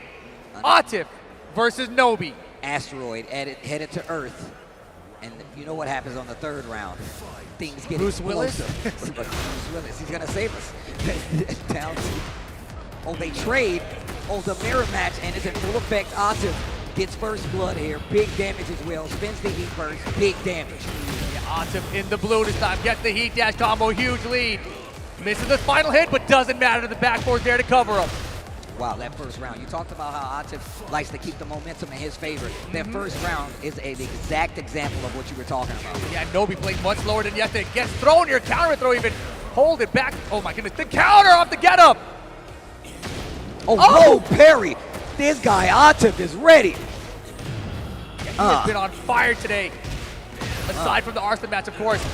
Ow. Yeah, the heat dash combo. Steamrolling this first game right now away from Nobi. Once again, this is best of 5, first to 3, so you got to make it count. And we're on the third round, and the floor is lava. Floor blast available. Side throw situation off the sidestep. Oh, engage. Went for the grab. Man, the high moves though. Uh-oh, wait a minute. Oof, off the ground. My man maximizing the heat usage. Big damage on the board. Atif has not stopped swinging yet. He don't stop. He don't need to. Oh my gosh. 3 rounds straight. Game 1, Atif is looking ridiculous. And you know, they met earlier in the bracket.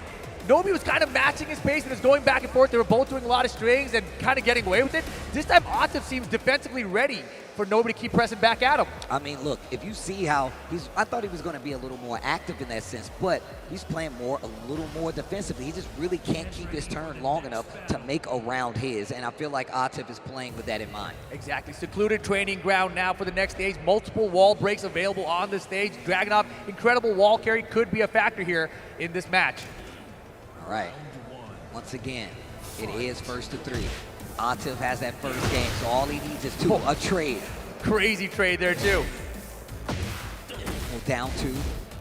And challenge back. Get that out of here, man. All the lows Atif is ready for today. The Hellstorms against Case earlier. The down 2 from Nobi now. Low parries are good. Full crouch, low mix.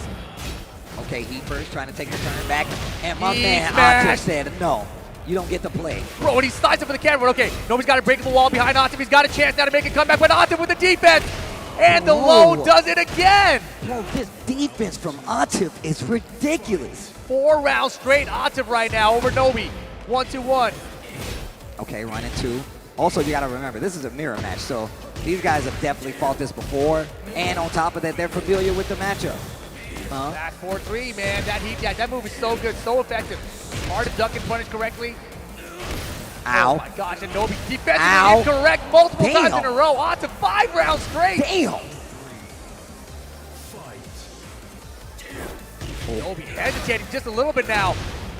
Finds an engage. engager. Wow. Oh my Dude. God. Even when he finds an opening, things just turn immediately around for Atif. The third dimension. Not helping Nobi right now. And look at this offense from Atif. Kill, that's gonna crush, break the destroy. wall. Oh my Combo God. continues. Tornado. Are we fighting another wall? We are. He's dead. Oh my gosh. That is 2 games already.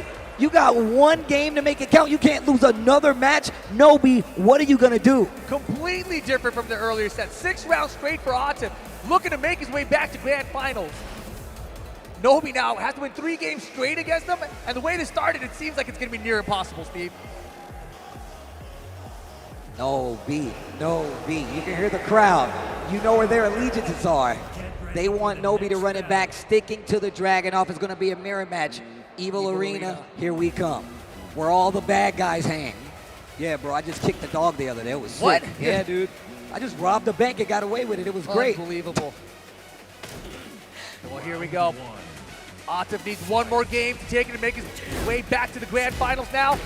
Nobi, the patience blocked, but the 1-2-1 engager, counter it. Okay, wait a minute. Wow, what a sidestep. Atif just knows every move that Nobi wants to make.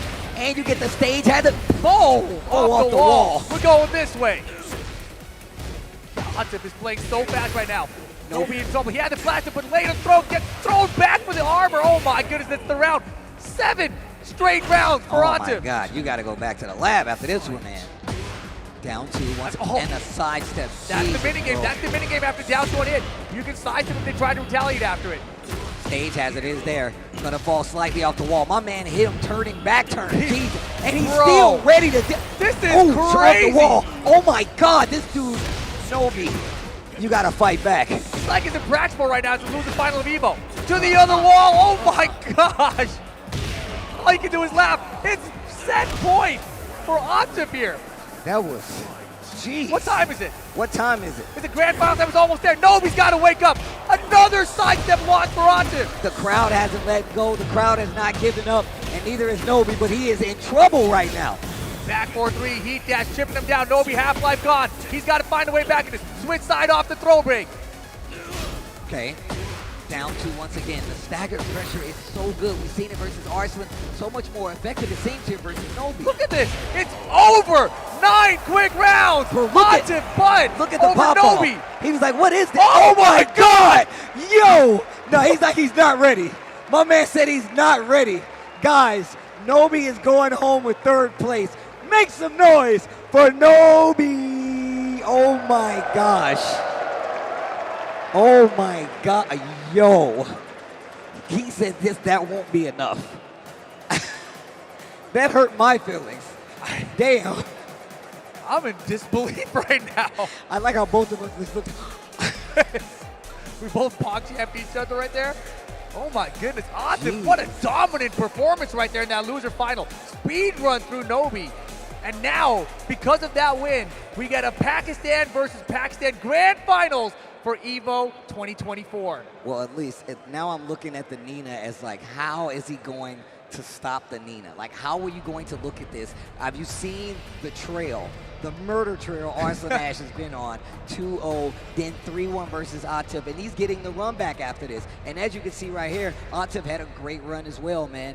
Now he's going back up there with Arslan Ash 2-0, 3-1 in that instance to stay alive in that top half of the bracket. But once again, after seeing a dominant performance like that, I'm interested to see how Arslan's going to approach this. He has a very passive style when it comes to this, mostly with the down 4-1 small tracking. But the offense that Atif just displayed, I want to see what Arslan. I want to see what Arslan's going to do to stop it. See, that's the thing. Atif, when he played against Arslan in the winter final, we didn't see that pace come out of him. It could have been Arslan's playstyle denying him. It could have been his use of the blonde bomb power crushes. Yeah. So whatever it was from Arslan, he's got to do the same thing. Because right now, Atif seems motivated. Yeah. He seems like he wants to take this title away from Arslan. Yeah, I'm gonna tell you right now. I mean, I always think about all the tournaments that we saw them at, but also just the fact that Atif has been on the run for so long when it comes to like coming to these tournaments, and now has an opportunity to get an Evo title under his belt. And I know he has no problem trying to take that from Arslan Ash. But let's take a look at some of the replays presented by PlayStation Tournaments to get us here on the side of Arslan Ash. He wants some water. Just looking back at that winter final already. He had so many good counter hits and so many good armor usage in general, but really the pokes, the down forward 1-2 is what got him there.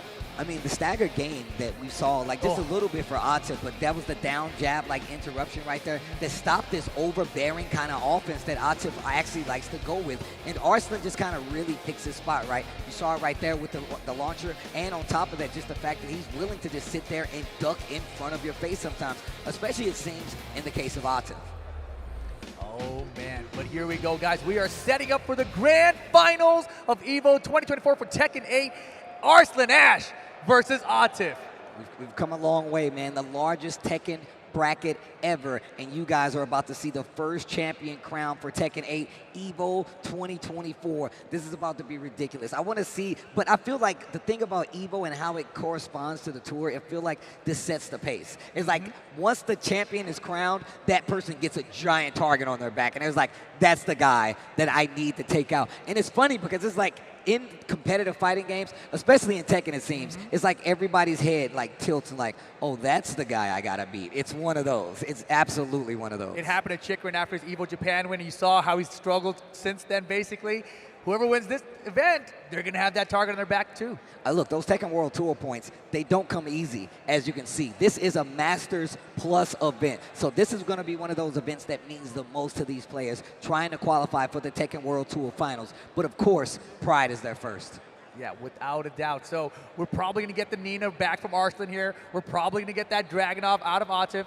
But it could be a long set, right? We have a situation where if Atif continues playing the way he's playing, we might get a reset, which I don't even know the last time we had an Evo reset in the grand finals. I'm going to tell you right now, I definitely don't remember, but I know Atif is aiming for that bad boy right now. The way he popped off when Nobi actually, he was like he finished playing. Oh, wait a minute, we got RPS? Let's go. RPS with the crowd in the back.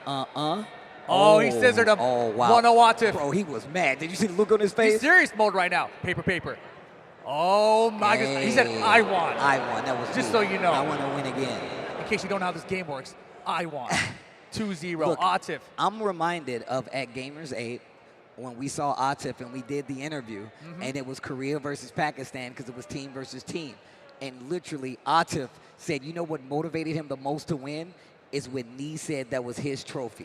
And when he said that, that was probably one of the dopest things anybody has ever said when it comes to competition. But you know Arslan wants the 5. I mean, you know, too, that the pride in him is what caused that pop-off from the last set, too, right? It's like, come on, man, now I just set up a Pakistan grand finals. Now you guys know what's up. Pakistan at the top of Evo. But who's going to take home the title? Oh, yeah. Yo, Evo 2024, this is for all the points. A lot of points and a lot of pride. If you guys would like the returning Evo champion, Arslan Ash, to take the set, make some noise!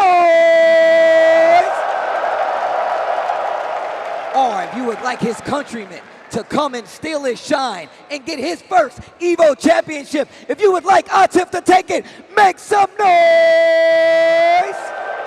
Wow. Oh, yo. Okay, I thought there were going to be more favor of Arslan, to be honest, but they're pretty split out there. That's what I like to see. I like to get the crowd involved. All right. I like how Atif gets, like, I feel like he cares so much more when he's about to win. He's like, yo, you got your controller plugged in? You ready to play? Are you okay? You want water? Are you good? When I think about, history of Tekken 8 so far, right? We're only about 6 months into the game so far. Arslan Ash was kind of struggling. It took him a while before he even got his first win. So coming into this bracket with 4,600 plus entrants, I wasn't sure he'd be able to crack into that top 6. So when I saw him make the winner side of the bracket top 6, I was like, damn, he still got it. But now, on the winner side of grand finals, I would not have been able to predict that. That's amazing. I mean, I'm glad that you said that because even Arslan came on Twitter and said himself, like, hey, man, like, I still have work to do. I got to find a character. And this is before the Nina, obviously. But that lets you know just how hard he is at working to find that character. But also just the training habits, man. He plays a lot more sets when it comes to competitive Tekken just to get better. They're playing the first to 15s, the first to 20, those long sets. We've seen it with our own eyes, man. It was one of those instances.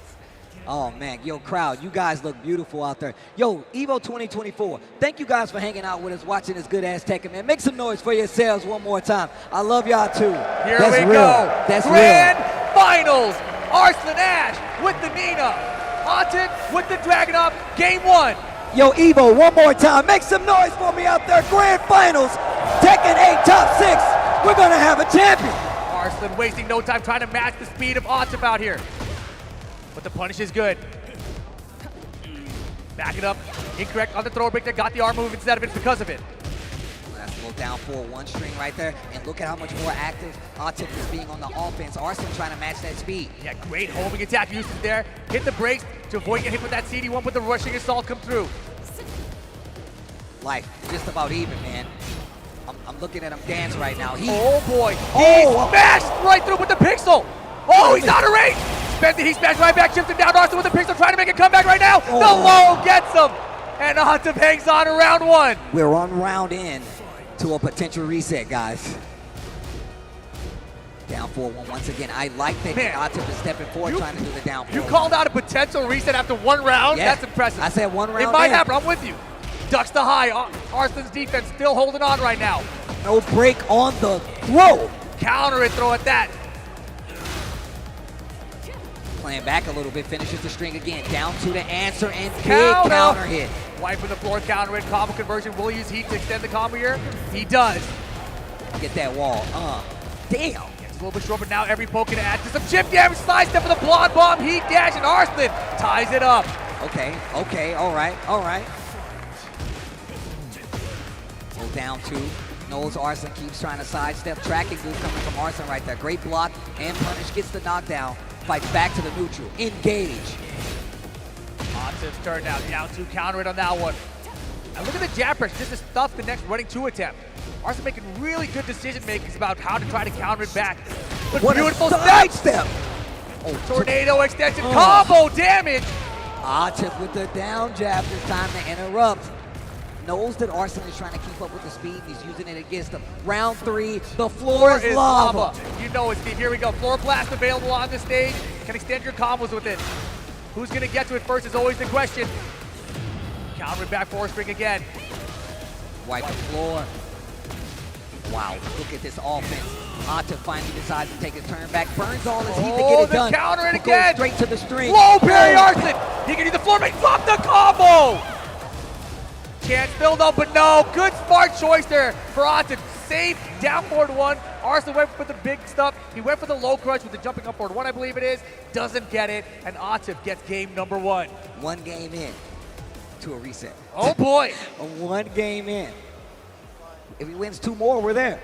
Just saying. You know, they can probably hear us. 1 game till Arslan's title slips away. See what I'm saying? Now I'm motivating Arslan. There you go. All right. Here we go. I see what you did there. That was nice. All the perspectives matter, Rick. Exactly. All of them matter. This should be fun. Game number 2, Coliseum stage. Ivory cutter to start. Man, and look how much more respect Atif plays with him. Like, he slows down his pace so much more against Arslan than he does against other players in general. It's actually crazy because I feel like it's one of the hardest turns that he does when it comes to any competitive player. He will change it up like the most stark changes from slow to fast or fast to slow. He's so good at it. Yeah, Arslan doing a really good job of finding these blocks in the down 2s. But look at this offense. Look at the life bars. It's telling a different story. Atif with this offense is starting to work out in his favor. Yeah, Arslan still has access to heat though. If he finds an engager, he will get some of that gray health back. There's the heat burst though. Now, every hit's gonna build more health back. Oh, but he got caught. Okay. Atif on the board first again. Okay, wait a minute. Finishes the string once again. Atif starting to learn, looking for a big whip punish, potentially a combo starter. No follow-up there for Arslan Ash though. Yeah, just a little bit far out that time. Yeah, they're boxing right now. Don't break on the throw. Counter hit throw again. Wow. And Arslan had the step. He didn't duck the back 4-3 though. Okay, down 2. Oh, looking for a move right there. Definitely fishing for a counter hit. Heat burst. Still nothing from Atif. He has heat. He has rage. Arslan only has rage. If his life gets low enough, that's 1 round apiece in game number 2. Arslan is not about to let this slip away. Exactly. The back 4s from Dragunov, I'm noticing. you know, just the string mix-up out of it. It's just such a problem for people to deal with. I mean, he has options out of it, right? So you really got to be careful. Exactly. The sidestep down launcher there. Arslan with the launcher, round 3, trying to take the lead back, trying to get the board here to tie things up. Ivory cutter extension, interesting. I like that. Get the spike, keep him there, close the distance. He's really been playing this up close range where he's not letting you actually get away with these big lead runners. We've talked about this before. It's all about the jabs. It's all about the down 4-1s. Arslan knows that he's trying to press with a lot of blocks done, and he's not going to allow it. He's not trying to let it happen. That's a great point. If Arslan's in his face with the jabs, it's going to be hard for him to get the running attack off. The strings are working out. The down 4-1 is also going to shut down those down 2s from Dragunov. Oh, but it doesn't get the heat burst. Reversal on the get up.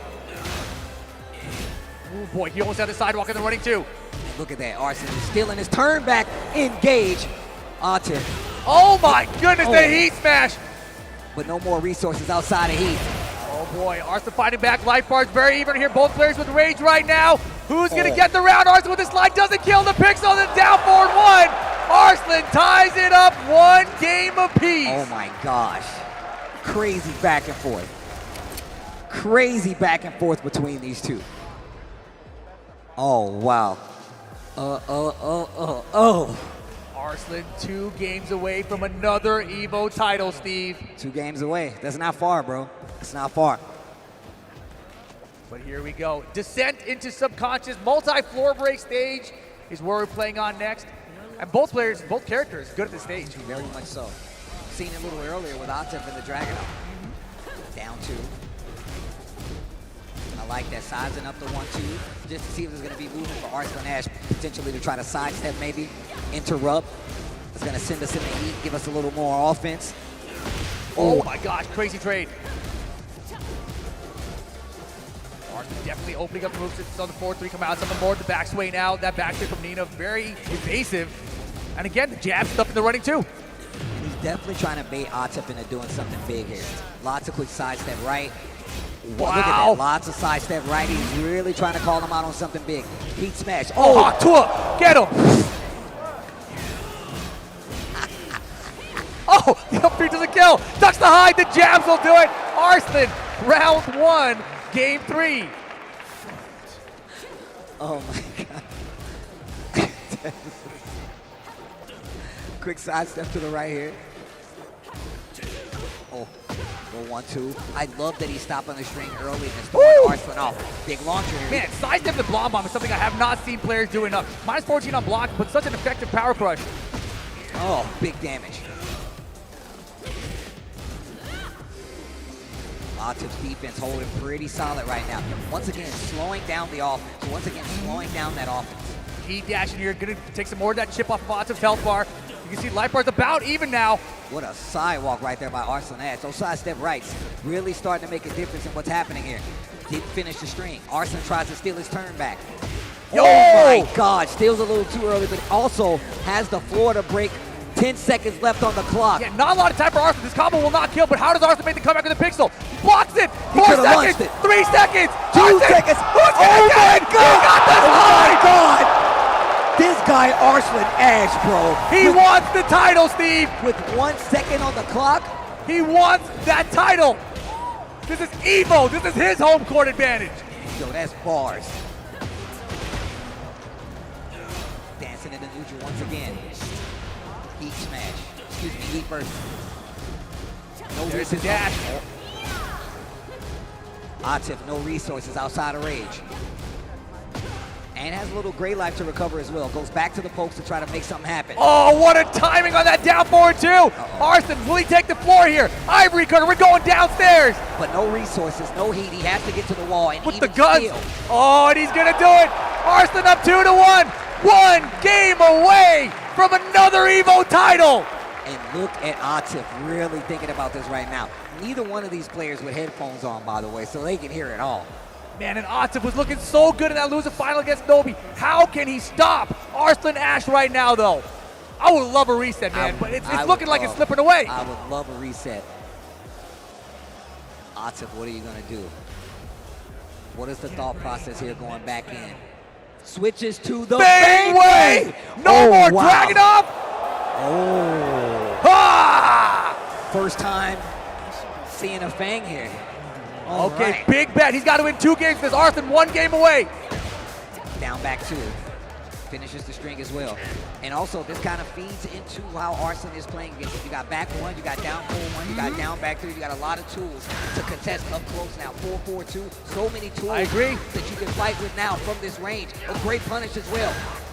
Yeah, Bangway, another one of the strongest characters in this game right now. But look at Arslan. He's keeping up with the pokes, right? The down forward 1-2 from Nina. Her down back 3 still is good. Forward 2, engage. Oh, he got the counter too. The down forward's not enough. Got to be careful in how you close out. Shoulder heat dash and the down 4 again. To first round with the Bangway. Has so many more tools to fight in this up close neutral. You can see it's making a difference. Back Engage. tempo. Oh boy, this is getting crazy. Oh, he tried the back, but it's a good choice too. He dashed off the shoulder. Step hop kick. Oh my God. Wall carry here. Shoulder, I like that. He was smart enough not to go for it, but he still dropped the combo. Arslan swinging back though. He still has heat and rage now. Arslan does not have this round in the bag. Got to be careful still. Back 1, not gonna do it. Gosh, dude, I literally, I can barely talk. Heat dash for Arslan. Back 1. Oh boy. Oh my gosh. Oh boy, he's like, come on.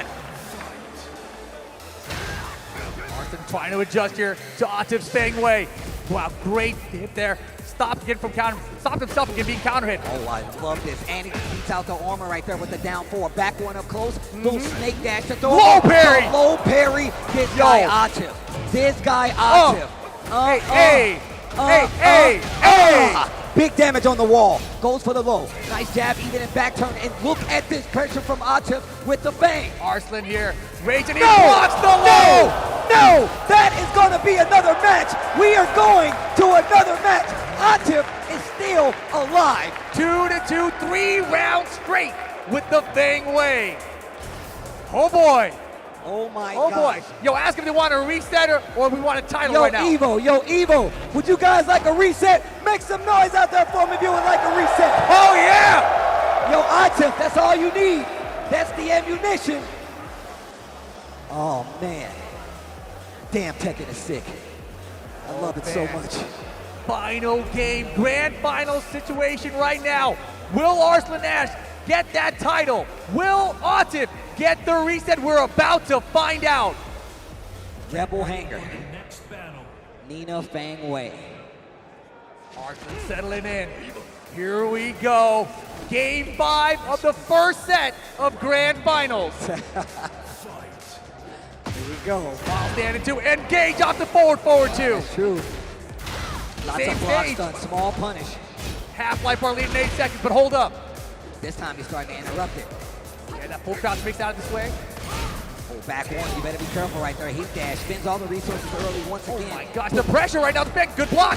Still so hard to punish. It's still so hard to punish. Gotta go for 13 instead. Just be safer about it. Little snake dash here. Back it up. Oh, trying to go for that 4. Oh, there we go, Arslan getting something started here. The title is starting to slip away. Heat burst. Yo, beat the combo. Yeah, he's pushing him all the way to that balcony. Switch sides off the throw break though. I like that. Back it up. Oh, big damage. Oh my gosh, throw the high. Back tempo. Pressure in the corner, pressure in the corner. Good block from Arslan. Oh my gosh. Oh, we done that. The shoulder do it heat again. dash. No. Oh, He went for wall splat there. Arslan with the duck to call out the balcony. Oh my God. Still has tornado for the combo. Still has rage art available if he wants to do that as well. Gonna get to the other wall though. Gonna get to the wall. Oh my God, no combo. No throw break. He can take. He did it. He did take it. He's still done. 1 round each final game. Oh my God. Oh my gosh, Arslan, I think he's starting to adjust. I think he understands what Atif is looking for with the bang. He might be able to close out the tournament here. Back tempo denied. He chases it this time. Gets the 1-3 on the punish. Arslan looking locked. Got him! Looking a lot more confident in the neutral right here. To the wall we go. Activates that heat. Hey. Ivory Cutter gonna turn around. Nice block there from Atif. Switch side off the 1+2 throw. Oh. Get out of here, block bomb! Oh my goodness, 1 round away! Arslan Ash, 1 round away from winning another Evo title! Arslan Ash is on set point of Evo 2024. Will he get the 5? Will we get another set? Oh boy! Oh wow! Atif trying to get the mix right now. Oh, he got the counter! Big combo here. And you still have the stage hazard down here, so you really got to pay attention. Activates the heat. Knock. Oh, he did get the wall. My God. He didn't even believe he get the wall. Heat smash. It's going to be close. Heat burst here from Arslan. Nice block from Atif. Oh, my goodness. Oh, Jesus. Oh, Oh my God. He's got to be careful. Oh, my God. Look at the damage. Arslan's going to do it. He's so close. He's so close, Steve. No point. It's minus 10 now. Oh, my He God. got the high. Arslan looking to win another title. Oh, oh my God, he's got to use the rage art. He's got to use No, it. he doesn't. He can't deal with it. No, he smash. He got the block. Arslan Ash. Arslan Ash. Evo Champion. Oh my gosh. Yo. Yo. Unbelievable. Yo. Oh my God. When I talk about good ass Tekken, that is what I talk about. Good ass Tekken. Good ass Tekken. Good ass Tekken. Good ass Tekken. Good ass Tekken. This is why I wake up for good fighting games. This is why I do it. Oh my God. Those last rounds were ridiculous. Five-time Evo champion. 5 times. Evo champion Arslan Ash. Oh my God. Atif made him sweat for that bad boy though. 4,600 plus entrants, and Arslan Ash wins the biggest Tekken tournament of all time. Bro. Of all time. Atif, ever the competitor. Yes. Ever the comrade. Oh my gosh. Countryman, still an amazing. My man Rip is over here shaking Dude, right now. the clutch block against the full crowd, down forward 4 at the end there for the punish for the win. And Atif with the clutch low parry. I mean, when you look back at it, maybe he could have optimized the combo better, gotten the rage art, but it wasn't going to kill regardless. He had to use a combo that was going to give him one more situation for 50-50. That is 100% true. I mean, look, that's me being greedy. That's why I'm on the desk. I definitely would have took the rage art. And I'm telling you, I was just afraid. I was like, look, I need to close this out now. Try to put himself in a situation to close it. But that's the last second low block. We talked about having to punish it with something a little quicker. And in that last clutch second, this guy, Arslan Ash, pulled that out of the hat. That's crazy. Well, let's take a look back at some of the highlights presented by PlayStation Tournaments here. Crazy grand finals. We didn't get the reset again, man. Damn. One day. Shout outs to PlayStation Tournaments of holding us down with the replays. And look, we saw the dragon off. We saw it throughout the entire top 6 today. And it was looking very strong versus everybody else except Arslan Ash. And whether it be because he was just so ready to deal with the dragon off, whether it be for the fact that obviously we've been fighting dragon off this entire time. So knowing how to fight that character, you're going to have it in your bag. But also just the fact that this guy, Arslan Ash, is a competitor. Just defensively strong. You're looking at these replays, there's a lot of highs. He's ducking in strings, side steps are good, armor usage is good. Just so smart defensively, and that's really what carried him throughout this whole tournament. No, it's really true. And look, the up-close battle between these two is something I feel like that needs to be studied. It's not a lot of people that goes at Arslan Ash like that, and there's not a lot of people that can fight Atif out of his own zone. You kind of pointed this out. Like, they have very contrasting styles, right? But then the switch to the Fang Way, which showed us so much more for what Atif had to offer, ties the set 2-2, even gets the first round of the last game, but then Arslan Ash with the craziest combos, the craziest comeback, the balcony break, and the throw break here was huge. Oh huge deal right there. And the last... That was it. That was the sequence, right? That was the clutch block. Arslan immediately explodes out of his seat. 5-time Evo champion. Unbelievable. I like how he looked back to make sure he's like, it's over, right? Yeah, it's over, right? He did. It's over, yeah. I done did it again. And once again, Arslan Ash, always. I feel like every year we see him do it now. Every year, you were right, man. This is his home, man. And I'm glad everybody was out there showing love to Arslan Ash. An amazing grand finals. The build-up for this top 6 was actually ridiculous. I loved it. And I'm happy that it played out that way. In all honesty, man, it's always an honor to be here and talk about the world of Tekken with everybody here. Evo, I really appreciate y'all letting me talk like this with you guys. I'm glad you enjoy these fighting games. I love sharing the mic with my bro Rip, man. It's always a pleasure, man. What you got to say to the people? No, man, I've been here for like 20 years. My dad got to watch us do this for the first time ever, so it's a good time for me. But let's send it on over to L.I. Joe to hand out some medals. All right, one more time, nice and loud for your Tekken 8 Top 6 Evo 2024 champions.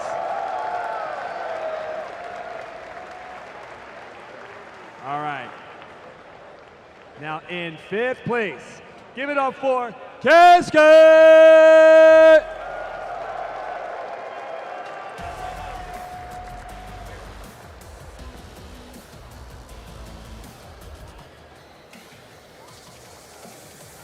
And also tied for 5th, Ryan!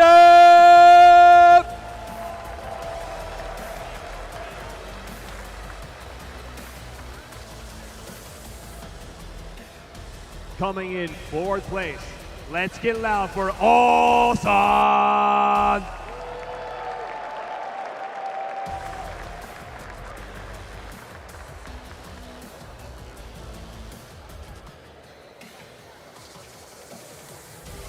All right, let's go. Keep it loud for Nobi!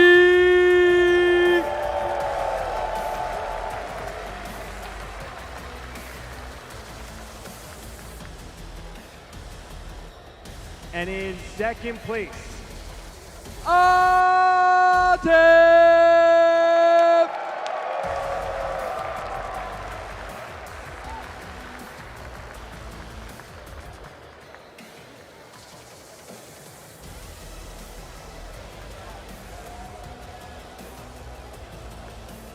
And now, your 5-time Tekken 8 2024 Evo Champion. You gotta get loud, guys. Let's give it up. This is Arslan Ash!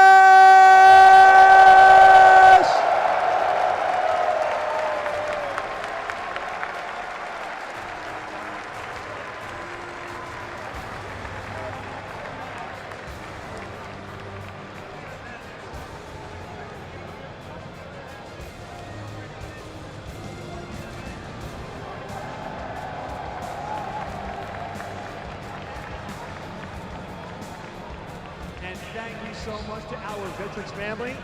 1st, 2nd, and 3rd, get these beautiful sticks. Hold those sticks up high. Let's see them, boys. Hold them up. Hold them up. Hold them up. Yeah!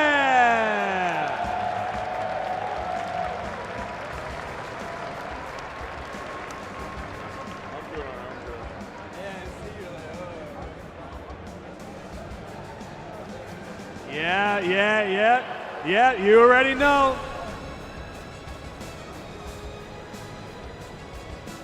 Yes, let's go, this is it. 5-time Evo Champion, Arslan Ash.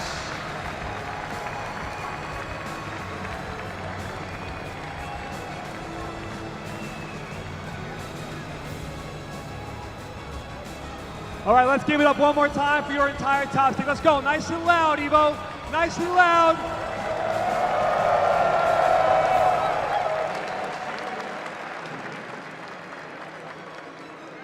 All right, let's go back to our commentators for some final words. What do you guys got for us? Well, that was sick, though. Yeah.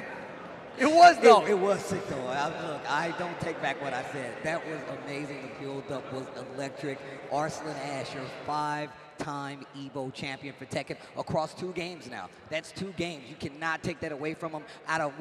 Look at this bracket, how many players we had here. It's My man said unbelievable. throw 5,000 in there. Yeah, it's like, I saw Chris whispering, just like, yo, next year we're going to bring 8,000 people for you, man. See if you can beat that. You know, it's like, and Arslan just, we were talking about, is this like GOAT status, right? Like, how do you say he's not at this point, man? Across 2 different games, 5 Evo titles, and still Evo champion? Crazy. Look, man, I feel like every time we talk about this, it goes just the same. If you look at what happens when it comes to Tekken, it literally puts the biggest target on whoever wins back, and then it turns into this. Oh, yo, I call Rob the camera cowboy, bro. He has always got 2 on him. That's going to be an amazing picture, I can already tell. We got Rail up here. What's up with it, bro? I see you, too. Yeah, this is such a sick top 6, too, man. You know, we've got Nobi up there, another former Evo champion. Top 3 finish for him here at this tournament, which is awesome for him to see. I love seeing Nobi in the top 8, top 6s, right? Same. I feel like we get like these representations from like every Tekken era, and it goes across like this. And it's one of the things I love about Tekken being a legacy game, because no matter what, you're still going to see those people. Jimmy J. Tran coming back out here. And doing well. And doing well. Like, that really says something about the game. The game is still new. I'm so happy that we still have people that are coming to this game, man, that are learning to play this game, whether you're new or old. But it's amazing to see how fast this game is growing and how competitively fast people are getting good at the game. No, it's absolutely unbelievable. The game is not even 6 months old yet, right? So still a long road to go in the Tekken 8 storyline. Well, look, guys, I think this is the last time you guys are going to see me. I'm not 100% sure. But I just want to That say. was sick, though. It was. I just appreciate you guys hanging out. I appreciate the participation. We still got more video games for you guys. But thank you, everybody that came out to watch Tekken 8. We are not done here at Evo just yet. We got games after it. And I promise you, if all else fails, I will see you guys here next year. Peace. Laters. All right, guys, one more time, please. Let's make some noise for that Tekken Top 6. Amazing play. It's not every day you see a 5-time Evo champion. Incredible. All right, but before we go anywhere, I do want to bring someone very special on the stage that has a message. Please, everybody. The man behind Evo now. We got Rick Tejado coming out here, everyone. Give it up.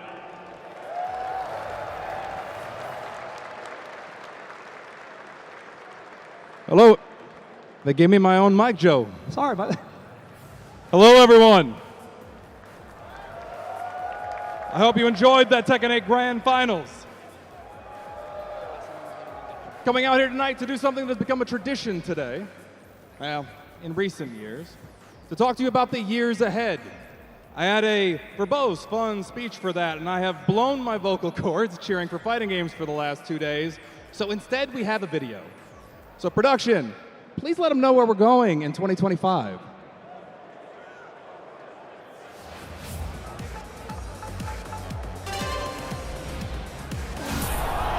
Legends of the FGC. Oh my God! Number 10! The Kings, the Beasts, the Evo Awards, live from Los Angeles in 2025.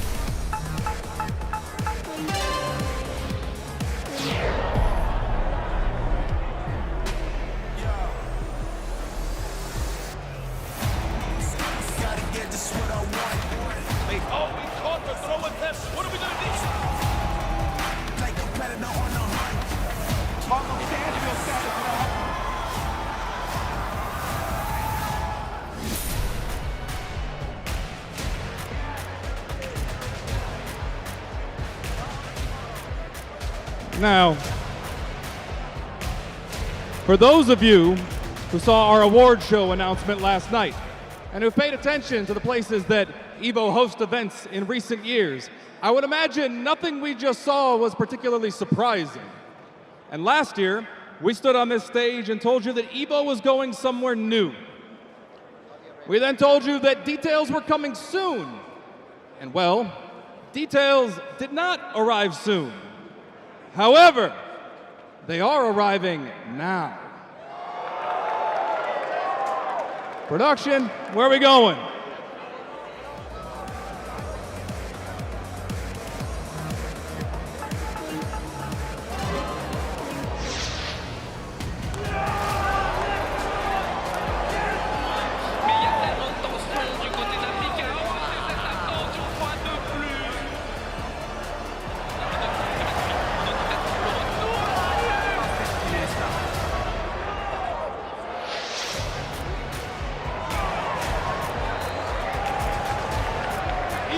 Going to the shores of France for our first event in Europe, where we'll be visiting Evo champions like Dan the Nightmare, Malik, Kib, Key, Luffy, Kayane, and most recently Wawa, for a great opportunity to see if there are some more European Evo champions. For decades, they have been visiting us here in America and in Japan, and I think Evo should have that same type of world warrior mentality and go visit Europe.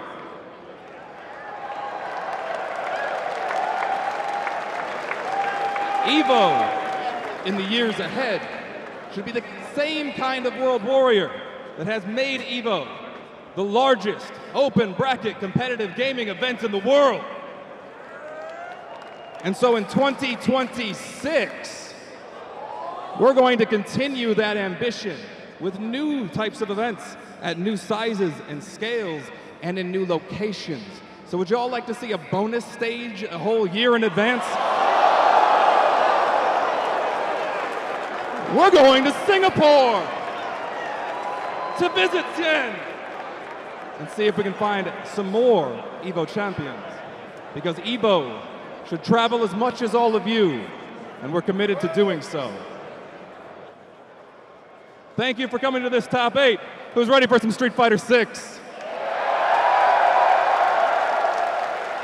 We have a short break as we can get our players ready. We'll be coming right back. Thank you, everyone.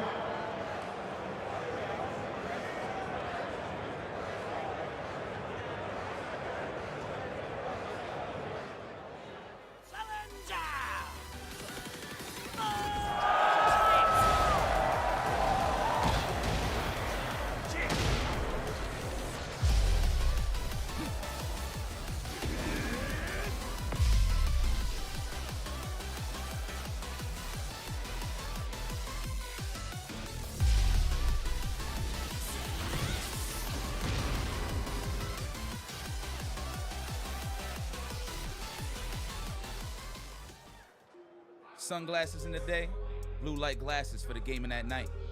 Zenny's got affordable eyewear for everyone. Vibe and style while protecting your eyes. Evo sunglasses, available now.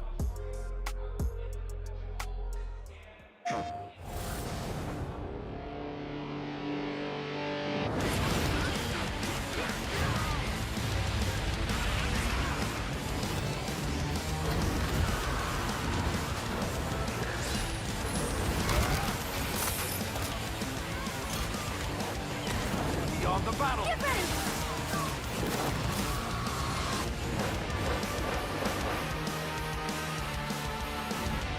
PlayStation.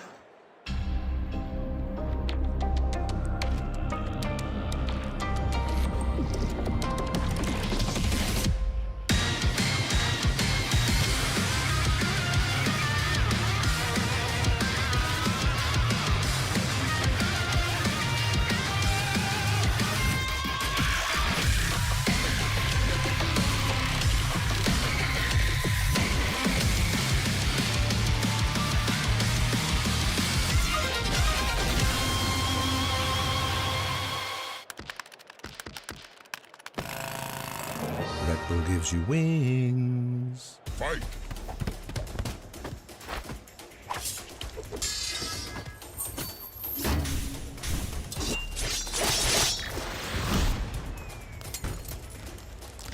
Fatality.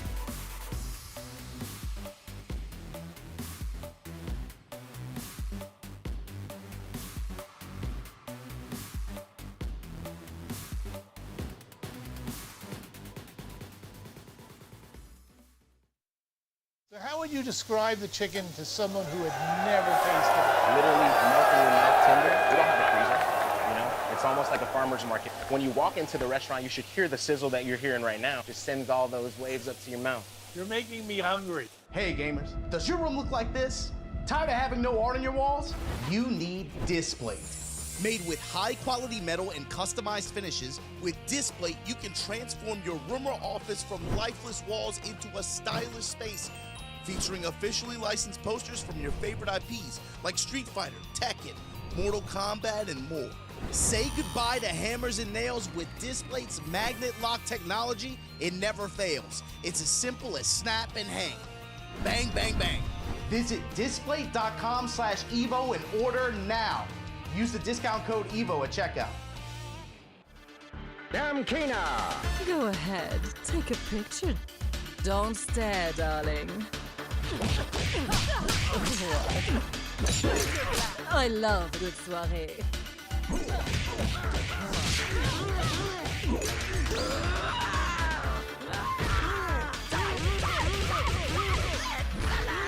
Looks can kill.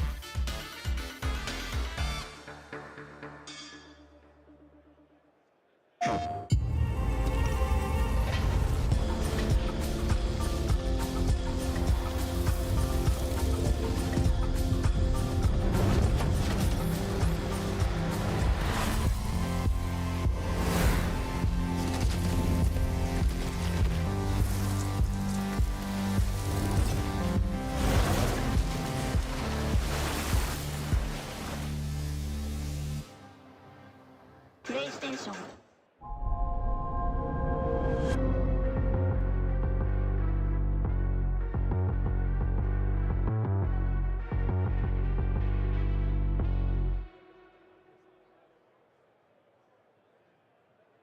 Tokido from Japan. They're the legends of the FGC. The return of the king! The kings, the beasts, the champions. Next year, we celebrate the players that made Evo the most storied tournament in fighting games. It's gonna be enough! Always is! Watch the greatest that ever played inducted into the inaugural Hall of Fame. Plus, vote on awards for the best players in the game today. Unbelievable! And celebrate everyone in the community who makes fighting games something so special. Oh my God! The Evo Awards, live from Los Angeles in 2025.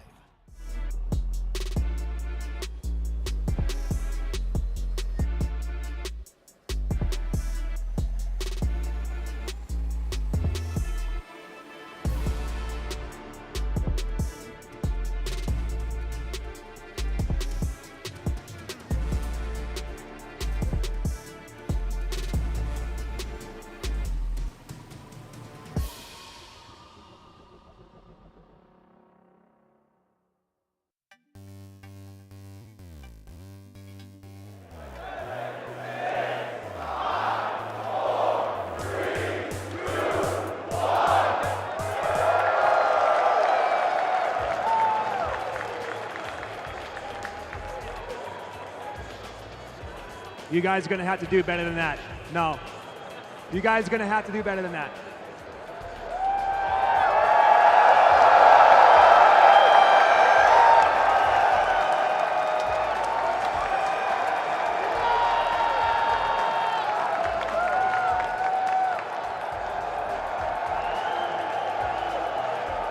Thank you, thank you, thank you. I see a lot of everyone out there, you guys seem pretty excited for some Street Fighter 6, am I right?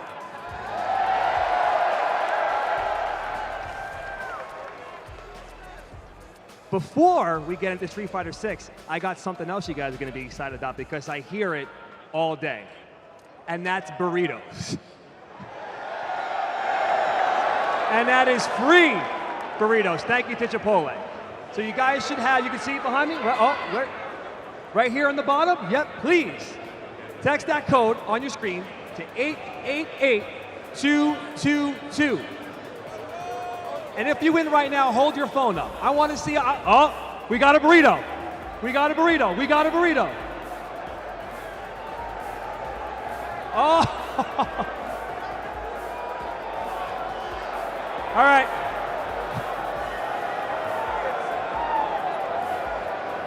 Whoa!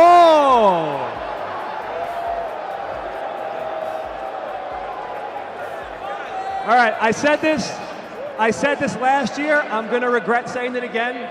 You all owe me a picture that you got a free burrito. So you all owe me a picture.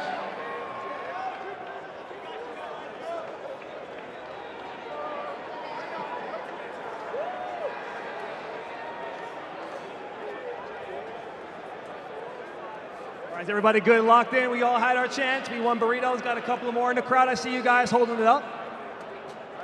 I don't see anybody in the back. Anybody in the back win a burrito?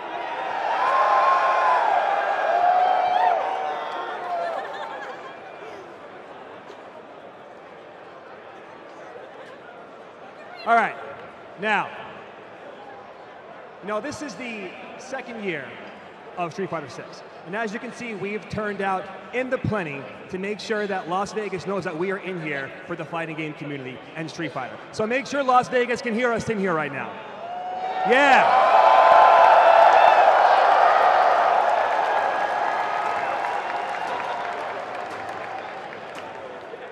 An extremely stacked tournament. There were over 5,000 entrants. So please, even if the players were not on the stage, give it up for the 5,000 people that came to play in this open Street Fighter 6 bracket.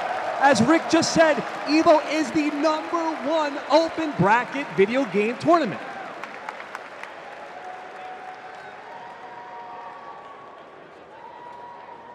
And again, this is only year 2. We got a lot more to go for Street Fighter 6. Speaking of that, Capcom has blessed me to show you guys a little video. Would you mind if I show you guys a video?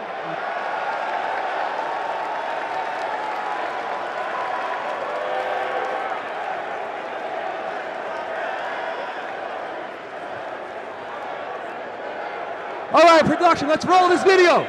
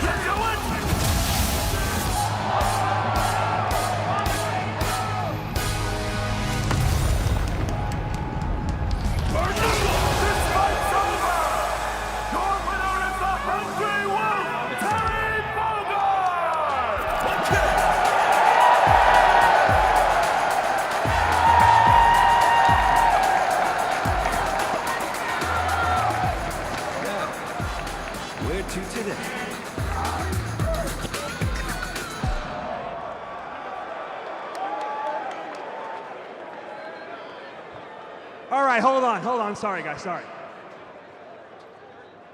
Are we ready for some Street Fighter 6 top 6?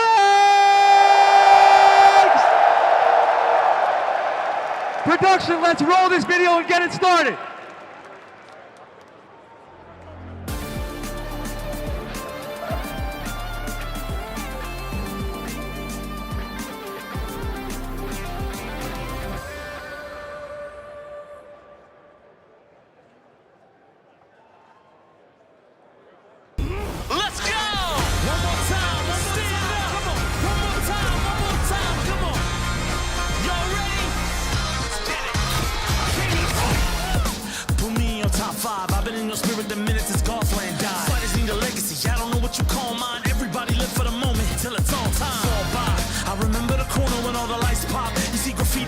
Over the whole block, I feel like dropping a quarter next to a hitbox just to make the time stop. No shot. Everything around me changed the view, and I don't see no cabinets bumping. Run around the world, one game to prove how to get somebody jumping. Just how I like it, bang the machine. I'm way too OD, I mix the whole scene. We live for that fight, we up here all night. So who the top 5? 'Cause I came to fight like.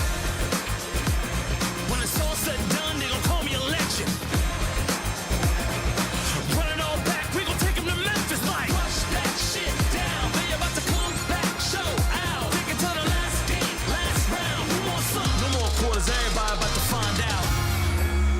at you, champ. Stronger than ever. The world watching your every move. Everything changes, but one thing remains the same. Sometimes you gotta pop out and show 'em!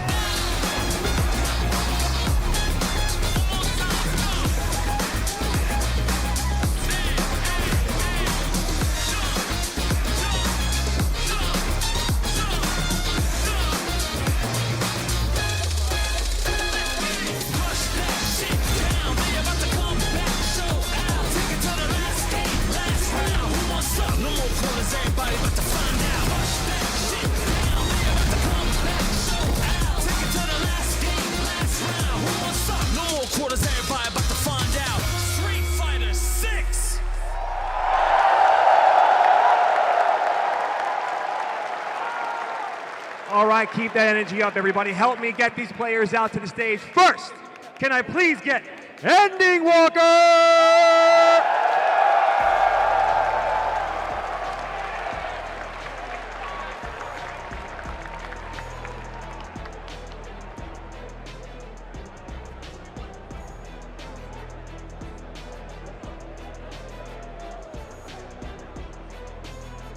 All right, everybody, let's keep it loud for Big Bird!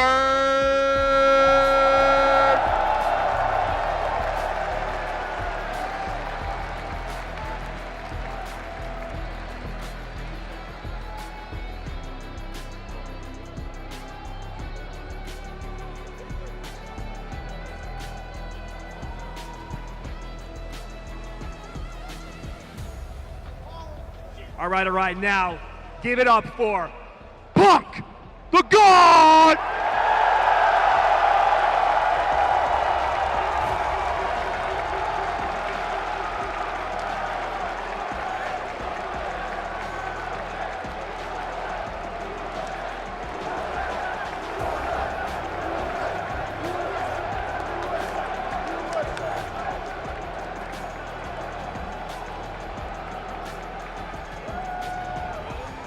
All right, help me bring out this legend to the stage. We got Momoti!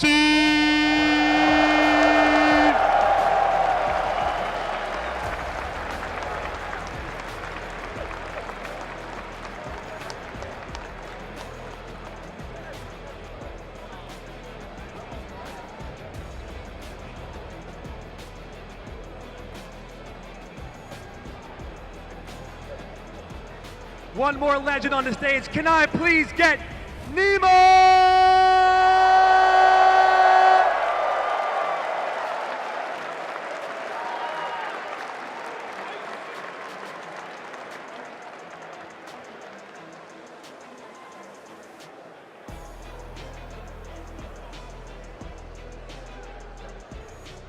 All right, here we go. Last one. Let's give it up for Zed!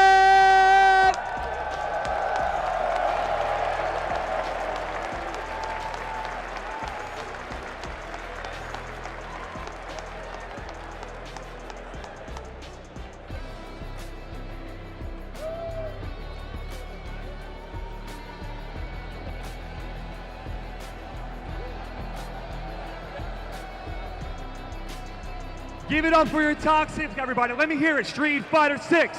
Street Fighter 6. Street Fighter 6. Street Fighter 6.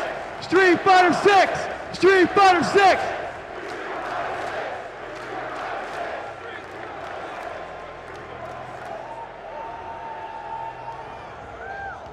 All right, let's give it over to our commentators so we can start this action.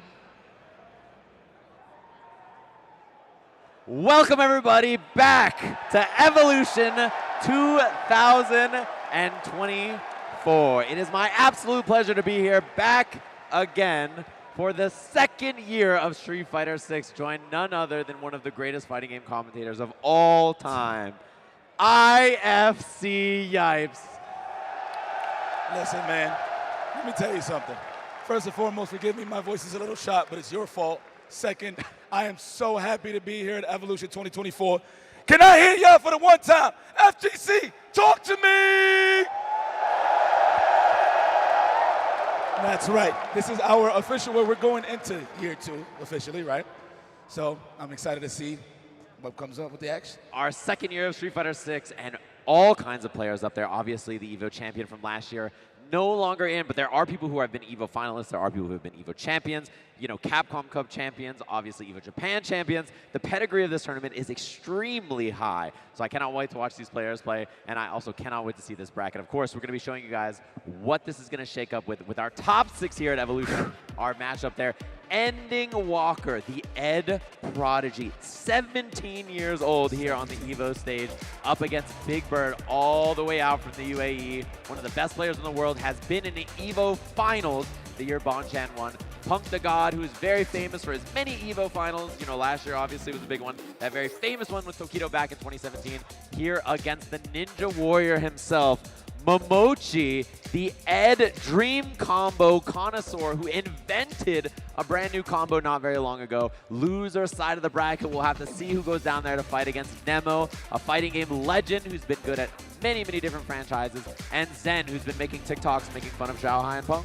Yeah, he's pretty much been like the news reporter for the beat nowadays. Yes. Right? In the most trolly way. He's a man on the street. 100%. But listen, speaking of streets, I'm going to have to highlight one match here. All of these matches are great, but Punk versus Momochi is definitely the one that I'm eyeing on the most because that's going to set the tone for the whole tournament.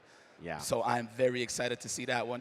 Tournament for him to win, but let's see. We're surrounded by a lot of killers, and there was 5,000 people involved in this tournament. So give a round of applause for yourselves for those who play Street Fighter 6.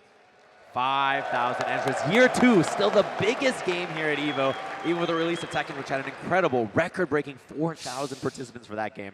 And we're going to get our tail of the tape for our very first match of this top 6. These two young guns, two of the younger end on this, obviously, and we've seen it before. You know, second place at Big Bird that one Evo. I saw him backstage, and I said, man, if you do level 2, don't do Eagle Spike. I was like, bro, whatever you do, that one fateful day where Bonchan won Evo that very year. Ending Walker, obviously, has been on this character, Ed. He's a loyalist, and he's come back. He really blew up at the kind of the COVID years of Street Fighter V, and he's been really successful traveling internationally, him and obviously Problem X, and they've done so well. So it's really impressive to see this match. I think this is going to be a big one here between these two. It's going to be Rashid, obviously, on the side of Big Bird, which is a really strong character, and he plays that character so well. I think he's really hard to play. Yeah. Extremely technical in lots of ways, and Big Bird's an expert on that character, and the exact same thing for Ending Walker on Ed. And I was so crazy about this, right? I'm pretty sure they didn't even expect to play each other. Literally before Evo, these guys practiced against each other. It was in a battle lounge, Big Bird, Ending Walker, Problem X. So these guys got familiar, obviously, to get shot for the tournament. So for these guys to actually meet here, I'm pretty sure they both shocked, more on the side of Angry Bird, Big Bird, because you don't really see no emotions on Ending Walker's face. Yeah. And that man's a cold-blooded killer at the end of the day. But I like to touch up on what you said about Big Bird rocking Rashid. Obviously was on the Marissa train for a hot minute. Right. Found a stride with Rashid. He just said to himself, you know what? After Red Bull Kumite, I am done with Marissa. Let me just lock in, and has been paying dividends. Yeah, I mean, he believed in himself, right? He's like, listen, if I lock in and just play Rashid, I can do this. I could be a world champion level player. Obviously, he's won some big tournaments. He's looked really, really good since then. And his results have been incredibly consistent and really impressive since then. In the last 3 or 4 big major offline tournaments we've seen him at. So I kind of expect more of the same from here today. I feel like he's a player who's very clean, right? When you watch his gameplay, it's not a lot of like, oh, you know, he was kind of forcing these weird scrambles, doing all this. He does the right stuff. He's very optimal. He really studies the game. He's a really, really strong player. Ending Walker on the other side, right? When you watch a lot of the Japanese Ed players, when you watch Momochi, who we're going to see in the next match, a lot of the Japanese players are really a slow defensive style of Ed.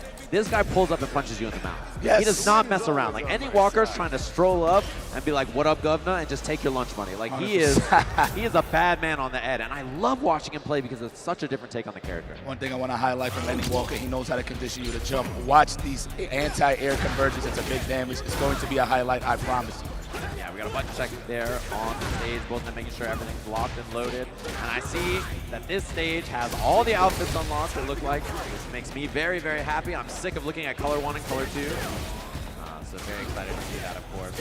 You know what's so crazy about this tournament, man? Now that I've really thought about it, Big Bird and Angry Bird are never in a top 8 together. Well, top 6 in this case. Yeah. Which is kind of weird. So I like that he's still carrying the torch. There's still somebody flapping in the top 6. Let's get. Great for me to see this too. I've commentated major wins by Big Bird before, and I don't think I've commentated a big finals with Ending Walker. So it's really cool to see him up here. It's my absolute pleasure as they're locked and loaded. It looks like our players are ready. It's going to be Ed versus Rashid, representing EMEA, obviously, right? We're up all the way over from the Middle East. Big Bird taking that long, long flight to get over here. The warriors of the jet lag. Both of these guys, really. On the biggest stage at Evolution, our final game of the night. Here we go, ladies and gentlemen, in Las Vegas. Can you make some noise for our first match of Street Fighter 6 Top 6? Opening game is Sajin. All right. And he jumps. He just commits to it right away, and this is what I'm talking about. He wants to pull up, and because of that, he eats an overhead. He eats a setup here. Just right away in the corner, down and out. Backdash looks good. Ending Walker defending himself so far. I like that he's already representing the backdashes on the throw. Nice. That's a space out the normals. I shall with punish you. Double Knock rush. you down. We're going to see the mixer and a level 1 to seal the deal. Big Bird with the perfect on round 1. I like how he didn't even slow down that blueprint. He went with everything that he wanted to do. Methodical play. Oh, yeah. He is really technical, really optimal. And I think Rashid is a very, very hard character to play at a high level in lots of ways. Wow, perfect parry. He's looking snappy. And so is Ending Walker on that early DP. Take my turn back. I like that from Big Bird. Oh, yeah. Condition the throws early. We're going to get the drive rush. No, the wind shot to set the tone. Nice. Makes a water conversion. Big damage. All the way to the corner. Wake up jab. Big check. He finds the hit, though, on the minus range there afterwards. It's going to be set up. Safe jump. Low throw. That's the mix there. And Big Bird in a really good spot now with lots of resources. Thinking about it a little too much, Andy Walker. We're going to have to get out of there. Finally, Tech open the doors to finish the job. Game 1 goes to Big Bird. Pretty convincing, I must admit. I'd like to see a little bit more aggressive play. I feel like Andy Walker's too busy trying to be defensive here. Yeah, he's trying to play reactive, but it can be very difficult in this matchup. Rashid has a great projectile, good ways to approach out of the air like that. He's had some anti-airs, but this is an opportunity. That's what I like to see. Big damage into a corner. Let me test your hypothesis here. Yeah, I love that. Every time I see that Ed heavy DP, I gotta hear the "You're mine." We yell on that every time. Ooh, and he gets out of the corner, but the snipe. Nice conversion. We'll take it, but we're burned out, so we're in trouble. We got to keep the pressure going. Looking for the shimmy. Trying to hit him with the jump back attacks. Nice whiff punish right there from Big Bird, too. And he got the heavier eagle spike because of that. He got the medium 1 trade, and he gets the combo into the corner off the mixer, the little flip after. I like that. No tech from Andy Walker. We check with the jab. No, we react. We out of here. Exit stage right, please. And he's running for it. He's trying to run away, and now he gets to spend all that bar. He's got tons of resources to work with. Tries to get in the challenge. Big Bird. He just cannot be stopped right now. Ending Walker cannot find the better of these scrambles. Looking for the shimmy. Trying to walk back. Ending Walker get the legs clipped, however. Oh, yeah. It's going to be mixed time. He could have gone overhead meaty there. He goes for the throw. Catches the perfect parry. Nice anti-air. Spaced it out. Oh, my God. And he's got lots of resources for the kill. Level 2 available as well, so even if this doesn't work, he can go back to full screen and pop that level 2. Get off it. And that's what he's looking for. Yasar's out. Wind the neutral. The wind condition was there to get him really, really scared of that weather. That'll do it. Another perfect on the board, and if you're Ending Walker, you see the wry smile on his face. Like, this guy's really good. Yeah, this guy's not bad. Not a bad bird. Bird definitely got the data on this young fellow. Remember, it's not how you start, it's how you finish. Let me see what Ending Walker's going to do to step it up. A little miss there, and the perfect parry looks correct, so Big Bird going to have pressure here. Drive rush looks low that time. Caught him, counter hit blitz, he can get a combo, but it looked like he was out of the range, actually. All right, we'll take that. No sequence fighter for you, my good man. We wake up, bust out, I agree. Trade combo, not this time, he makes it pass. Low drive gauge for Big Bird here, which is a little scary on this defense, although it ended up mattering there. Oh, a little too far for the throw, unfortunate. Still got the anti-air. Big Bird didn't want to drive rush there because his drive gauge was so low and he gets clipped for it. And because he didn't have 3 bars of drive rush, he didn't pull the trigger on that. That gave that hesitancy, that gave that space for Ending Walker to get in there. Facts. Oh, we bust out. OS. Better make sure them strings are tight. Option selected. Oh, yeah. Let me space that out. Oh, the speed bag is in. Off the counter hit. Great conversion there, Ending Walker. He never stops walking. There it is. He's pulling up, and Big Bird challenging on defense there. I love the drive reversal to try to slow things down. Yeah, a little drive rush, and then he sees it doesn't hit, so. Wow, he tried twice. He went shoot. Oh, yeah. That's the throw that he needed. Good block on the overhead. The trade, we'll take that all day. Almost got the trade combo there. I love this. Ending Walker's challenging on defense. Way more the perfect parry. Interruption. Beautiful stuff, and he has a level 3 available. He misses it. That was so optimal. Of course, the wind shot is going to beat out the drive impact. Nice buffer. Not today, he says. Let me hear that squeaky shoe. It wasn't going to beat it. The punching bag. Oh, yeah. Every time. Charges it up after the jump. He almost catches that jump up. And there we go. Beautiful punish. All right, Ending Walker. He's looking psychotic. Oh, yeah, he's locked in. I think he's like noted. Let me see what you're on about. Wow, he tried to parry and then got that reaction drive rush anyway. The BD stops, so he gets the combo off it here. Let's set it up. Pickup. Yeah, he gets a good setup here. The whip go low. Oh, absolutely. Thought he was going to go for the empty into the panel shot on perfect parry. Yeah, that's like clinical stuff. Oh, this is super clinical. Do it again. He's going to bust out. Could have got away with it again. He tried. Does have a level 2, however. Come on over here. Let me get a snatch. A little far. He went for the light kick snatcher, actually. I think the medium kick would have reached, and another throw. It's like it never stopped in the corner there. Set point to the UAE. Have to see what Ending Walker has in the tank here. Fake them out with that tapped heavy run. Oh, wow, he fuzzy guarded that too. He was ready. Good stuff, Ending Walker. Back on your feet. Oh, fully charged fist. Ooh, he's trying to make some more offense happen. I like that Ending Walker a little bit more active in neutral and defense so far. Exactly. Yeah, Big Bird's definitely been on the bully mode. No conversion though for Big Bird. Unfortunate. A little too far there, and it doesn't naturally combo, so win the neutral. It's time. And he gets him low. The tornado's there. He might reset with something. The overhead. Wow, made it right on time. Okay, are we gonna link this into the level 1? I feel like we will. He's gonna go for a level 1, see if it'll kill. Not enough. Last chance here for Ending Walker, and he misses the anti-air.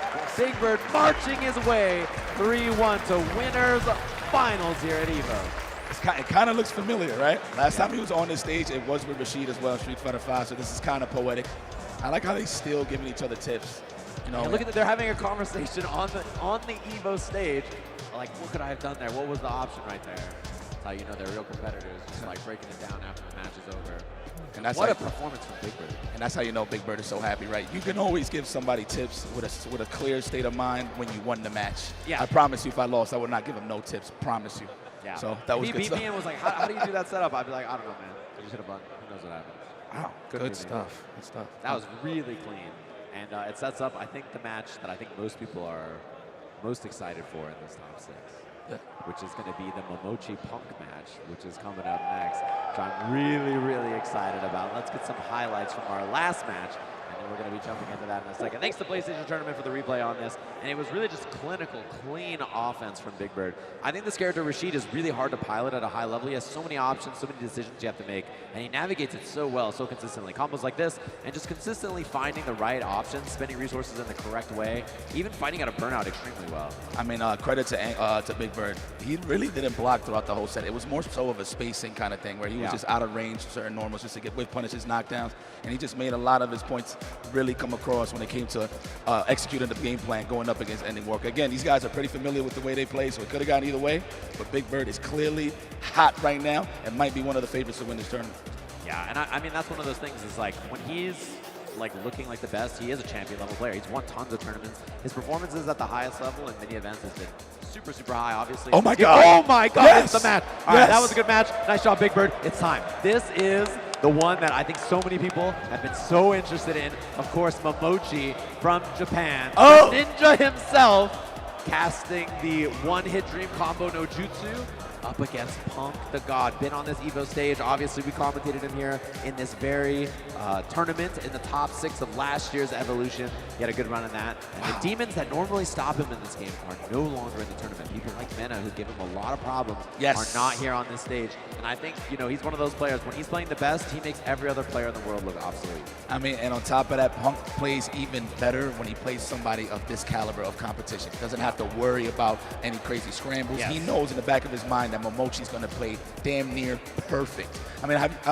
one thing that I give credit to Momochi is he doesn't crack under pressure, really, especially in a game like Street Fighter 6 where it's so oppressive in the corner, right? I've seen him in so many scenarios where he does not tech. Now, granted, that is the go-to game plan when you're blocking, especially towards the tail end of your health bar, but this guy really just waits for that gap to always check with that stand jab. And it's and of course, Punk, I'm gonna be honest, I feel like he elevated the neutral in the game of Street Fighter. Started from Street Fighter 5, the way he played, how he just walks you down maniacally, then spaces out just inches away from the low forward, gets a whip punish. This guy is just ridiculous, man. This is Punk the God we're talking about. Yeah, Punk consistently makes the best players in the world look bad at Street Fighter, right? And that is a really, really messed up thing to do to somebody who's good at Street Fighter. And that should give you it. So here we go, locked and loaded. These two, everybody excited, of course. Cammy versus Ed. The crowd getting excited for the walk-in intros, and I do have a favor. If Momochi hits a level 2 combo. Every time he does heavy DP, can this crowd scream, "You're mine"? I would love to hear that. If the crowd could do it every time, I want to hear this arena erupt. Noted. Opening gambit time. Ooh, look at that. Ooh, already establishing. Nice check. Drive rush. That's what we're talking about, right? Those reactions, those checks from Punk. He's the best in the world at that. Conditioning with the throw. Where do you think you're going? That was a meaty. Immediate EXCP. That's a side swap. The neutral jump again. And Momochi, somebody who's been known as a god of neutral, getting absolutely clinically destroyed in our very first round. Ooh, I want to be biased right now. Don't fire me, please. I'm not going to be biased, I promise. But man, it's hard not to be. Oh, nice whip punish. No conversion, though, Momochi. Yeah, looking for the shimmy on that. And Ed has great buttons. The problem is, though, things like this, right? Punk is really good at whip punishment. He's very good at fighting situations like that. So here's the thing, right? Everybody's so scared of the dive kick. Naturally, they walk it back, right? To see if Punk misfaces the dive kick for the punish. Yeah. But what they don't realize is that they're going to walk down so easy. Oh, yeah. Already in the corner. Momochi out of there. He fights away. It's important. Hit by the throw and trying to hold some space in the middle of the screen here. He does have meter. It's always a big deal because of that dream combo, and you know he's always fishing for it. Jump back jab. Trade combo for Punk. He's got more than enough resources. Keeps it easy peasy. Level 3. Game 1. Punk the God. Oh my God, that was game 1? I can't even front. I thought that was round 1 still. Cannot deny. All right, Momochi, yeah, you better lock in. So the demonic eyes. Yeah, when he's playing like this, I mean, again, he makes players who are world-class look like they've never played Street Fighter. And that's a very, very scary thing. No shimmies here. Nope. It's going to be hard to. Only in those pixel situations. Yeah. You see no anti-air either. Ed's DP is pretty slow. It's about 10 frames. Most anti-air DPs are around 5, so it's like half the speed. It makes it very, very difficult. Range is great, though. There it is. Yeah, and he can juggle after if he does hit it. Nice check. I know Momochi saying to himself, man, you're not going to attack, huh? So I'm going to have to force a whip on it. Mainly on the crouch jab and the crouch strong. Time for that difference on medium kick. Punk immediately to the DP. Much scrappier round. This is already looking better for Momochi than what we've seen so far. Punish.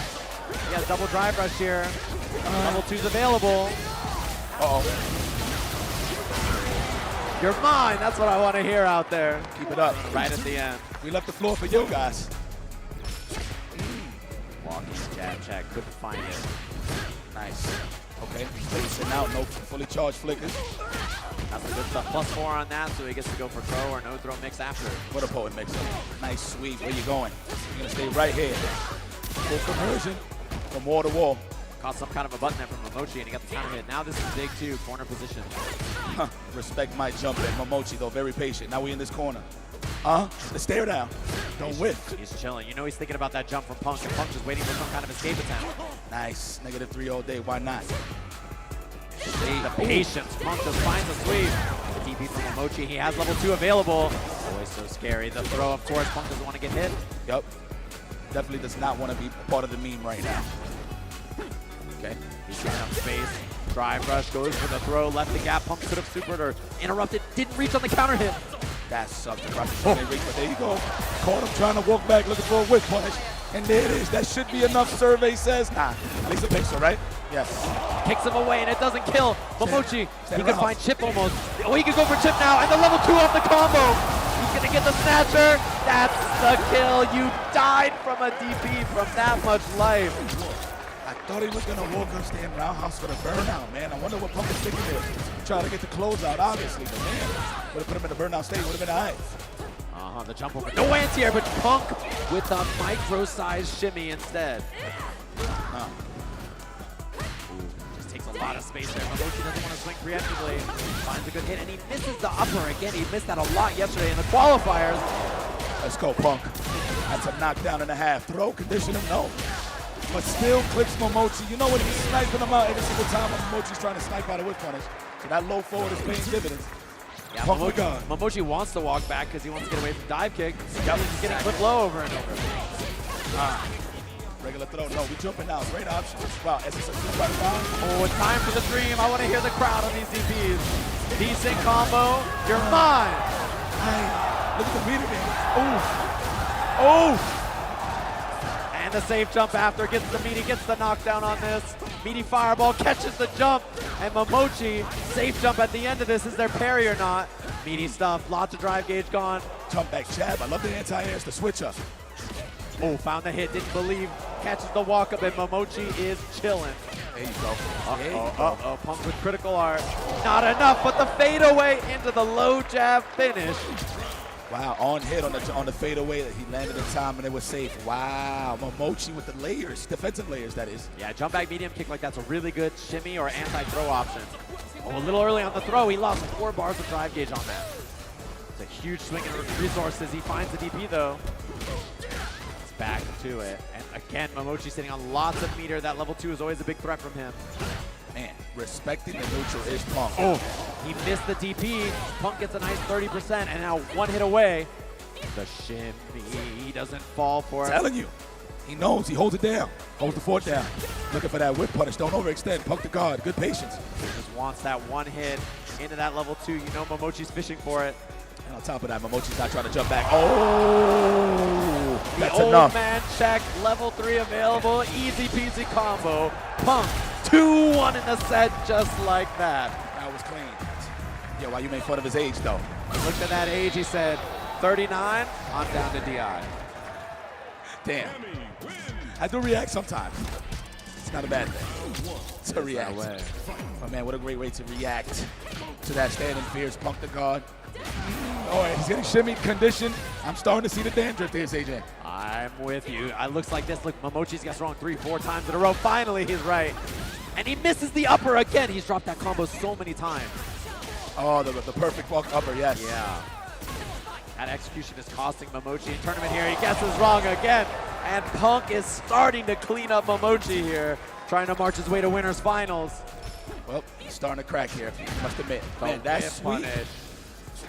No way. He finds every whiff, every opening. What can Momochi do here? Eats a fat jump in. No combo, though, for Punk. There he goes. He finally gets the combo. Nice. Damn, every single time trying to walk back. Immediate level 3 for the burnout. Yeah, stripping that drive gauge. Now Momochi's in a bad spot. Doesn't have meter to activate anything big. Not even sitting on level 3 yet. Stay around. And burnout in 1 hit here. Punk's trying to force that. Momochi swings to fight it. And just like that, domination sends Punk into winners finals of Evolution. Yo, this is tournament to win. I don't care what anybody got to say. This guy is on fire throughout this whole season. It's like season 2 gave him that new life, right? That new leaf, that new lease on his tournament life points. You know what I'm saying? This guy has been a favorite for a very long time, and he's looking for that grand slam that he's been looking for his entire career. Yeah, I mean, again, we talked about this so much, right? Previously in Street Fighter V, he was the winningest player, right? He literally had one of the most impressive seasons of Street Fighter back-to-back for almost anybody has ever seen, right? And these big moments like this, when he plays like that, he makes Momochi, a veteran of fighting games, a god of fighting games, look like he's lost. Yeah, he made him look like a random scrub just a little bit. It wasn't a bad thing, but that's what Punk do. He bullies. He's from Philly. He's the young bull. Yeah. Oh, yeah. That's what he does, man. That was scary as hell. Watching that makes me feel like, what hope do I have against someone like that, you know? And it's very, very scary. We're going to look at some of the highlights from that and definitely look at the way he's walking it down. So thanks to PlayStation Tournaments, who's bringing us these highlights, of course. And I have to say the impressive call-outs in neutral from Punk. He made this matchup just look impossible to navigate in mid-range, right? And this is Momochi, who's supposed to be the best at this, you know? Well, I mean, truth be told, like we was highlighting early on in the set, Momochi was just too worried of the jump-ins, right? Naturally, because of the dive kicks. You don't want to throw a low strong or a crouching forward and just get punished countered by the dive kick. So Punk was forcing the issue, forcing Momochi to walk back so easy. Yeah. And it just made it that much easier for Punk to pick him apart. Yeah, and like every interaction like that, he was so patient. He would sit there in the corner for 10, 15, 20 seconds and be like, are you going to do something? You're going to give me something to whiff to? You're going to jump?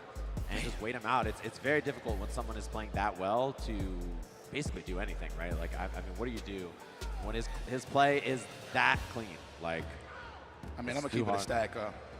I've watched a lot of tournament matches, AJ. I was bust ass. You know, yeah. I expect a little more from Momochi, but that's not taking nothing away from him. Obviously, he's still in the tournament, loser side. Gonna warm up, and y'all got to worry about him in the bracket for sure. There we go. We have our winners finals locked and loaded. Big Bird versus Punk. Hopefully you've been enjoying all the matches so far. We're going to take a short break, and we'll be back with more of our Evolution 2024 Street Fighter 6 Top 6 in just a little bit. This by hand. Oh yeah, the combos are hand mashed, the chips are hand tossed, and everything is made fresh. You make it fresh every day? Yes, every day. The Chipotle way is we make it fresh every day. Sounds delicious.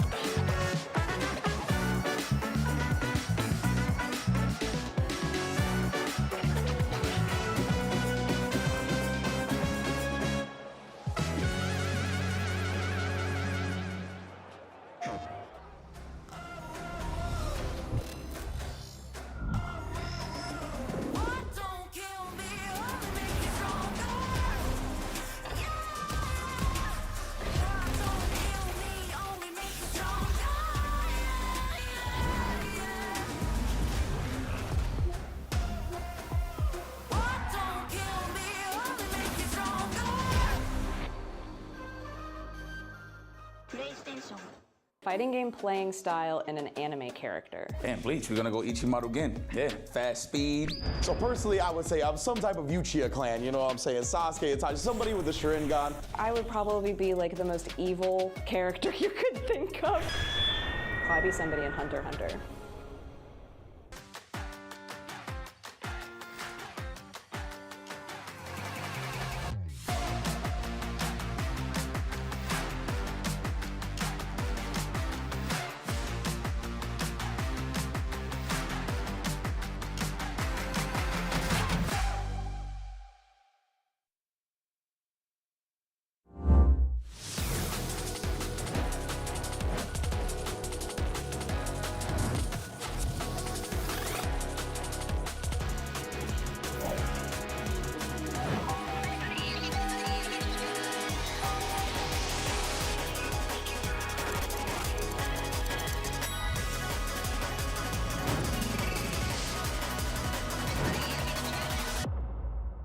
Dude, why'd you put your new rig in the basement? Didn't you hear? Bill's a gagillionaire now. Basically, my new connection is so strong I can game anywhere. Check it out. We've got gamer rocker, gamer floaty, gamer couch. Whoa. It's got wheels. Gamer bench, gamer throne, and gamer mower. What's that? It's hard to game while walking downstairs. I get it. That's smart. Live like a gagillionaire with low latency everywhere. AT&T Fiber with All-Fi.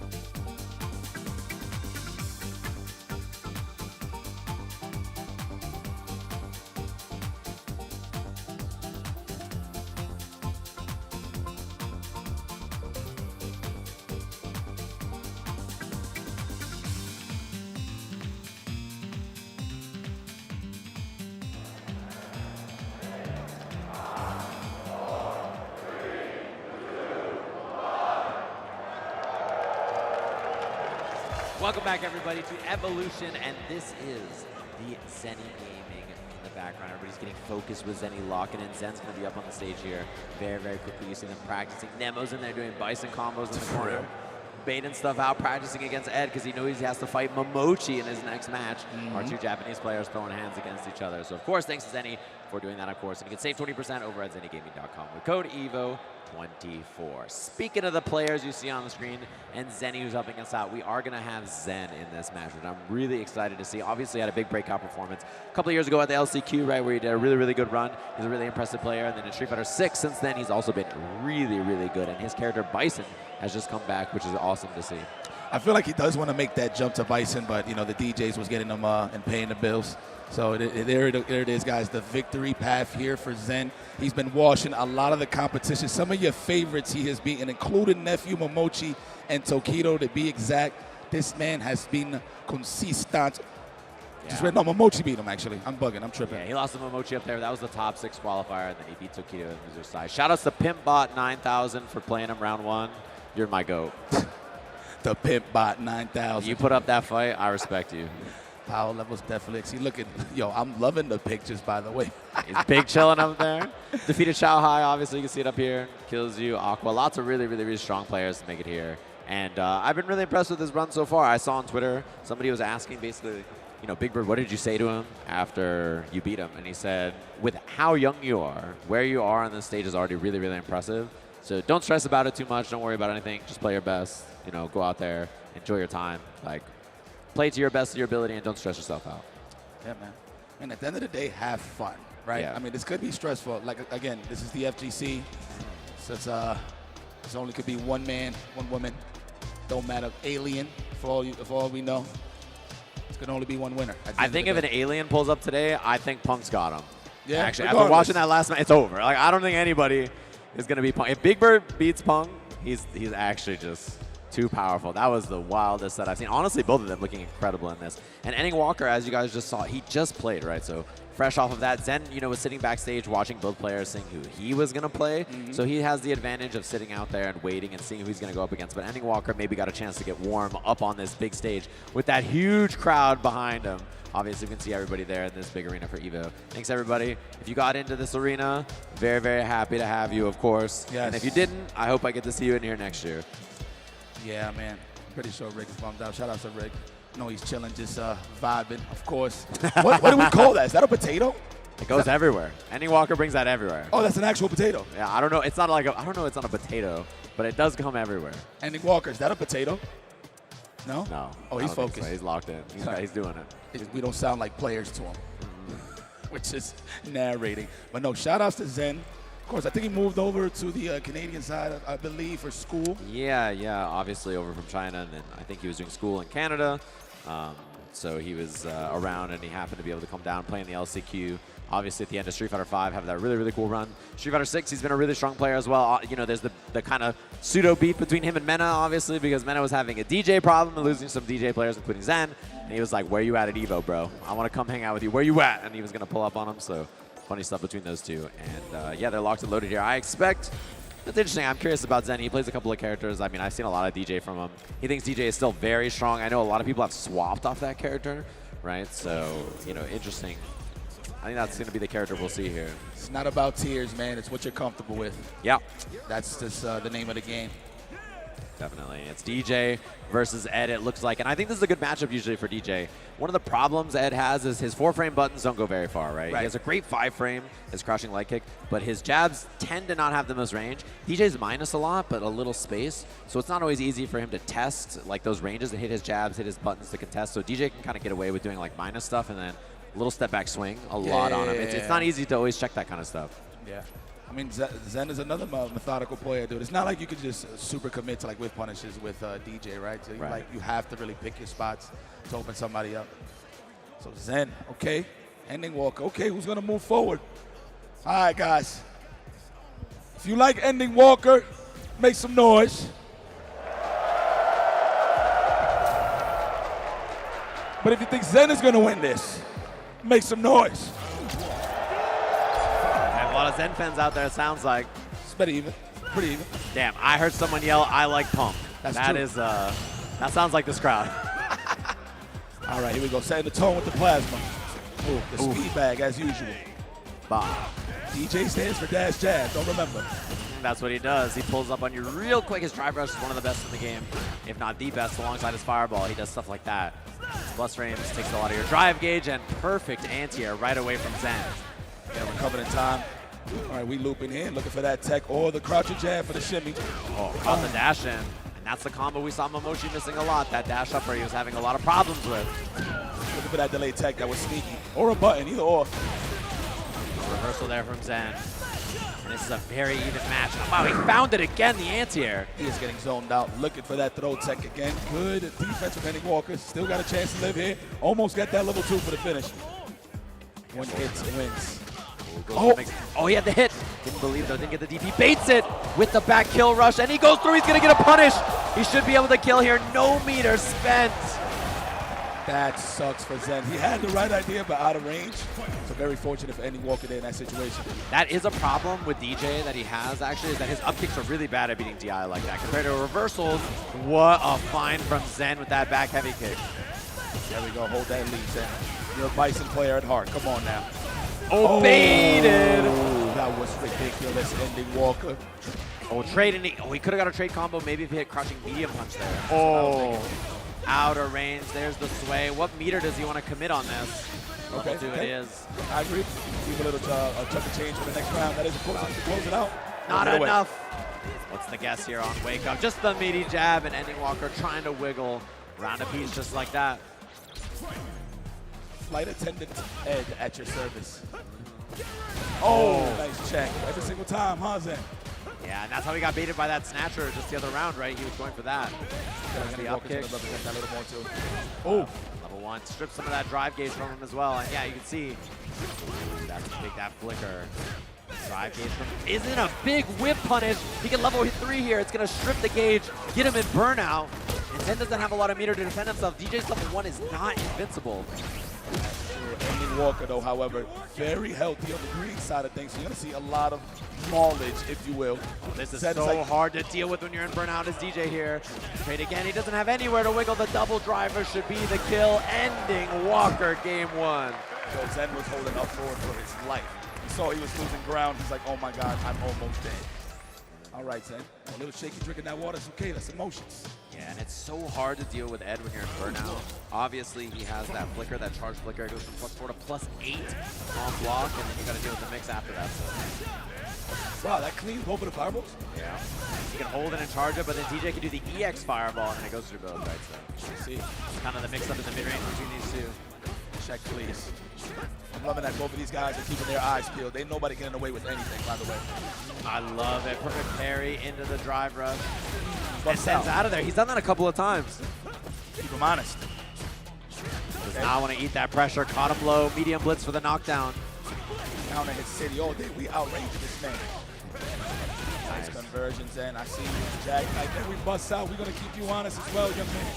Yeah, both of them willing to do it here. Corner positioning, doesn't check the drive rush. Strips a lot of gauge with that. Heavy fireball on block. No anti-air, he was committed to the button. Ooh, scary stuff. One hit for either. He had the hit, didn't believe in it. Gets counter hit. This should be big damage. It should be enough to kill. 100%. Ah, the mighty fist of DJ. Let's go. Big machine gun upper damage on that. No meter spend is a huge win, and the anti-airs for Zen have been consistent. Full corner carry. We're going to represent the parry finally. Back throw. Unhanded, please. Oh, back kill rush. He escapes just like that. The awareness from Ending Walker. And now the drive gauge for DJ is so bad here. Caught him jumping. Yeah, that speed bag. Oh my God, we are getting involved in this corner. Come on over here. How dare you try to move? Getting snatched as usual. The fact that you can cancel that until kill rush.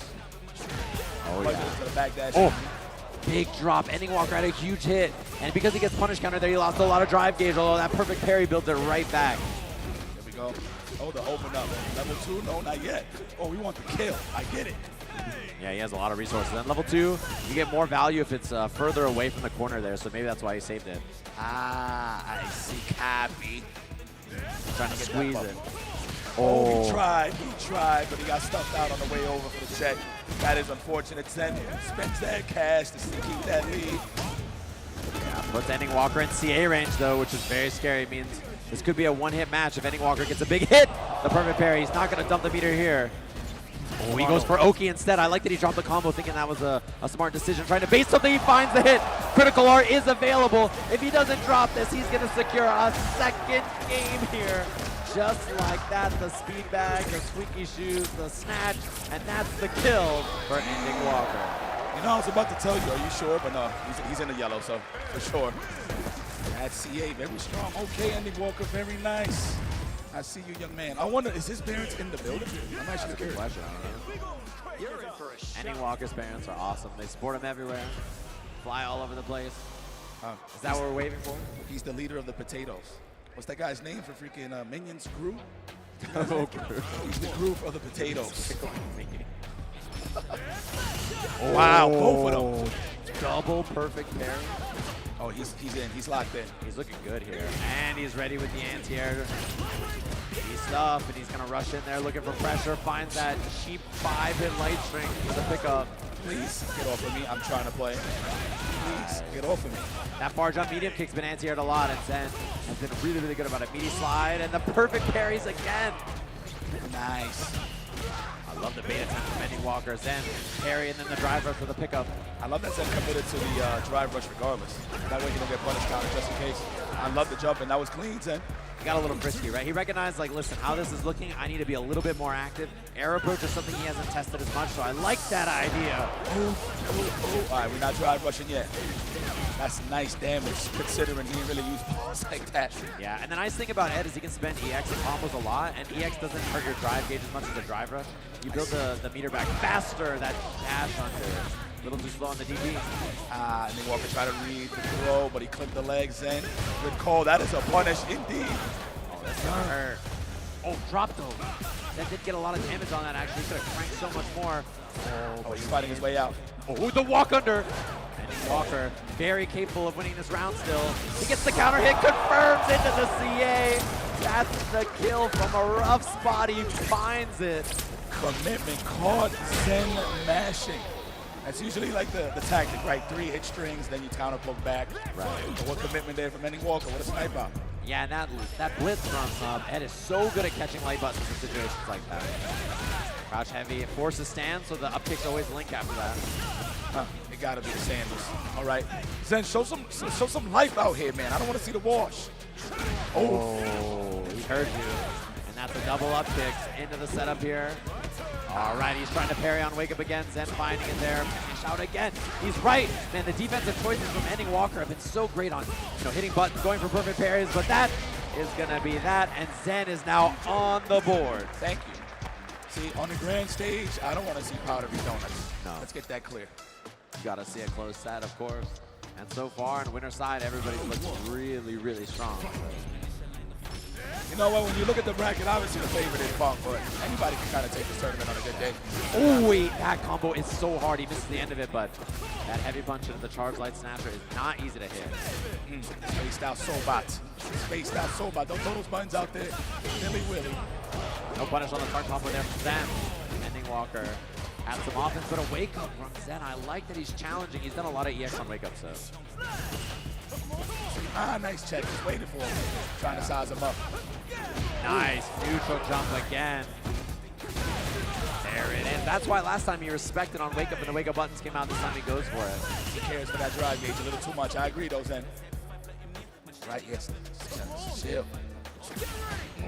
We have cancel on the drive. He wants to take that space and make offense happen while his drive gauge is low. Just like that, set point to Ending Walker. Have punish counter damage is a doozy on the throw. And he has level 2 available, so we might get the swag out for the finish. Oh yeah, he can hit those too. I've seen it. Definitely more than capable. The Superman punch. And he's got lots of resources here. Does not dump the level 3 just yet. Delay on that, and he counter hit confirmed. Double drive rush. He's gonna spend the level 3 very close to killing, but I think it might be a pixel. Yeah, this ain't no crowd pleaser kind of time right here. We're trying to finish the job. Ending Walker. One hit away. No, is that it's enough? Huge damage, and he knew Ending Walker with the kill. What? That killed? Even Zen is shocked. We'll take it though, man. He got a lot to reflect on, but you know what? Man, excellent performance from Zen, man. Guys, please give a round of applause for Zen. This man traveled a long way to go out here to represent some Street Fighter 6. I like that he still got some smiles on his face. He knows that there's more tournaments coming up, so this is only the beginning, really. Yeah, these two players are so young too, right? I think both of them under 20 or something like that, so a very, very bright future in Street Fighter for sure. To be on the Evo stage and perform this well, make it all the way up into this performance is really, really impressive, obviously. And very happy to see them both. Ending Walker moving on to top 4 of Evo. And our next match, the only 2 Japanese players that are in this top 6, Nemo and Momochi, are going to be playing up against each other, which I know you're excited to see some Bison. Absolutely. Moon boots and all. Come on now. I mean, let's be honest here. The times have changed. Usually you will see most of our Japanese friends up there in the top 6 represented, but everybody has gotten so good throughout the years that anybody could represent their region in that grand stage. So very happy to see this. Yeah, and that's the cool thing about this, right, is that it's a game where everybody internationally is always really good. So there's so many strong players. So we're going to take a look at the path to win for both of these players to see how they got here all the way in the loser side. So this is Nemo's path. Obviously, you see he lost up there to Punk in that first round 4 match afterwards, beating Mena, eliminating the tournament, beating Tachikawa, eliminating him, eliminating Xiaohai, and then obviously Angry Bird, the former Evo champion. He beat Mena with Bison. Was it Bison or was it Blanca? I'm not sure about that match. I don't think I was on that one. Okay. But I did see him playing a lot of Bison. He's also playing Blanca, and he also picked JP as well. Yeah, I mean, he got a nice little rotation. I like that he's picking Bison usually on Shotokan matches. I've seen him pick it on Akuma, seen him pick it on Ken with Angry Bird. That's actually who eliminated Angry Bird, as you can see there. Of course, Momochi. Damn, he is so stern. I can't tell if he's trolling or he's actually having fun. I'm not sure. But yeah, man, 2-0 versus Zen. Very convincing over, well, close match with Angry Bird. I actually seen that one. I was in attendance for that one. Beating guys like Flaquito. Shout out to Flaquito. I didn't even know he was here. Yeah, I think he sent Itabashi to losers, actually. Oh, 5. I didn't even know Itabashi was here, man. There's too many players, dude. Yeah, I mean, 5,000 people, it's easy to miss stuff. So obviously his only loss is the one we just saw over to Punk. And it's going to be these two up on this station. Honestly, seeing Momochi play on Leverless, by the way, is so weird. I would have thought he would have been a stick player for life. Nemo got the gloves on, man. He ain't trying to leave no prints on. He got the gloves on. He's a versus game player, I think, at heart. You know what I mean? Like, he's got that vibe. You look like he just came from like a Armageddon-ish kind of movie, like with the gloves. The long hair and the gloves. Yeah, like he just came out the cave like after 10 years. Fighting for his life. You know the best thing about this is they do the intro and Bison comes out on the horse. Strong legs. Yeah. Go crush some watermelons with his those arms crossed. I don't know how he does that. I want to know where he found the horse. That's the real question. Yeah, or what if the horse found him? Yo, so guys, keep an eye out on Bison's animation. Obviously, the lore is that he forgot who he is, but check out he's trying to remember how to roll the dice, though. Peak game. He's like, and he's like, how do I do it? He's like, hey, I forgot how to play CeeLo. Loser side of the bracket here. Momochi versus Nemo. One of these two, all the way from Japan, going to be home. Oh, and he finds a big counter hit. Burnt out 10 seconds into the round. Into the back fist immediately for the drive reversal. Does not want that psycho bomb on him. Yeah, and I think the big thing about this matchup is Ed has one of the best punishes on scissor kick in the game, but he, like this, that's the punish. But he's really not so good at dealing with the air approach from Bison right there. Guaranteed there was no meter. Damn, the Y-I order. Oh my God. Safe jump afterwards. Nice. Trying to open him up. I like the counter poke. Oh, messed. I hate that input, man. Yeah. Trying to go for the scissor kick, but you get the shadow rise. Space it out. The Y-I order, the stand fierce. That's plus. Target combos. You see how much Nemo's going to the air. What an anti-air, by the way. Bomb on. Only on counter hit, by the way, on the crouching fierce. Oh, out of the air, he got the pickup and burnt again twice in the same round. Momochi got that, I'm familiar with this guy gameplay. He can go for chip. He's gonna be level 2 for the chip out here. And Nemo's stuck in all this block stun. Just a speed bag finish. 3 out of 5, we do have a chance to switch to Blanca, but I feel like Nemo's trying to cook this up. Yeah, notice how often Nemo's doing head stomp and going into the air. Oh no, Nemo's controller. He might have. Either something's messed up or he didn't configure a button. That's pretty unfortunate. Oh, no. On the Evo stage. Wait, this happened to Momochi before. This is a canon event. It was Evo Grand Finals, him and GamerB. Come on, you don't got to say that too loud, man. Oh, I know Bruce is like, I know. Shout out to Bruce. I'm sure he's watching right now. It is. It's a canon event. Well, they're going to figure it out here. Generally, the rule is if there's an issue with your equipment, the other person gets the round. And unfortunately for him, Momochi did win the first round. So it should be game 1 Momochi, I imagine. Momochi's like, I was going to win anyway. It's like, I'm chill. Momochi's like, yeah, you unplugged it because you were scared. You knew I was about to cook you. He's like, no way. No level 2 combos over here. He saw level 2 and he just unplugged it. Yeah, he was like, I'm good. I don't need that in my life. Oh, man. All right, let's go. It's okay. Look, you've been here before, Nemo. Let's just take it as a loss. Is that guy the translator? He looks like the translator. He's like, just cut it to me straight, man. Was you scared? Doesn't he look like the translator? I would trust, if that guy was like, let me translate, I'd be like, you bet you got it. My guy just woke up to translate. Yeah, he's kind of got the vibe. I believe it. Is that a robe? Yeah, he's a translator for sure. There's no way he's not, right? Imagine he's like, by the way, I'm your biggest fan. Imagine. Just starts By the way, like, can we I'm get a your picture biggest after fan. this? Okay, Yeah, guys, I mean, I know Boken. Boken's the guy on the left. He also speaks Yeah. Japanese. What up, Boken? Hey, sorry, you're working up there. I don't want to. My guy. Boken! Yeah, he's great. They're probably trying to figure it out up there. Guys, I just want to give a quick shout out to my boy Sajam, bro. I'm just very happy to be here. Make some noise for Sajam, y'all, for the one time.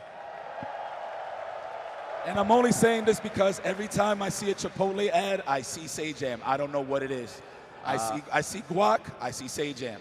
Every time they cheer for the Chipotle ad, I'm like, I think I got a job, guys. I think next year I'm going to have a job. So I think you're thank you very good. much. Yeah, it looks like they're going to get sorted out on the stage, by the way. Obviously, controller issues always suck. We've had a few. Actually, didn't me and you, wasn't the side swap Goichi, Sonic Fox, wasn't that me and you, like 2018, where there was that whole thing and we had to sit up here and do that? Damn, time flies. Yeah.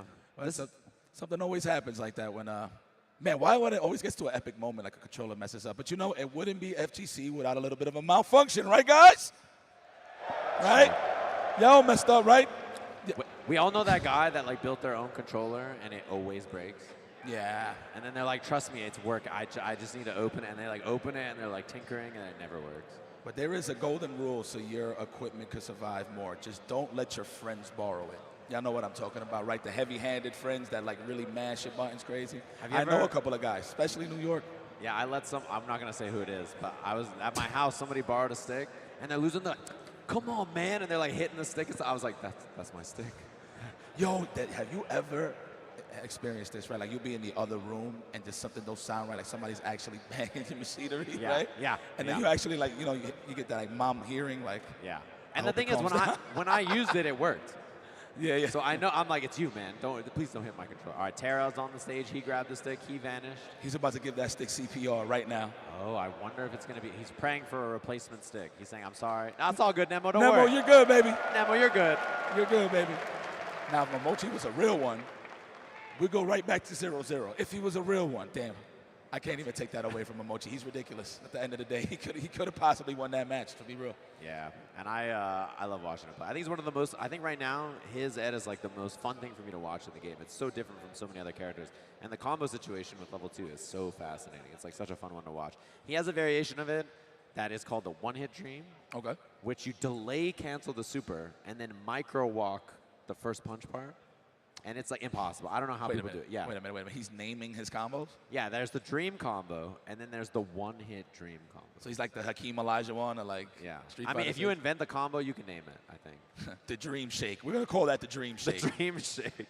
And yeah, it's like a delay cancel into a micro walk special move into like a manually delayed DP like 3 times. It's a lot.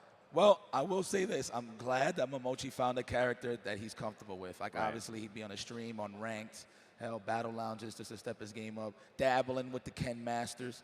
I'm kind of surprised he didn't go with Akuma, but I feel like he just got to that level of intellect and comfortability with Ed that there was no point to switching. And mind you, Momochi is that much of a great player. You could use him as a reference with no matter what character he rocks, but you can clearly see that he don't rock whack characters. So if you have a question in the back of your mind, if Ed is good, is good, then look at Momochi. Yeah, Ed is obviously good. That guy's good. But he's a weird character to play in tournament, you know, for sure. He definitely has a lot of things that are more droppable than other characters, and like situations where he wants to do light and it doesn't work and other characters can. So he's like really, really, really good in some ways and then really weird in other ways, which I think is cool because it's like some characters are just really well-rounded and good at everything. And he has like these peaks and then problems and then peaks and then problems, but he's really strong despite that. It's really good. Both of these guys are good. I'm just glad to see Nemo back on the grand stage. Are y'all happy to see Nemo back on the grand stage, y'all? Y'all feeling that? And mind you, I'm used to Momochi being up there. Nemo as well. You know what I'm saying? I'm not taking nothing away, but it's just something about Nemo's aura that brings the scumbaggery out the combos. You get what I'm saying? Like, he really hits the buttons hard when he's feeling himself. I'm telling you. Oh, yeah. I always say that the way Nemo plays fighting games, it's like he hates you. He hates the game. He thinks you're bad, and he wants to prove it in the match. Like, that's how he plays against you, and he expresses that in his gameplay. Look at Nemo. He's like, I want the middle one. Yeah, and it looks like it's going to be 1-0 Momochi, by the way. Damn it. Since he lost the round, since his controller disconnected. So he's going to get locked and loaded. I don't know if it's a new stick or the same stick, and they're just seeing if it works or not. But that will be the updated score. Yeah, that looks like a fresh out the box controller. They just like grabbed one, pulled it out of the box, and I'm like, this is the one. Uh-oh. He ain't feeling that one. Uh-oh. Next. He said next. Say next. Next. I want the middle one. The middle one. I will not say the brand, but he just said nah. Bop. He's like, you got a Mad Catz back there? Is that a Mod stick? Hold on, let me see if that works. Yeah, he's like, let me go shopping. Wait, he should walk back to the convention. He should go back to the artist alley and like the area over there, the convention. Follow and that start man. shopping around. Yeah, let's go. Follow that man. No? Dude, that would have been ill, son. We're not even part of the program. It's like a wrestling promo, just like following the guy backstage, and then Nemo's just grabbing people's controllers. Yo, hey, can I borrow this for a second? Imagine. Yo, that could be possible. He's probably pulling up to the green room right now, right, to talk to the homies. Like, hey, man, you got that? What's his name? Yeah, let me borrow that one. That'll do. Look good. You think he's phoning a friend right now? Let me get it. Wait, I have a question. Is Momochi just sitting there, arms crossed on the stage? Do we have a shot of? I respect that. Listen, Momochi. He wants to experience What up, this. Momochi? Hey, can everybody make some noise for Momochi chilling up there? Hi, Momochi. Yo, Momochi's like, he's vibing. I'm not with the antics, bro. Oh, he's back. He's got a stick. Ooh. Whoa, that looks custom. That joint looks real. Autobot. Yeah. Transform and roll out. Damn, how many buttons you got on that? Infinity Gauntlet? I mean, how many buttons do you need? It's just 6 attacks. That's what I'm a 6-button gamer. I don't mess around usually in this game. He's like, how do I Where's pause? the start button first Yeah, off? these custom controllers, which one is pause? Where is the start button? Look at him. Yeah, Look at him. I love, yeah, when you borrow someone's controller and you're like, how do I menu?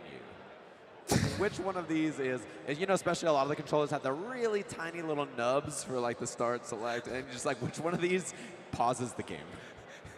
This is not making him look younger. No, this is a serious problem. This is a very serious issue. We are all very clearly seriously. Hey, Momochi, listen, I know it's serious, but we love you, bro. Okay? Yeah. We love you, man. I don't know who hurt you. Okay? But we're here. Nah, let me stop playing. This guy's a stone cold killer. I respect it so much. He hasn't moved in like 12 minutes. Wait, does this stick not work either? Don't tell me this stick doesn't work. He's like, you know, I'm not feeling this. It's green. If he unplugs this stick. This oh is my, ridiculous. not another. This is ridiculous, yo. Wait, he's got another one. Right? You know what, guys? Do y'all mind this? Hey, I don't. He's got another one. I actually don't mind this. This happens. Stick number 3. Oh, that looks fire. Is that Kazuya? That's Jin. It's Jin from Tekken. Let's go. There we go. Damn, son, look at him. He can't even Oh, plug the it in USB right. is never the original way. You always got to turn it around, and then you got to come back. All right, cool. There's the start button. Nemo's like, wow, this is nice. Wait, Momochi's also on the same, he's just like on the leverless version of the same controller, so there you go. Momochi can teach him. Look, he's showing him. Momochi's hands, he's like, there's the Hey, buddy, it's right here. Yep, there you go. Oh, let's go. Round 2. Fight, imagine. Yeah. Round 2. All right, let's get it, y'all. Lock back in. Don't go anywhere. But you know what? This is fighting games, y'all. We got to respect these kind of moments, man. It happens. It does happen. You got to make sure your equipment works. Otherwise, it could cost you a round here at Evo. About to heat up. For the fight of my life. Wow, look at that crowd back there. Phones up in the air. What's up, everybody in Vegas? Hopefully you've been enjoying this top 6 action so far. We're back into it on the loser side. Momochi up a game here against Nemo. That's right. Those moon boots don't want to touch earth. I love the target combo. The stand strong into the crouching roundhouse. Very nice. Let me take my turn back. I love standing medium kick. That's a classic. Beautifully spaced scissor kick. Couldn't punish from that range. It's so hard to space it like that against Ed too, which just makes it extra impressive. Oh, man, he punched the boots out of that man. So one thing people are going to start getting accustomed to against Bison, his double reverse is his stomp. You can always punish it with a driver or just go under it. Yeah. Try to DP or something like that. Yeah. Go for other answers. Yeah. Oh, that was immediate. That man Bison is flying. With no whip on it from Momochi. I think he's trying to respect that range, and that air approach has been a big problem for him so far. He guessed right on that perfect parry. The jab. Yes. That's true. Oh, trying to cycle pressure. That is projectile info. Oh, EXCG right through on the meaty. Wow, he tried to walk all the way up and Nemo steals it. Oh, gotta guess. Oh no, target combo. We're going high-low. Oh, and the throw. Momochi with the perfect timing. That's a big whiff. Double drive rush should be the kill. No meter spent. I hate those moments when you think you got everything under control and then just a normal's there waiting for you when you move forward. Momochi just pulled up at round start. And there was no check from Nemo early. +5, of course. So potent. Back fist. Looking for the shimmy. We're not giving it to him, but we are shaving that drive gauge. Bison is a drive meter. Thief, time for the dream combo. Let me hear those your minds in the crowd. Desync hit, you're mine. I'm yours. Oh, I'm yours. Damn, on camera, safe jump, perfection parry. That early happy Valentine's Day. Oh, not another. He's not going to build the bar. If he would have got another one, bro. Oh, he got it now. Walked in, walked out, tried to bait something there. Momochi looking for the anti-air, doesn't find it. Trying to look for the counter hit. Momochi, good defense. Oh, trade combo. This is unsafe. That's going to be a huge punish there. And I think Nemo tried to get a trade combo, maybe hit a button and went for EX Scissor and didn't get it. Didn't have the frame advantage he was looking for. Probably maybe a crouch strong, right? Yeah. Okay. You know what was happening to me with Bison a lot? Was he doing stand jab, EX Scissors a lot at first? Yeah. Yeah, first scrub. I'm trying to charge this as a kick. Yep. Oh, combo on this from Momochi. That punish counter. Juicy. Oh, this is where Bison suffers. No matter how strong he is, he gets mauled. I promise you. Wow, that was a great trade for Nemo, though. It could have been way worse. Doesn't work unless it's counter hit or punish counter. Exactly. That's the only reason I don't even go for that anti-air, just because of that property right there. Oh, trade combo. Momochi looking clean here. One round away from sending Nemo out of the tournament in 5th place. Not like this. Not like this. Oh, no. And he's almost home with that level 2. He might swag out. Uh-oh. I like how he guaranteed it. Fat jump in, DP ender, meaty fireball for the plus frames. Blitz out of the air, another one, empty jump this time. One more hit could do it for Momochi here. Nice, looking for the tech that time, but Momochi opts to hold up back. Interesting. One hit, Momochi has level 2 available as well. Out of the air, the snatcher connects, level 3 for the kill. Nemo eliminated from Evo, 3-0. Yo, guys, listen, I know that's not how he wanted to perform, but please give Nemo a round of applause. That's one of the heroes here in the FGC, one of the legends. Man, that's very unfortunate. Obviously, you don't want to get iced out like that, and then throughout the whole tournament, rocking your equipment, and all of a sudden you got to switch. I mean, you can still manage, but you're just not comfortable. Maybe it's bothering you in the mentality, man, I could have hit a combo a little more, I don't know, a little more feng shui, I guess. Yeah, you know what I'm saying? it's not the right vibe. And also, I don't know if his controller had extra buttons or anything. Yeah. And that controller does not, so unfortunate there for Nemo. One of the biggest things that happened. So we're going to be taking a look at our highlights thanks to PlayStation Tournament, of course, of how that went down. Obviously, the first game, we saw that first round, Momochi was looking clean, and then 2-0 afterwards. You know, being iced on the stage could go either way, too, right? It's one of those things. It's the chip out round 1 of that first game. Then we had the disconnect. We chatted for 45 minutes, and then we got a couple of 4, 5, 6 controllers, and then Momochi looked pretty clean here, cleaning things up. Man, Bison, obviously the character's still being developed, just released, right? He's like about almost a month old, I believe, or just right. But one of those characters where everything has to go for you. If your anti-airs ain't on point, and you got to select the right actual buttons to anti-air, right? Late jump backs, you do a jump back jab, or if you know they're just going to hang there in the air, hell attack. But Momochi played that right, man. And he smothered them, too, just to keep away and take away that mentality to throw those safe scissor kicks, right? Yeah. So always mold them, push them to the corner. That sets up our top 4 of the tournament, by the way. Punk versus Big Red on winner side. Loser side of the bracket is going to be Ending Walker versus Momochi in a good old-fashioned boxing match here in Las Vegas, Nevada. We're going to take a short break. We'll be back with top 4 of Evolution in just a little bit.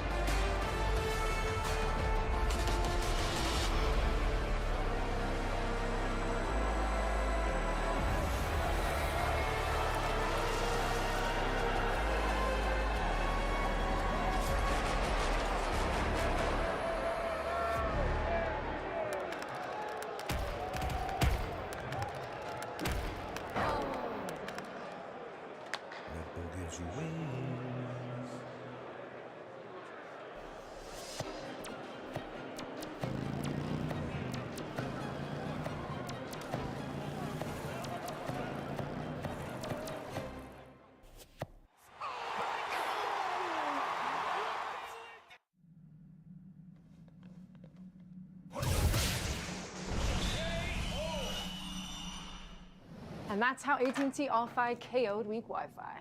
Get low latency when you need it most. Live like a gagillionaire with AT&T All-Fi. Protect your eyes styling under the sun. Blue light glasses while you're gaming, having fun. Zenny's got affordable eyewear for all warriors and monsters alike.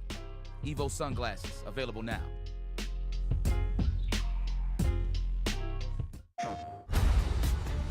This crew will go anywhere. Take any job. Face any enemy. We're the free gunner crew of the North Star. And together, we're going to make our mark on this galaxy.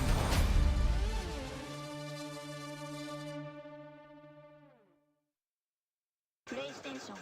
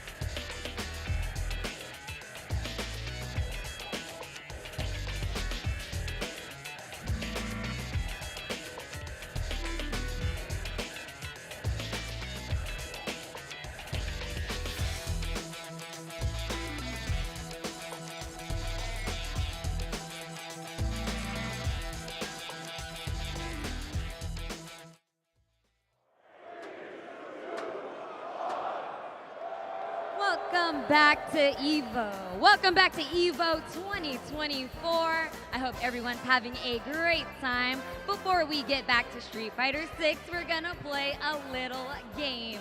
We have the Beat a Champion Rock, Paper, Scissors edition presented by AT&T. If anybody caught yesterday's segment, we had 3 challengers to face Justin, and nobody won. So no pressure for you guys, but maybe we can see if someone can beat Justin on the stage this time around. But of course, Justin, the champion himself, joining us again to run it back. Give it up for Justin. Now, Justin, yesterday you gave us the greatest rock, paper, scissors tier list. But now I want to know, how can you tell what someone is going to throw before you play them? How do you get into their head? One, you just got to look into their eyes. When you see their eyes, you can see what they throw. You look like you throw rock. Just from looking at it, I can see you. I don't know why, I just feel like you are a rock thrower. Am I right? What do you think? Is he right? I don't think you're right. Oh, okay, see, the mind games are starting before they've even had a chance to do it. All right, so I also want to introduce our challengers here. Tell us your name and tell me, how confident are you feeling that you're going to beat Justin Wong right now? My name is Kenshiro Jinsei, and I feel a lot of confidence right now. Ooh, I like that. I like that. The aura is radiating. Let's talk to our next challenger. Tell us your name and how confident are you that you're going to beat Justin? And how do you have a lot of RPS experience in general? I do. My name is Slizzy, S-L-I-Z-Z-Y. Shout out NorCal locals.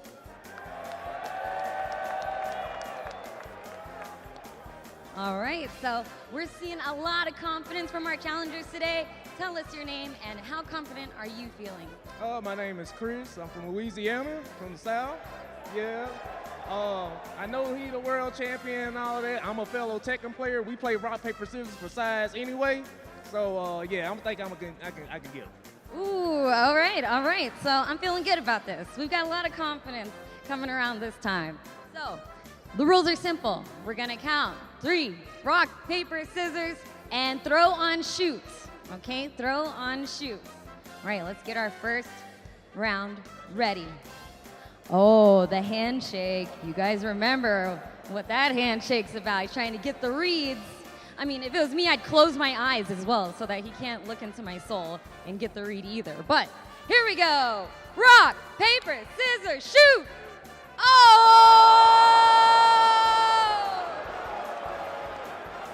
Justin is 4 for 4 right now. And hey, you didn't win against Justin, but thanks to AT&T, you're still going home with a PS5!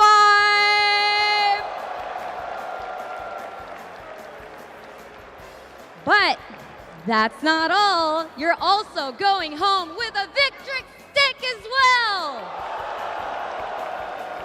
It's not so bad losing to Justin sometimes now, is it?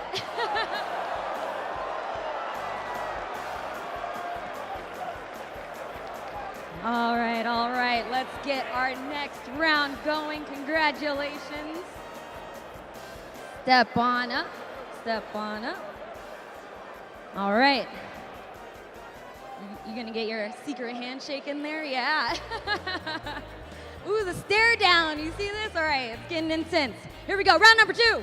Rock, paper, scissors, shoot. Oh my God! He can't keep getting away with this. 5 for 5 so far.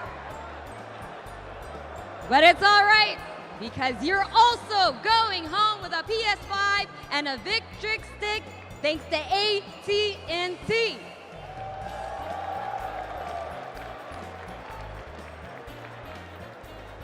Yeah, don't go anywhere. That Victrix stick is on the way. There it is. Beautiful.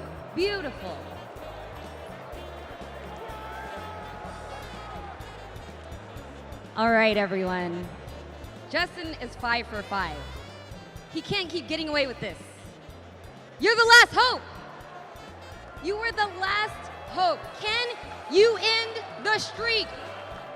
Let's cheer him on. He needs to end this streak right now. Let's cheer him on. All right, let's get it. Rock, paper, scissors, shoot. Oh!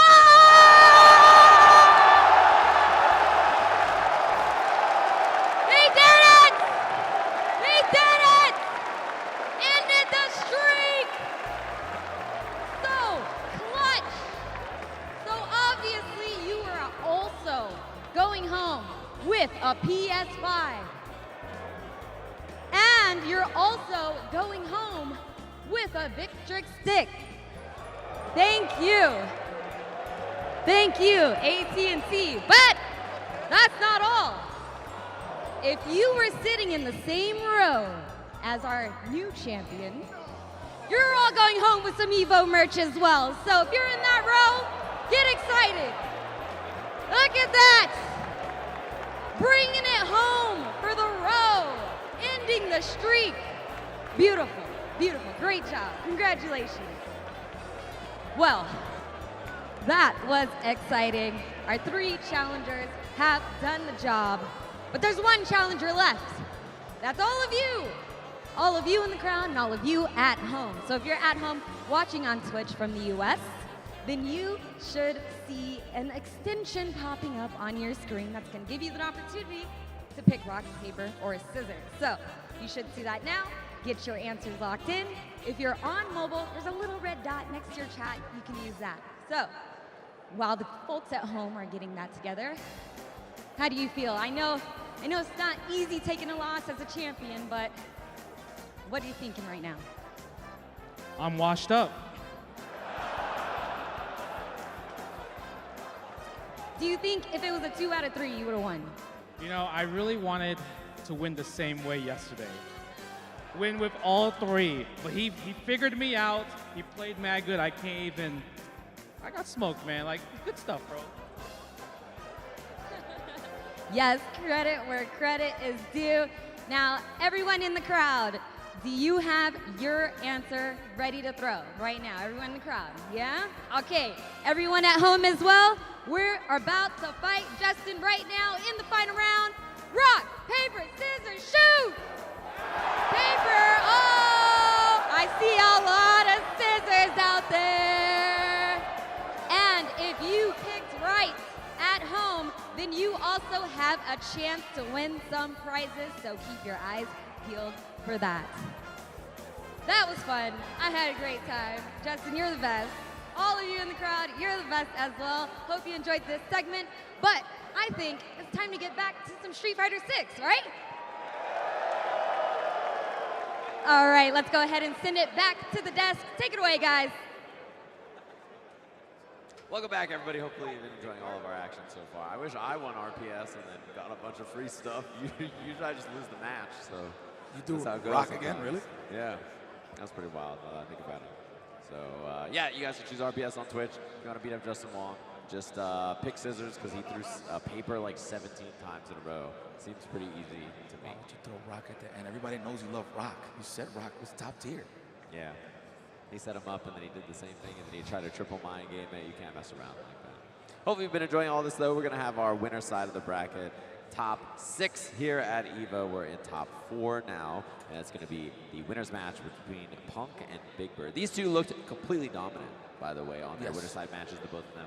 Obviously, Punk beating Momochi, and then, of course, we saw on the other side, Big Bird defeating Ending Walker. Both of the sets 3-1.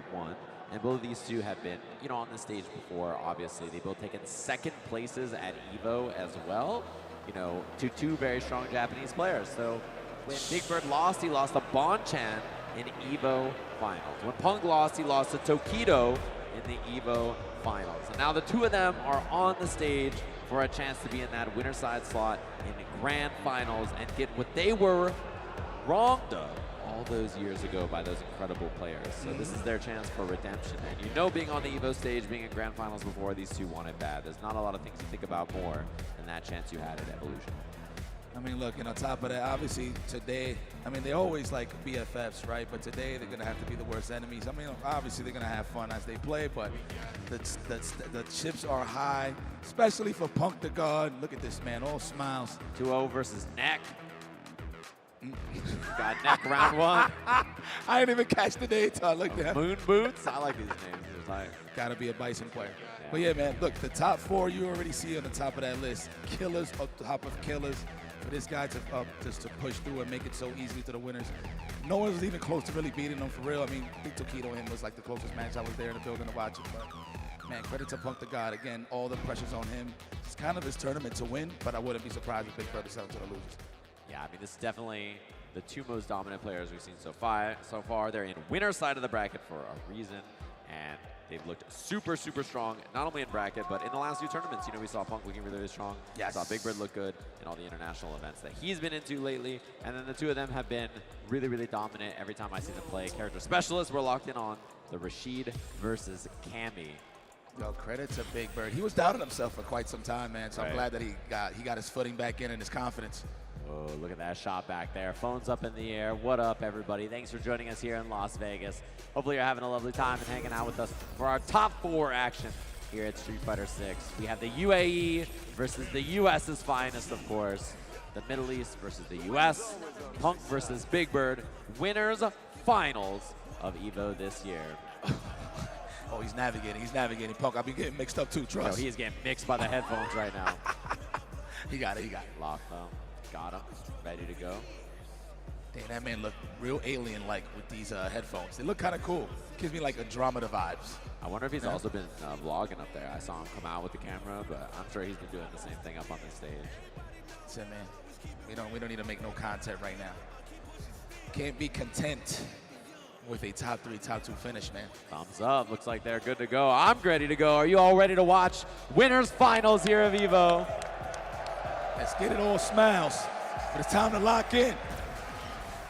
All right, I have to do. Oh, he's taking them off. He doesn't even need him. He's gonna kill that thing around his neck. Doesn't need it. I gotta ask the crowd out there after they do the yeah.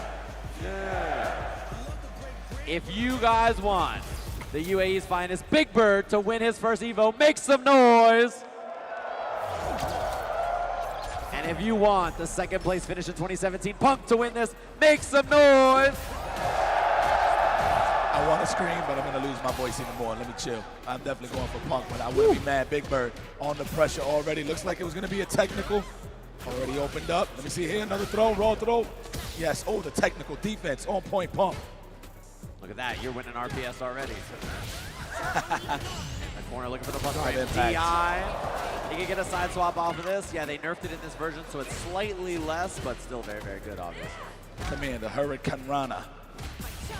All right, trying to clip Big Bird, trying to jump out the corner. Maybe wall jump even, there it is, jumping out, but we recover from the meaty throw into the immediate reversal. Yeah, and it's very, very strong that Candy gets to do EXTB there and get a side swap. Level 2 is available for Big Bird. He's gonna string him up. If it doesn't work, I imagine we'll see him retreat and go for that level 2.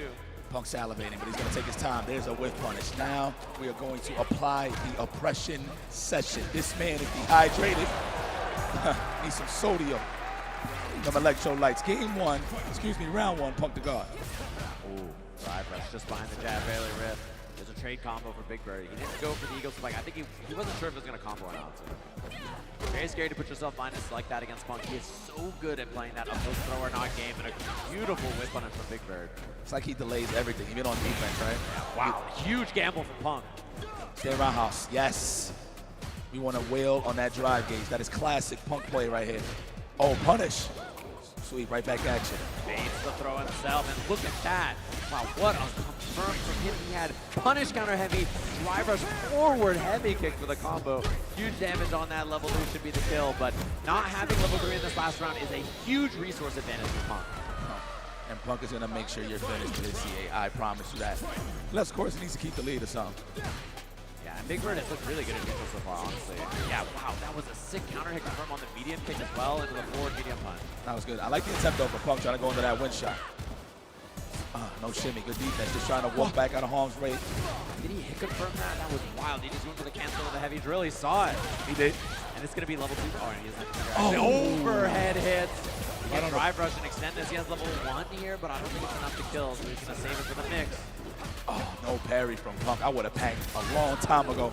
Raw throw, no, looking for the shimmy, no, the whip punish. What a setup.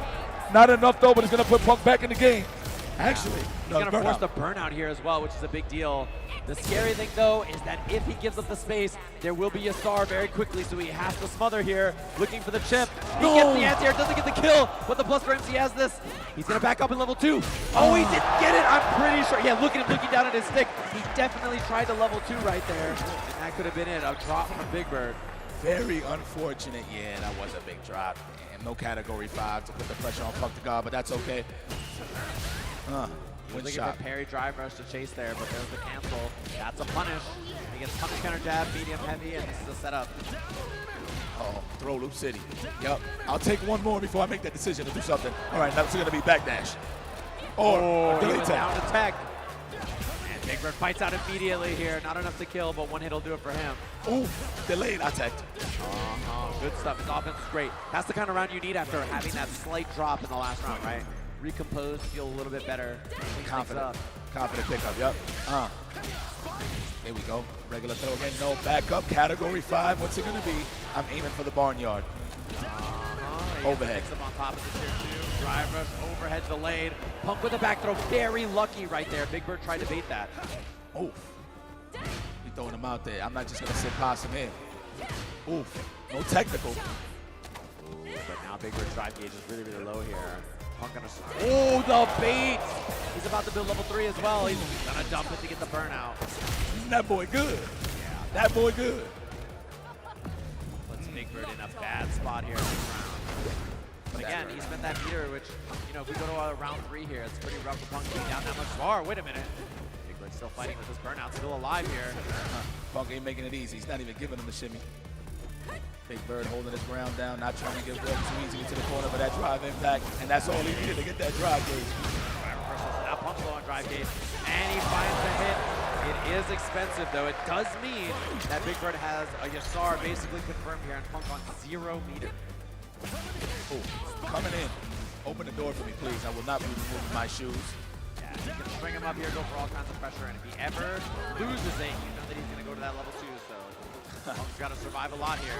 Punk's like, you better throw me. I ain't pressing myself. Look at this machine. Time, wind, the neutral. And the back throw, that is a huge one for Punk. Kicks it back the other way, and he baits the throw. Not That's what he needed. I mean, that's what he was looking originally, right, with the level 2. Oh, my goodness. We bust out. Keep him honest. Oh, when he finds the anti-air, tests it. Punk was ready for his own offense here. We'll see what Big Bird's guess is. Wakes up with a button. Oh, he was early. He's got the double drive rush here. Should be level 1 at the end for the kill. Pixel. Pixel, not enough. Punk survives. He blocks the overhead. One whiff punish. There it is. That's all he Oh, he found him. He was trying to jump. He's going to build the level 3. And 2-0 for Punk the God. We almost home. Philadelphia zone. We're almost home to the grand finals. Philly back on the mat. You see something. I mean, you do live in Florida now. But I'll take Punk the God. One more match away to end up in the grand finals comfortably. And if Big Bird's been playing so well, it feels like, too, right? That Punk clutching it out in a couple of key moments here. Spaced out, stand strong. I like that. He's looking for that low forward to stand jab for the whip punish. Throw conditioning? No. Looking for that counter hit, though, the delays. Drill, uppercut, one bad guess away from losing the round here, although Big Bird fights out really well with that crushing jab. Trade, thought he was going to get a trade combo too. He was looking for it, strings him up, takes the left, heavy kick, and now 1 round away from Punk back in Grand Finals winner side. Punk the God. Victor. Hank, whatever you call him, goes by many names. Back on that, do the whip punish, and the bait on the throw. It's starting to fall apart here. Big Bird with a jump back. Punk is chasing him down. He's just walking up, finding normal, just the light kick link there, but still looking good. Oh man, we are whipping some buttons here. Don't press buttons too really on Punk. Don't press them first, that's what I'm trying to say. Bottom trying to jump there. Level 2 available. He's going to pop it. His chance. He keeps this in the round here. Punk holds it. You better throw me. And that drive impact. So hard to stop there with the tornado coming. Double eagle spike. We'll see if he gets the hard link here. He doesn't. But the throw is enough. Big Bird staying alive. Way to kill frames for that meaty throw, young man. Good fortunate that it took all his meter to get that round, and now Punk sitting on level 3 in the last round. Whip punish. You just know when to walk back, huh? Okay. Oh, and EX, of course, right back into the corner. Now you're 1 guess away. If Big Bird gets hit, oh, that could have been the kill there for Punk. He doesn't pull the trigger. Double rush, easy confirm. Punk is back in Evo Grand Finals, looking as dominant as that year back in 2017 where he fought Tokido. It's just another day in the office for Punk the God, and everybody is very happy and pleased. This is what was expected, right, from everybody? I mean, we always knew he could make it, but he showed it us today that he is a grand finalist once again here at Evo. Big Bird, though, still in here, however, so it's still going to be a little tough.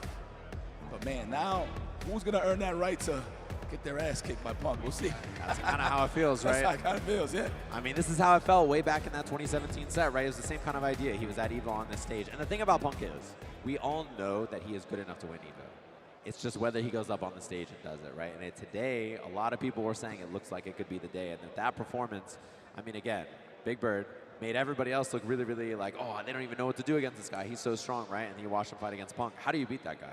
Like, what are you supposed to do when he's playing like that, you know? I mean, Punk is no stranger to the grand stage, right? I feel like it's more of a mentality. I don't think his like skill will ever suffer. It's more of a mentality than anything. So I think he's in that mentality now at that age where he could just have fun and just really be himself, which he always was, of course. But, you know, once he's that comfortable, then the skills will always show 100% no matter what stage he's on. We're going to take an updated look at our bracket here. Top 4 of Evo. We're headed down to that loser side of the bracket. Momochi and Ending Walker both started this top 6 on winner's side, obviously. Lost to Big Bird, lost to Punk, and now they're down here. So we'll see if Ending Walker gets that second shot against Big Bird, or if we have a new match with Momochi up against Big Bird. Either way, he has Ed prep ready for him, right? So you know he'll be sitting in the back thinking about how to fight against Ed, and one of those two will be against him. But it's going to be a Vegas boxing match here. In the arena, which you love to see. Some gloves on gloves, hitting that speed bag here.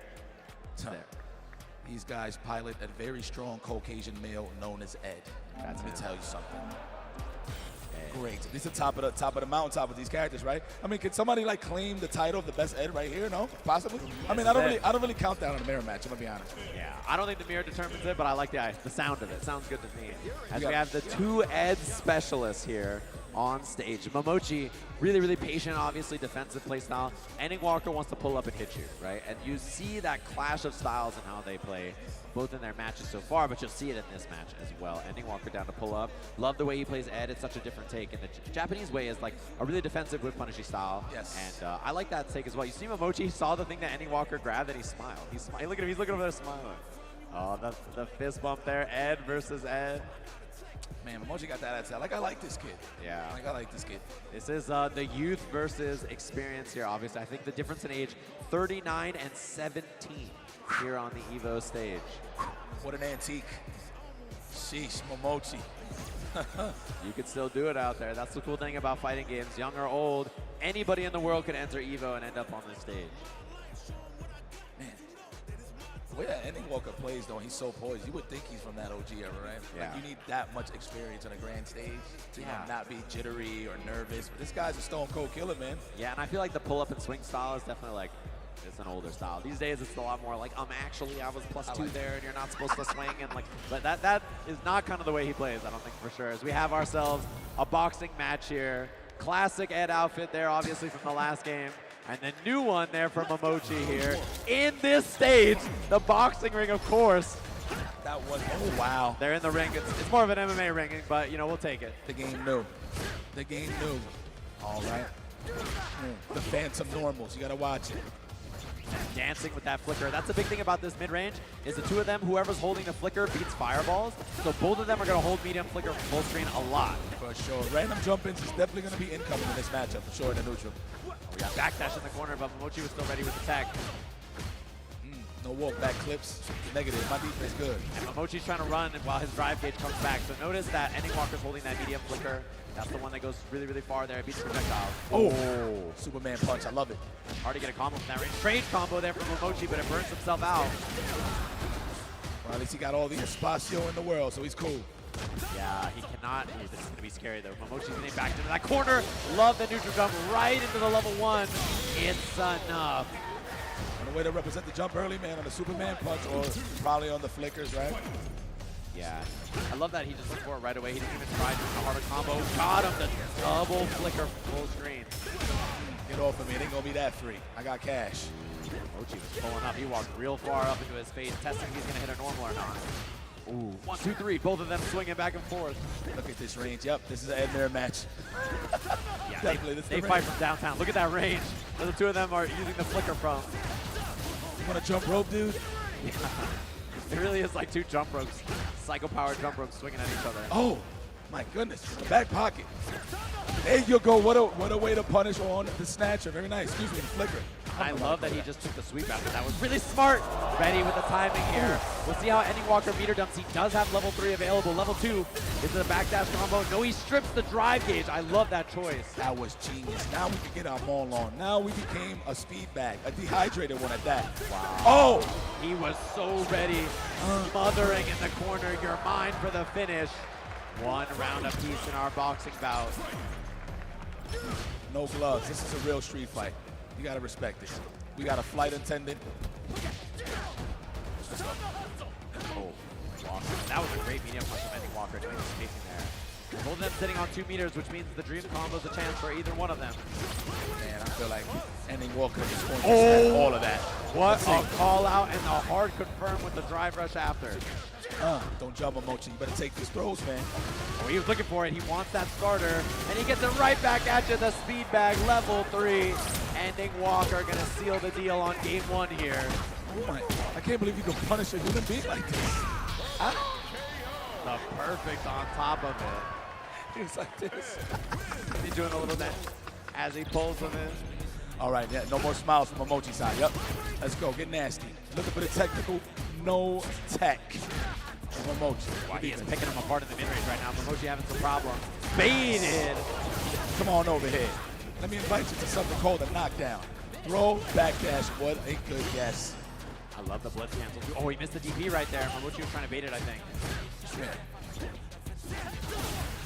Now he's back to the fireball game. Momochi low on drive. He had to get the second. And in this matchup, you can be second there and catch the extended hurt box with the flicker. That's the idea. You see Momochi trying to do it right back at him. Nice. No real conversion, no, but it's okay. Throw pressure. He burns himself out. Very scary here for Ending Walker now. Both sitting there on that flicker. He's gonna camp on that flicker for a while. Nice. Wow, that confirmed the 6. Could have actually killed him there. He's gonna try to strip the drive gauge from Momochi here. And he forces him into burnout. That was slick. Momochi has his own level 2 very soon here though. Very, very unfortunate for Momochi due to the fact that Ending Walker does touch grass once again with the drive gauge. Yeah, he has the X Fireball to force, and Momochi's gonna get chipped very soon here. This should be a chip out, and he baits the level 1. Genius play from Ending Walker. Momochi, of course, trying to read a throw. Exposed. Good defense. I actually thought he was going to throw. Yeah, very, very smart. Love that. Oh, that's a pickup from downtown.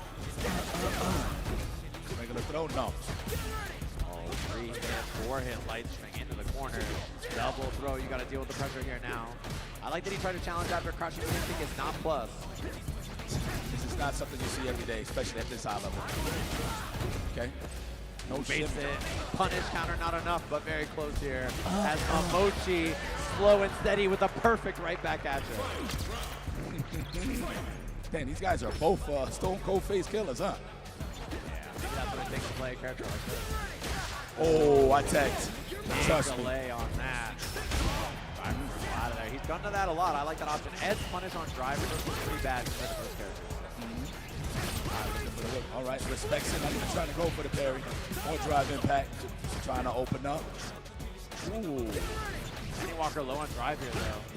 Stick and move style. Like as Ending Walker is looking real annoying.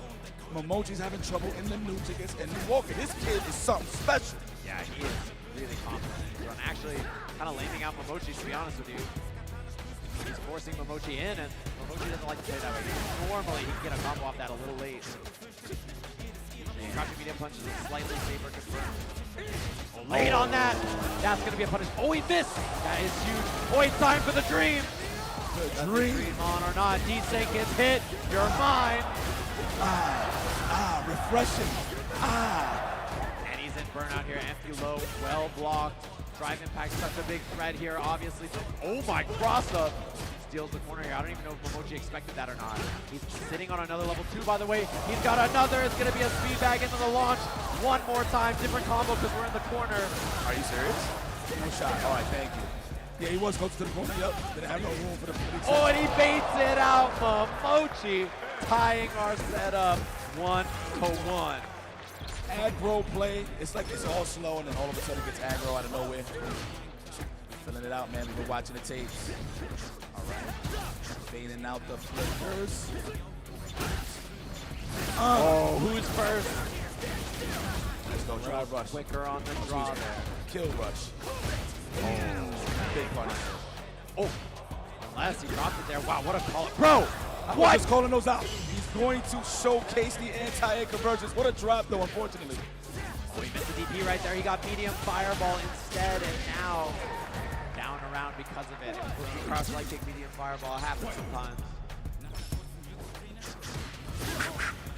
They really boxes. Landing him. Swing. Catch an air. Walk under from Momochi. Trying to be a throw there. Doesn't bite. Good defense, as usual, Momochi. Not short, but amazing. Amazing. Oh my. Dodged out of the way of the flicker at the last second there. And it will be a free pressure, no. Nice find. That was a good answer on the neutral from Ending Walker there. Now we back. We're going to hold this lead a little bit. Momochi's going to be very patient in this matchup, trying to snipe a drive rush. Speaking of which, oh, we caught the flow chart. Offense with the perfect parry. Oh my, right out of range. Momochi catches it. He's got a level 2 combo here. Should be the whip grabber. No, he's going for the DP. Ah, he didn't get the full juggle. That's all right. He was a little too close to comfort. Scary though. Now Ending Walker can walk him down. Momochi. Oh, he goes to the other side though. Feedback of his own. Is it time to hit you with your own dream? There's no way he got the same combo. Does not go for it, of course. We'll take it though. Big damage, the reactions. But now Momochi has no gauge to defend himself. He's out of burnout though. Yeah, he's good. Back in the green, touching grass, looking for that technical. Momochi with the great defense. Walks all the way under. Look at the patience. Momochi just walked his way under, out of the corner. Now look at the position he's in here. Oh no. He didn't do anything fancy, and now he gets the round. He literally just moved the joystick forward and got out of there. One apiece, one round apiece. Wish it was a joystick. I would have been proud of him. Hit that button.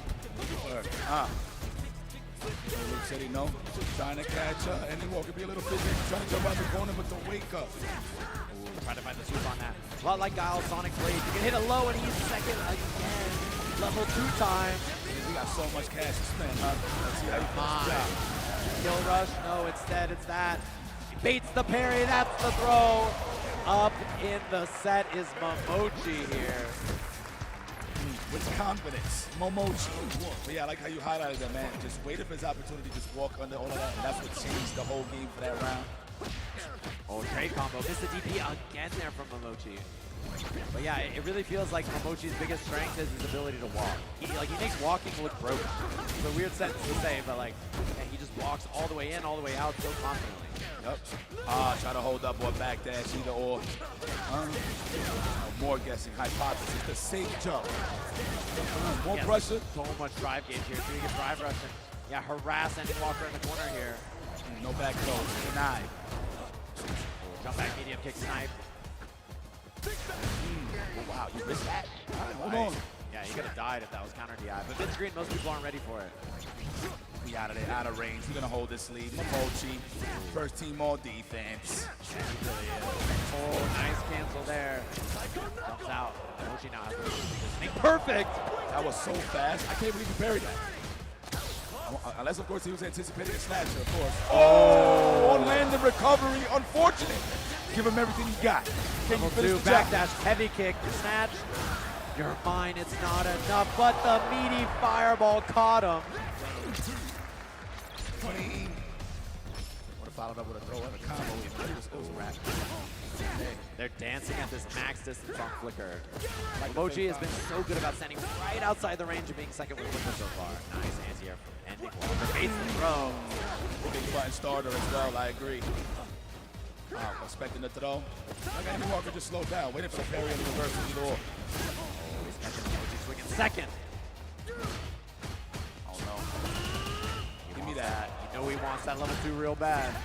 They look like training buddies down there. Oh, that's definitely enough. But we're gonna tie this up. Yes, we will. And we are going to the final game as it should be. I'm gonna be honest. Oh Lord. Who's going to the losers finals? I just The two best Ed players in the world up there. Boxing it out to try to make it for that shot against Big Bird. Nice, and he gets to the other side, although unfortunately because of the tech, now he's stuck in the corner. Good chase. It actually reached, good stuff. Made it count, big punish. punish. Yeah, Ed doesn't have a 6-frame medium, so his punishes there are a little weak, but wow, what a call out. Regular throw. Get off of me. Love that offensive drive reversal there from Andy Walker. He's really caging Momochi here. He missed DP, but it actually got him under the jump. Yep. Taking the throw, Momochi as usual. All right, this is a steep hill to climb, Momochi. I don't know if he's gonna do it. Oh, he got the combo this time. Andy Walker's drive gauge is so bad here. He's gonna be forcing a burnout. He walked in, throw after that. Why not? I agree. That's good. Oh, there it is. Put Andy Walker at match point. Can he end up going to the losers finals? We'll see. Trying to bait him with that fireball from way back there. Momochi trying to take a little bit more space, but he gets clipped. Oh, that's a big drop though. Yeah, if you delay it just a second, he's gonna finish. So great combo. Yeah, he gets the medium punch. Let's go conditioning. Pestering them with those jabs. Wants it so bad, doesn't find it. Andy Walker. And big jump from Momochi here. Uh-oh. All for the crowd, the memes. Time to hit it. Misses the desync. He saved it, but lost a lot of meter corner carry damage there. Better watch, that's that cool whip. Oh, that's the nice anti-air. What a beat. I got annoyed. Oh, he has level 3 here. Doesn't extend too much. Momochi dies in one hit. He's revived on defense here. Jumps out. Oh, look at the shimmy. Good defense as usual, but he is getting conditioned. One throw away. Oh, very nice. He throws his level 3. He might just throw one right back at you. Smart. Oh, the throw whip cleans it up as Ending Walker defeats Momochi in our boxing match to get a second shot at Big Bird in our losers finals. Man, show those carbs. Ladies Sort of and baby gentlemen, carved. can everybody in this arena make some noise for Momochi? Legend. One of the gods of the game. That will not be the last time you see Momochi. I promise you that. Ending Walker, though, whoa. I know the EU is hype as hell because I know in the back of their minds, like, damn, we got to deal with this kid every week, right? Yeah. And to see him showcase his talent on the grand stage, showing that he's that strong around the world, no matter where he's at, that is a statement to be made. Yeah, we got to see that here, obviously. Very fun stuff. Those two, I think, pioneers for the character. A lot of people watch them to see how to play it and to see a clash of their play styles. And I mean, the cool thing about it is watching that match, it came down to like last game. It's really, really close the whole set. And I mean, it was really fun to watch the more aggressive style and then see the adjustments from both of them on both sides. I like his, when he gets a perfect parry, ending Walker. Obviously scale damage, but he'll go for the knockdown immediately. He'll do standing strong into the sweep, into the meaty snatcher. That's a very, very cool tool, good tool to use when you know you're not going to really pack a punch on your attacks. And the cool thing is you don't see Momochi do that. No. So it's like this is something he does with the character. Yes. Momochi does not do that, right? And so differences in their playstyle, which is really cool. Even the level 2 combos, the difference in how they choose to route is really fun to watch. So cool to see the different takes on the same character. But we're down to our top 3 here at Evolution. We're going to be taking our final break and come back with Street Fighter 6 Finals to crown our champion here at Year 2 right after this.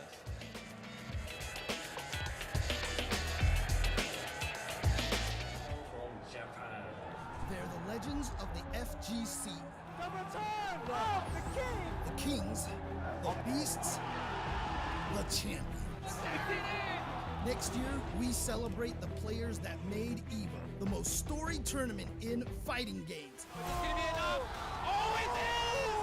Watch the greatest that ever played inducted into the inaugural Hall of Fame.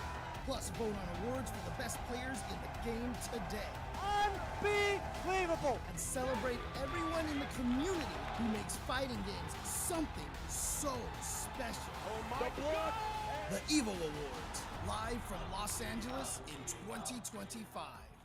So how would you describe the chicken to someone who had never tasted it? Literally melt in your mouth tender. We don't have a freezer, you know? It's almost like a farmer's market. When you walk into the restaurant, you should hear the sizzle that you're hearing right now. Just sends all those waves up to your mouth. You're making me hungry.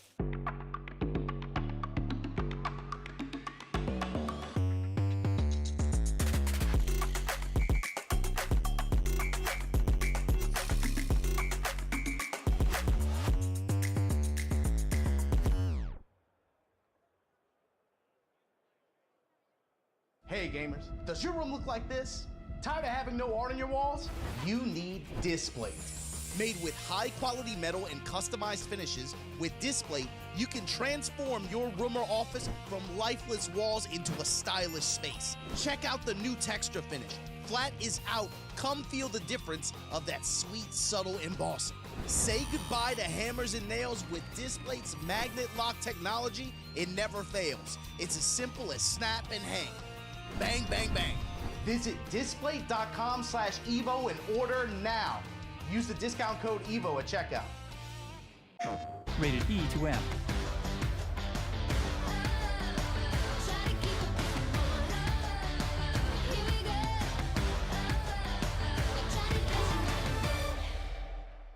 PlayStation.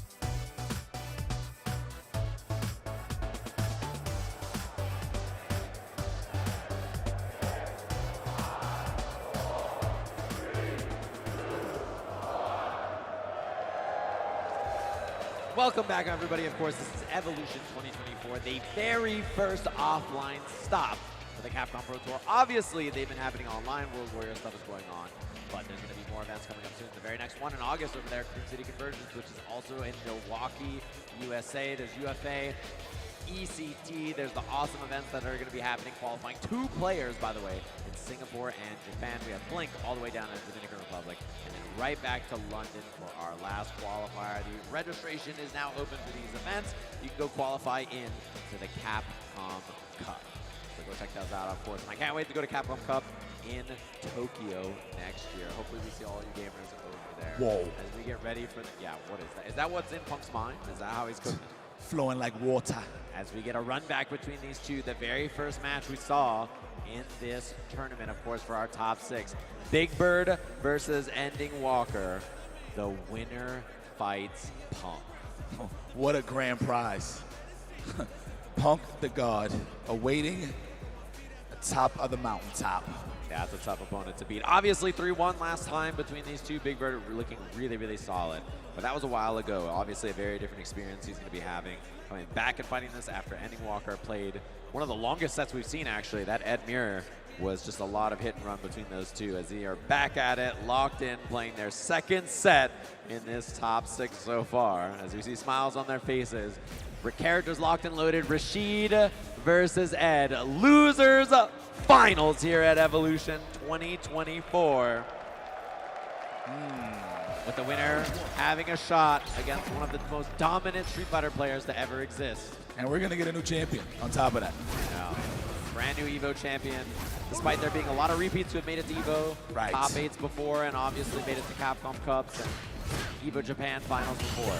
Oh, what a punish. Perfect parry on the win shot. Just a drive rush punish. Very nice. Now we're getting a little claustrophobic here in the corner. Oh. Wow, on the fist. Very nice. Yeah, and I think there's a difference in mindset between them two, obviously, right? The last match for Big Bird was pretty tough loss to Punk, whereas Ending Walker clutched up and beat Momochi, so probably in a much better headspace, I would have to imagine. We're trying to space out. Okay, we backdash. We're trying to establish some blocks done here for a drive rush. He was charging heavy, tried to beat the Tornado there, but the Tornado clipped him at the last second. That's a punish. punish. Oh, he missed. Maybe a little too far, so the active frames on the medium punch didn't hit in 6 frames. Facts. Unhand me. Oh my, neutral jump, but he didn't get it. That's a big win for Big Bird. Wonder why he didn't press anything, okay? Probably was worried about the punish counter damage or whatever the case may be. Nice air to air. Into the flicker. Yeah, I'm going to stay right here. Holding it, letting that drive gauge drain. Oh, beautiful punish, though, for repairing the flicker. Wow! Magical parries. He knew it. He knew his favorite color movie. He knew it. Oh, double rush, triple rush. Easy peasy kill there, Ending Walker. Round 1.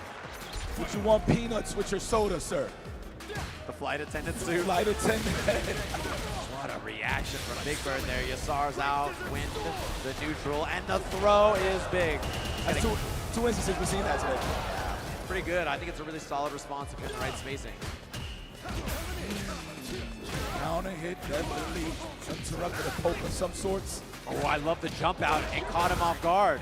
That's crazy. He's looking for a tech or a parry, either or. Yeah. Whoa, my, he chased that. Went for the legs. These are some new answers we didn't see from Ending Walker last time. Definitely switching up his defensive options for sure on the drive rush, even for the checks. Wow. All out there. He pulls up, trying to strip the drive gauge here. It's going to be a drive reversal or not scenario, and he does. And now in burnout, Yasar available. Uh-oh. Oh, we missed the mixer. It's going to be a double drive rush here. Kill rush punch, level 1 for the finish. As Ending Walker takes game 1. Optimal. Oh, yeah. It's like the first time they met. Remember, these guys facing the losers. Yeah, unfortunate miss there. You saw the heavy whip from Big Bird. I think he was trying to heavy mixer and just missed it on that neutral jump, unfortunately. I'm sure he ain't playing that. They ain't in now. Oh, yeah. Nice. Counter hit confirms into itself. That crouching leg kick. Trying to walk up and throw me. No, we're going to keep tapping them kneecaps. Oh, what? That was part of the plan. I figured he messed up his anti-air. Oh, and he's kind of got to keep the pressure on before he gets cornered. He has no meter to defend himself. That's bad news. He has 1 bar now to escape, though. Minus frames on that, so he challenges. Oh, yeah. All blocks done. We're going to make this happen. Chip, no matter what. I know Big Bird is ready to react to that drive impact though with the level 1, but he's just going to slow down. Not Oh my, he made it over. He's gonna build a level 2 here, but he goes for a reset and Big Bird techs. Wow, the missed bumper. He tried to crouch like King Heavy Blitz, and it came out on whiff. That's I appreciate a reset or two, man, from Ending Walker. That was nice. Very greedy for the closeout. Still Yeah, got I like that sneaky stuff, right? When you go for DI resets in the corner and stuff. Yep. Oh, get off of me. I'm trying to play a 2-player game. Share, please.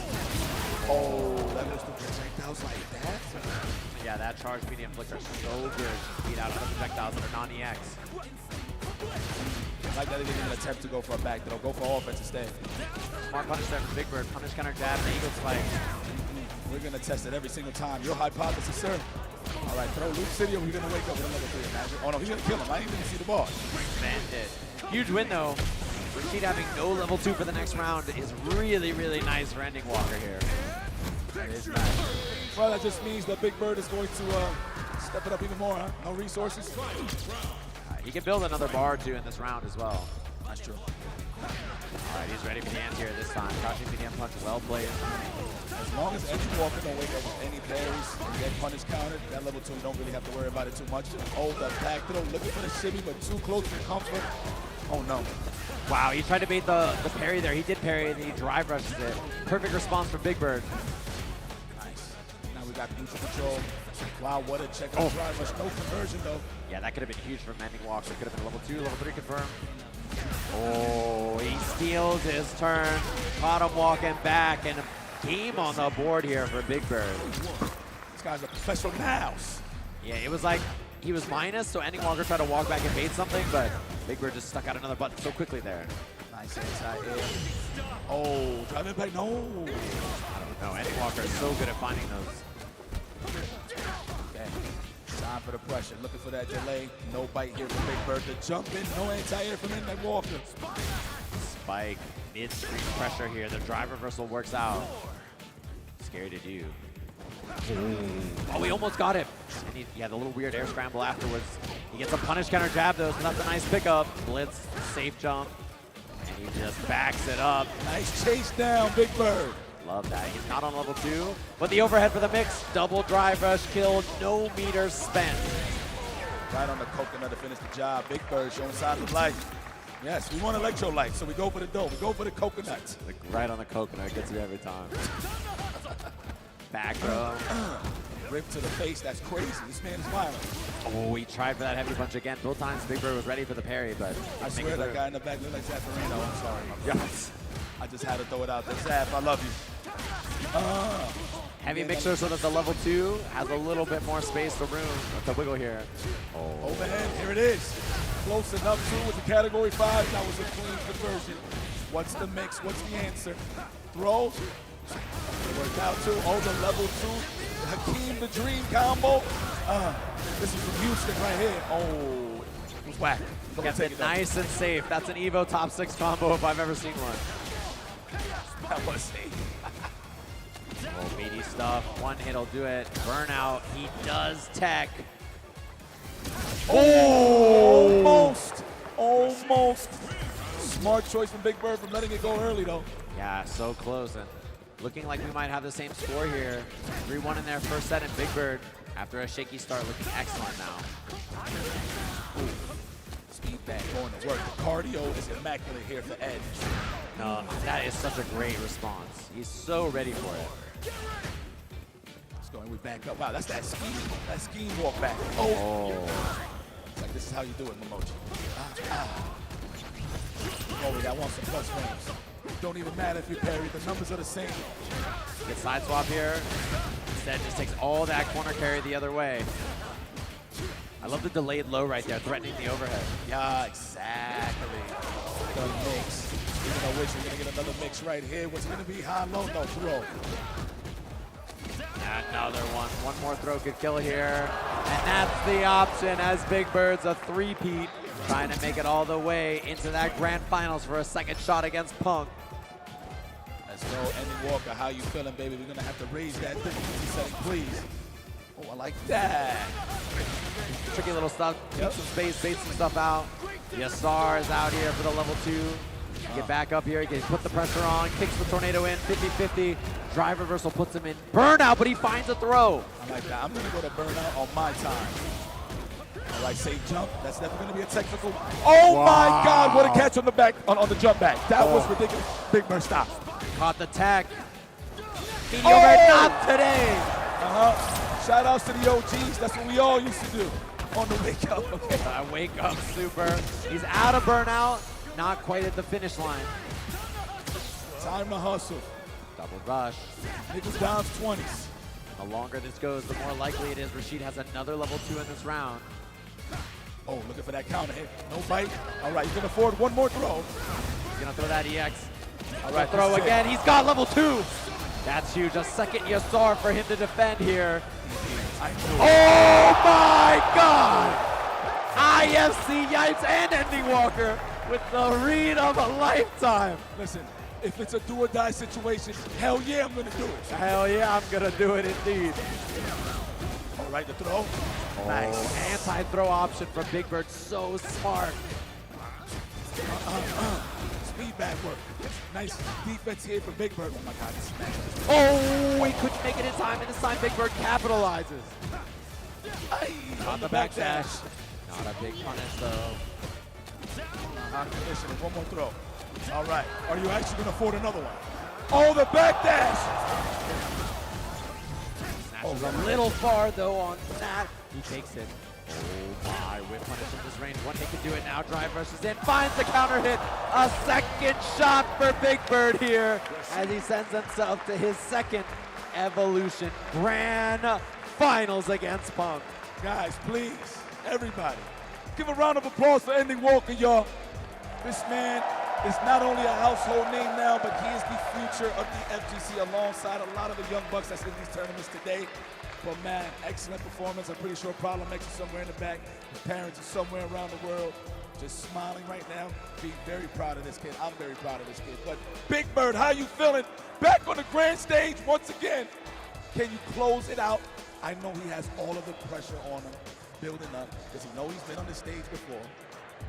Can he close it out this time? And that is one steep hill to climb. That is Punk the God you got to deal with to get the gold and to get that coveted spot in the Capcom Cup. And Big Bird's on the phone right now. Like, yeah, I'll take a bowl with black beans, white rice. I'd like chicken. Take some guac on that. Thank you. Getting that Chipotle order locked and loaded. Yeah. Love that for him, of course. And, you know, coming up to the stage right now is Punk. And now that sets us up for our story between these two of redemption. Both of the two of them were in Evolution Finals, Grand Finals before, and got second place. And now they're back on the stage. One of them will be a brand new Evo champion this year in Street Fighter 6 after a long road to make it here. Two very young players, they're mid-20s now, even younger when they're in Grand Finals of these events. That's true. Well, I mean, maybe they're gonna age twice as fast because there's a lot of stress up there indeed. But man, you gotta win 2 sets against Punk the God. Not saying that Big Bird can't do it, but sheesh. Look at that. Tough man to beat. Punk looking confident, and the way he beat him in winners finals was so dominant. Of course, this crowd, you know who they want to win. Yo, hold on a second. FlyQuest about to win 2 championships? Yeah, Nitro won Guilty Gear this morning. Shout out to Nitro, bro. My He God. is so good, man. I'm super happy for him, of course. I love his humble post too. He said, you know what, I've never said that I'm the best. I'm not gonna fake the funk, but today I'm the GOAT. And somebody's gonna earn that right to say that too. Street Fighter 6, the saga continues. Who's gonna carry the torch going to Capcom Cup? Of course I'm gonna go for Punk the God. I'm biased as hell, off proxy, because that is my neighbor. The kid from Philly. For all those years ago, back in 2017, has those first big breakout tournaments, 2016, 2017.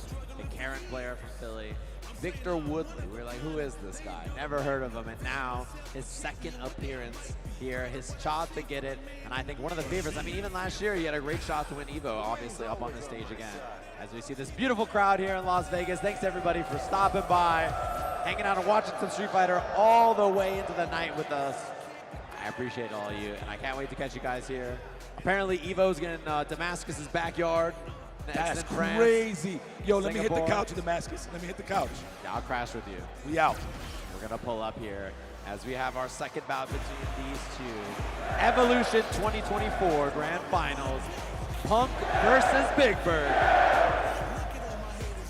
I wouldn't want it any other way, to be honest. This is a storied match indeed.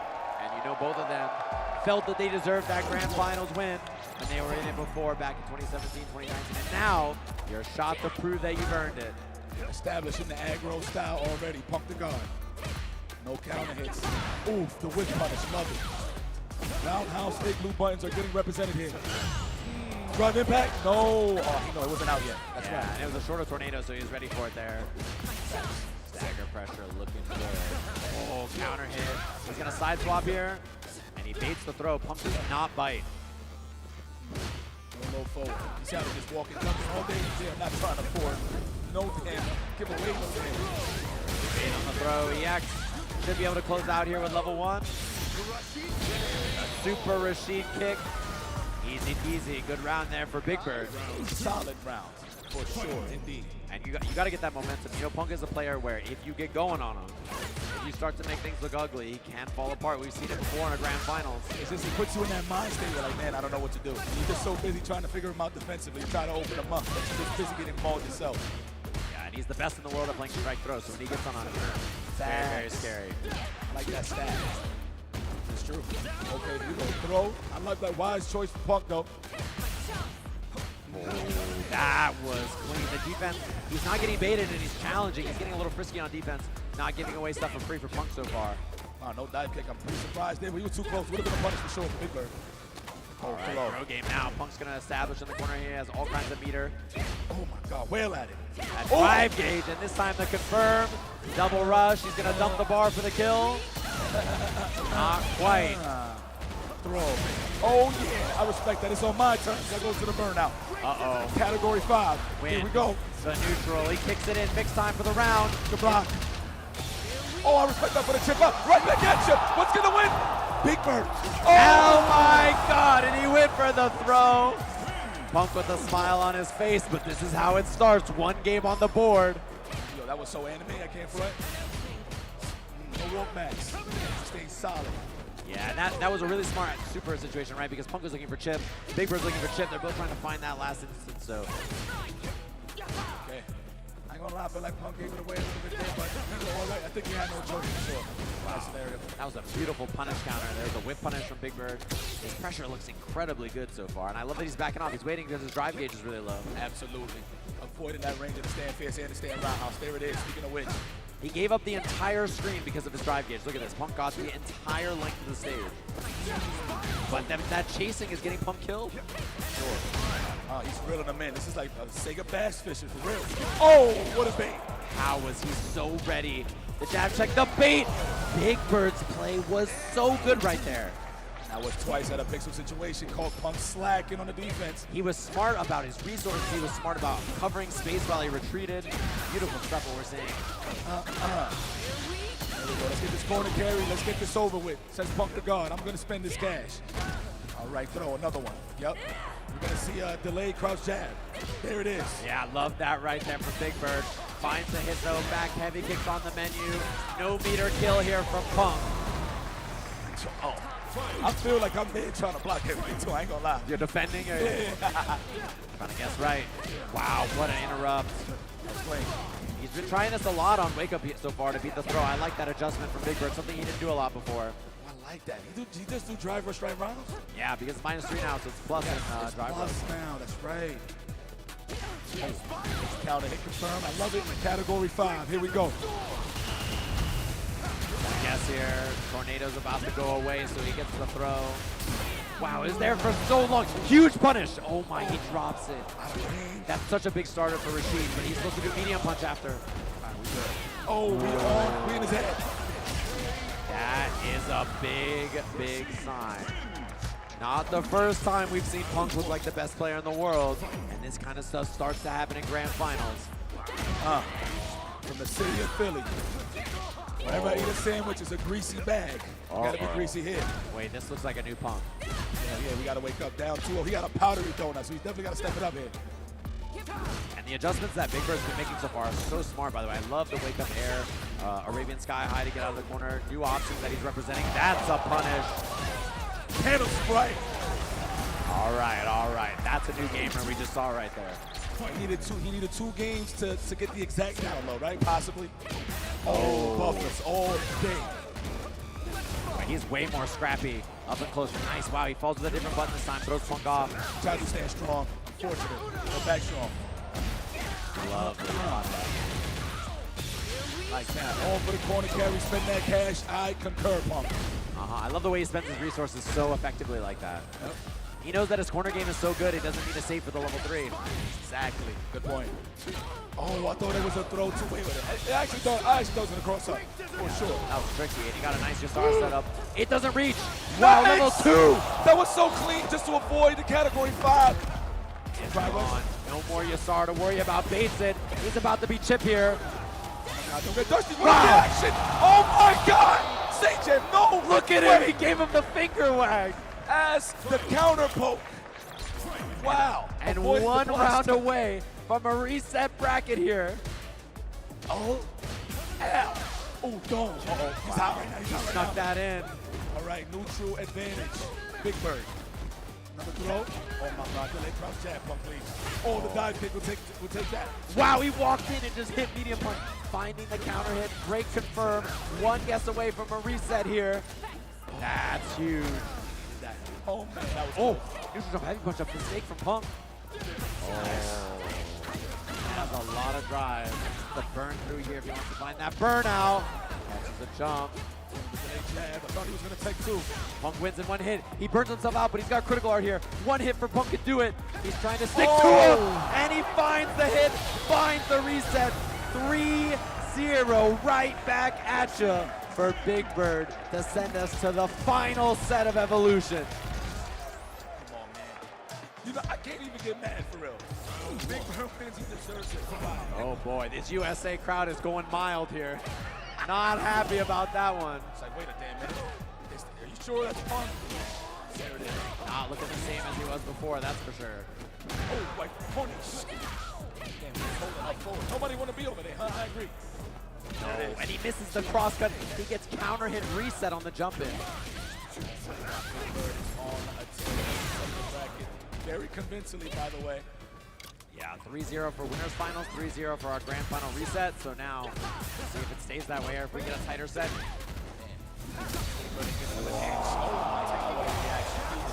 Right now, 2 bars. How is he going to set this up? Category 5, indeed. I smell an overhead, of course. He's about to kick this wind in. I think he could just chip him here.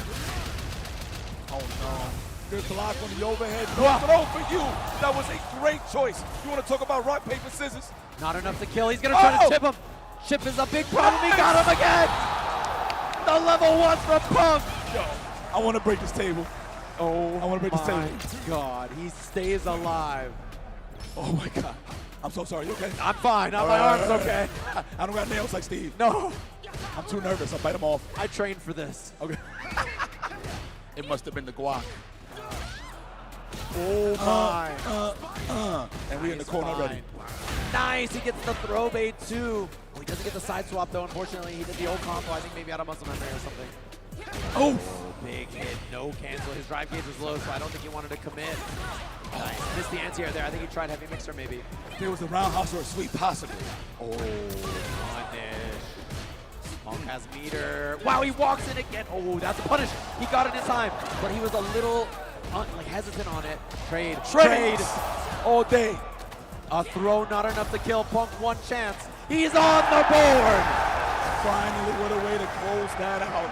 He needed that game for sure. Oh yeah, I think we needed that game. I think everybody here needed that game. Oh yeah. That other set, it did count, but this is when it matters the most. Nice. Wow, I can't believe they got range like that, but we'll take can of Sprite. I love carbohydrates. Oh, DP. Nice. Wow, he is looking like Punk again. Yeah, this looks like Punk. Double rush, level 1. Should be the kill here. Yeah. Oh yeah, it's getting violent. That crowd is going wild and there's no more smiles. Let's go. Big Bird though. Still got a chance in life, of course. Like that. Willing to take the throw, Punk the guard. Oh, late hit on the tornado. That actually gave a lot of room to Big Bird to find his way in here. Okay, more pressure. We got the lead. A very good one at that.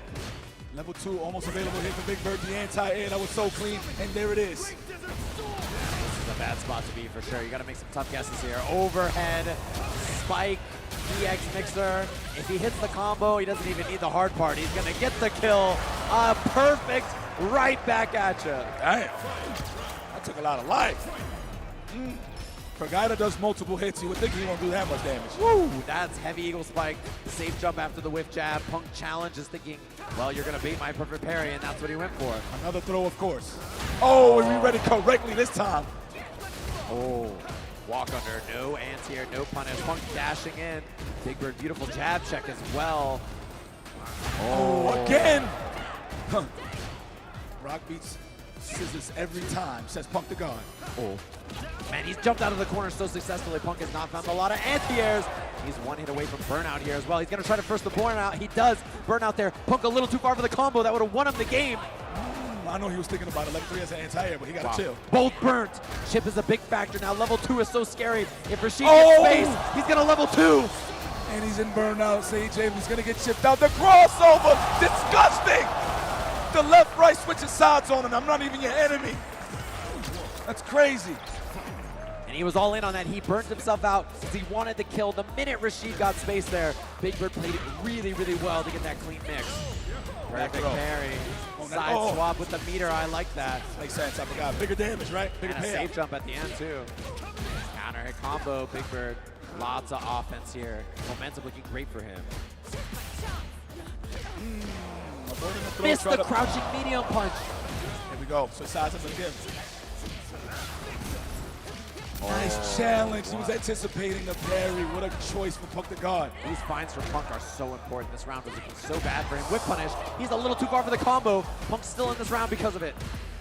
Oh my. He didn't tech there. He hit that button 3 times in a row. Oh my. Give him everything. No, we're not going to represent it yet. Level 2 wouldn't have killed. Now one more guess for both of them. He backs off and hits the medium kick. Oh my God, I want to scream so bad I can't. I feel you. It's a long 3 days, these Evos. You know. All right. Back established. Yeah, he's resetting back to neutral. Oh, level 2 is available. Does not pop it. Not yet. We need to finish the job. Yeah, he wants a better knockdown, I think. Exactly. Press the issue. One little more screen control, right? So you can smother him with the tornado. There it is. No, not even. Same job. And Punk's out of the corner. Very important that he keeps the corner here. He can win in a couple of interactions. Yeah. And there it is. That jump over has been giving him a lot of problems. Wailing at it. One hit for Punk here could do it. He's sitting on level 3. One whip punish. Oh, he tried to check the drive rush, but he met him in time. Level 2. Time to guess. Don't DP. Oh my God. The tornado's there, though. He parries it. He challenges. That's counter hit. He gets medium punch here, which means the extra damage is going to get him the kill. Had the ball just in case, too, man. This is going back and forth. I can't call it no more. Oh, but he's ready. That's a huge sign that he's still looking sharp. Yep. Wait, short turn. I'm loving this with Punk the God. Same for Big Bird. Yeah, it's scary that he's so low on drive here. Punk can force burnout pretty quick. That's a big buffer. One more hit can do it for Punk. He dumps the level 3. Very close to killing, but not quite enough. I agree. Make that count. Every hit counts from here on out, of course. Stay in roundhouse. Oh! Wake up heavy punch. And he gets the cancel. Punk is 1 game away. Oh, it looks like he lost hearing up there. Maybe the audio on that headset. 2-1 his favor here at Evo. Oh my God, I'm nervous. Philly's own. 1 match away to become your new Evolution champion, but I'm not trying to jinx it here. Yeah. Big Bird is in that same position. 1 game away. It's only 2 games, right? It's only 2 games. It's only 2 games. And that's the scary thing here, too, is Big Bird's been in this exact spot on this stage before, up against Bonchan, right? So he's sitting there, he's dialing in. He's playing awesome in this set, by the way. His play is so good. I'm so happy that the grand finals wasn't a wash from Punk, right? Obviously, Big Bird is looking fantastic. And I think there's a few adjustments he can make So the stuff that Punk's doing, back and forth. Would love to see a last game between these two as we get this headset situation figured out. And Big Bird is recalibrating here as we see if this headset has audio locked and loaded. If so, we could be playing our final match of Evo. Guys, make some noise, y'all. This is sick. Are you kidding me? We don't get to see this every day, ladies and gentlemen. Look at y'all. Look at the beautiful crowd. It's beautiful out here. Here we go. Locked and loaded. Punish counter dive kick. Potential final game of this event. I like the delay up the cross short, too. Looking for the counter hit. Oh, no. And he's out of cash. This is bad. There's a guaranteed burnout in his future. It's going to be medium punch, heavy punch, drive, impact. He shouldn't have the kill here, but really bad start for Punk. Very bad start, indeed. All right. Nice. I agree. I concur. Let me get the hell up out this corner, please. Suddenly a very winnable round. They're both at burnout again. That's plus. Plus again. Level 1. Okay, I thought he was going to mash it. Not yet. I like the counter poke. The throw. Super Rashid kick. Big Bird's one round away from sending us to a game 5 in our reset. Oh, man. Oh, luckily that wasn't a counter hit. Right back at you. Oh. He has not done that very much on Wake Up, by the way. That's one of the first ones we've seen from Big Bird so far. I mean, it's tough to do it on Punk considering he staggers so much, right? Yeah, he doesn't do a lot of many times that he just waits to see what they're doing. True. Ooh, scary jump. No dive kick. Oh, so scary, man. The airborne cam, it's a guess. Level 2. Uh-oh. Yes, let's activate the category. Oh, he's going to kick it in? No, he dashes in behind it. Overhead for sure. Oh, what a mess up. Did he try to throw? He just jumped by mistake? I'm not sure. Punk saves the meter, by the way. He did not spend a level 3. And I think he wants to save it for a final round, but that could cost him. Oh, man. Plus Frame City, the overhead on counter here, too. Definitely was supposed to be a technical. Now we are officially at the last game of the set. No way. Our final game of Evo 2024 is about to begin to crown our new Street Fighter champion. And we've rematched. We're in there, everybody. This is it. Last game of Evo. Oh, no. Nice. What a way to start at the back throw. We need all the space that we can get. Cut it short with the stand jab. We got the count hit. It's a big start. And he goes for the throw there. Drive gauge low from Punk. Nice punish. Oh, we did roundhouse. Yeah, I'm surprised that didn't work. Maybe it was a range problem. Yeah. Wow, he burns himself out. Level 1 available. He's going to try to put them both in burnout.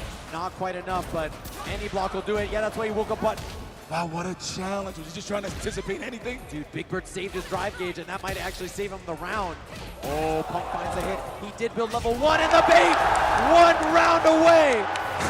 Oh, my God, I'm so nervous. I'm so nervous. All right, there it is. Nice block. Big Bird. Right back at you. Low forward drive rush. Allow me to have this dance with this level 2. Are we going to kick it? No, not yet. We want to be enhanced a little bit. Oh, the parry. I like that from Punk. Eat the throw. That's not bad. Exactly. Try to jump out or a dive kick. That is lots of damage and a great setup here. Uh-oh. Guess time goes for the throw. One more good guess could do it here from Big Bird. Yo, Big Bird's in. Ball on. Oh, my God. He is mauling the jump over. Oh, my God. He finds the hit. Final game. Final round of Street Fighter 6 here at Evo. Who wants it more? Who wants to be the champ? Japanson usually finds a hit, just one. Doesn't confirm anything off of it. Oh, the jab check is good. He gets the throw. Level 2 available. No, this is not a good start. You know what? At least he's healthy. This ain't bad. Just watch the parries. That's big damage. He's about to get burned, but he parries it. Eats another throw. Punk is down 60%. We need a low forward drivers to get this started. Oh, no anti-air! That could be an Evo losing anti-air. Just like that, Punk. One more hit. One more hit will do it. Oh! Gets hit low, and there it is. Punk gets his retribution, his revenge. He is your Street Fighter 6 Evo Champion. After all those years, almost a decade ago. Yes. He is the champion. 2017 didn't go his way, but that kid from Philly is on the stage, and he earned this Evo win. Oh, what an incredible run from him. He finally did it. You can say anything you want about this kid. He is an Evo champion, and you can never take that away from him. Now let me tell you something real quick, Sejan. There's been a lot of people talking out there. I ain't gonna say no names about, you know, Punk is one of those guys, but does he belong in the Mount Rushmore? But let me tell you something. If this ain't considered a huge win in his career with all the wins that he got under his belt, then I don't know what the hell is wrong with you. This is Punk the God, ladies and gentlemen. Make some noise for your champion. Damn, don't make me cry. For real? I get it, man. But yo, let's not take anything away from this man that put quite a hell of a fight against everyone in this tournament. Give it up for Big Bird, y'all. I know this is not the result that he wanted, but I mean, come on, this is fighting games. They can only be won, and Punk the God today and for the rest of the year, to be honest, you're the best in the world, man.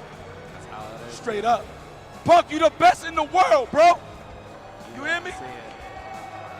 It's that time. Are you crying? Don't make me. Keep it together, Yipes. It's great to see it here at Evo. I'm very, very happy for both of them. Honestly, both very deserving of an Evo Finals, and it's great to see them hug it out after one of the best sets I've seen in my entire life between these two, Punk and Big Bird. And you know it's a shame to see Big Bird go home without an Evo win as well. One of my favorite players to watch in the whole world, and I'm rooting all the success in the world for him in the rest of these year's tournaments. Super, super awesome player, and incredible to see him up on this stage again. I mean, how do you just soak that all in, you know? You just won Evo, my boy. It's one of the hardest tournaments you can win, dude. Like, seriously. Oh, my God, this is tough.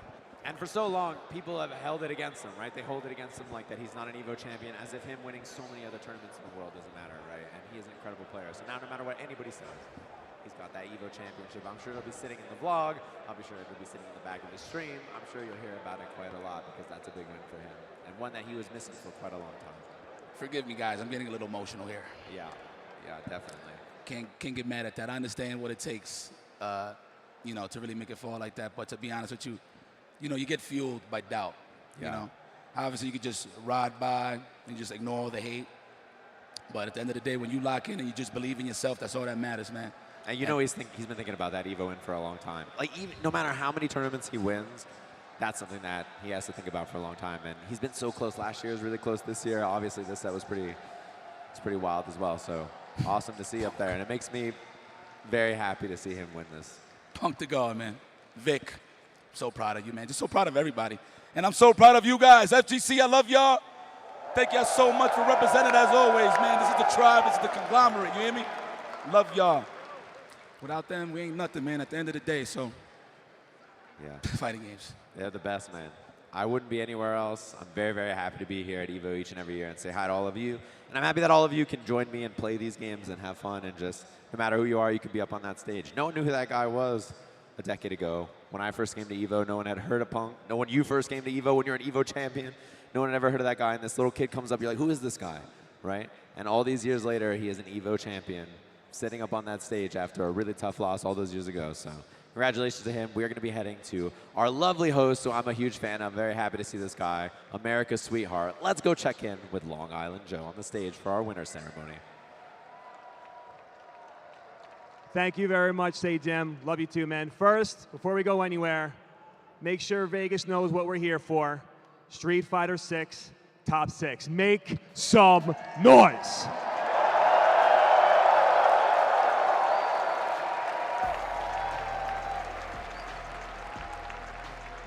All right, let's get it started. Please help me congratulate these 6 fine players, starting with, in 5th place, Zen!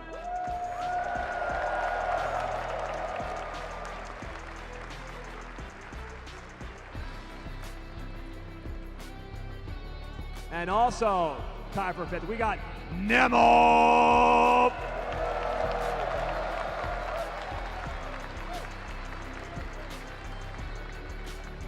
In 4th place, give it up for Momoche!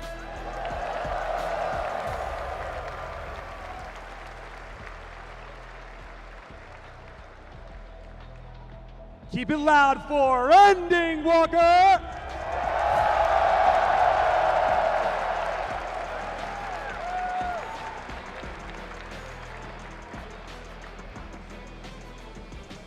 and officially the best bird, Big Bird!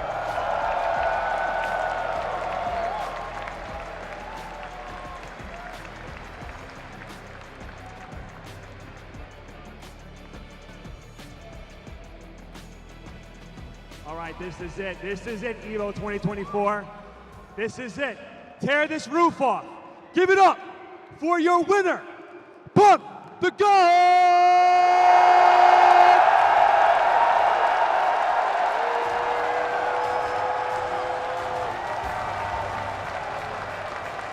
Punk the God, Punk the God, Punk the God, Punk the God, Punk the God, Punk the God, Punk the God.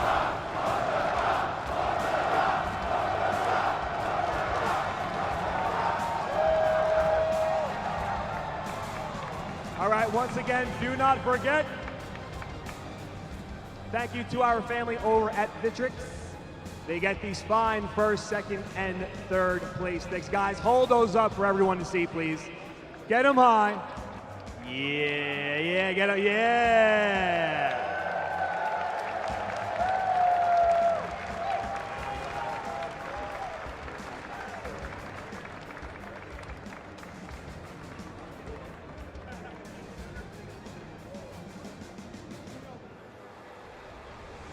You know what time it is.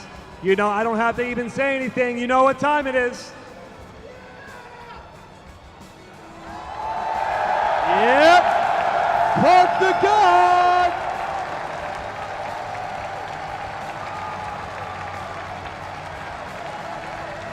Your Evo 2024 Street Fighter 6 champion, Punk the God.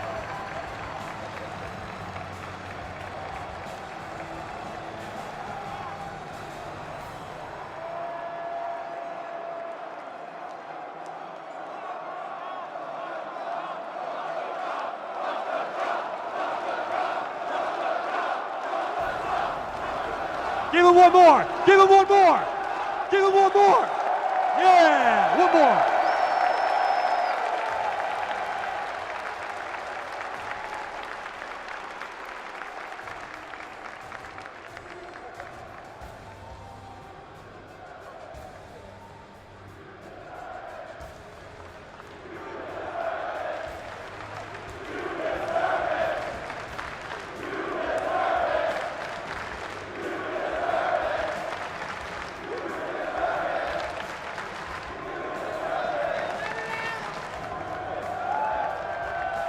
All right, let's get over to our commentators one more time before we close out the night.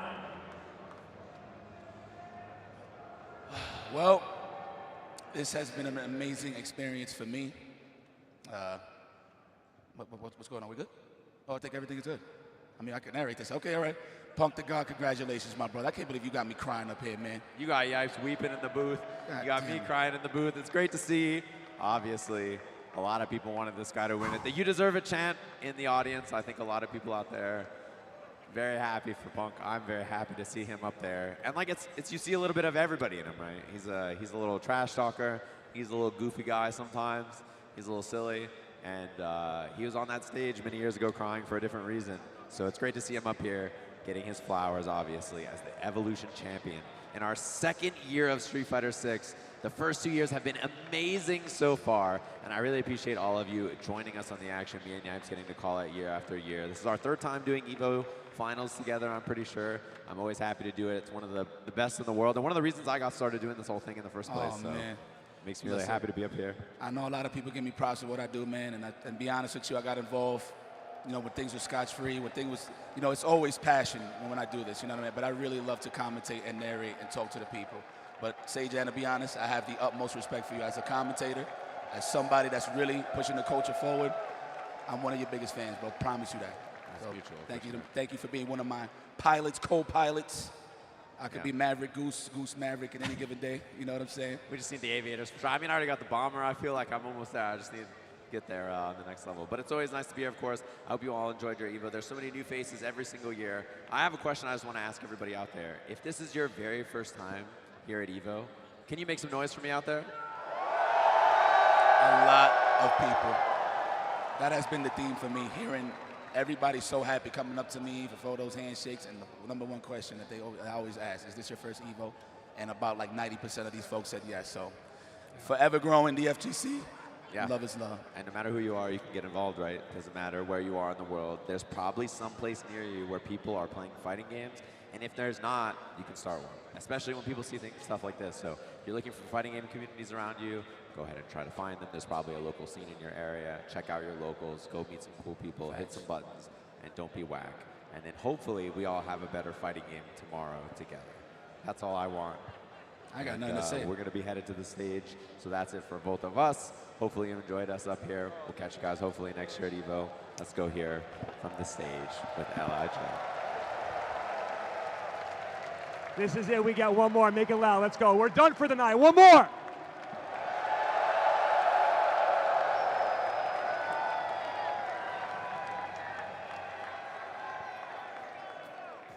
Did y'all enjoy that? I did too. Were y'all about to cry like me? It's okay to cry, guys. It's okay. But yes, what an amazing weekend. It's been so much fun. Evo 2024 in the books. Feels good, Joe. It feels great. This is it. I do, before we go anywhere, I do just want to ask one very quick, important question. Whose first Evo was this? Can you guys make some noise?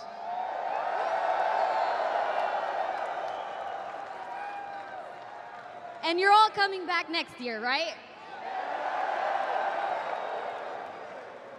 Who's been to Evo before?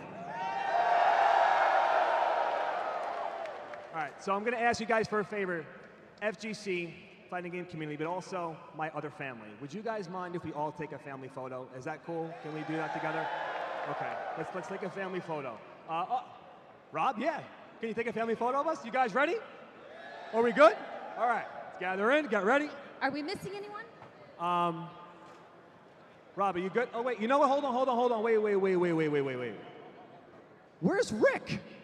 I spotted him. Can we get Rick to the stage? It was get up here. No, you're not getting out of the picture, Rick. saw him. Come on, baby. Come on. Give it up for Rick. We got to get him up here. Rick.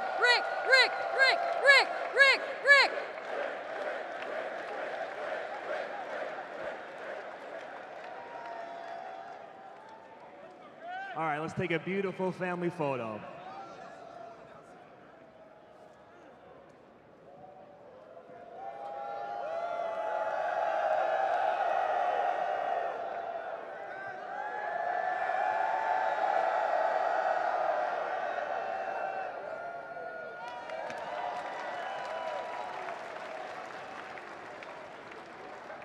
Hello, everyone.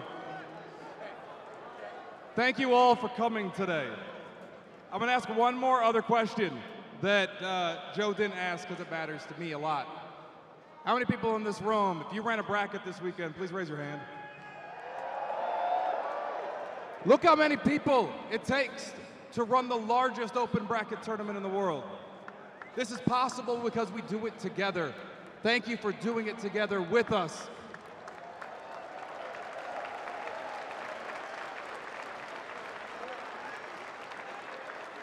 Yes, you are. Yes, you are. I have no eloquent speech tonight. This weekend has had lots of learnings and a whole bunch of things that I'm really excited to try to execute next year. Should we do this again? In the meantime, please go get some sleep, drink some water, take care of yourselves. We'll see you next year.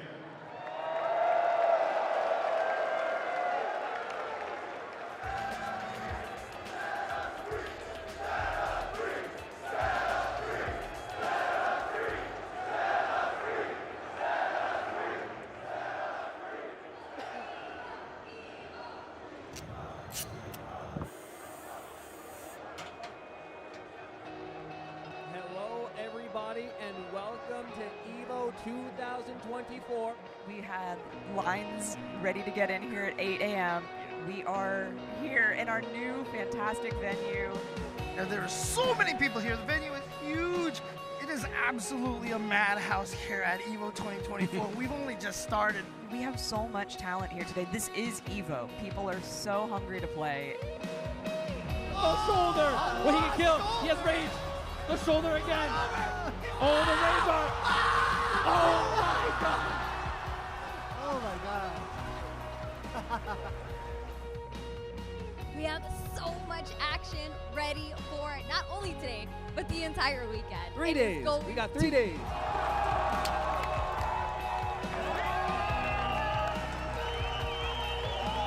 There you go. You rule this day. Brother, I'm so glad they brought the super back.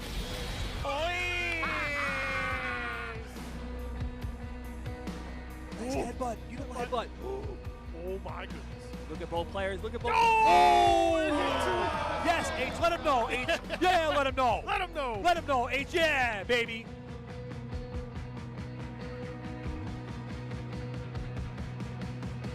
Feeling fantastic, dude. It's Evo. This is a fantastic moment to be alive and to be a KOF fan. Evo 2024, baby!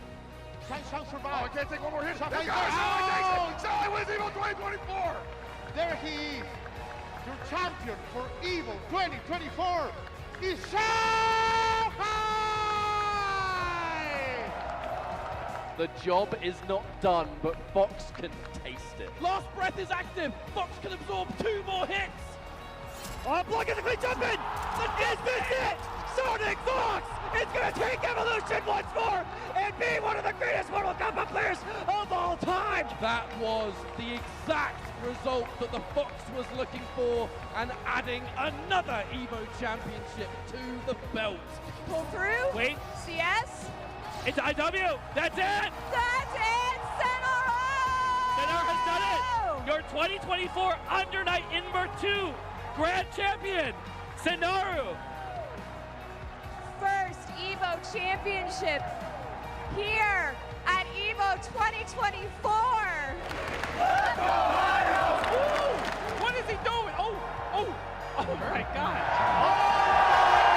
That hurts me, brother. He wants it. He's trying again. He didn't get it, Justin. And it is MOV, your third strike Evo 2024 champion.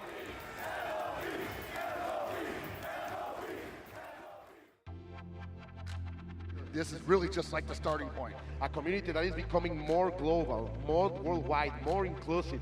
This is what we want. We want to play fighting games, and we do all of this. The volunteers, the people at production, the TOs, and everything. It's just fantastic. The largest Evo to ever happen. This is by far the largest concentration of top players, period. It is Sunday, day number 3. It is time to bring the hype. We have the top level of Granblue Fantasy Versus Rising, and nothing is going to be short of phenomenal here. It's not going to matter. He goes to the Legends tank. It's not going to matter. And here at the back is your Evo 2024 Granblue Fantasy Versus Rising champion. The electricity, the atmosphere in the crowd. This is what I live for, man. There's no better spot to be. Right below, has to burst. The Tuma goes down to the dust. Nitro has reset the bracket. We scrambling. There's a dash. I'm not sure. He blocked it hard immediately. Not enough to kill, but that's okay. Still, setting up for the situation. Takes the kill. That's going to be Nitro. He's going to be your champion for Guilty Gear Strive. New York embraces their own. Embraces their most beloved son. Nitro brings home the Evo Championship. Are you ready, Evo? Make some noise for Tekken 8. Oh, look at this. It's over. 9 quick rounds. Lots and fun. From Lots and Arthur can do it. The block. The launch. He's going to do it. He's got range on. This could be the end. Arslan Ash can cash his ticket to Grand Finals. That's going to be that in another appearance. This is for all the points. A lot of points and a lot of pride. Oh my God, he's got to use the range up. He's got to use it. He doesn't. He can't deal with it. No, he got the block. Arslan Ash. Arslan Ash. Evo Champion. Oh my gosh. When I talk about good ass Tekken, that is what I talk about. Are we ready for some Street Fighter 6 top 6? Street Fighter 6. Street Fighter 6. Street Fighter 6! Take this into the level 1, I feel like we will. He's gonna go for level 1, see if it'll kill. Not enough. Last chance here for ending Walker, and he misses the anti-air. Big Bird marching his way 3-1 to winners finals here at Evo.